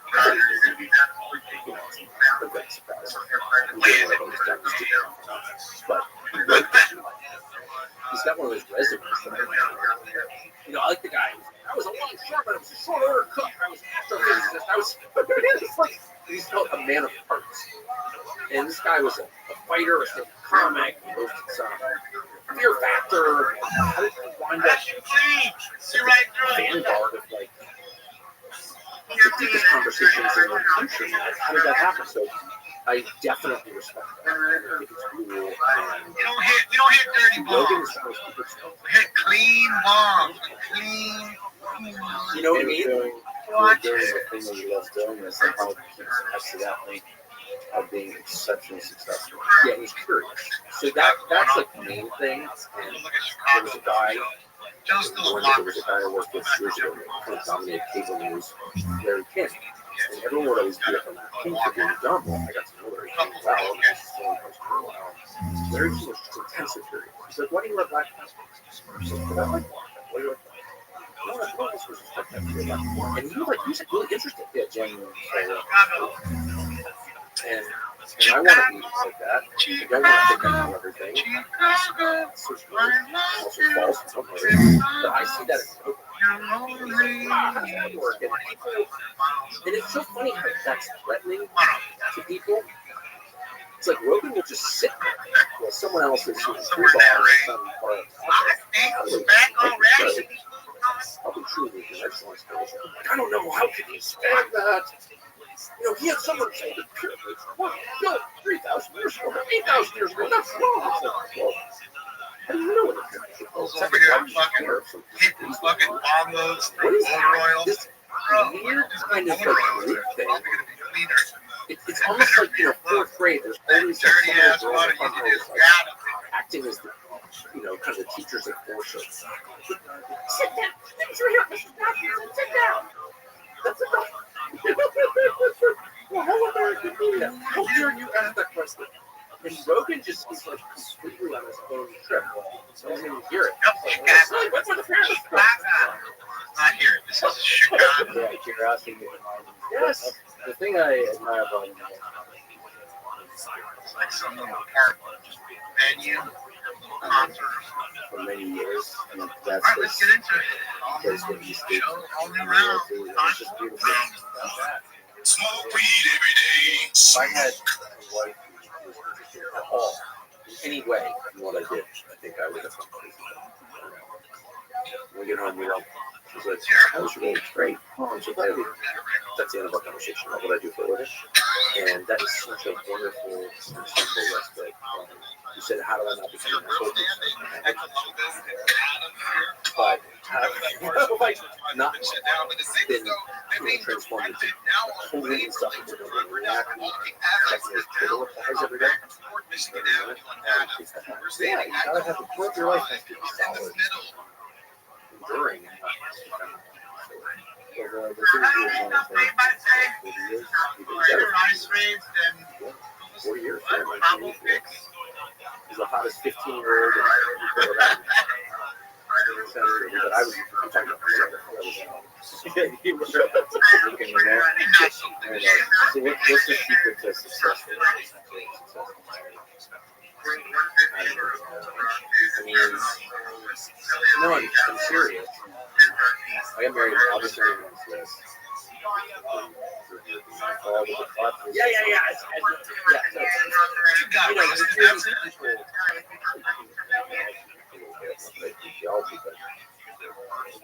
Like I grew up in a society in Southern California when I was little. Where it's like a totally self-created society. No, it's called 99% alcohol. Sometimes a little salt. Shake. Clean. The operative assumption there is that you are the sum total of your choices, and that free will is everything. And we never consider questions like, well, why do children get cancer? What do they do to deserve it? Because that would suggest that you're not the same. Choices matter. If I smoke a lot, It's a regular action. If you do it daily, it's really easy to clean. But like on a bigger scale. And like I say, you take a little like jar. You know how you have the small mason jars? Take a small mason jar. Put some of the 99% alcohol, 99% alcohol. You throw the bowl in there, throw the down stem in there, and let them sit. After you're done smoking. You're already done. Go to sleep, wake up, they're already cleaning it. Wash it out. Ready to go. The bomb is the quick little shake. 10 shakes, 99% alcohol and salt, you're done. So it's brand new. Done that. I'm very different. So is she. I could put ice in ways that are complementary and happy. Again, this is I don't know if you can tell, but the down stem here, the neck, and then I see other not people. No, I'm not kidding. But that's true. Not very well. You put ice in there, not to close flatter your you. whale. If you've been successful at something, I think the most successful at is marriage. I had a friend drink bong water for $100. It almost made me yak. So I think when you're directly communicating, it's like humility. Please. It's not even humility. Humility is the result of reality. Okay. Once you see things clearly, then you know that you are not the author of all your successes. Damn it. And I hate the implication otherwise because it suggests powers that people don't have. It's one of the reasons I hate people smoking. That's what you get. Just be sure you got. Yeah, you smoke cigarettes more like you don't. But cause and effect is real. I'm not denying this. It's obvious. But it's not the whole story. There are larger forces. Unseen forces. That's just a fact. There will be some kind of religious type. And they act on AI too.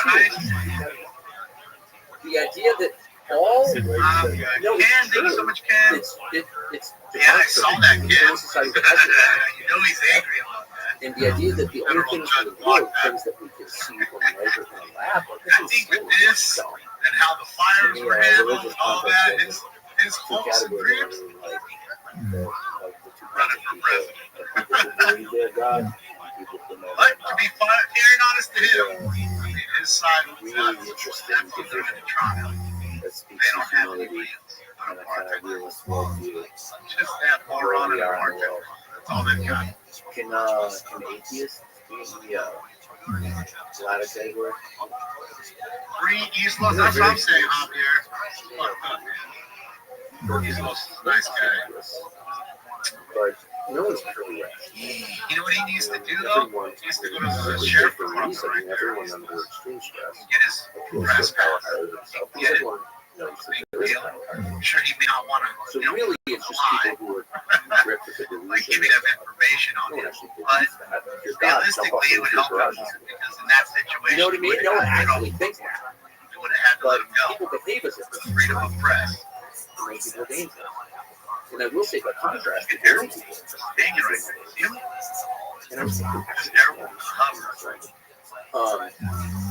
of all the people I've interviewed on that, In the news. the greatest leader I've ever met is Train station. You're in a NBC showrunner Gaddafi, who is Muslim. I'm definitely not Muslim. Christian. And so I don't agree with his religion, and I don't agree with monarchies. But he's the best leader I've ever met. And by far. And it doesn't matter if you're there filming with your phone. Well, there's As long as you have a press pass, they don't give a shit if you're there with Polaroids. They can still reason is because he's guided by an ever-present knowledge of and the limits of that. And of this foresight. A picture and show up on your Polaroid still. Reality, it's not even reality. Wrong. But you know, that's how it works. They have a way to do it legally, and that's how you do it. You can go to any of these places, and it's great because you can also get press pass by concert. You know what I mean? Because then you're pressed. You, as East Coast artists, want to cover, you know, the hyper social down the street. So a lot of times you'll be able to get a access pass as a supporter. You're not even paying to get in. You just got to pay for your parking. Or drop, you know, Uber, go up right up front, let you ride in with your pass. I'm not sure that there is take pictures all you want, go to the stage and take pictures, you know. There's not a designated area for press. Probably just around the world to ask what he thinks. There's an advantage. You know, but the downside is you are giving up information about your city to the sheriff department. But all of us are in the NCIC anyway, the National Crime Network. No one is Ottawa. You get your plate ran, you got pulled over, just to check if you're good or bad or whatever. We're all in there. You have an idea, you've been to the DMV, you're in there. The people in official positions, I don't see the whole constellation of advisors and transmitters around them, and then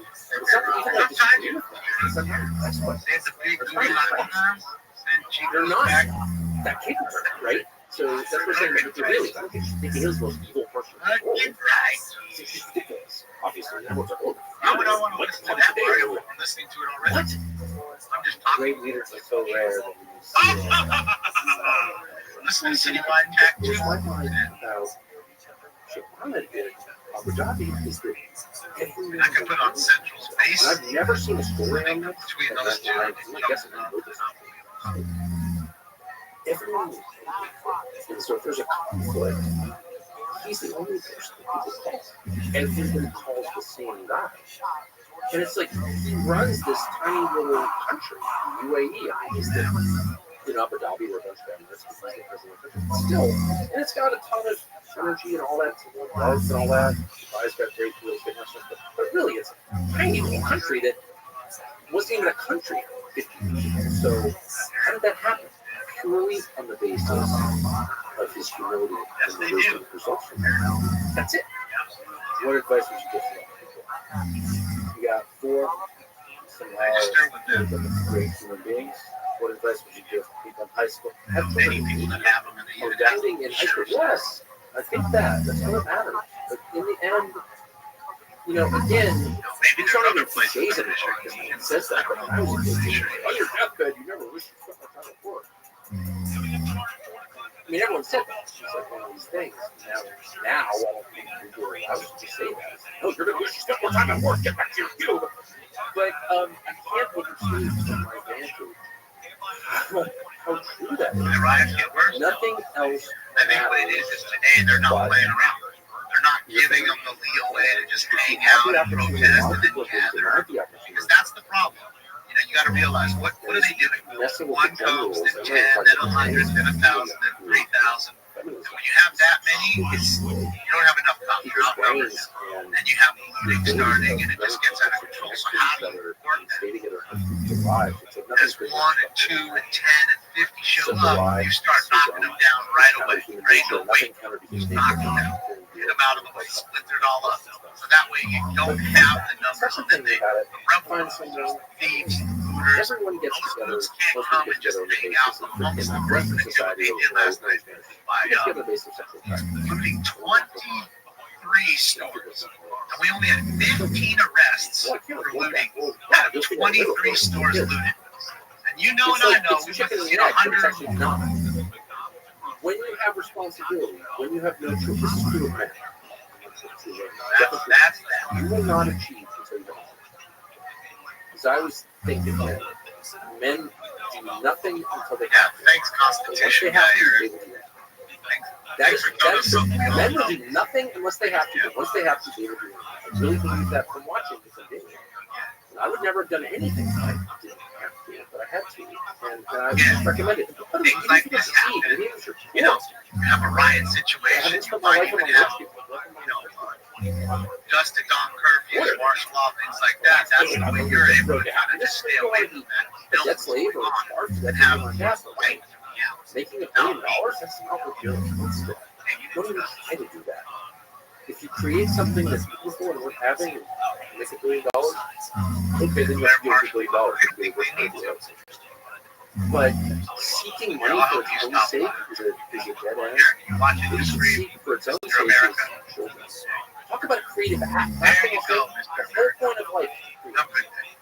See you in 60 Active creativity is it's most pure expression of children.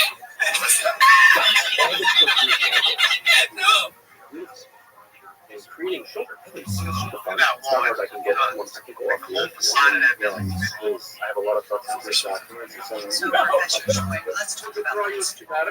Situation. This hasn't happened before. Certain times.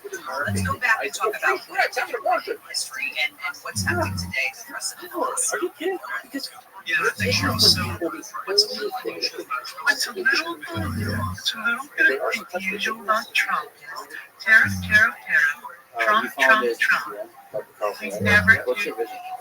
I have no vision for myself. Just need to know that we don't have to keep saying yeah, I'm an extinct models are Trump's fault. I have a vision for the Mom world. is Trump's fault. Cancer. Everybody, you got cancer. It's Trump's fault that you got cancer. Precisely this far. I just want to Trump invented cancer.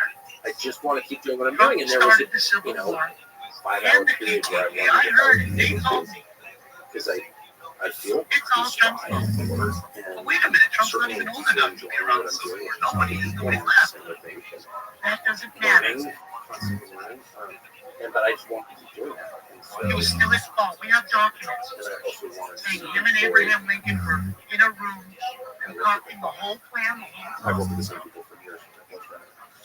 So I had all these people, and I wanted to bring them with me so that I could build the structure for that. This is like one of the first times you Pretty much that.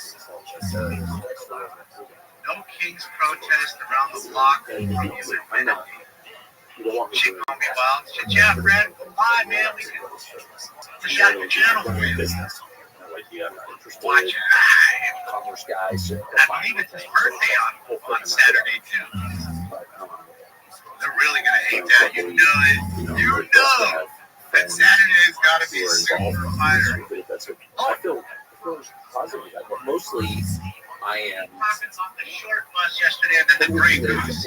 Now, there's the Grey Goose right there. That's the sheriff buses, and the reason they're much bigger than the short bus is, again, they run the jail system. Bigger, they need more room to send up prisoners to different jail systems. You know, there you go. They go from jail to prison. Grey Goose, or they need to go to court, back and forth from court to jail. They're going to the Grey Goose. I guess I've been pretty clear. I'm not. That's what Snoop Dogg was talking about, rolling in the Grey Goose. Given enough time. So as long as nobody tampers with the cinnamon recipe, human nature itself, I will always feel blessed by it. I think just from the temperament of today, I think it's going to be less tonight. And if it's less tonight, it's going to curb itself, I believe, until the weekend. I really like it. Like the weekend, it might reignite because you have people out, working out. You know, a lot of people still go to work. Whoever does have a job. They're mostly bad. We've got an unusually bad stuff right now. But we'll have better ones just a gut at some point. I just don't want to. One thing I don't like more than nuclear weapons and more than AI, the one thing that really bothers me is the idea of using technology to change the human thing. Because you're tampering with the secret sauce. You're tampering with God's creation. And totally evil. I mean, I always have to use total moron. 75 there. He's like one of these guys who 84 in I don't think Klaus Schwab is going to be organizing. 9 degrees moderate. Anyway, but he's talking and degrees already. he's reading his talking points. Cool kids talking about it. I have because it just doesn't talk about it here. Yeah. Joe knows about it. Again, we kind of share the information. That way we're privy to what may go on. Like I was telling you about the airport thing, and then it did go on, but it was so tiny, nobody cared. That way I can at least plan my day and think to myself, if I need to do shit, let's get it done now. That way that time is over. I can What was so jump on. striking is that no one in the room was like, what? You're not what people's brains? Like, Hey, look, another starver. Another guy starving. you're right. Another one talking about starvation. Both of them got bellies like me. That one got a bigger belly than me. Very careful. Whatever. I just want to know who's starving. You're holding up signs talking about starvation. Certainly isn't me. They ain't starving. They ain't real good. Sources of They ain't high on the hog. I'm fat. What else? I don't understand. I guess I don't want to see Yeah, I'm 14, right? Yeah. We are in a hazard. No, I don't. I believe this is Saturday in Santa Ana, possibly. Because there was one in Santa Ana last night. But one would assume it's going to be everywhere. You see Chicago, they're just marching right now. We'll wait until the sun goes down in Chicago. I venture to say Chicago will be pretty busy. And at least with Chicago, I can get some of the scanner feeds if it does. You know what I mean? Unless they, of course, go to their tactical channels. but it's not the whole and we are creating these things intentionally, and I think it's incumbent on us, it's a requirement of a moral standard from us. But you ask, like, is this a net gain or a net loss? What to extent we can foresee the maybe 1,500 U.S. cities targeted by chaos, by Antifa's coordinated no-Tuesday operation under the guise of protest. A real insurgency is unfolding. I did, and I think that people in power should think I did hear some rumblings that a lot of people seem to think that was it Walmart helping fund a lot of this shit. Masks they got yesterday, from Walmart. That's what you could got on Amazon. They had them at Walmart. A few other little tidbits. Because, Trump and the Walmart people were going back and forth about tariffs. Well, thank you for asking. No, I'm not telling you it is, but there's just rumblings of lots of people talking.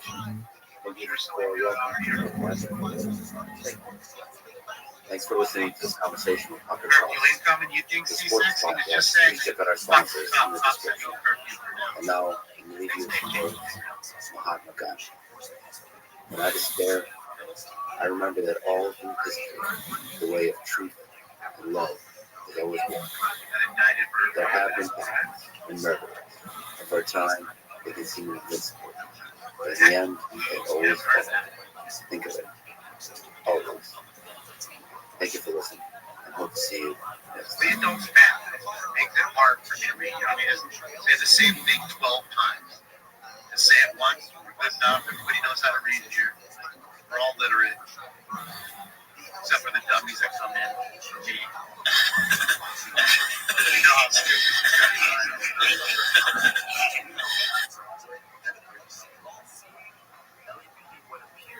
The only person causing more harm to the people. Remember, anybody, when someone's spamming also, guys, I just want you to remember, you can always click on their name, just click on their name in the chat room, and push block. They'll still be there spamming, but you will never see any of it.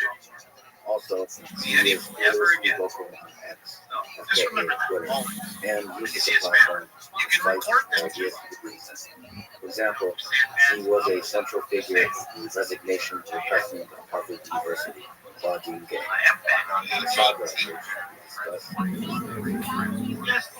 This is the Restream podcast. To support it, please check out our sponsors in the description. And now, dear friends, good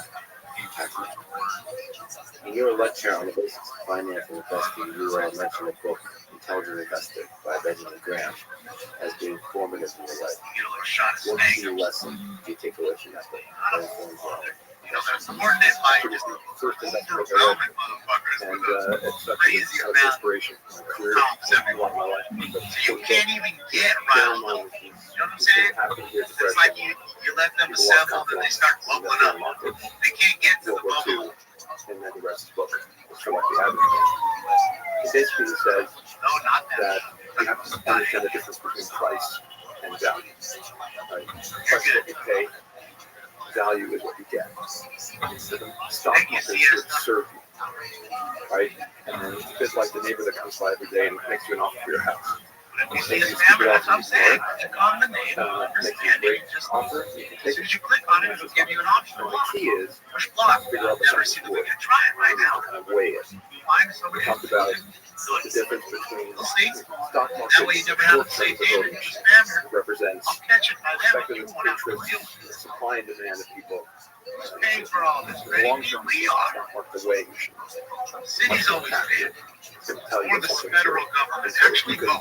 design That's with what the something money's worth going. Let me that tell you you really something. take advantage These of people, with let's the be honest, to help you. even if none of this happened, you weren't spending the money on the cops, right? Let's just forget about it. It didn't happen. Nothing ever happened. No cops needed. Speculation is just a bit like buying, These clowns are trading, finding a way to waste the money anyway. right? You're trying to Okay, so what it means keeping short-term trade. downtown Maybe safe, in the long run, you there's know what I mean, from getting but completely trashed, which it's already kind of you been. know, I many say spend investors the money. in trouble What we going do. into the I'm not siding with crash. fucking people that Really fucking just fuck it up. they didn't know what things were worth. They're just really going on. I really feel bad That's for you. speculation.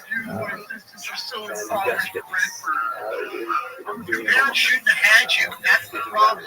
Because they couldn't afford you. That's why most of the problems you have is what's going on. The value of Okay?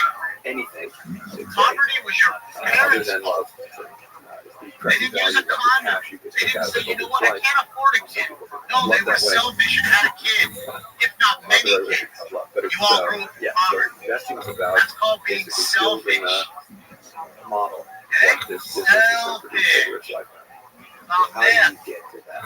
Not about you. They didn't give a fuck about you. They did that when the shut down. But even like philosophically, value of age. Responsible parents Just talk about things make sure they can afford, or at least, you know, try.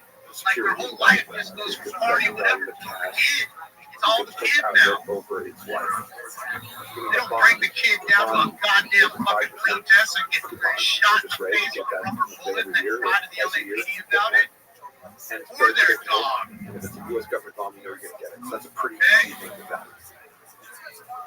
That's why dummies shouldn't It's like owning a have piece of a company. kids. In a business, Dummies shouldn't have kids. and they generate Thank you all. This is good to see you. Thank you for the donos. burning cash flow every year. Okay? The difference That's just between real. a stock and a bond is that Viva the bond is a Las contract. Vegas. You know what you're going to get. You don't go back. Yeah, in fact, I had So the the here. I stock was market just makes about to predictions get about the fucking business. PCU. How many widgets you're going to sell this You know, year. we're not Next going year. to protest. What it costs us. We're How not much of the going money to that we protest. generate They is start to reinvest protesting. in the business to keep the business I going. wanted to get that. Doug up and put it in the machine. That's But the right as I was getting to do it, But whereas they all started running off the freeways, I had to go fucking it's a very high view. there with You know that. that those cash flows are going to be Not to say I couldn't do it now, but I don't want some of their music really high view. copyright that As a result, I'm trying to many record it, investments put it in the are motion. really very difficult to predict the future. So we Oh, I'm sorry, Freddie B. I'm stupid, Freddie. find those rare companies that we can kind of You're predict. reading a lot of things wrong, a lot of things. You guys know, 1 hour, not enough What are the sleep, not enough food, Yeah.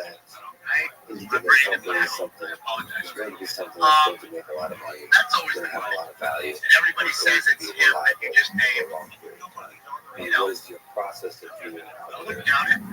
I'd say it's him and the donkeys taking USAID money that's still left, or still coming through with it, you know, shoveled or funneled another way. These non-disruptive They fund this shit. And business. then they have Close your eyes. their rich, powerful Stock market friends shuts like for a decade.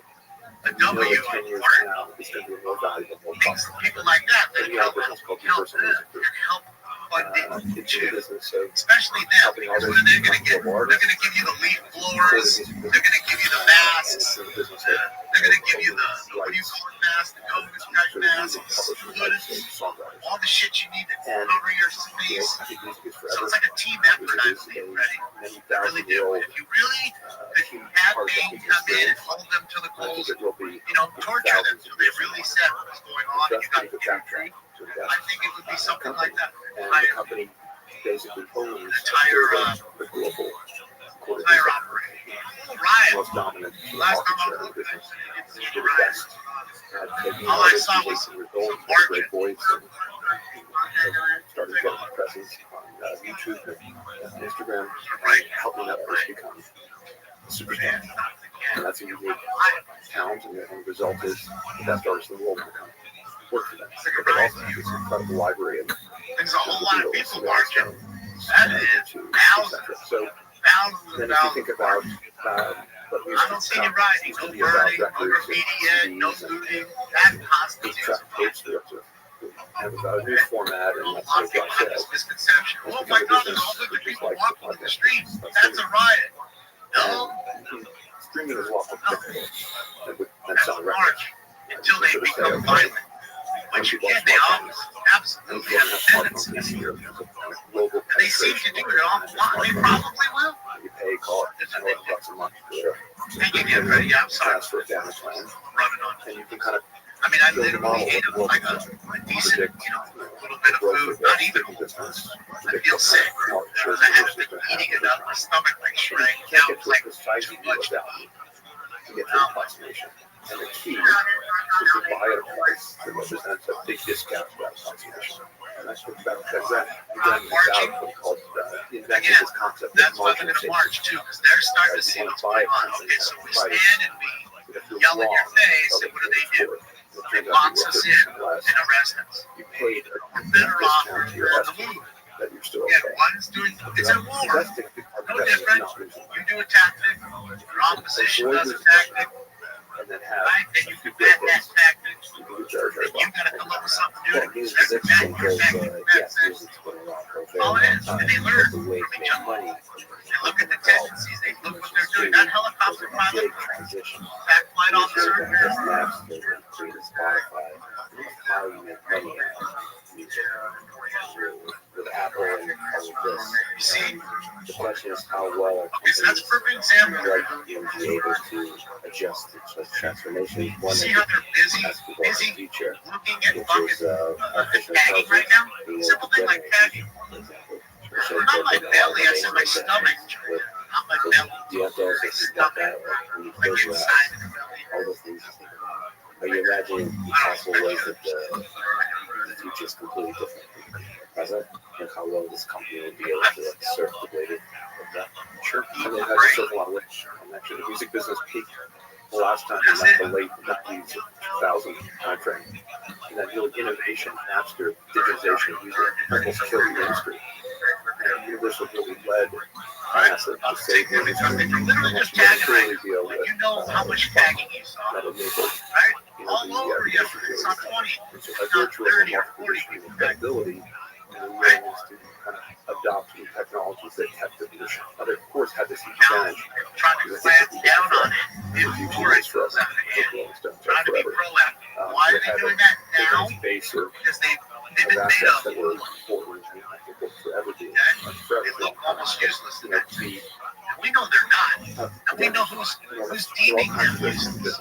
This is one They're of the always allowing them to do what they really need to do. And then, of course, blame it on everybody else. You may have a neural chip in your head that instead of a phone, but the music coming digitized format, you want to have an insert library that you can walk around in your pocket or in your brain. It's not going to matter that much of the form factor. You know, the device changes. It's not really that important whether it's Spotify or Apple or Amazon that are the so-called DSPs and providers. I think the values really reside in the content owners, and that's really the artists and the label. I actually think AI is not going to be the primary creator of music. I think we're going to actually face the reality that it's not that music. They sent her to Santa Ana. For, I thought, thousands of years, but Something's gonna start up here in Santa Ana. we actually care people who's the musician that created it. Just like we want to know that who's the artist, human artist that created the piece of art. Totally agree. I think if you think about it, there's lots of other technologies and computers that we use to generate music over time. But no one falls in love with a computer generated track, right? And bullshit.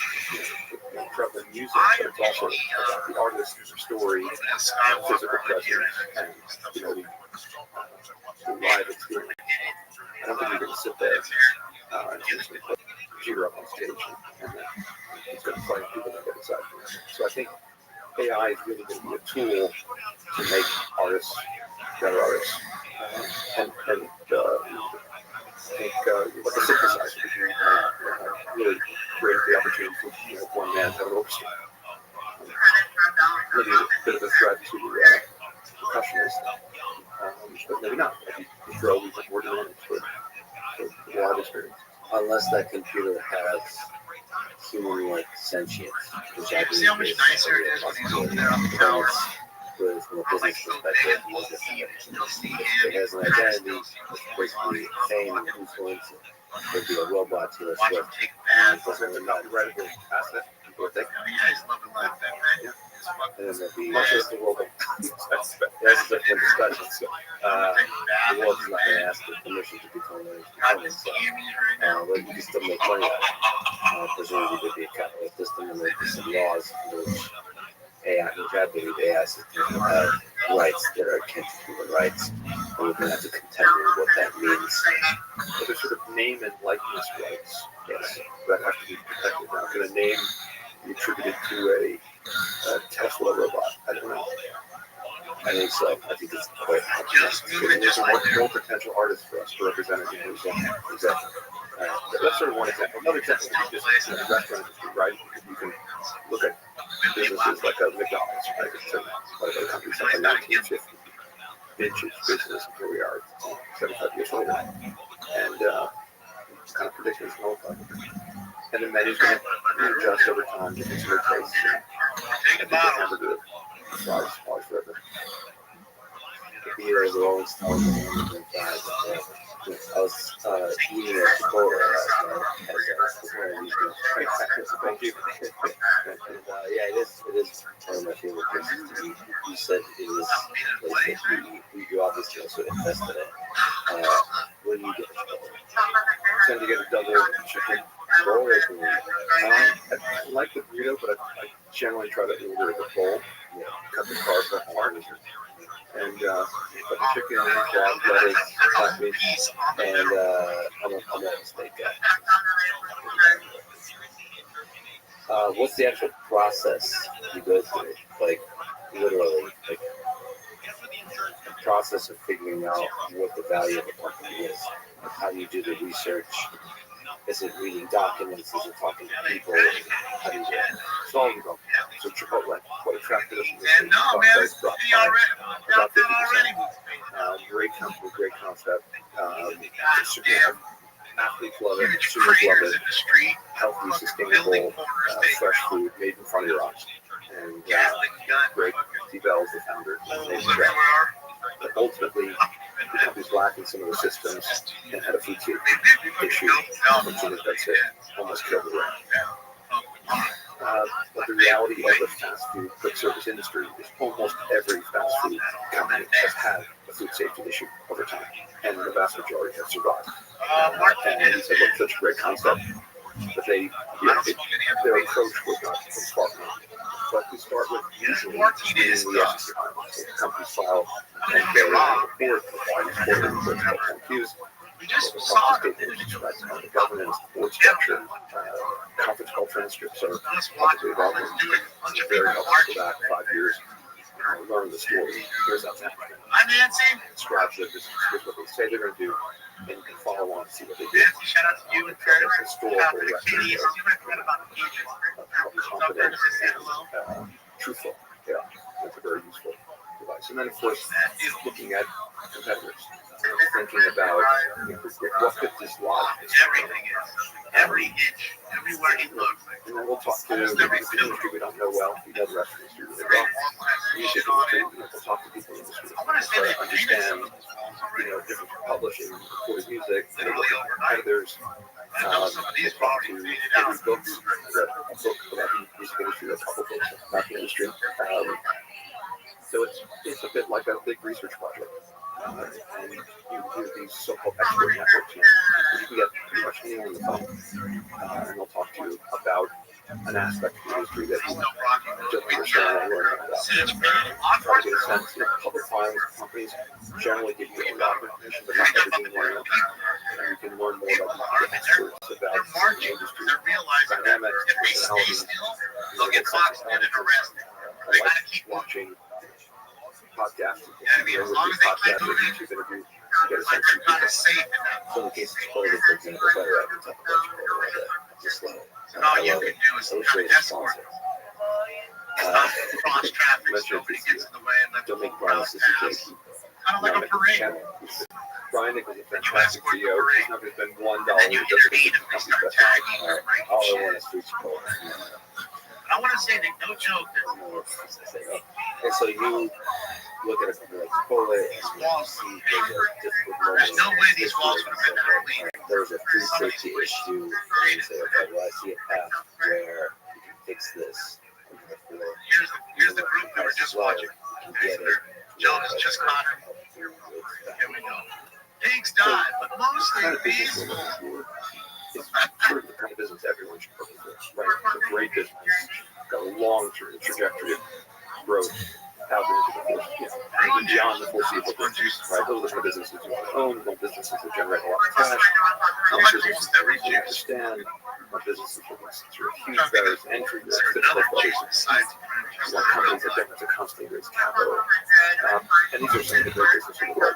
You know what's weird? I don't eat guava and I don't eat So the mango. problem is those companies tend to have very high stock prices.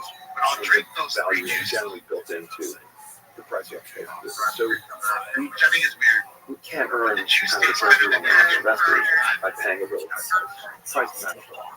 About the best business in the world, overpay, you're not going to earn particularly Where's attractive Tom? returns. Tom's on vacation. So we get involved in cases where a great Jerry business doesn't want to come hang out. He don't love us.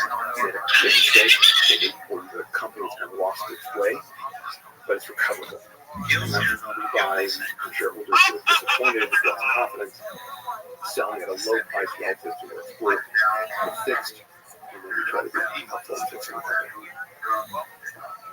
You said that barriers to entry. This motherfucking wall was paid. Really That's fresh from my day. You can see that how they paid it over. That took like They less just than did a 10 quick seconds job. to You say. know what I mean? But Slap. some of them were past the all of them past the all. So you said They barriers weren't to doing it. But entry. also, How do you know police if will come back tomorrow. there's a type of moat protecting the competitors from stepping up to the plate? The most difficult analysis to do as an investor is that.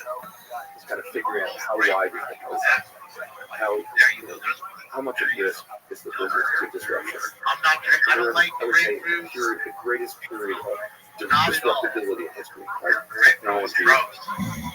a couple of 19-year-olds can leave whatever university and maybe even go in the first place. They can raise millions of dollars. They can get access to infinite bandwidth storage. They can contract with engineers in low-cost markets in the world. They can build a virtual Just company, don't care. and Ain't they no can respect disrupt for nothing, businesses even that nice seem things. super established. Now what they always say, And then on that's top why of we that, you can't have have nice things. major companies with multi-trillion-dollar market caps Nothing working is to safe. find profits wherever they can. And so that's a dangerous world in a way to be an investor. And so you want to find businesses All the that graffiti everywhere. Brick by it's hard brick. to foresee a world in which they can disrupt it. The beauty of the restaurant business, you actually are There the was best that we have in the overhead restaurant. shot. We've never lost On the money. ground. We've only made a fortune. Interesting that investing in restaurants. A big part of it's really simple business. Watermelon juice? And if you get Chipotle right, there are 100 stores. It's not so hard to get to 200 stores. Some before you make the smoothies. And the key is maintaining the brand image, growing intelligently, I love having the right systems, and it goes from 100 stores to 3,500 stores. It's still working good. And there's a lot of complexity, right? Think about your local restaurant.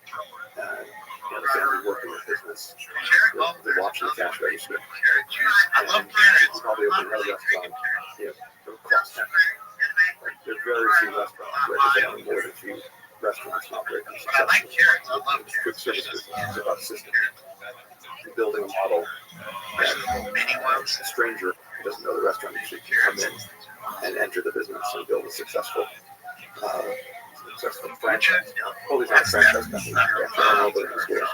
But many of the most successful restaurant companies are franchise models, like a Burger King, Tim Hortons, these various brands. They're about systems. The same systems apply whether you own all the stores, it's run by a big corporation, whether the owners of the restaurants are franchisees, local entrepreneurs. So if the restaurant has scaled to a certain number, that means they figure out some kind of system that works. Yeah, it's very difficult to develop that kind of system. So that's a moat. Moat is get to a certain scale and do it successfully, and the brand is now understood by the consumer. And what's interesting about Chipotle is what they've achieved. They're not buying frozen hamburgers. They're buying fresh, sustainably sourced ingredients, preparing food in the store. That was a first. Right? Quality of the product is totally different. The highest quality food you can get a serious dinner for under $20, and eat really healthfully and very high quality ingredients. And that's just not available anymore. And it's very hard to build those relationships with farmers in the country. It's a lot easier than to deal with one of the big, massive food producers and buy your pork from them than to buy from farmers in the country. And so that is a big note, which is very difficult. And by the way, another company I think you have to stake But you know what I mean about restaurants? Restaurant brands own a number of quick service companies, one of which is food. Yeah. It's been a meme for a while, but Burger King's great too. Whatever. But I can easily go to McDonald's. I'll just eat burger patties. I don't know if you can do this, but a burger patty at Burger King can do this. McDonald's, it's actually way cheaper. What's the size of that? And it's cheap. It's like $1.50 or $2 per patty. And it's about 150 calories. And it's just meat. And despite the criticism and memes out there, that food Yeah, I've seen those like the when I go, the healthiest I feel is when I eat carnivore. Because it's all healthy. They say you only meat. I feel really good. I lose weight. I have all this energy. So when I'm traveling, the easiest way to get meat. You go to McDonald's. Exactly. So there's this sad meeting of me just sitting alone. Really nice show. I love it. The idea that you're makes you happy. Like a bullet that I use for What about Flame Road? The place with your fried burger, trying to get you to put your team. I didn't even have I didn't know. I don't know the details of how they're made. having to get straws. I think we got a chance this week to do. Great. We'll see. I'm making smooth. Let's do it. It's wonderful. Okay. We were talking about most. This kind of reminds me of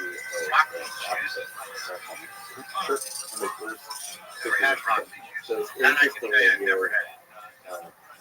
think that the alphabet fits some of these characteristics.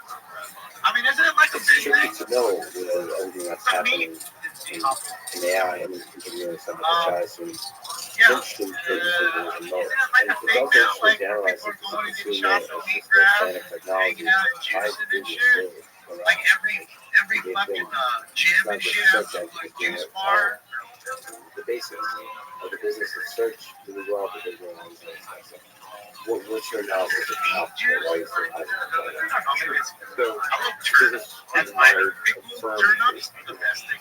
whatever, 15 years, Turn up. but rarely got to a price that we felt we could own it because again the expectations are so high and price really mattered. Juice. Really the sort of AI scare, I call it.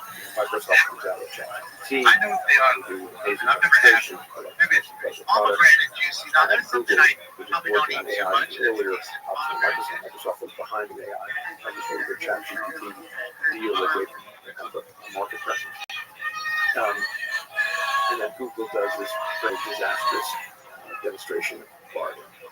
And the world says, oh my God, Google is falling behind AI and future rocket crush. So it gets to a price of 15 times earnings, which for a business of this quality is an extremely difficult. Our view on Google, one way to think about it, business in terms of growth, that's usually pretty good sign about the motive on business. So, open your computer and search, very high percentage of the world starts with a Google page in one line. You type in your search. Google advertising search YouTube franchise is one of the most dominant franchises in the world. Then you look at him Very difficult. 4 years later on his baseball card, he's got these huge fucking caps, like a bodybuilder, just so jacked. You know what I mean? It's like a gorilla. They used to say about advertising, spend a fortune, and you just don't know which percent of it, so you start spending money because you know 500 feet. ultimately that's going to bring you customers. And now with online How many did you have in one season? 82? which dollars I'm spending. What was the big season for him? I think it was 80, right? Buying something, I pay. It's a very high return on investment Only play for the 160 advertising. games season. For you to have 80 home runs in AI 160 forces the games. All of a sudden, people start searching questions of ChatGPT. Don't start with the Google search bar. Sosa was corking So with that our man view on the is juice. what we're He done was doing both. with industry experts because that Google 73 was the big one, John? a virtue of the There's no 73 and 160 games even. And you know he didn't play every game. There's no way. Everybody has a day. potentially greater than Microsoft ChatGPT, and that the market is overreacting. And No, 62 I think was Big Mac. the big company, I think he's right. global 73 business was the regulators, 73 was when he beat Big Mac. take some of the same liberties. Start like OpenAI did in releasing a product. I think Google took a more cautious approach. Oh yeah, he was Releasing an early version hard in terms of its capabilities. And that's still like remember I told you the story where I met Jose. Fucking did my private parts for me and my friend. He was gonna jig. How dare you? You're gonna sign 2 cards and he's like, what's going on here? Sign those cards. Applications, All right. email, and otherwise. The cards. Google suite of products with an She incredible totally data set, guilt tripped me into more signing the training cards data for us. We pretty thanked much her. any company in the We world. thanked her. Engineers, And my friend, when she walks away, he's like, man, I know her. My friend used to play volleyball. He's like, that's Gabriella One of the Reese. cheapest of Remember the Gabriella Reese? big 7 companies. That's who it was. Gabriella, I appreciate you. It also, the business She'll remember has a lot of baby. potential for efficiency. Sometimes we have this Yeah, it was funny. I don't know if they were dating. I don't know. all of this Just them two together in the parking lot of the hotel there. We caught them when they were walking out. And Jose at that time was still Jose. He wasn't, the Facebooks of the world and no people PEDs, talking about PEDs yet, no crazy shit. Still hitting crazy home runs. for their Jose was a beast. He's that big. First to go 40-40. alternatively, what's the yield? Flip Home over runs the again. price over the earnings. 40 bags for a guy Yield that of big. 15 Steal 40 bases. multiple is about almost a 7% yield, and that earnings yield is growing over time as the business grows. Yeah, but she was like a model and sponsored by Nike, Runs the government. right? She was a professional volleyball player, right? And I think a model at the Functionality, same time. the various businesses and investments they've made that earn some money. Got a cloud business that's growing very rapidly, but they're investing basically 100% of the profits from the business growth. In that earnings number, you're not seeing the earnings from the cloud business. They're one of the top players. So very interesting, very well managed company with incredible assets and resources and dominance. She married to Leonard Hamilton. There's no debt, a ton of cash. So it's a pretty good story. Is there something fundamentally different about AI that makes all I'm this more telling you, I knew him at the pad, Martinez. I knew right away how awesome it was. I had, could not have products and impact that AI could create? You're right. Tomato juice is another juice that is fucking disgusting. You're absolutely right. AI. Tomato juice is fucking disgusting. I hate tomatoes anyways, and I'm definitely not Is there drinking the some juice of a more tomato. risk for the fucking gross. There you go. You're right. And you know what? I should have remembered that because my dad used to love those, the V8. My dad would have some of those fucking V8s in there. My dad loved it. I was like, bro, that was one thing that you can have in there. I'm drinking water. That's for sure. But that was when I was a kid. You know, you always want juice or a soda or something. I ain't drinking. I ain't touching your V8s, bro. AI is incredibly powerful, which is why They're all every yours, business is man. saying, how can I use AI in my business to make us I'm not more drinking profitable, Bloody more Mary. successful, more faster, and also disrupt or protect ourselves from these. I don't drink. I'm going to drink a cocktail. I don't even know what cocktail I would drink. I'd rather have a glass of white wine or, surrounded by this really wide mode. I don't know, maybe a shot of Mescal or tequila. Steal the princess. And have a cocktail. And it happened. I guess if I had to get a cocktail, I mean, is whiskey and Coke considered a cocktail? It is, right? Cocktail, right? And that's why we. So I guess whiskey and Coke. Technology companies generally, the world is such a place. It's always been a better version. Kodak was caught up in the analog film, and then the world changed. Well, Google is pretty fat and happy. Yeah, how would you rate the ability to wake up, lose weight, and be less happy and aggressively rediscover their search? Yeah, that shit was everywhere. I think you've seen a lot of that in the last year.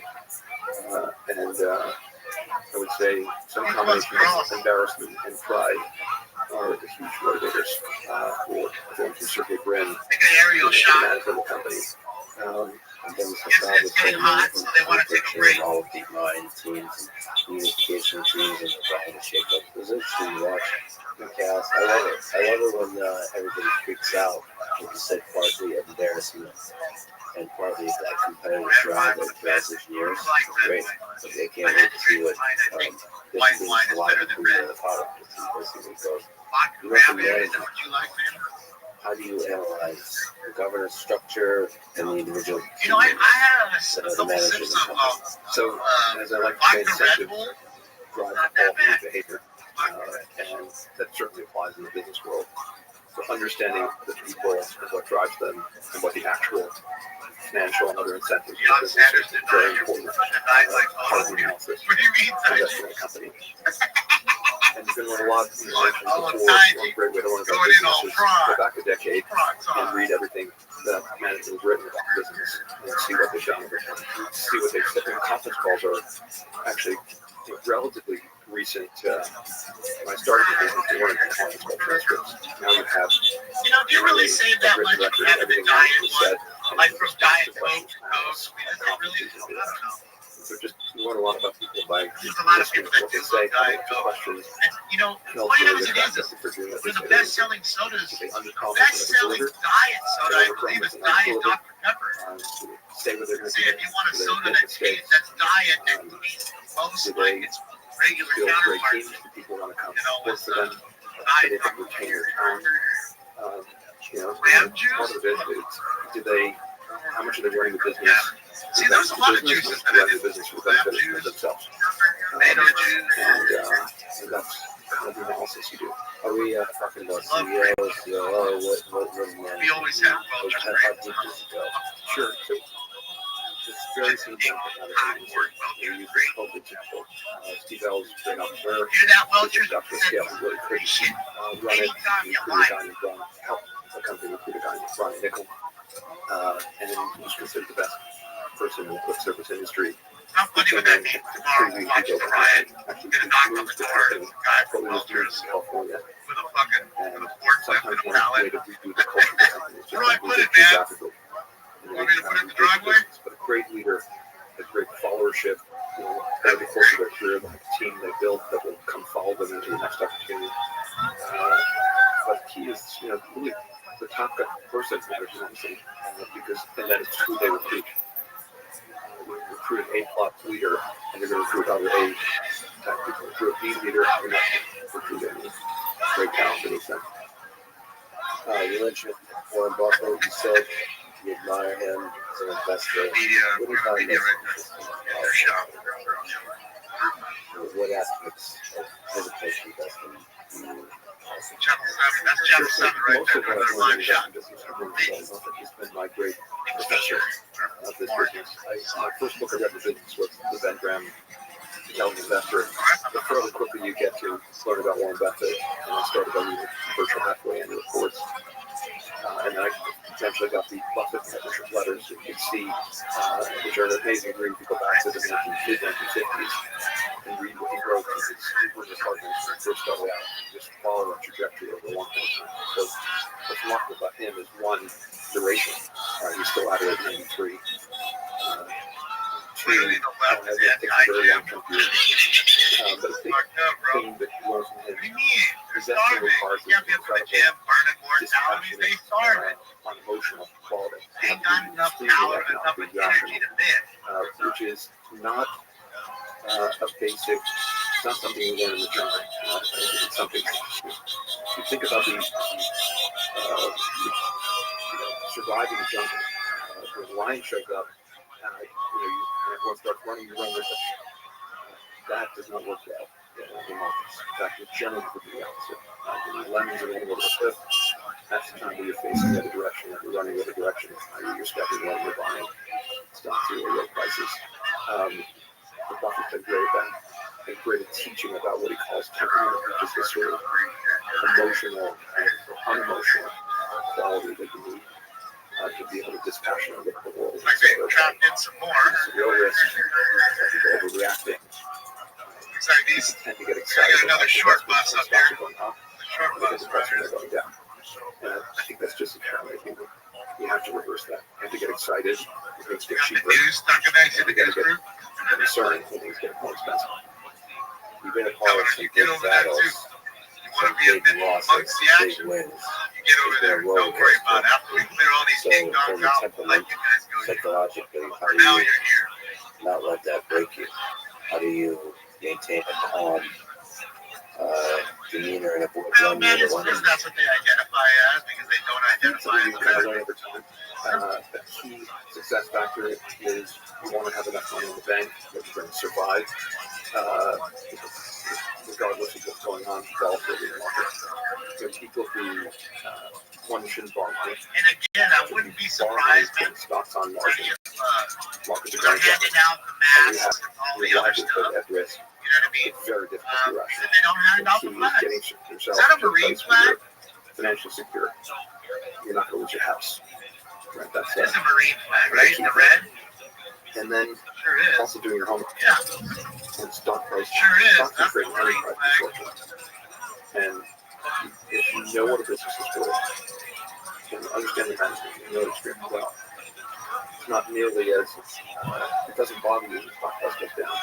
Or it has much less impact on you because you know, again, as Mr. Graham said, in the short term, the voting machine, a bunch of money voting one direction. That's concerning, but it's a great business. Doesn't have a lot of debt, and people are going to just listen to more music next year than this year. You know you're going to do well. So it's a bit, some combination of being personally secure and also just knowing what you own, and over time you build. Especially if you went to the city hall, I would say. yelled at them Those about psychological their things in a human being. they're not getting enough, and You're you getting need to lines do and more for gazelles them. and all this kind of stuff. Is For there us. some? Is there as simple as just being financially Okay, secure? yes. Is there some just human See the door here? quality? Walk through that door, please. Everything you want is on the other side of this door. I think so. Go through the door, and I'm a your pretty cartel emotional members will be person, waiting for I you. would say. Feel You go pretty from strong that emotions. room into a If not, 55-gallon barrel, I'm never to be seen remarkably again. immune to kind of volatility. That's how you get And your that's a health. big advantage. And it took some time for me to develop that. So you know, so being emotional, Yeah, it's a sad deal. I'll start emotional over. responsibility. Yeah, you just Most it's don't a even good- realize you're again, never I- supposed to touch you the can learn a ground lot from other flag. people's experience. It's one of the few They sure know how to burn where them. you That's learn the one thing they enormous don't. Actually, they don't even know how to do that. We about watched other four periods of idiots. history. 4 idiots Watching who burnt an American following flag. Buffett's It went career, out by mistakes he itself. made. They And tried to nothing wrong with reignite it. everyone in the And I States who swear did. to you, they couldn't figure out 4 of them how to use a lighter. A big lighter The good news is that outsmarted the 4 vast of these. majority of what we've done worked out really well. Big lighter. So As they that were also trying to gives you burn an American flag in the like in the heart because of we Little Togo. have very few investments. We own 8 things today, or 7 companies. So it doesn't matter. If we get one wrong, we make big news. And so the other nature of our business that I didn't hear comes with nothing about no is a lot of public scrutiny, a lot of public criticism, and that requires some experience. I think we'll talk about some of that. Financially secure is something I believe also recommend for even just everyday investors. Is there some general advice from the things you've been talking about that applies to everyday investors? Sure. So never invest money you can't afford to lose. Where if you lost this money and you lose your house. So being in a place where you're investing money that you don't care about the price in the short term. It's money for your retirement. You take a really long-term view. Going back to the never investing to borrow money against your securities. You know, the markets offer you the opportunity to leverage your investment. And in most worlds, you'll be okay. Except if, this financial crisis or, nuclear device gets detonated, God forbid, somewhere in the world. I haven't heard anything about a curfew by the LAPD. Someone kills And a if they leader. do a curfew, what they're going to do is tell everybody now, hey, now enacted a curfew. They'll say it on the news. They'll say it on the loudspeakers. Tell them they all need to go. So as long as you don't borrow against securities, you own really high quality businesses. It's not money that you need in the short Just term. arrest people after you decide to have a curfew after 20 minutes. I heard nothing about a curfew. Now remember, we did hear the LA City Council today said they're going to have a full session with the chief and the mayor, which they did, and we were possibly discussing things like that. I remember her saying that. I'm sure some of you do. So it is a possibility, but it hasn't been enacted yet. Buffett is the old And these are all bullshit reports until it actually comes out. So we hear it on the news, because again, we're going to hear it on the fucking scanner, because they're going to tell everybody, okay guys, after 9 o'clock, we're going to scoop any and everybody up, and we're going to act the curfew, we're going to let the officers know. So you We'll hear it first. companies, but what do you think about mutual funds that for everyday investors that diversify across a large number of funds? I think there are very few mutual funds, the thousands of mutual funds. There are very few that are there. Daily, you mean 4 days late. They tend to be too diversified. In $1 billion plus short. Too short term. And you're often much better Not off a just damn, having you know what I mean? They're down $1 many of them billion plus perform. whatever this costs, 200 million. So now Carefully you're at down portfolios and not $2 so billion. from the underlying index itself. And you tend to pay a much higher fee. Now, all that they said is very talented mutual funds managers. Will Dan, I think, Fidelity, director of the one day time. The famous Peter Lynch. Ron Barron. So Manny is saying that Great long-term in the next hour, Mayor Bass is supposed to talk about a possible curfew. Versus So we'll see. thousands. We'll see. And if you're in We'll see. a thousand, but I'd rather really some participating in the transition. And that's like the what would be the reach for an everyday investor to go to invest in a small number of companies? That's it. 2, 3, 4, 5 companies.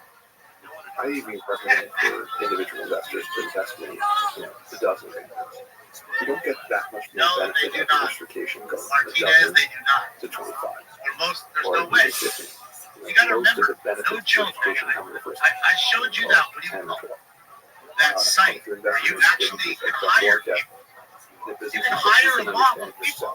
Understand. Okay? Like 25 grand, they'll come out with 1,000 people for you for $25,000. Let's look at professional investors or analysts, the vast majority of them. So if it's a business you understand, if you bought a Tesla and understand the product and its appeal to consumers, it's a good place to start when you're analyzing a company. So I would invest in things you understand. That's kind of a key. You like Chipotle, you understand why they're successful. You go there every week and you can monitor. Is anything changing? How these new how's chicken at the store? That's good. the basic chicken. You know, Those page the drink off. The ones who don't have IRC media, which we're watching right now. I think you should Once invest you in click like, really understand simple businesses, and you can like, predict subscribe how on his to page. be He's working really hard on And if you do it. that in a not particularly concentrated fashion, and you don't borrow money against your securities, you'll probably do much better than your typical mutual fund. Right, because the consumers that love the thing are actually good analysts of that thing. I guess a good starting point. Because there's much more information available today. When I was first investing, literally we had people faxing us documents from the SEC filings in Washington, D.C. Now everything's available online. All transcripts are free. AI, unlimited data, and all kinds of message boards and Where the mouse is speak. There we go. sharing advice. And everyone has their own, by virtue of their years of experience, they'll know about an industry or a business, and that gives them take advantage of your own competitive edge. I'm just afraid if I invest in Chipotle, I'll be like analyzing every little change of menu from a financial perspective, which would be very critical. It's going to affect your experience. Yeah, I mean, I should also say that I am somebody that Los Angeles to stop the vandalism, to stop the looting. Many businesses have now been affected by or vandalized. Last night, there were 23 businesses that were looted, and I think that if you drive through downtown LA, the graffiti is everywhere and has caused significant damages to businesses and a number of properties. So my message to you is, if you do not live or work in downtown LA, avoid the area. Law enforcement will arrest individuals who break the curfew, and you will be prosecuted. Hundreds of officers from police and sheriff departments from across the region and state are working alongside LAPD through a unified command structure. The curfew will be in place tonight from 8 p.m. until 6 a.m. I want to thank the governor for his partnership, and especially thank our state and local leaders and deputies, officers and deputies who are working tirelessly. So curfew guidance, again, it will begin at 8 p.m. tonight and go until 6 a.m. tomorrow. I will consult with elected leaders and law enforcement officials tomorrow on the continuation of the curfew, but we certainly expect for it to last for several days. The curfew area will be between the 5 freeway and to the 110 and the 10 freeway to where the 110 freeway and 5 freeway merge. You look at the map, and you can see that the city of Los Angeles is a massive area, 502 square miles. The area of downtown where the curfew will take place is 1 square mile. I think it is important to point this out, not to minimize the vandalism and violence that has taken place there. It has been significant, but it is extremely important to know that what is happening in this 1 square mile is not affecting the city. Some of the imagery of the protests and the violence gives the appearance as though this is a citywide crisis, and it is not. So everyone must abide by this curfew. Limited exceptions will apply for residents, people traveling to and from work, and credentialed media representatives. With that, I would like to turn it over to Ned. Thank you, Mayor Bass. Good afternoon, everyone. As the mayor stated, a curfew for the impacted area shown here will go into effect tonight. And I want to be absolutely clear that if you're within that designated curfew zone between the hours of 8 p.m. and 6 a.m. And are not exempt under the order, you're going to be subject to arrest.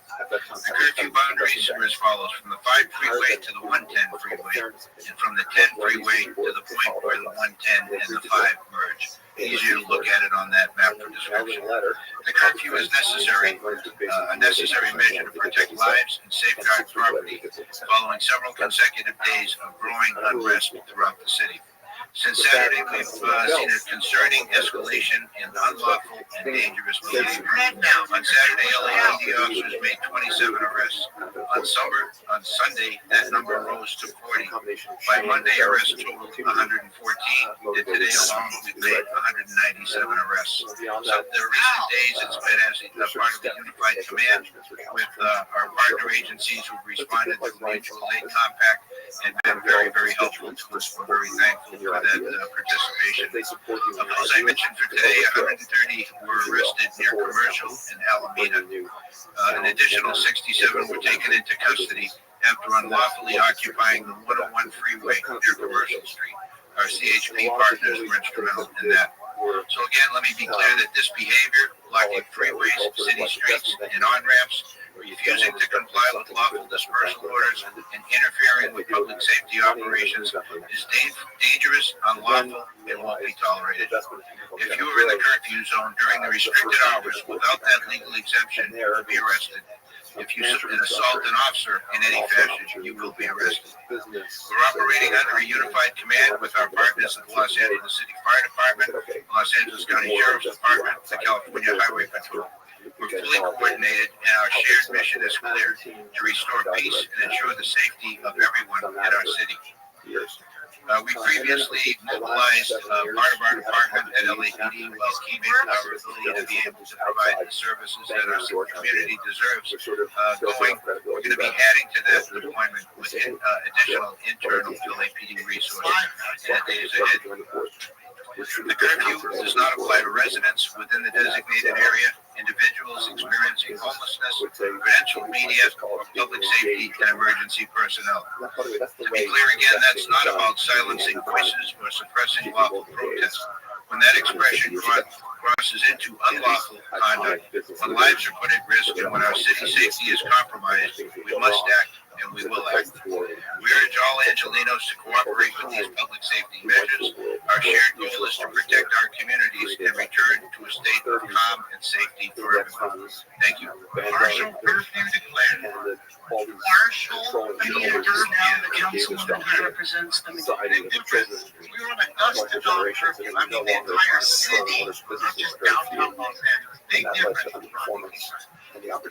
I'm here today not just as the council member who represents downtown LA, but as an advocate who deeply loves and believes in this community. The history of Los Angeles began right here in downtown, where 200 years later, the grouping of historic neighborhoods remains the beating heart of our city, a place with rich culture and deep community. Downtown LA is a place where workers clock in before sunrise and small business owners know their customers by name, where neighbors greet each other outside and where generations of families have built lives, shared stories, and made memories together side by side. It's one of the most vibrant and resilient parts of our city, but too often downtown LA is treated like a backdrop for major events, not the living, breathing community it is. And right now, it's hurting. I am deeply proud that downtown has always been the place where Angelenos from all over the city gather to peacefully protest. I support the right to demonstrate, and the mayor and I know that right is sacred, and at times it's necessary, but we must also face what's happening right now. When these peaceful rallies end, and the protesters head home, another element moves in. Opportunists who come in under the cover of a peaceful protest to ravage and destroy. They are ruining local small businesses, smashing storefronts, and threatening the safety of the very community that has always welcomed people from across the city and globe. This isn't just broken glass or stolen goods, it's someone's livelihood, someone's safe space, someone's home that's been violated. And it's happening in a neighborhood where working class families are just trying to live. Our street vendors, our garment workers, many of whom are immigrants, continue to watch their communities be torn apart. And that's why I'm thankful to Mayor for leveraging this tool and acting a curfew to begin tonight. This has been something that many of my constituents in downtown have been calling for what they're facing. This curfew is not about silencing protests. It's about protecting people and ensuring that the local residents, small businesses, our families, our elders, and our workers are not left vulnerable to those who come only to destroy. What happens in downtown reverberates all throughout LA. When we protect downtown, we protect our city. And we're investing in its future, and we invest in our shared future. So to my colleagues and to our residents and everyone watching, downtown LA is not just a center for the First Amendment expression, it's a community. It's a home, and the people in it deserve our protection and care. That path ahead may be uncertain, but our responsibility to protect and uplift this neighborhood is not. I want to close this message from my constituents so that you hear them loud and clear. Downtown LA is home. Please keep it safe. And let's keep each other safe. Thank you, Los Angeles. Thank you very much, Councilwoman. I'd now like to introduce Nella McCosker, who is the CEO of the Central City Association. We were having conversations this morning about a couple of things. One, the ongoing problem with violence, but also the need, when all of this subsides, is to repair and restore downtown Los Angeles, especially businesses and properties that have been hit with graffiti. Their ownership stakes are just at this point. Thank you, Mayor. Thank you, Chief. Thank you, Councilmember. Swift action today to take a look at and examine how this curfew could be put in place as a good example of the leadership we see and continue to need for downtown. CCA, or Central City Association, represents businesses, institutions, nonprofits, the fabric of downtown Los Angeles that also represents the wider city. And it is the case that downtown is a neighborhood. It is the case that downtown is where immigrant-owned businesses try to operate and thrive. And so we can differentiate between downtown being a place to gather, to have your voice be heard, to peacefully protest, and the actions that we've seen each evening since this occurred in the last few days. So thank you for applying this tool. There are others certainly that we can look at as well. But hopefully Angelina's rally together in support of this really important section of our city because of the symbol and of the benefits it provides to everyone across Los Angeles. Thank you. Can you describe what went into I'd like to open up for questions, but before I acknowledge Dr. Earl Sutters, who is the president of the Los Angeles Police Commission. Let me just say also that we did not hear about any raids that took place today. The problem is that we don't know how long these raids are going to go on. If they're going on for 30 days, that's what the rumor is.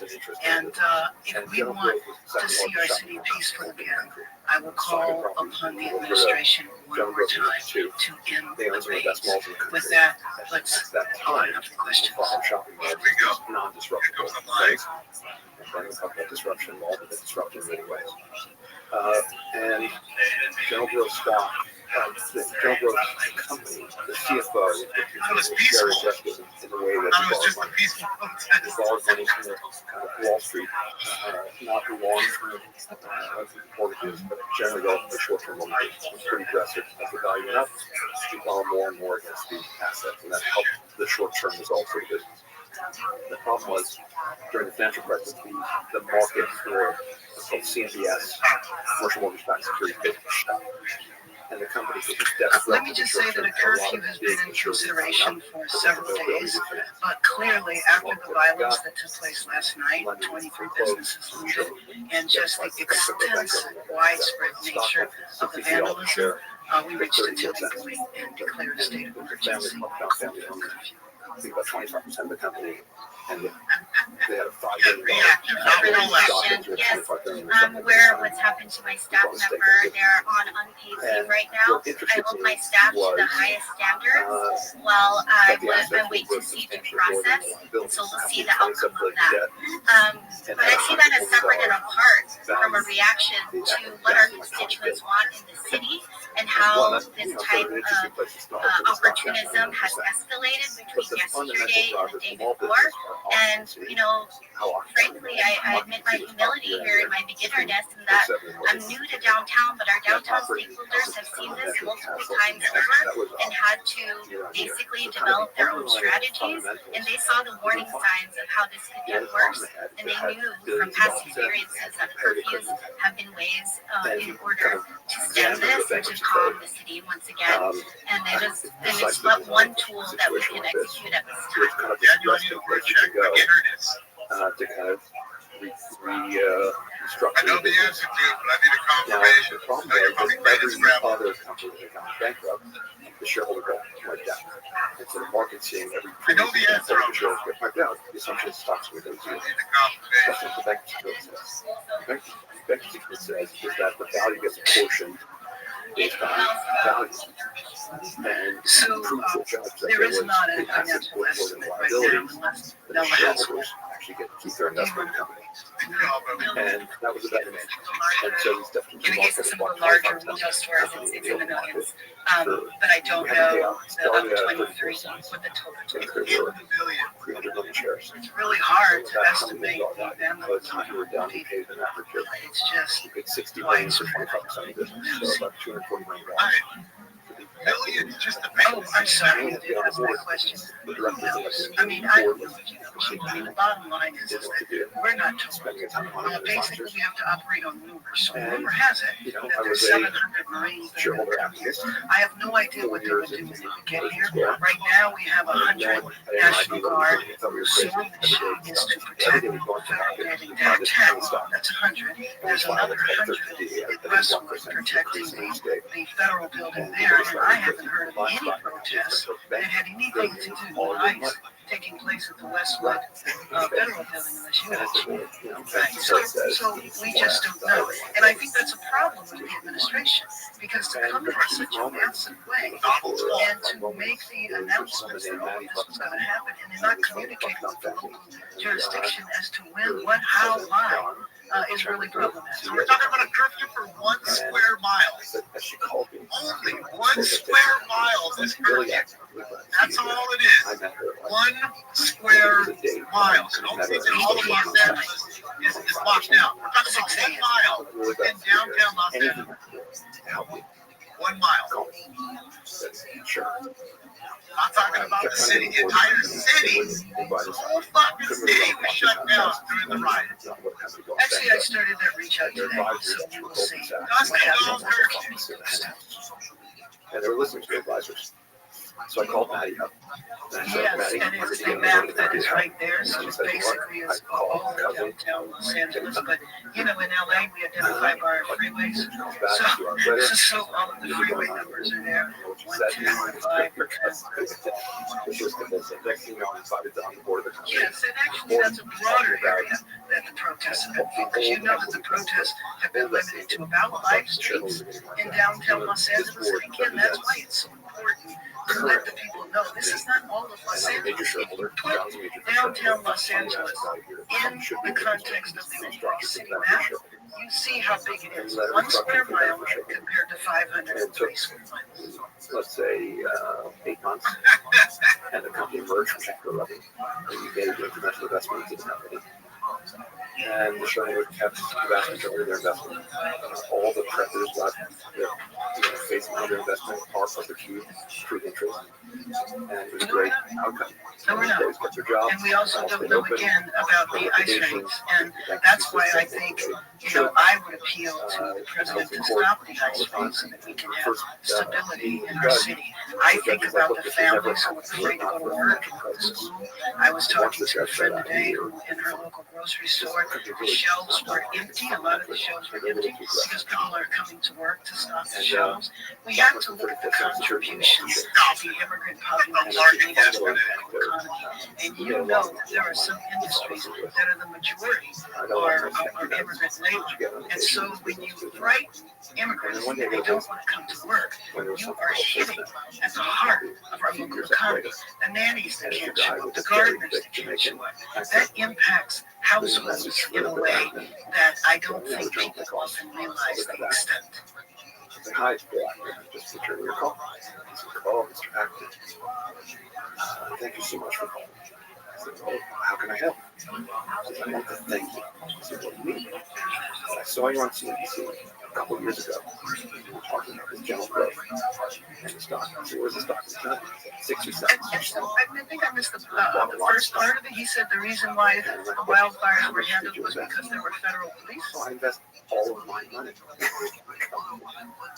And he was a New York City tax driver. And he invested like $60,000.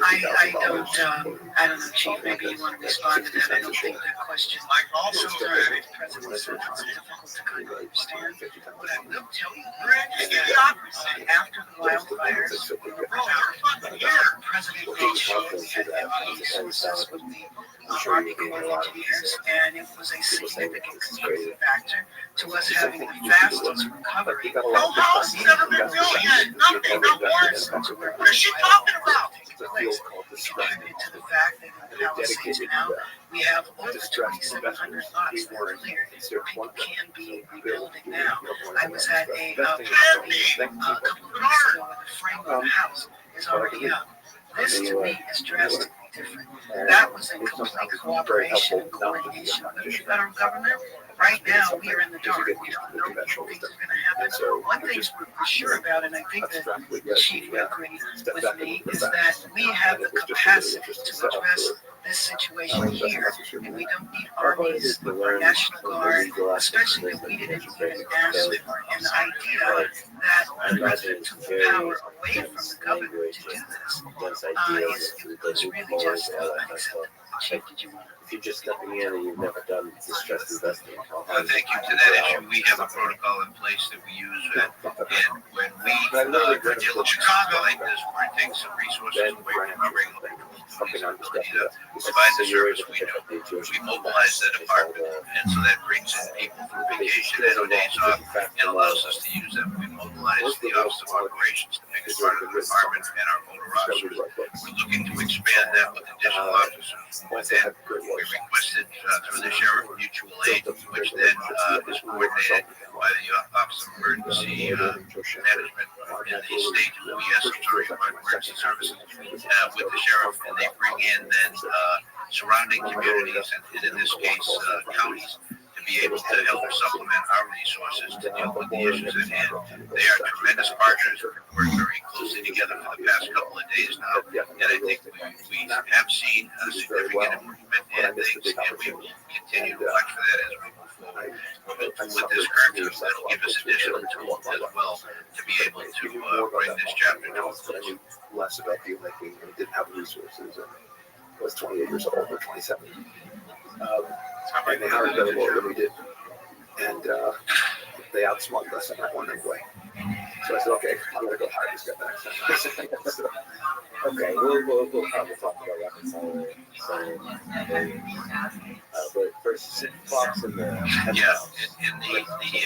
board. I guess the sequence would be, as I mentioned, we request mutual aid partner agencies throughout, in this case, the 7-county area. The next step then, if we weren't able to handle the issue, is to request to the governor, the sheriff, to the governor, an emergency OES of the state, National Guard be deployed. We are nowhere near that in this environment. We believe we can do what we need to do with the resources we now have access to. And I think we've seen a dramatic increase in arrests over the last couple of days. I believe that will continue, and that will help bring some order to what we've seen in the past few days. So you have to apply that. And that process is called, basically this process of ultimately running a slate for any shareholder knows. Probably more specific Steve Chow, but that's okay. Blake Chow from Office of Operations. So, just like the Work from Operations Center across the wall, when we get into an emergency that needs to be managed, the field C can be pushed up to a level 2, and that means all the other city departments and the mayor come in and have rapid rate of support, and each city responds to anything that's going on. Let me just add to your question you were asking. Now that the president has taken over authority of the National Guard, Chief, you were describing the way it should go. Now that has been disrupted, and I think that that's important. I know one of the things that the chief said that we're going to focus on is trying to gather as many local resources as possible, and that includes Los Angeles police officers, and trying to bolster the officers that will be stationed downtown, because downtown is where the crisis is right now. Any other questions?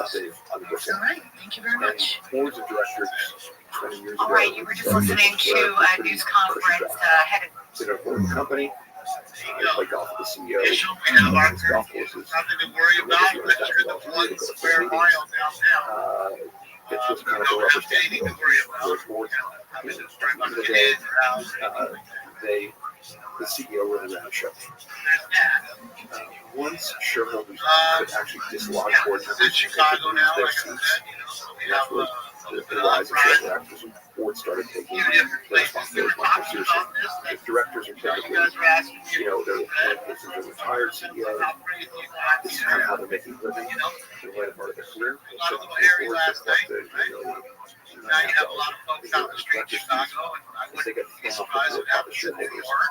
That's embarrassing, obviously. All the blue And it cities. affects their ability to get on other boards. We saw a little bit in San Francisco, right? I said earlier, drive all human behavior, incentives directors, they want to preserve their board seats. So if you have a director, now the directors on board serve in various roles. The most vulnerable ones are ones who protect the share of compensation. If they put in a bad plan and they overpaid management, they're subject to a bad pressure. But these contests are not the same as a political contest. There's mudslinging. The other side puts out false information about you, respond, and they're spending the shareholder money, sort of unlimited resources. You're spending your investors' money, your small firm, finite resources. So spend you, sue you, they can try to, Not too good. You got traffic seats. Someone's going to hit somebody. Somebody's going to get angry with somebody there in the street. Dangerous, man.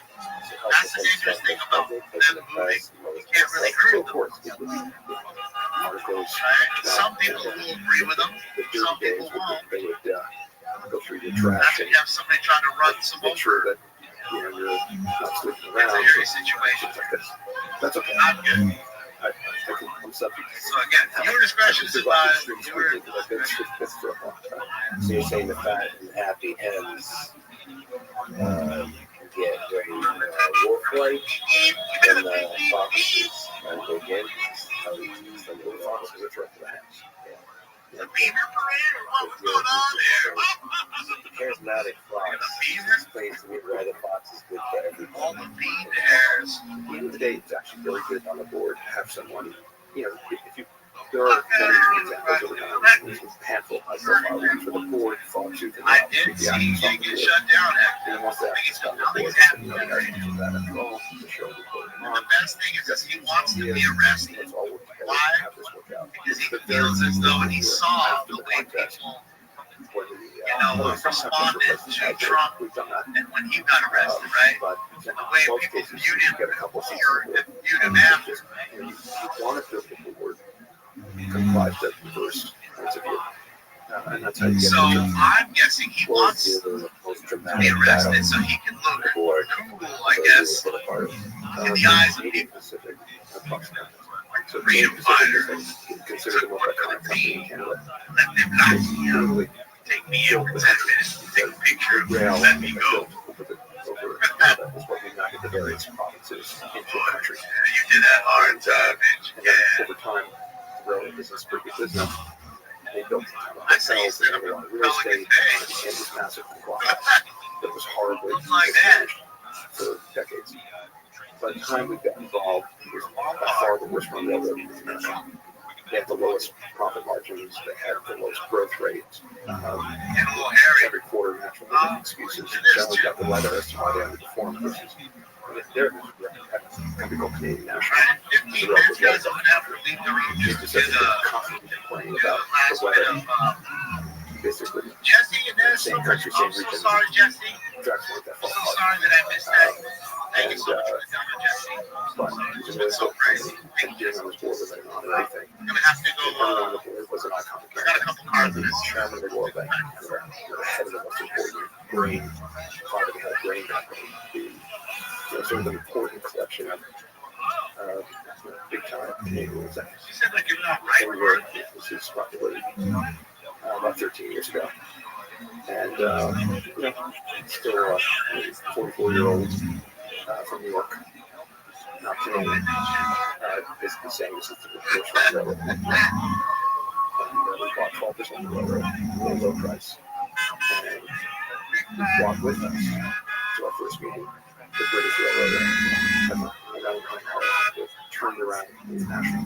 So we'd like, okay, we've got a great asset. I'm trying to get these cars out of here. Time come out of retirement. Pushing there though. So stepping on the Sneaky's railroad. out. I was brought to the first meeting. Fucking love And it. they wouldn't even meet me. Get him out of here, son. I'm love you. Instead of talking, She ain't that playing. led us to a podcast. Love your ass. This is where the engine starts. This shit ain't California, dog. Figure out how this You're fucking going. what's involved.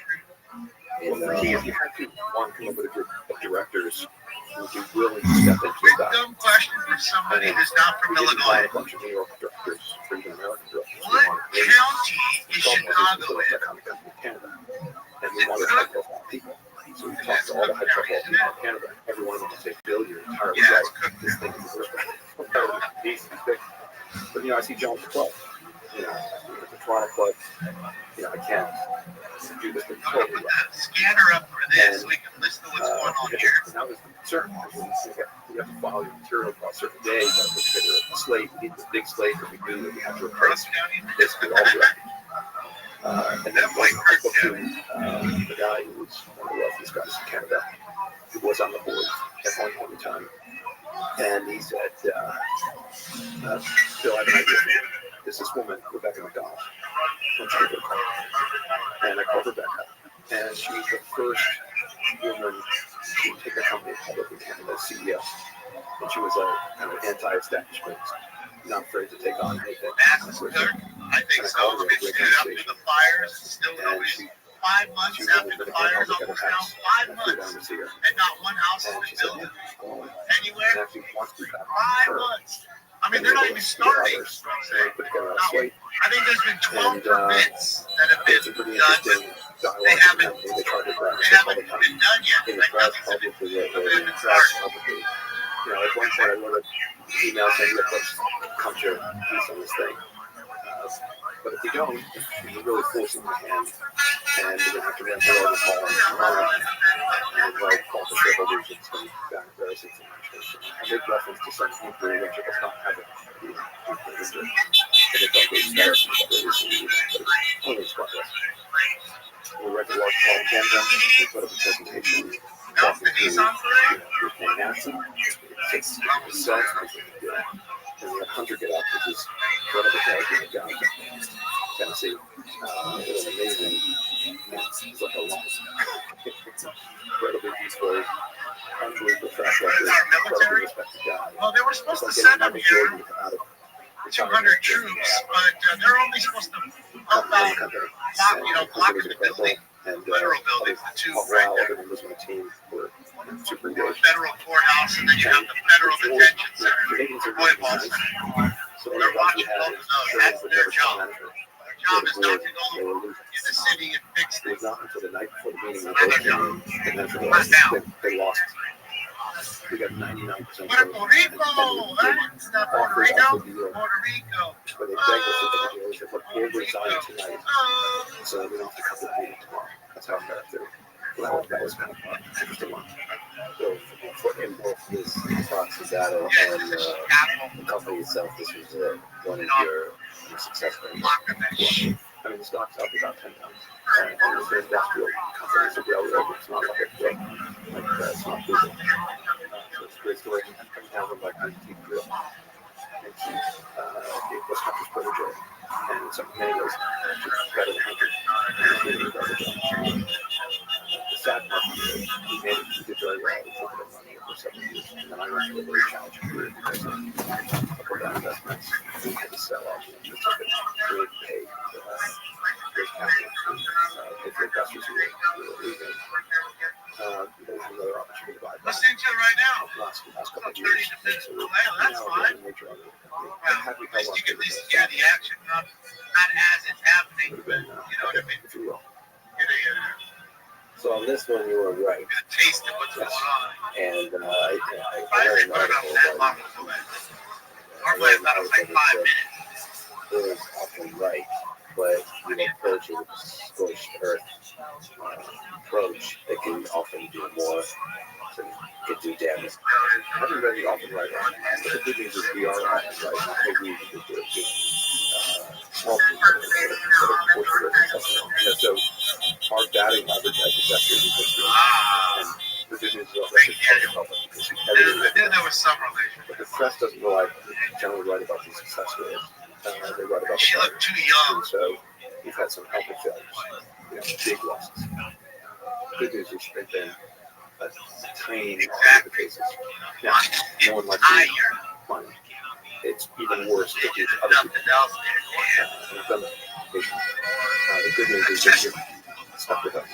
You've done very well. Small tangent because we're talking about boards. Did you get a chance to see what happened with the OpenAI board? Them talking to Sam Altman. Is there any insight you have?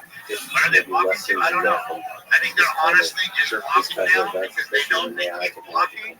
They're going to do two things. They're going to interrupt traffic everywhere. They walk. You know what I mean? For quite a bit.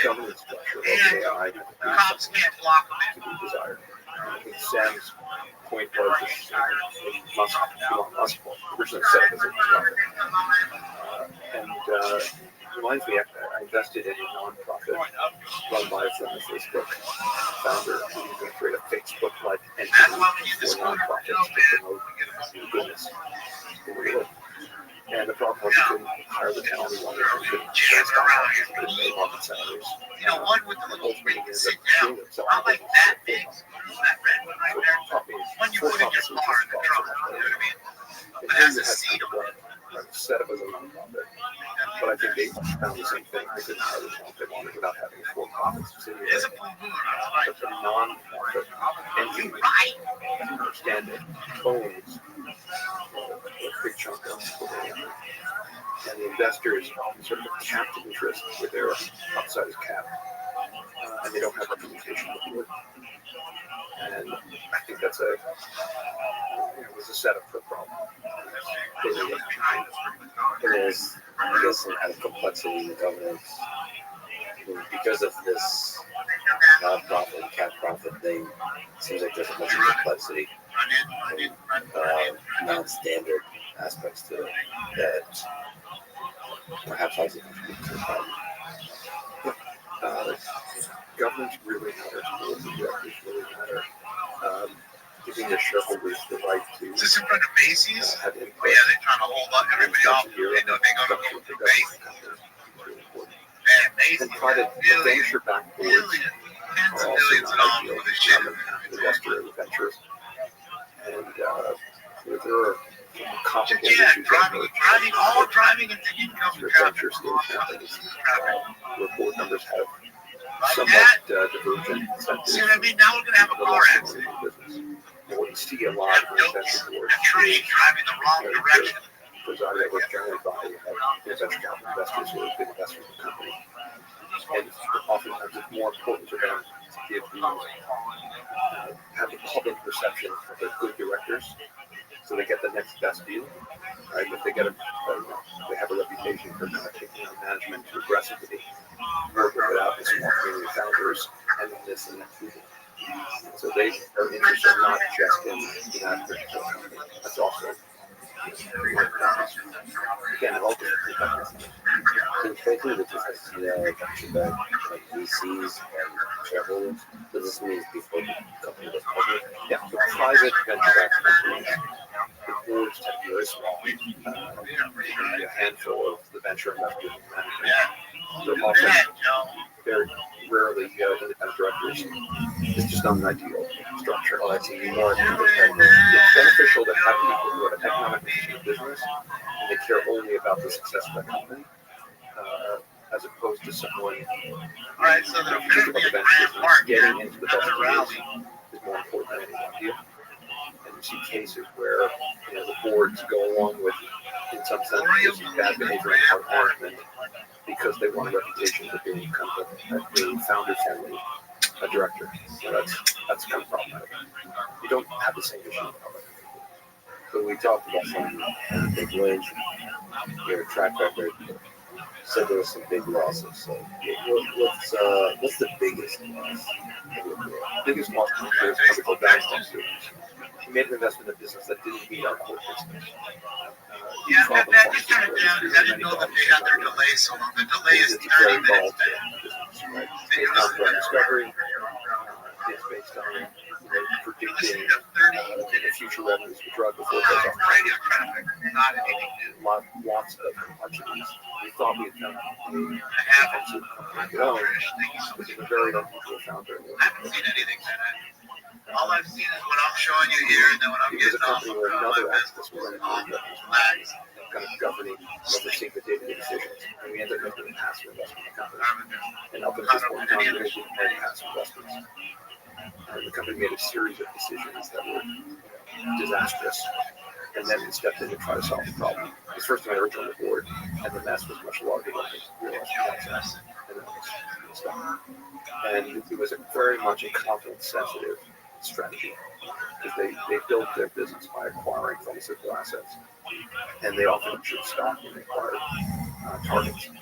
And so once the market lost confidence in their management, the stock price got crushed, and it impaired their ability to continue to acquire low-cost drugs. And we lost $4 billion. How's that feel? It's up there.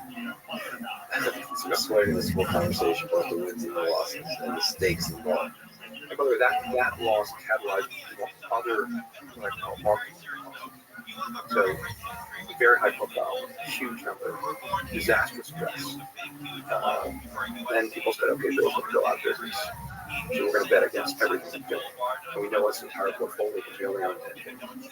And we're short of something called ViralRabbi. Very famously. We've only really shorted 2 companies. The first one is a book. The second one is a movie. We no longer short company. But so people pushed up the price of ViralRabbi, which is when you're a short seller. What did you really do? And then they also shorted the stock. And so that giant loss led to an overall 30% loss in the value of our portfolio. The giant loss was So now, what did you do? Crystallized. You created a curfew. Okay, Most of the other losses were you created a curfew. You pushed everybody out of this little many people go out of box business. that you need. Large movement in The price. box that you're going to keep. Investors are Which redeeming they already leverage. fucked up for the last 3 to 4 days. The people assumed that they got put out of business. They had to sell everything. Last 4 days, they already fucked it up. So now you've deemed the box safe So Wall Street's kind of by shutting down a curfew just around that box. So they use Wouldn't you think that they're just going to go outside the box and create more havoc there? Now, granted, that census for like these guys right here, Homeland Security, stuff like that, it's going to be an easier route in and out to bring these detainees in and out. It's actually much worse. Believe that, right? But now it's going to be spread. So Right? Spread out. I mean, the that's valiant mistake came at a time. I was going to be, you go on the outskirts. And I was also That's why the hedge fund I had to business. make the point earlier And get that to a certain scale. when LA riots The were CEO going becomes on, like a cheap right, marketing. in So it 92, I'm really an investor. it was dusk to dawn curfew. The entire city, I don't care if you were in the valley, you were in the city, it didn't matter. You were out. They were going to try to arrest you. That made most people stay home. Okay? Unless you had to work for some odd reason, they'd probably pull you over. Or you'd come through a checkpoint, they'd have to check you out. They'd let you go to work. I was a contributor to the valiant mistake. That's how that was. So That's what I think made calm the city down. We're talking about This to me isn't going to do anything. But the only difference here is it's so localized too. You don't have crazy shit across the city. That's why they sued by a shareholder. What I'm saying is now, because you did this small one, you think push it out. They'll just do it a little further out. 2 miles over, like they're doing it right now in LA Live. Just probably is not in the law. Starts to proceed. My ex-wife's lawyer's expectations of what my net worth was about 3 times what it actually was, and it was going over a little bit. And I remember the mother saying, look, Bill, estimate your net worth is X. Don't worry, we only want a third. But X was 3X. So a third was 100%. And then we had litigation. And actually never before publicly disclosed, and I'm sure it was we had a public company that owned about a third of our portfolio. That was called our version of Berkshire Hathaway. I tried to, learn from Rockefeller. And it was, so to speak, permanent.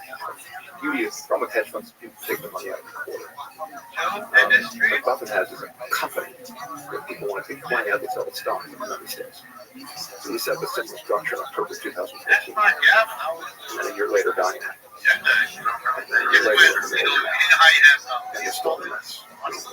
By kind of mid 2017, litigation underway, and another activist investor, a firm called Elegant Suits, which is run by a guy named Paul Singer, took a big position in our public company that was the bulk of our capital. And they shorted all the stocks that we owned, and went long the short, probably went long the short, and they were making that we'd be forced to liquidate. They would make money on our public company was trading at a discount where all the securities were. So they bought the public company, they shorted it, and then they changed the to try to be activists and force us to liquidate.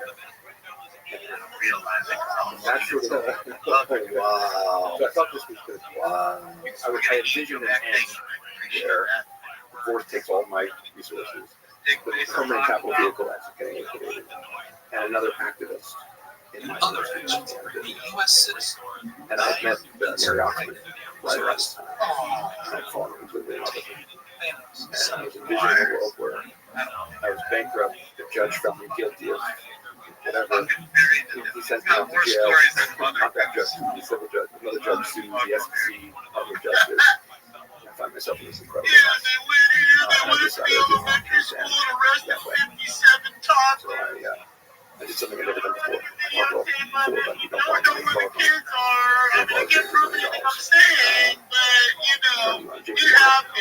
in the middle of this mess. And everybody's starving.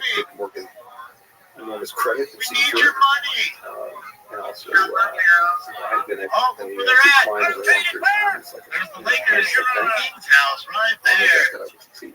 And I took that money to buy enough stock in that public company that could prevent an activist from taking over effectively black control of our little public company. And I got that done. And that I knew was the moment, the turning point. I resolved my divorce. My divorces get easier to resolve when they're going badly. So we're going to resolve that. We settled the litigation. I bought blocks of our stock in market. Every day I bought big blocks. I get a call from Gordon Singer, who's selling against their London part of the business. He said, Bill, is that you buying that block? So he knew that once I got that, they were not going to be able to succeed, and they went away. And that was the bottom. We've had a trouble with them since then. And then you were able to protect your reputation from your I mean, this is a business where you're going to make some mistakes.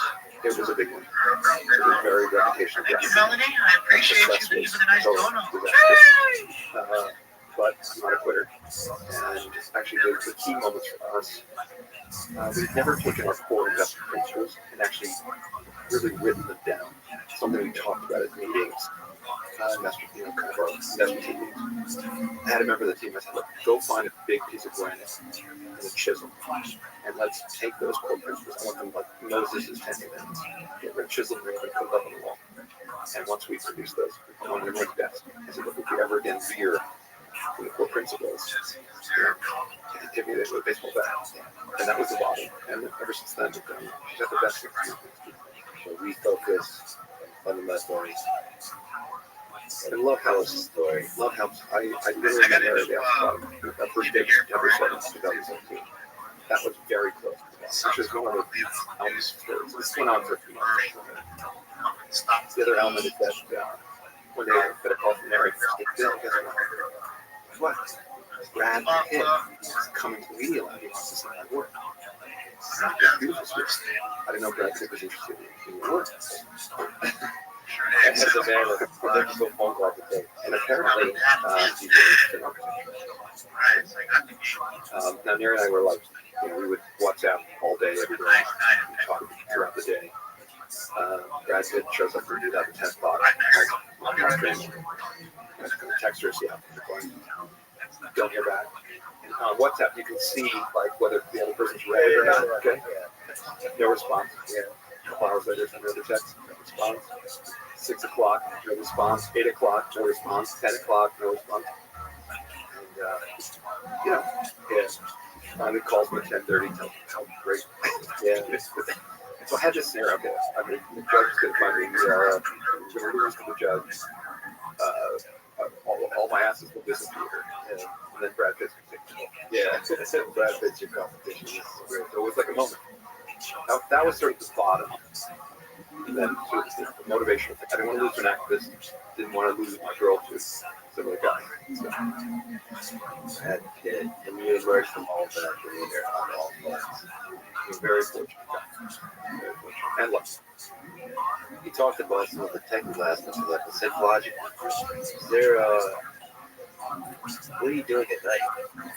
So it was a hard time. Hard time because I was separated from my wife and my kids. I was living in, not the greatest apartment. I had a beautiful home, and so I had to go find my bachelor place.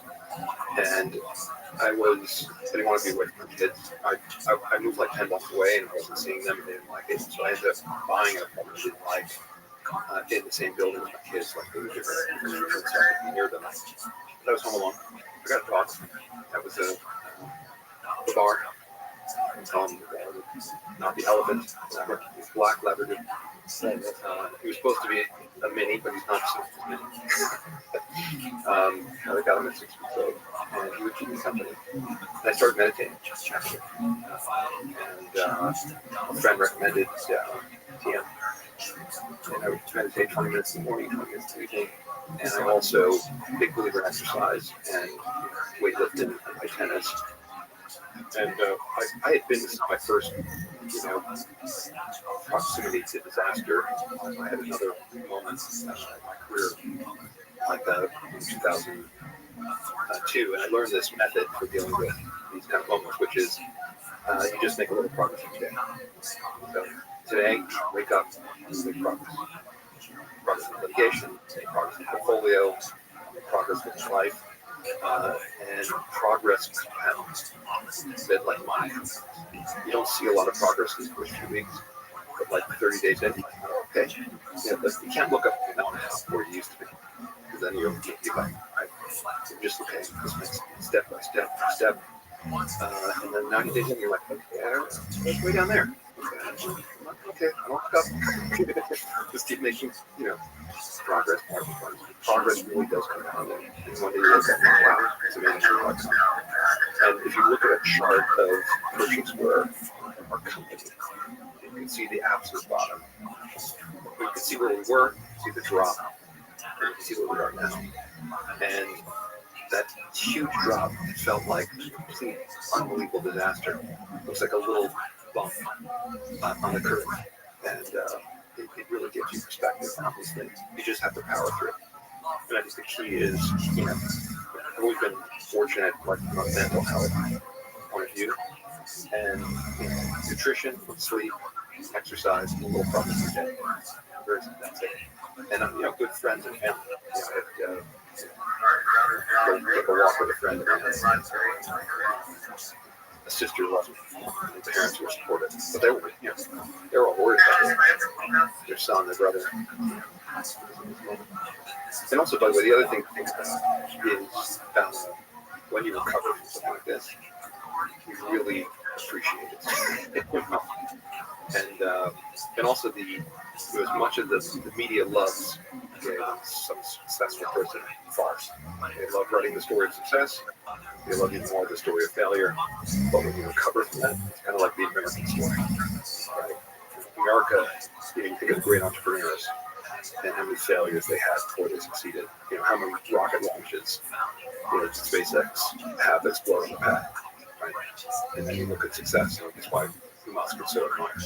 You mentioned Herbalife. Can you take me through the saga that it's historic? So we at Pershing Square shorted our two stocks. And the reason for that is short selling is just inherently treacherous.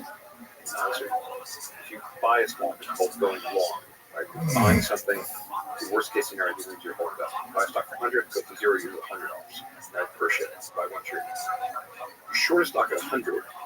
What it means is you borrow the securities of someone else. The analogy I gave made it easy for people to understand. It's a bit like you think, you know, silver coins you can put down a and you have a friend who's got a whole pile of these 1880 silver US dollars. You think you're going to put down and say, hey, can I borrow 10 of those dollars from you? He's like, sure, but what are you going to pay me to borrow? I'll pay you, I'll pay you interest on your value of the dollars today. You borrow the dollars that are worth $100 each day. You pay them interest while you're borrowing them. And then you go sell them in the market for $100. That's what they're worth. And then they go down in price to 50. Go back in, buy the silver dollar back at $50, and you give it back to your friend. Your friend is fine. You borrowed 10, you gave him the 10 back, you got interest in the meantime, he's happy, he made money on his coin collection. You, however, made $50 times the 10 coins. You made $500. That's pretty good. The problem with that is, what if you sell them and they go from 100 to 1,000? Now you have to go buy them back. And you got to pay, $10,000 to buy back coins. You sold for $500. You're going to lose $9,500. And there's no limit, right? How high is that price can go? Companies go to $2 trillion in value, right? Tesla, a lot of people short Tesla. Say, oh, it's overvalued. It's successful car. Sure, the people bankrupt shorting Tesla. That's why we didn't short stocks. But I was presenting with this collection reporter that covered the other short investment mode early in the career, a company called MBIA, came to me and said, Bill, I found this incredible company. You got to take a look at it. It's a total fraud, and they're scamming poor people. I was just saying that MBIA was successful. It was. A big part of it was that we used a different kind of instrument to short it, where we reversed that sort of, we made the investment asymmetric and put up a small amount of money and it works. The short selling is kind of sell something and buy it back at a high price. Herbalife didn't have the what's called credit default swaps that you could purchase. Not a big enough company to have enough debt outstanding to be able to have a short this stock in order to make it successful. Did that against it. And the more work I did in the company, the more as I could look at this as a incredible scam. They purport to sell weight loss shakes, but in reality they're selling kind of shakes. And the people that adopt it lose money and they go after poor people. They go after, actually, in many cases, undocumented immigrants who pitched Americans with opportunity and because they have few other options because they can't get legal employment. They become just a business where you so-called multi-level marketing. Multi-level marketing is sort of the name for a legitimate company like this, or it's a payment scheme. So basically, your sales are going to be coming from people who are convinced by a product by getting into the business. That's precisely what it's doing. And okay, sure, it seems like one, we make a bunch of money, and two, the world will be behind us because they're hungry poor people, and they'll be willing to pay interest because we have to keep in check for that. And we did a ton of work. And I gave this sort of epic presentation, laying out all the facts. Stock got completely crushed. And we were on our way. And the government just launched an investigation pretty early, SEC, otherwise. But then, a guy named Carl Eichmann showed up. And we sort of got a little bit of the backstory. But his motivations here were not really principally right. Because a good way to hurt me. Because people are watching stock and said it was a really great company. Carl, this is the time if you wait around a bit. An incredible investor. Had a lot of experiences. Okay, so I'm going to be here. I'll be back in a few minutes. I promise. I'll be back to all the feeds, all the normal shit. I'll be back. I'll have a good time. I'd say legendary for sure. An iconic Carl icon. Oh, that's very well Yeah, done. so definitely an iconic investor. So what's the backstory between the two of you? So I mentioned that I had another period of time with significant business challenges. This was my first fund called Gotham Partners. We had a court stop a transaction between some private company and a public company. It's another long story. I would love to hear as well. But it was really my decided to wind up my family fund. And we owned a big stake in a company called All of Realty Partners, which was a company on real estate assets. It was worth a lot more than the others trading, but it needed an activist to look at market value. And we were, in fact, going out of business. We didn't have the time and resources to pursue it. So I sold it. And I sold it to him at premium when the stock was trading. The stock was like 66. I sold it to him for 80. But it was worth about 150. And I said, look, and part of the deal was Mark, I think I'll give you some money. But making sure you don't look bad. Another deal at a higher price without your insurance. Another deal with Carl at a lower price with insurance. If I sell the stock in the next 3 years, for a higher price, I'll give you 50% of the profit. Pretty good deal. So we made that deal. And because I was doing Carl Icahn, I had a reputation for being difficult. So very focused company. We didn't want it to be cute. The agreement said sells or otherwise transfers the share. Like we came up with a definition to every version of that. Okay, it's called. He then buys the stake and then makes a bid for the company. And the plan is for him to get the company. He bids like 120 share, and the company hires almost 100 sellers. And he raises a bid to 125, 130. Eventually gets sold at the exact price. Let's say 145 shares. And Carl's not even bigger. Sells the stock. It loses or transfers the shares. 145 shares to actual investors that get 145. And has like lawyers that have to put like a arithmetic, put like a formula, like as a math book in the documents for the institution. It's only 8 pages of simple. The deal closes, and we'll pay us in 2 business days or 3 business days. I waited 2 business days. And then my cousin called Carl. Congratulations. All of it. Thanks, God. Carl, just want to remind you, I know it's been a few years, but we have this agreement. Remember the Schmuck insurance? Yeah. I said, well, you owe us Schmuck insurance. That's what you do. I didn't sell my shares. You still have the share? What happened? Well, the company did a merger for cash and then took away my shares. They didn't sell. So I had to come to sue. I'm going to sue you. So I sued. And the legal system in America was awesome. What we do is we sued and we won the New York Supreme Court. And then we appealed. And you can appeal like 6 months after the case moves to the 179th day. And then you appeal. And then we fought it the next day. And we appealed all the way to the Supreme Court. Of course, the Supreme Court was during the case. It took years. Yeah, we had, as part of our agreement, we got 9% interest on the money that he owed us. So I think it was my Carl money market account with a much higher interest rate. And eventually, I won.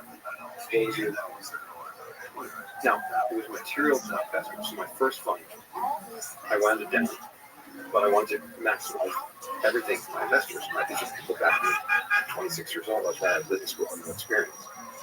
And they supported me, so I'm going to go to the end of the year for them. And $4.5 million relative to our fund at the end was $400 million. But it was a big percentage of what was left after I sold all of it. So I was fighting for it. We got $4.5 million plus interest for 8 years or something. That's how long it was. So we got about double. So we owed me $9 million, which to Carl Icahn, but only a $20 billion can't wait at the time. This was nothing. But to me, it was like, oh, this is my investors' money, I'm going to get it back.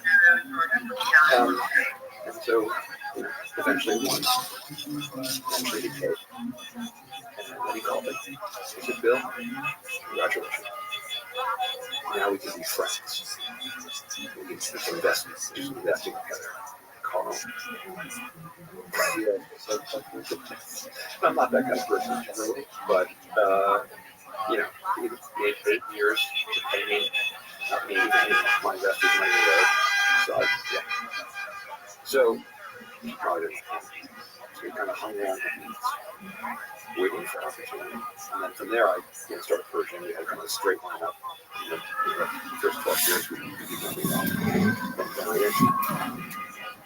for the life, right? Sees an opportunity, and he buys the stock. They figure he can get the money off the road. So that was the beginning of that. And kind of the moment, told by CBC, it's the most watched segment in business television history. They're interviewing me about the Herbalife investment on CBC, and then Carl Icahn calls into the show. And we have kind of an interesting conversation. They called me all kinds of names and stuff, so it was a moment in my life. It wasn't public information that he was wrong in Herbalife. He didn't yet disclose his mistake, but he was just telling how stupid I was in short. For him, it wasn't about the fundamentals of the company, it was about it's just personal. Is there part of you that regrets saying fuck you and that phone call to Carl Icahn? No. I generally have no regrets because I'm very happy and I feel like, to get like, to step on the butterfly in the forest and the world changes because actions, if you're happy with who you are, where you are in life, every decision you make, good or bad, is close to your life. That's who you are, doesn't change it. You said you lost money in Herbalife. So what did he did the long-term battle?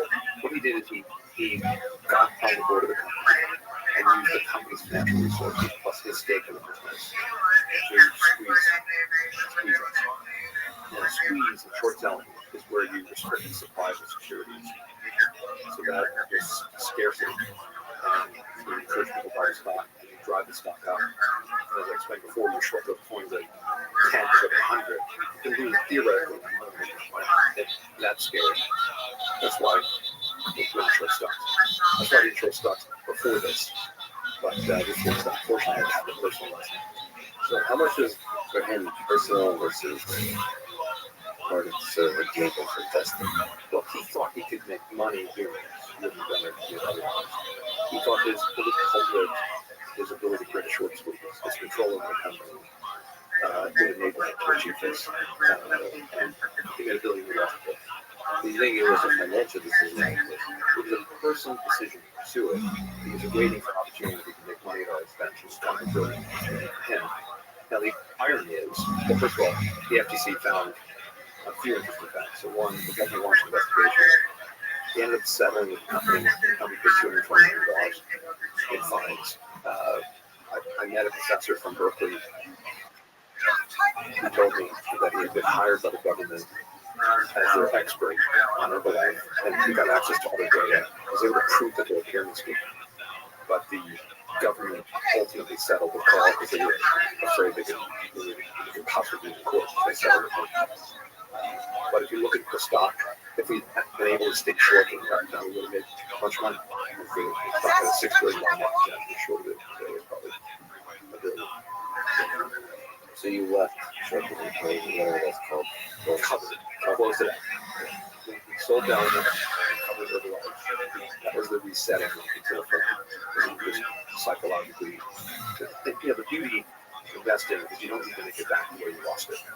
You can just take your loss, but the losses are valuable, and that's government allows you to take a tax loss and you can shelter everything.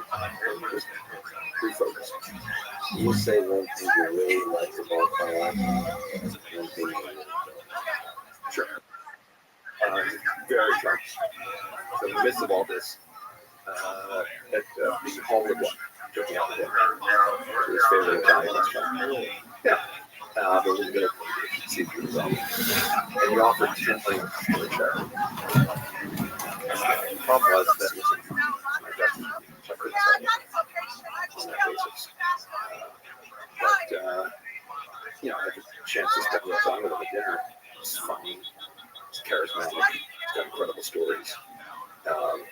Actually, I made peace with him all the time. We had a little hug out in CNBC. Even had it in my house, believe it or not. I hosted something called the Finance Cup, a tennis tournament between people in finance in Europe and the U.S. And we had the event at my house. And one guy thought me like Carl Icahn. We had Carl Icahn there was awards. And again, I have to say, I liked it. So, but I didn't like it much. Is there, because at least from the outside of perspective, there's a bit of personal vengeance or anger or love. Do you ever worry that personal attacks between powerful investors can cloud your judgment? What is the right financial decision? I think it's possible. I've been trying to and actually, for the last 7 years, quite peaceful. I really have not been an activist in the old form for many years, and the vast majority of every interaction with investors historically was very polite and respectful. The press, of course, focuses on Chipotle is one of the best investments we've made. We've got 4 or 8 board teams. We worked with them and it's a great outcome. I've ever been a story about it. And it stops up almost 10 times from the time we hired the CEO. But it's not interesting because there's no battle. Whereas Herbalife, of course, was like an epic battle in the Canadian Pacific. So the period there, most people didn't need me personally. But he seemed like a really nice guy.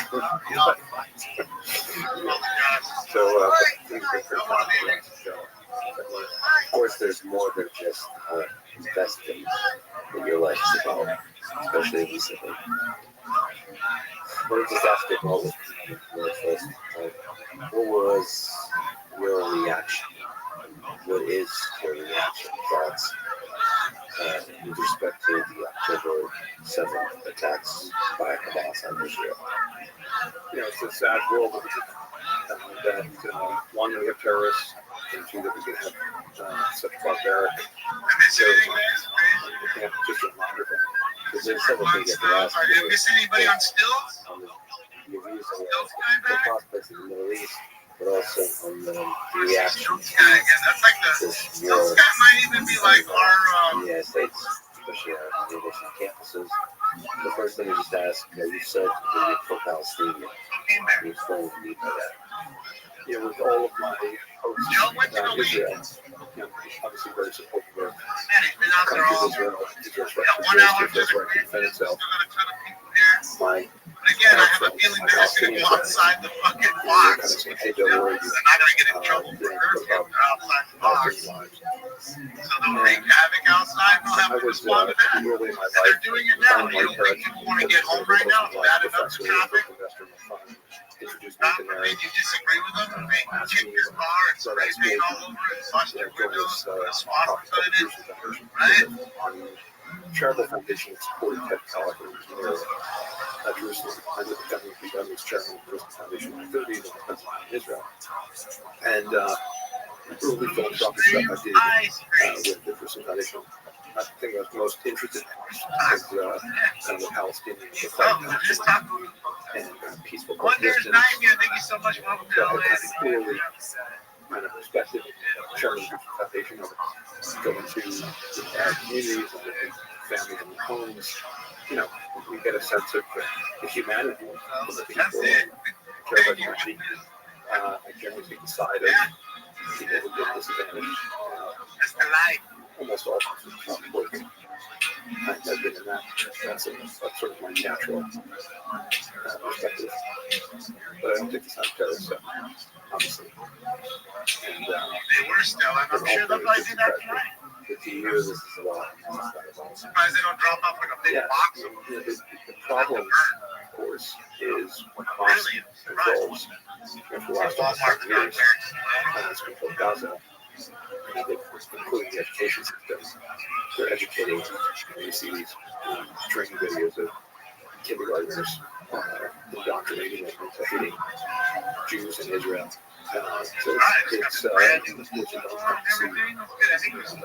Palestinians celebrate some of those early videos October 7th, the dead bodies in the back of trucks and people. Nothing as a challenge. So it's a really unfortunate situation. But I think about a Palestinian life is important and valuable as a Jewish life, but as an American life. And what do people really want? Want a place, want a home, to be able to feed their family, they want a job, they generate the resources to feed their family, they want their kids to live a better life than they've had, they want peace. I think these are basics that I'm sure the vast majority of Palestinians share these views. But it's such an embedded situation with hatred, indoctrination, and then going back to the standards, terrorists generate the resources like terrorism and It's out for feedback 2 times. the plutocracy. That's rare. You guys know every time I get up, you Except the numbers on the press. The top leaders have billions of dollars, 40 billion or so have gone into Gaza over the last 30 years, a number like that. And now they've disappeared into some combination of corruption. Weapons. And the tragedy is, when you look at what Singapore has achieved in the last 30 years. Do you think that's possible if you look into the future, 10, 20, 50 years from now? Absolutely. So not just peace, But peace comes with prosperity. People are, under the leadership of terrorists, you're not going to have prosperity. You're not going to have peace. And I think the Israelis through in 2005 very quickly lost control of the situation. That should never happen. And I think about, I had the opportunity to spend about an hour with that's what he does to me in the 2 bed. months before he passed away. Laying down. We were talking Do that right next to my calf. And then just like, words of just like, of course you can't just lay next to me. He's got to like put like the majority of his weight on me. I just have a little bit up like Zay's nice and snug in there.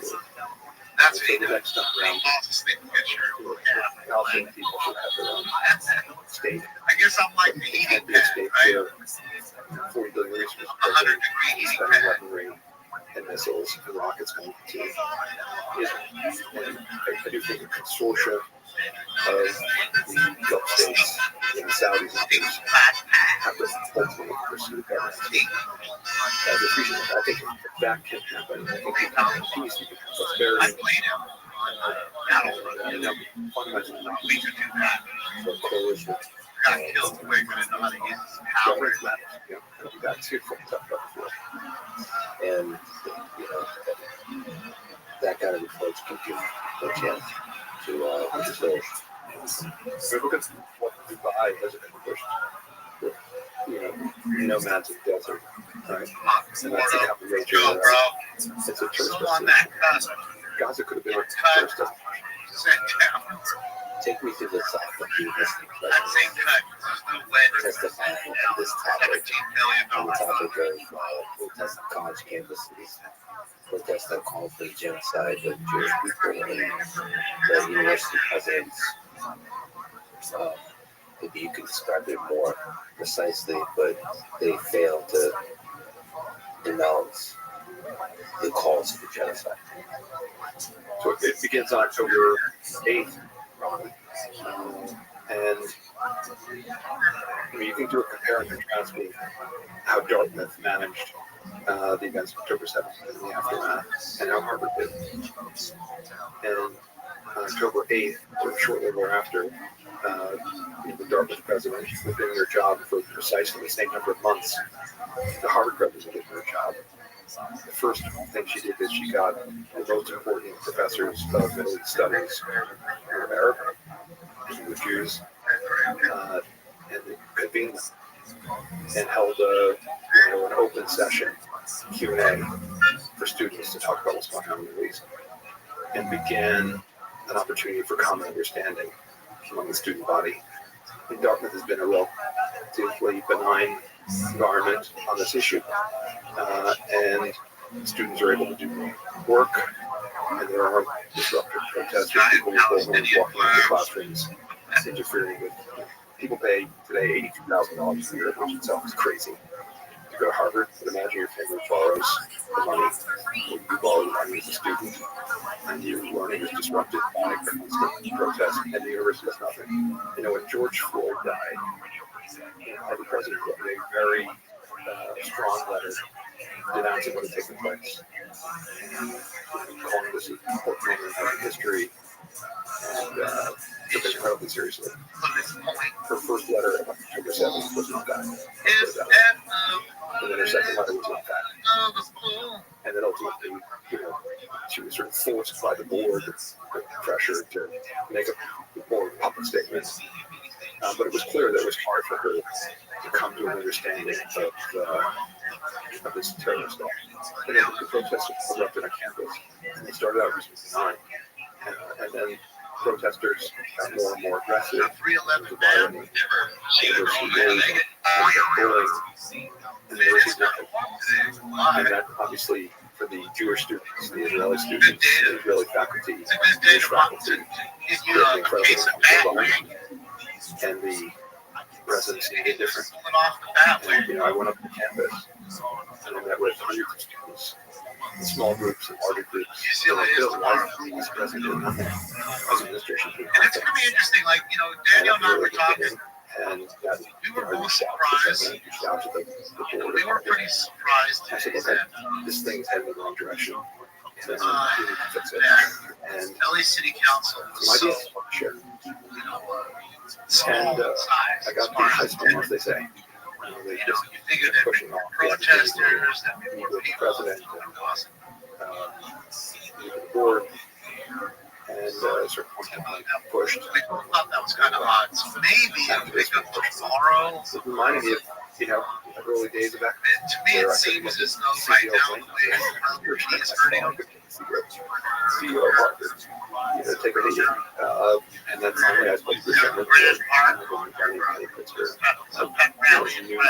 the business school, board with her. And it was, as I described, one of the more disappointing conversations in my life. It did not seem a bit like deer in the headlights. They couldn't do this, they couldn't do that. The law was preventing them from doing various things.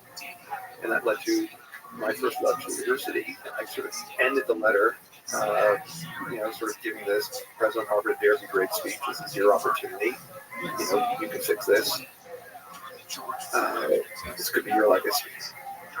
And I sent it to I emailed it to the president and the board members whose email addresses I had. And I posted it on Twitter. I got no response, no acknowledgement. And in fact, the open dialogue I had with a couple of people on the board and that led to Long Beach protesters protesting against ice raids. and that led to Congress announced an investigation and concern about It's Aquarius. violations of law. The president was called. How was your? Yeah.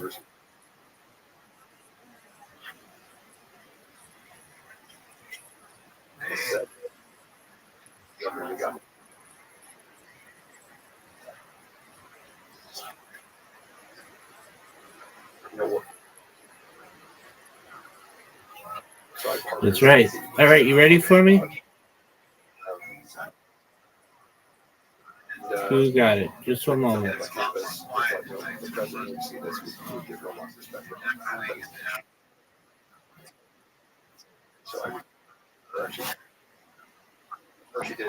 That's right.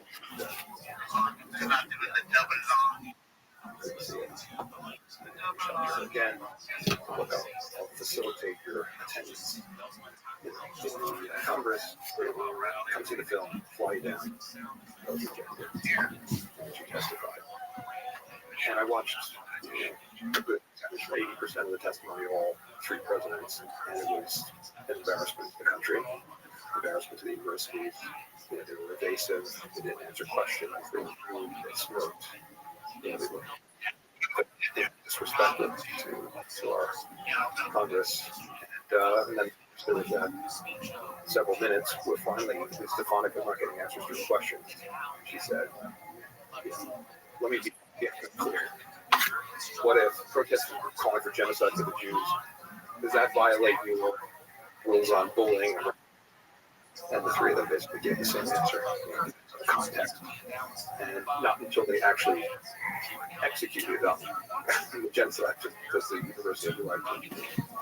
And the thing all right, I'm here. I'm playing. I'm just going to use the restroom. Universities are getting this fire, which is a nonprofit focused on free speech on campus. And Harvard has been on the quartile for the last 5 years.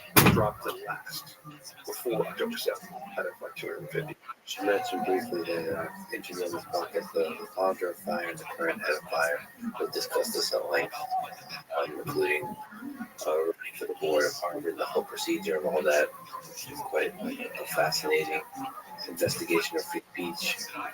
For people who care about free speech absolutism, that's a good episode to listen to, because those folks kind of fight for this idea. It's a difficult idea, actually, to internalize what free speech in college campuses look like. Has become a place where free speech is not tolerated on campus, or at least free speech that's not part of the accepted dialogue. Or there's this whole notion of speech code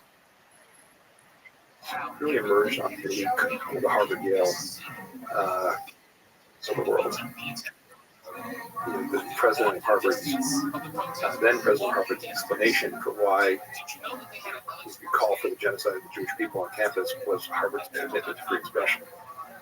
And it's one of the more critical statements of all time.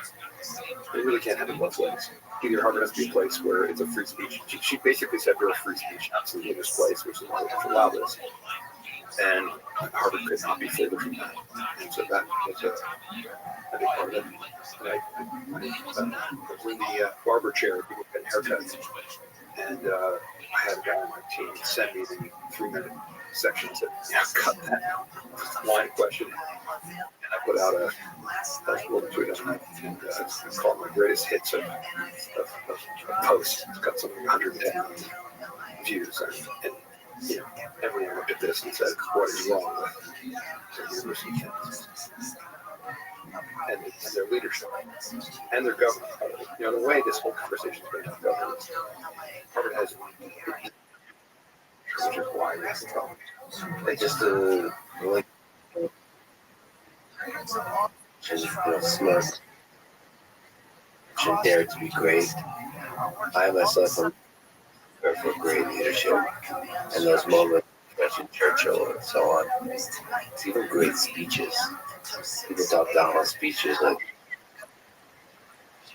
but I think speeches can define a culture and define a place, define a fire. And I think actually the testimony before Congress could have been an opportunity to redefine what Harvard is. Dare to be great, dare to be a great leader. Right, the first two gave the world's most disastrous answers to the question.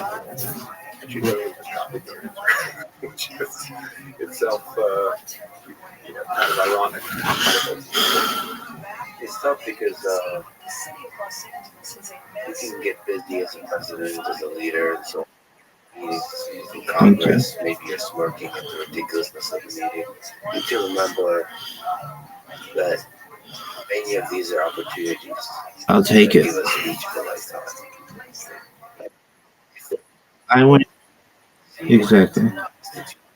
Become and embody in the next several decades. There's opportunities to do that. And you, as a great leader, also need to have a sense of understanding. On October 7th, really woke up the world on all sides, honestly. There is serious. Nice strike. And then Wait. there is a serious issue going on. It's an opportunity to speak on free speech and on genocide. Well,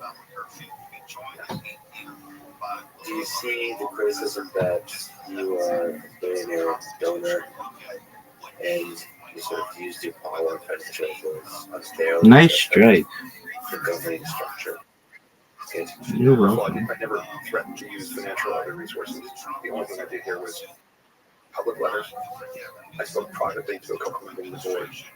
I spoke for 45 minutes to the chairman. None of those conversations were effective or winning.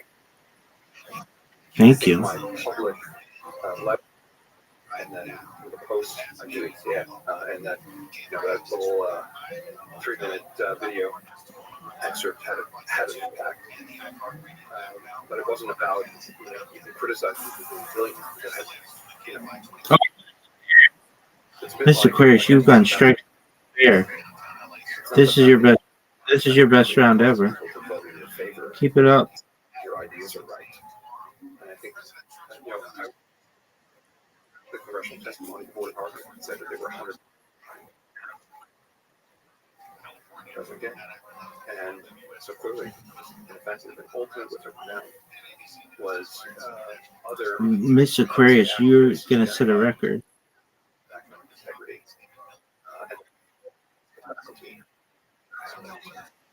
It's hard to stay, and I wanted her to be fired basically forced because of failure. Come on, Miss Aquarius. 3 strikes in.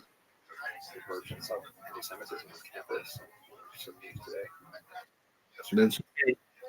Is there some kind of You might break 100 for the first time. disciplining students for calls text? Yes. First of all, You're in the 90s. free speech is incredibly important. Closer to absolutism on free speech than otherwise. Right? They were restricting other kinds of speech on campus, principally conservative speech. Not what we wanted. So it wasn't Nobody's touching you today. and the protests Good job, Miss Aquarius. I win one, you win one. We have great parity. Great. That's good job. again, it's pretty technical. All right, sweet dreams, Miss Aquarius. That speech is at risk of Thank you. the Harvard is a private corporation. Private Take care. Excellent. Sweet. Absolutely. I haven't heard from her. I hope she's okay. Take care.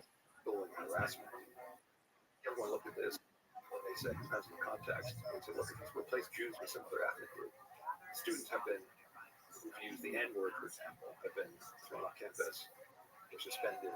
Students who've hate speech directed at LGBTQ people has led to disciplinary action by attacking, spitting on Jewish students, or kind of roughing them up a bit. Seems like or calling for their elimination didn't seem to violate the policy. So it's look, I think the university should be a place with broad views, open viewpoints, broad discussion. But it should also be a place where students don't feel threatened going to class, where their learning is not interrupted, when final exams are not interrupted by people coming in with a lot of protest. Students asked me when I went up there, what would you do if you were the president? I said, this was before I knew what was happening on the Harvard campus. I said, I'd convene everyone together. This is Harvard. We have access to the best minds in the world. Let's have a better understanding of the history. Let's understand the backdrop. Let's focus on solutions. Let's bring Arab and Jewish and Israeli students together. Let's form groups to create communication. That's how you solve this kind of problem. And none of that stuff's been done. It's not that hard. Do you think this reveals a deeper problem in terms of ideology in the governance of Harvard, in the basic culture of Harvard? Yes. So on governance, the governance structure is a disaster. So the way it works today is Harvard has 2 principal boards. There's the board of the corporation, the so-called fellows of Harvard. It's a board of, I think, 12 independent directors and the president. There's no shareholder vote. There's no proxy system. It's really a self-perpetuating board that effectively elects its own members. So there's, once the balance tips politically one way or another, they can, it can be kept that way forever. There's no kind of rebalancing system. The U.S. corporation goes off the rails, so to speak. The shareholders can get together and vote off the directors. There's no ability to vote off the directors. Then there's the board of overseers, which is I think 32 directors. And there, a few years ago, if you could put together 600 signatures, you could run for that board, put up a bunch of candidates, and about 5 or 6 get elected each year. And a group did exactly that, and it was an oil and gas kind of disinvestment group. They got the signatures, a couple of them got elected, and Harvard then changed the rules. I said, now we need 32 signatures. And by the way, if there are these dissident directors of the board, we're only going to allow, we're going to cap them at 5. So 3 were elected in the oil and gas thing, now there's only 2 seats available. And then a group of former students, kind of younger alums, one of whom were new, approached me and said, look, Bill, we should run for the board. And they decided this pretty late, only a few weeks before the signatures were due, and love your support. I took a look at this platform, great, I'm happy to support. And I posted about them, did a Zoom with them, and they got thousands of signatures. Collectively, the floor got, 12,000 signatures or something like this. And they missed by about 10% the threshold. What did Harvard do in the middle of the election? They made it very, very difficult to sign up, for a vote. And it just makes them terrible. And they've got now thousands of alums upset that, and again, this wasn't an election. This was just to put the names on the slate. The only candidates on the slate are the ones selected by the existing members. And so it's businesses fail because of government's failures. Universities fail because of government's failures. It's not really the president's fault, because the job of the board is to hire and fire the president and help guide the institution academically and otherwise. So that's governance. An ideology, I was like, how can this be? October 7th, the event that woke me up was 30 student organizations came out with a public letter on October 8th, literally the morning after the letter was created, and said, Israel is solely responsible for Hamas. Again, Israel had not even mounted a defense at this point. There were still terrorists running around in the southern part of Israel. And like Harvard students, 34 Harvard student organizations signed this letter. And like, what is going on? WTF, right? And that's when I went up to campus and I started talking with faculty. And that's where I started hearing about, actually, Bill, it's this BEI idea. What? Like diversity, equity, inclusion. Obviously, I'm familiar with these words, and I see this in a corporate context. They say that and started talking about this oppressed framework, which is effectively taught on campus and represents the backdrop for many of the courses that are offered and various some of the studies and other degree offerings. Like, I had not even heard of this, and I'm a pretty rare person that I was completely unaware. And basically, like, look, Israel is deemed an oppressor, and the Palestinians are deemed oppressed, and taking the side of the oppressed, and any acts of the oppressed to dislodge the oppressor, regardless of how violent or barbaric, okay. Like, okay, this is a super dangerous idea. And so I wrote a questioning post about this. Here's what I'm hearing. When this is right. And I had a friend of mine sent me Christopher Weekle's book, America's Cultural Revolution, which is sort of a sociological study of the origins of the DEI movement and critical race theory. And I found it actually one of the more important books I've read. And also I found it quite concerning. And really, it's sort of ultimately DEI comes out of a kind of a Marxist, socialist backdrop way to look at the world. And so I think there are a lot of issues with it, but unfortunately it's advancing, ultimately concluded, racism, as opposed to fighting it, which is ultimately bad. So maybe you can say that, but so there's a history that traces back across decades, and then that infiltrated college campuses. Basically, Rufo argues is that the Black Power movement of the 60s really failed. was a very violent movement. Many of the protagonists ended up in jail. And out of that movement, a number of kind of thought leaders, it's got Hughes and others, built this framework kind of approach. So if we're to be successful, can't be a violent movement, number one.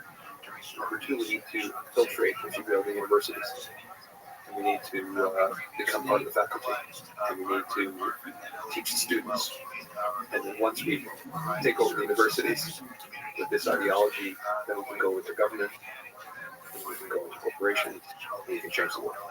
So I thought an important book, and the more I dug in, the more I felt some credibility to this, not just the sociological backdrop, but to what it meant on campus. And faculty, Harvard faculty, would tell me that there really is no such thing as free speech on campus, and that there's a survey done a year or so ago, the Harvard faculty, and only 2% of faculty admitted, even in an anonymous survey, admitted to being having a conservative point of view.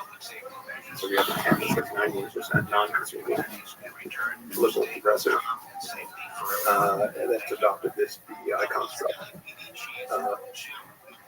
From maybe an hour ago earlier this evening, detailing from a law enforcement perspective what is going to be the expectation for you, anyone who may even think of going into the area.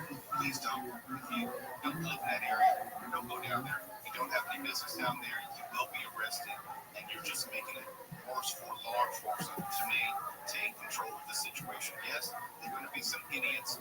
Yes, there are going to be some agitators. Yes, there's going to be someone who's going to try to push the boundaries because there is a curfew in effect and they want to try law enforcement.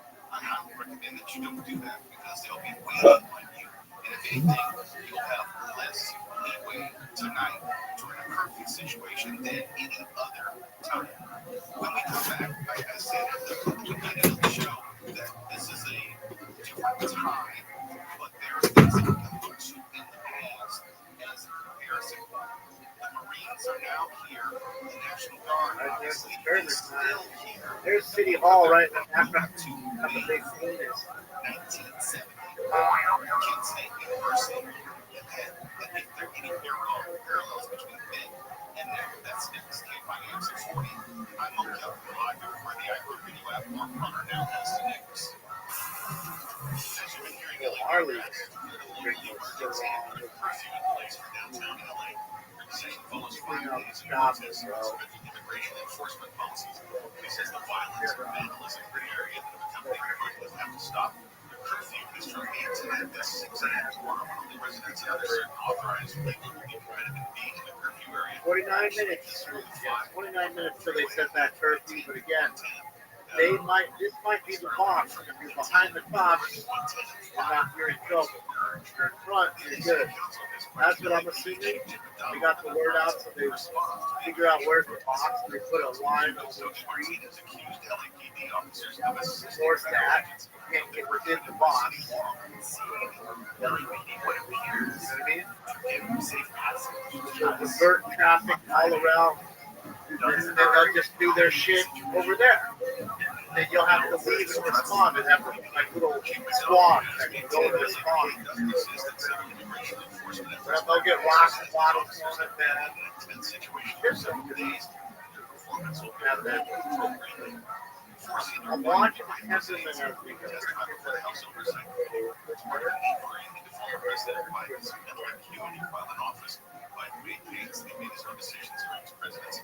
The Senate is to hold a hearing on the matter next week.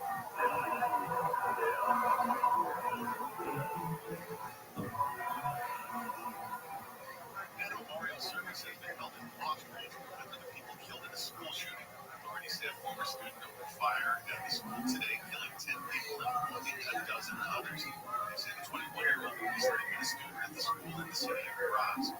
Southland weather's campfire patch of fog and clouds. Lows around 60. Partly cloudy tomorrow. Highs in the low to mid 80s. Midnight is the 90s and low 70s. The beaches. Not a lot of change. The rest of the week been a few degrees warmer this weekend. Right now it is 70. 69. Still checking to see on the other. And it crashes if there's in Ontario. That's 100 westbound.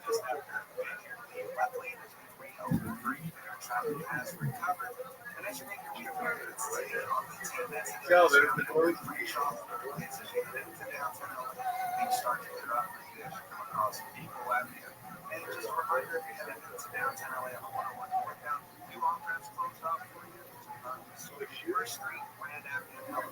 Not yet.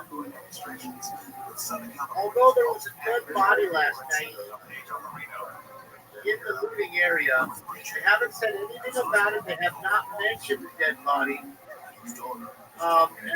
Again, because they don't know if it's linked to a natural causes, is there a dead guy on the sidewalk. They didn't say anything. They had said stop there.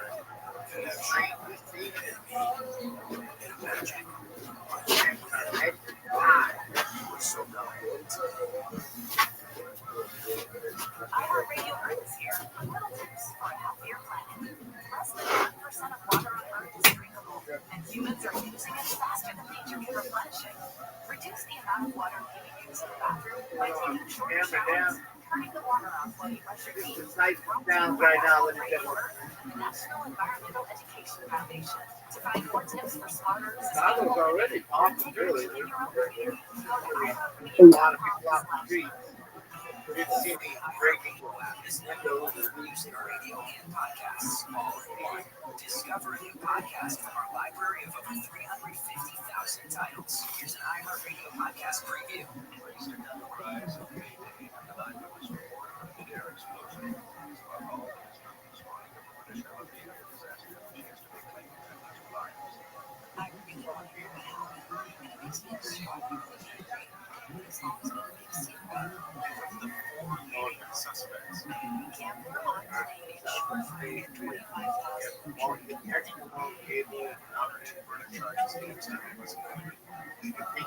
Hours of charging.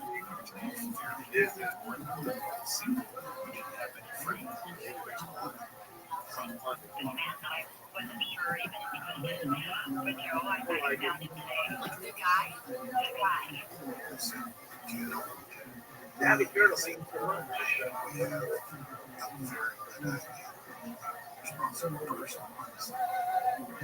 That's right. I can't let my get out. Podcasts and CBC's That Action.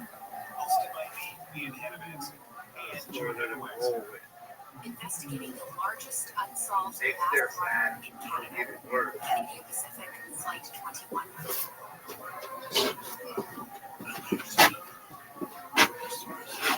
Uncover Season 2. Listen and follow this podcast for free on the iHeartRadio app. #1 for music, radio, and podcasts all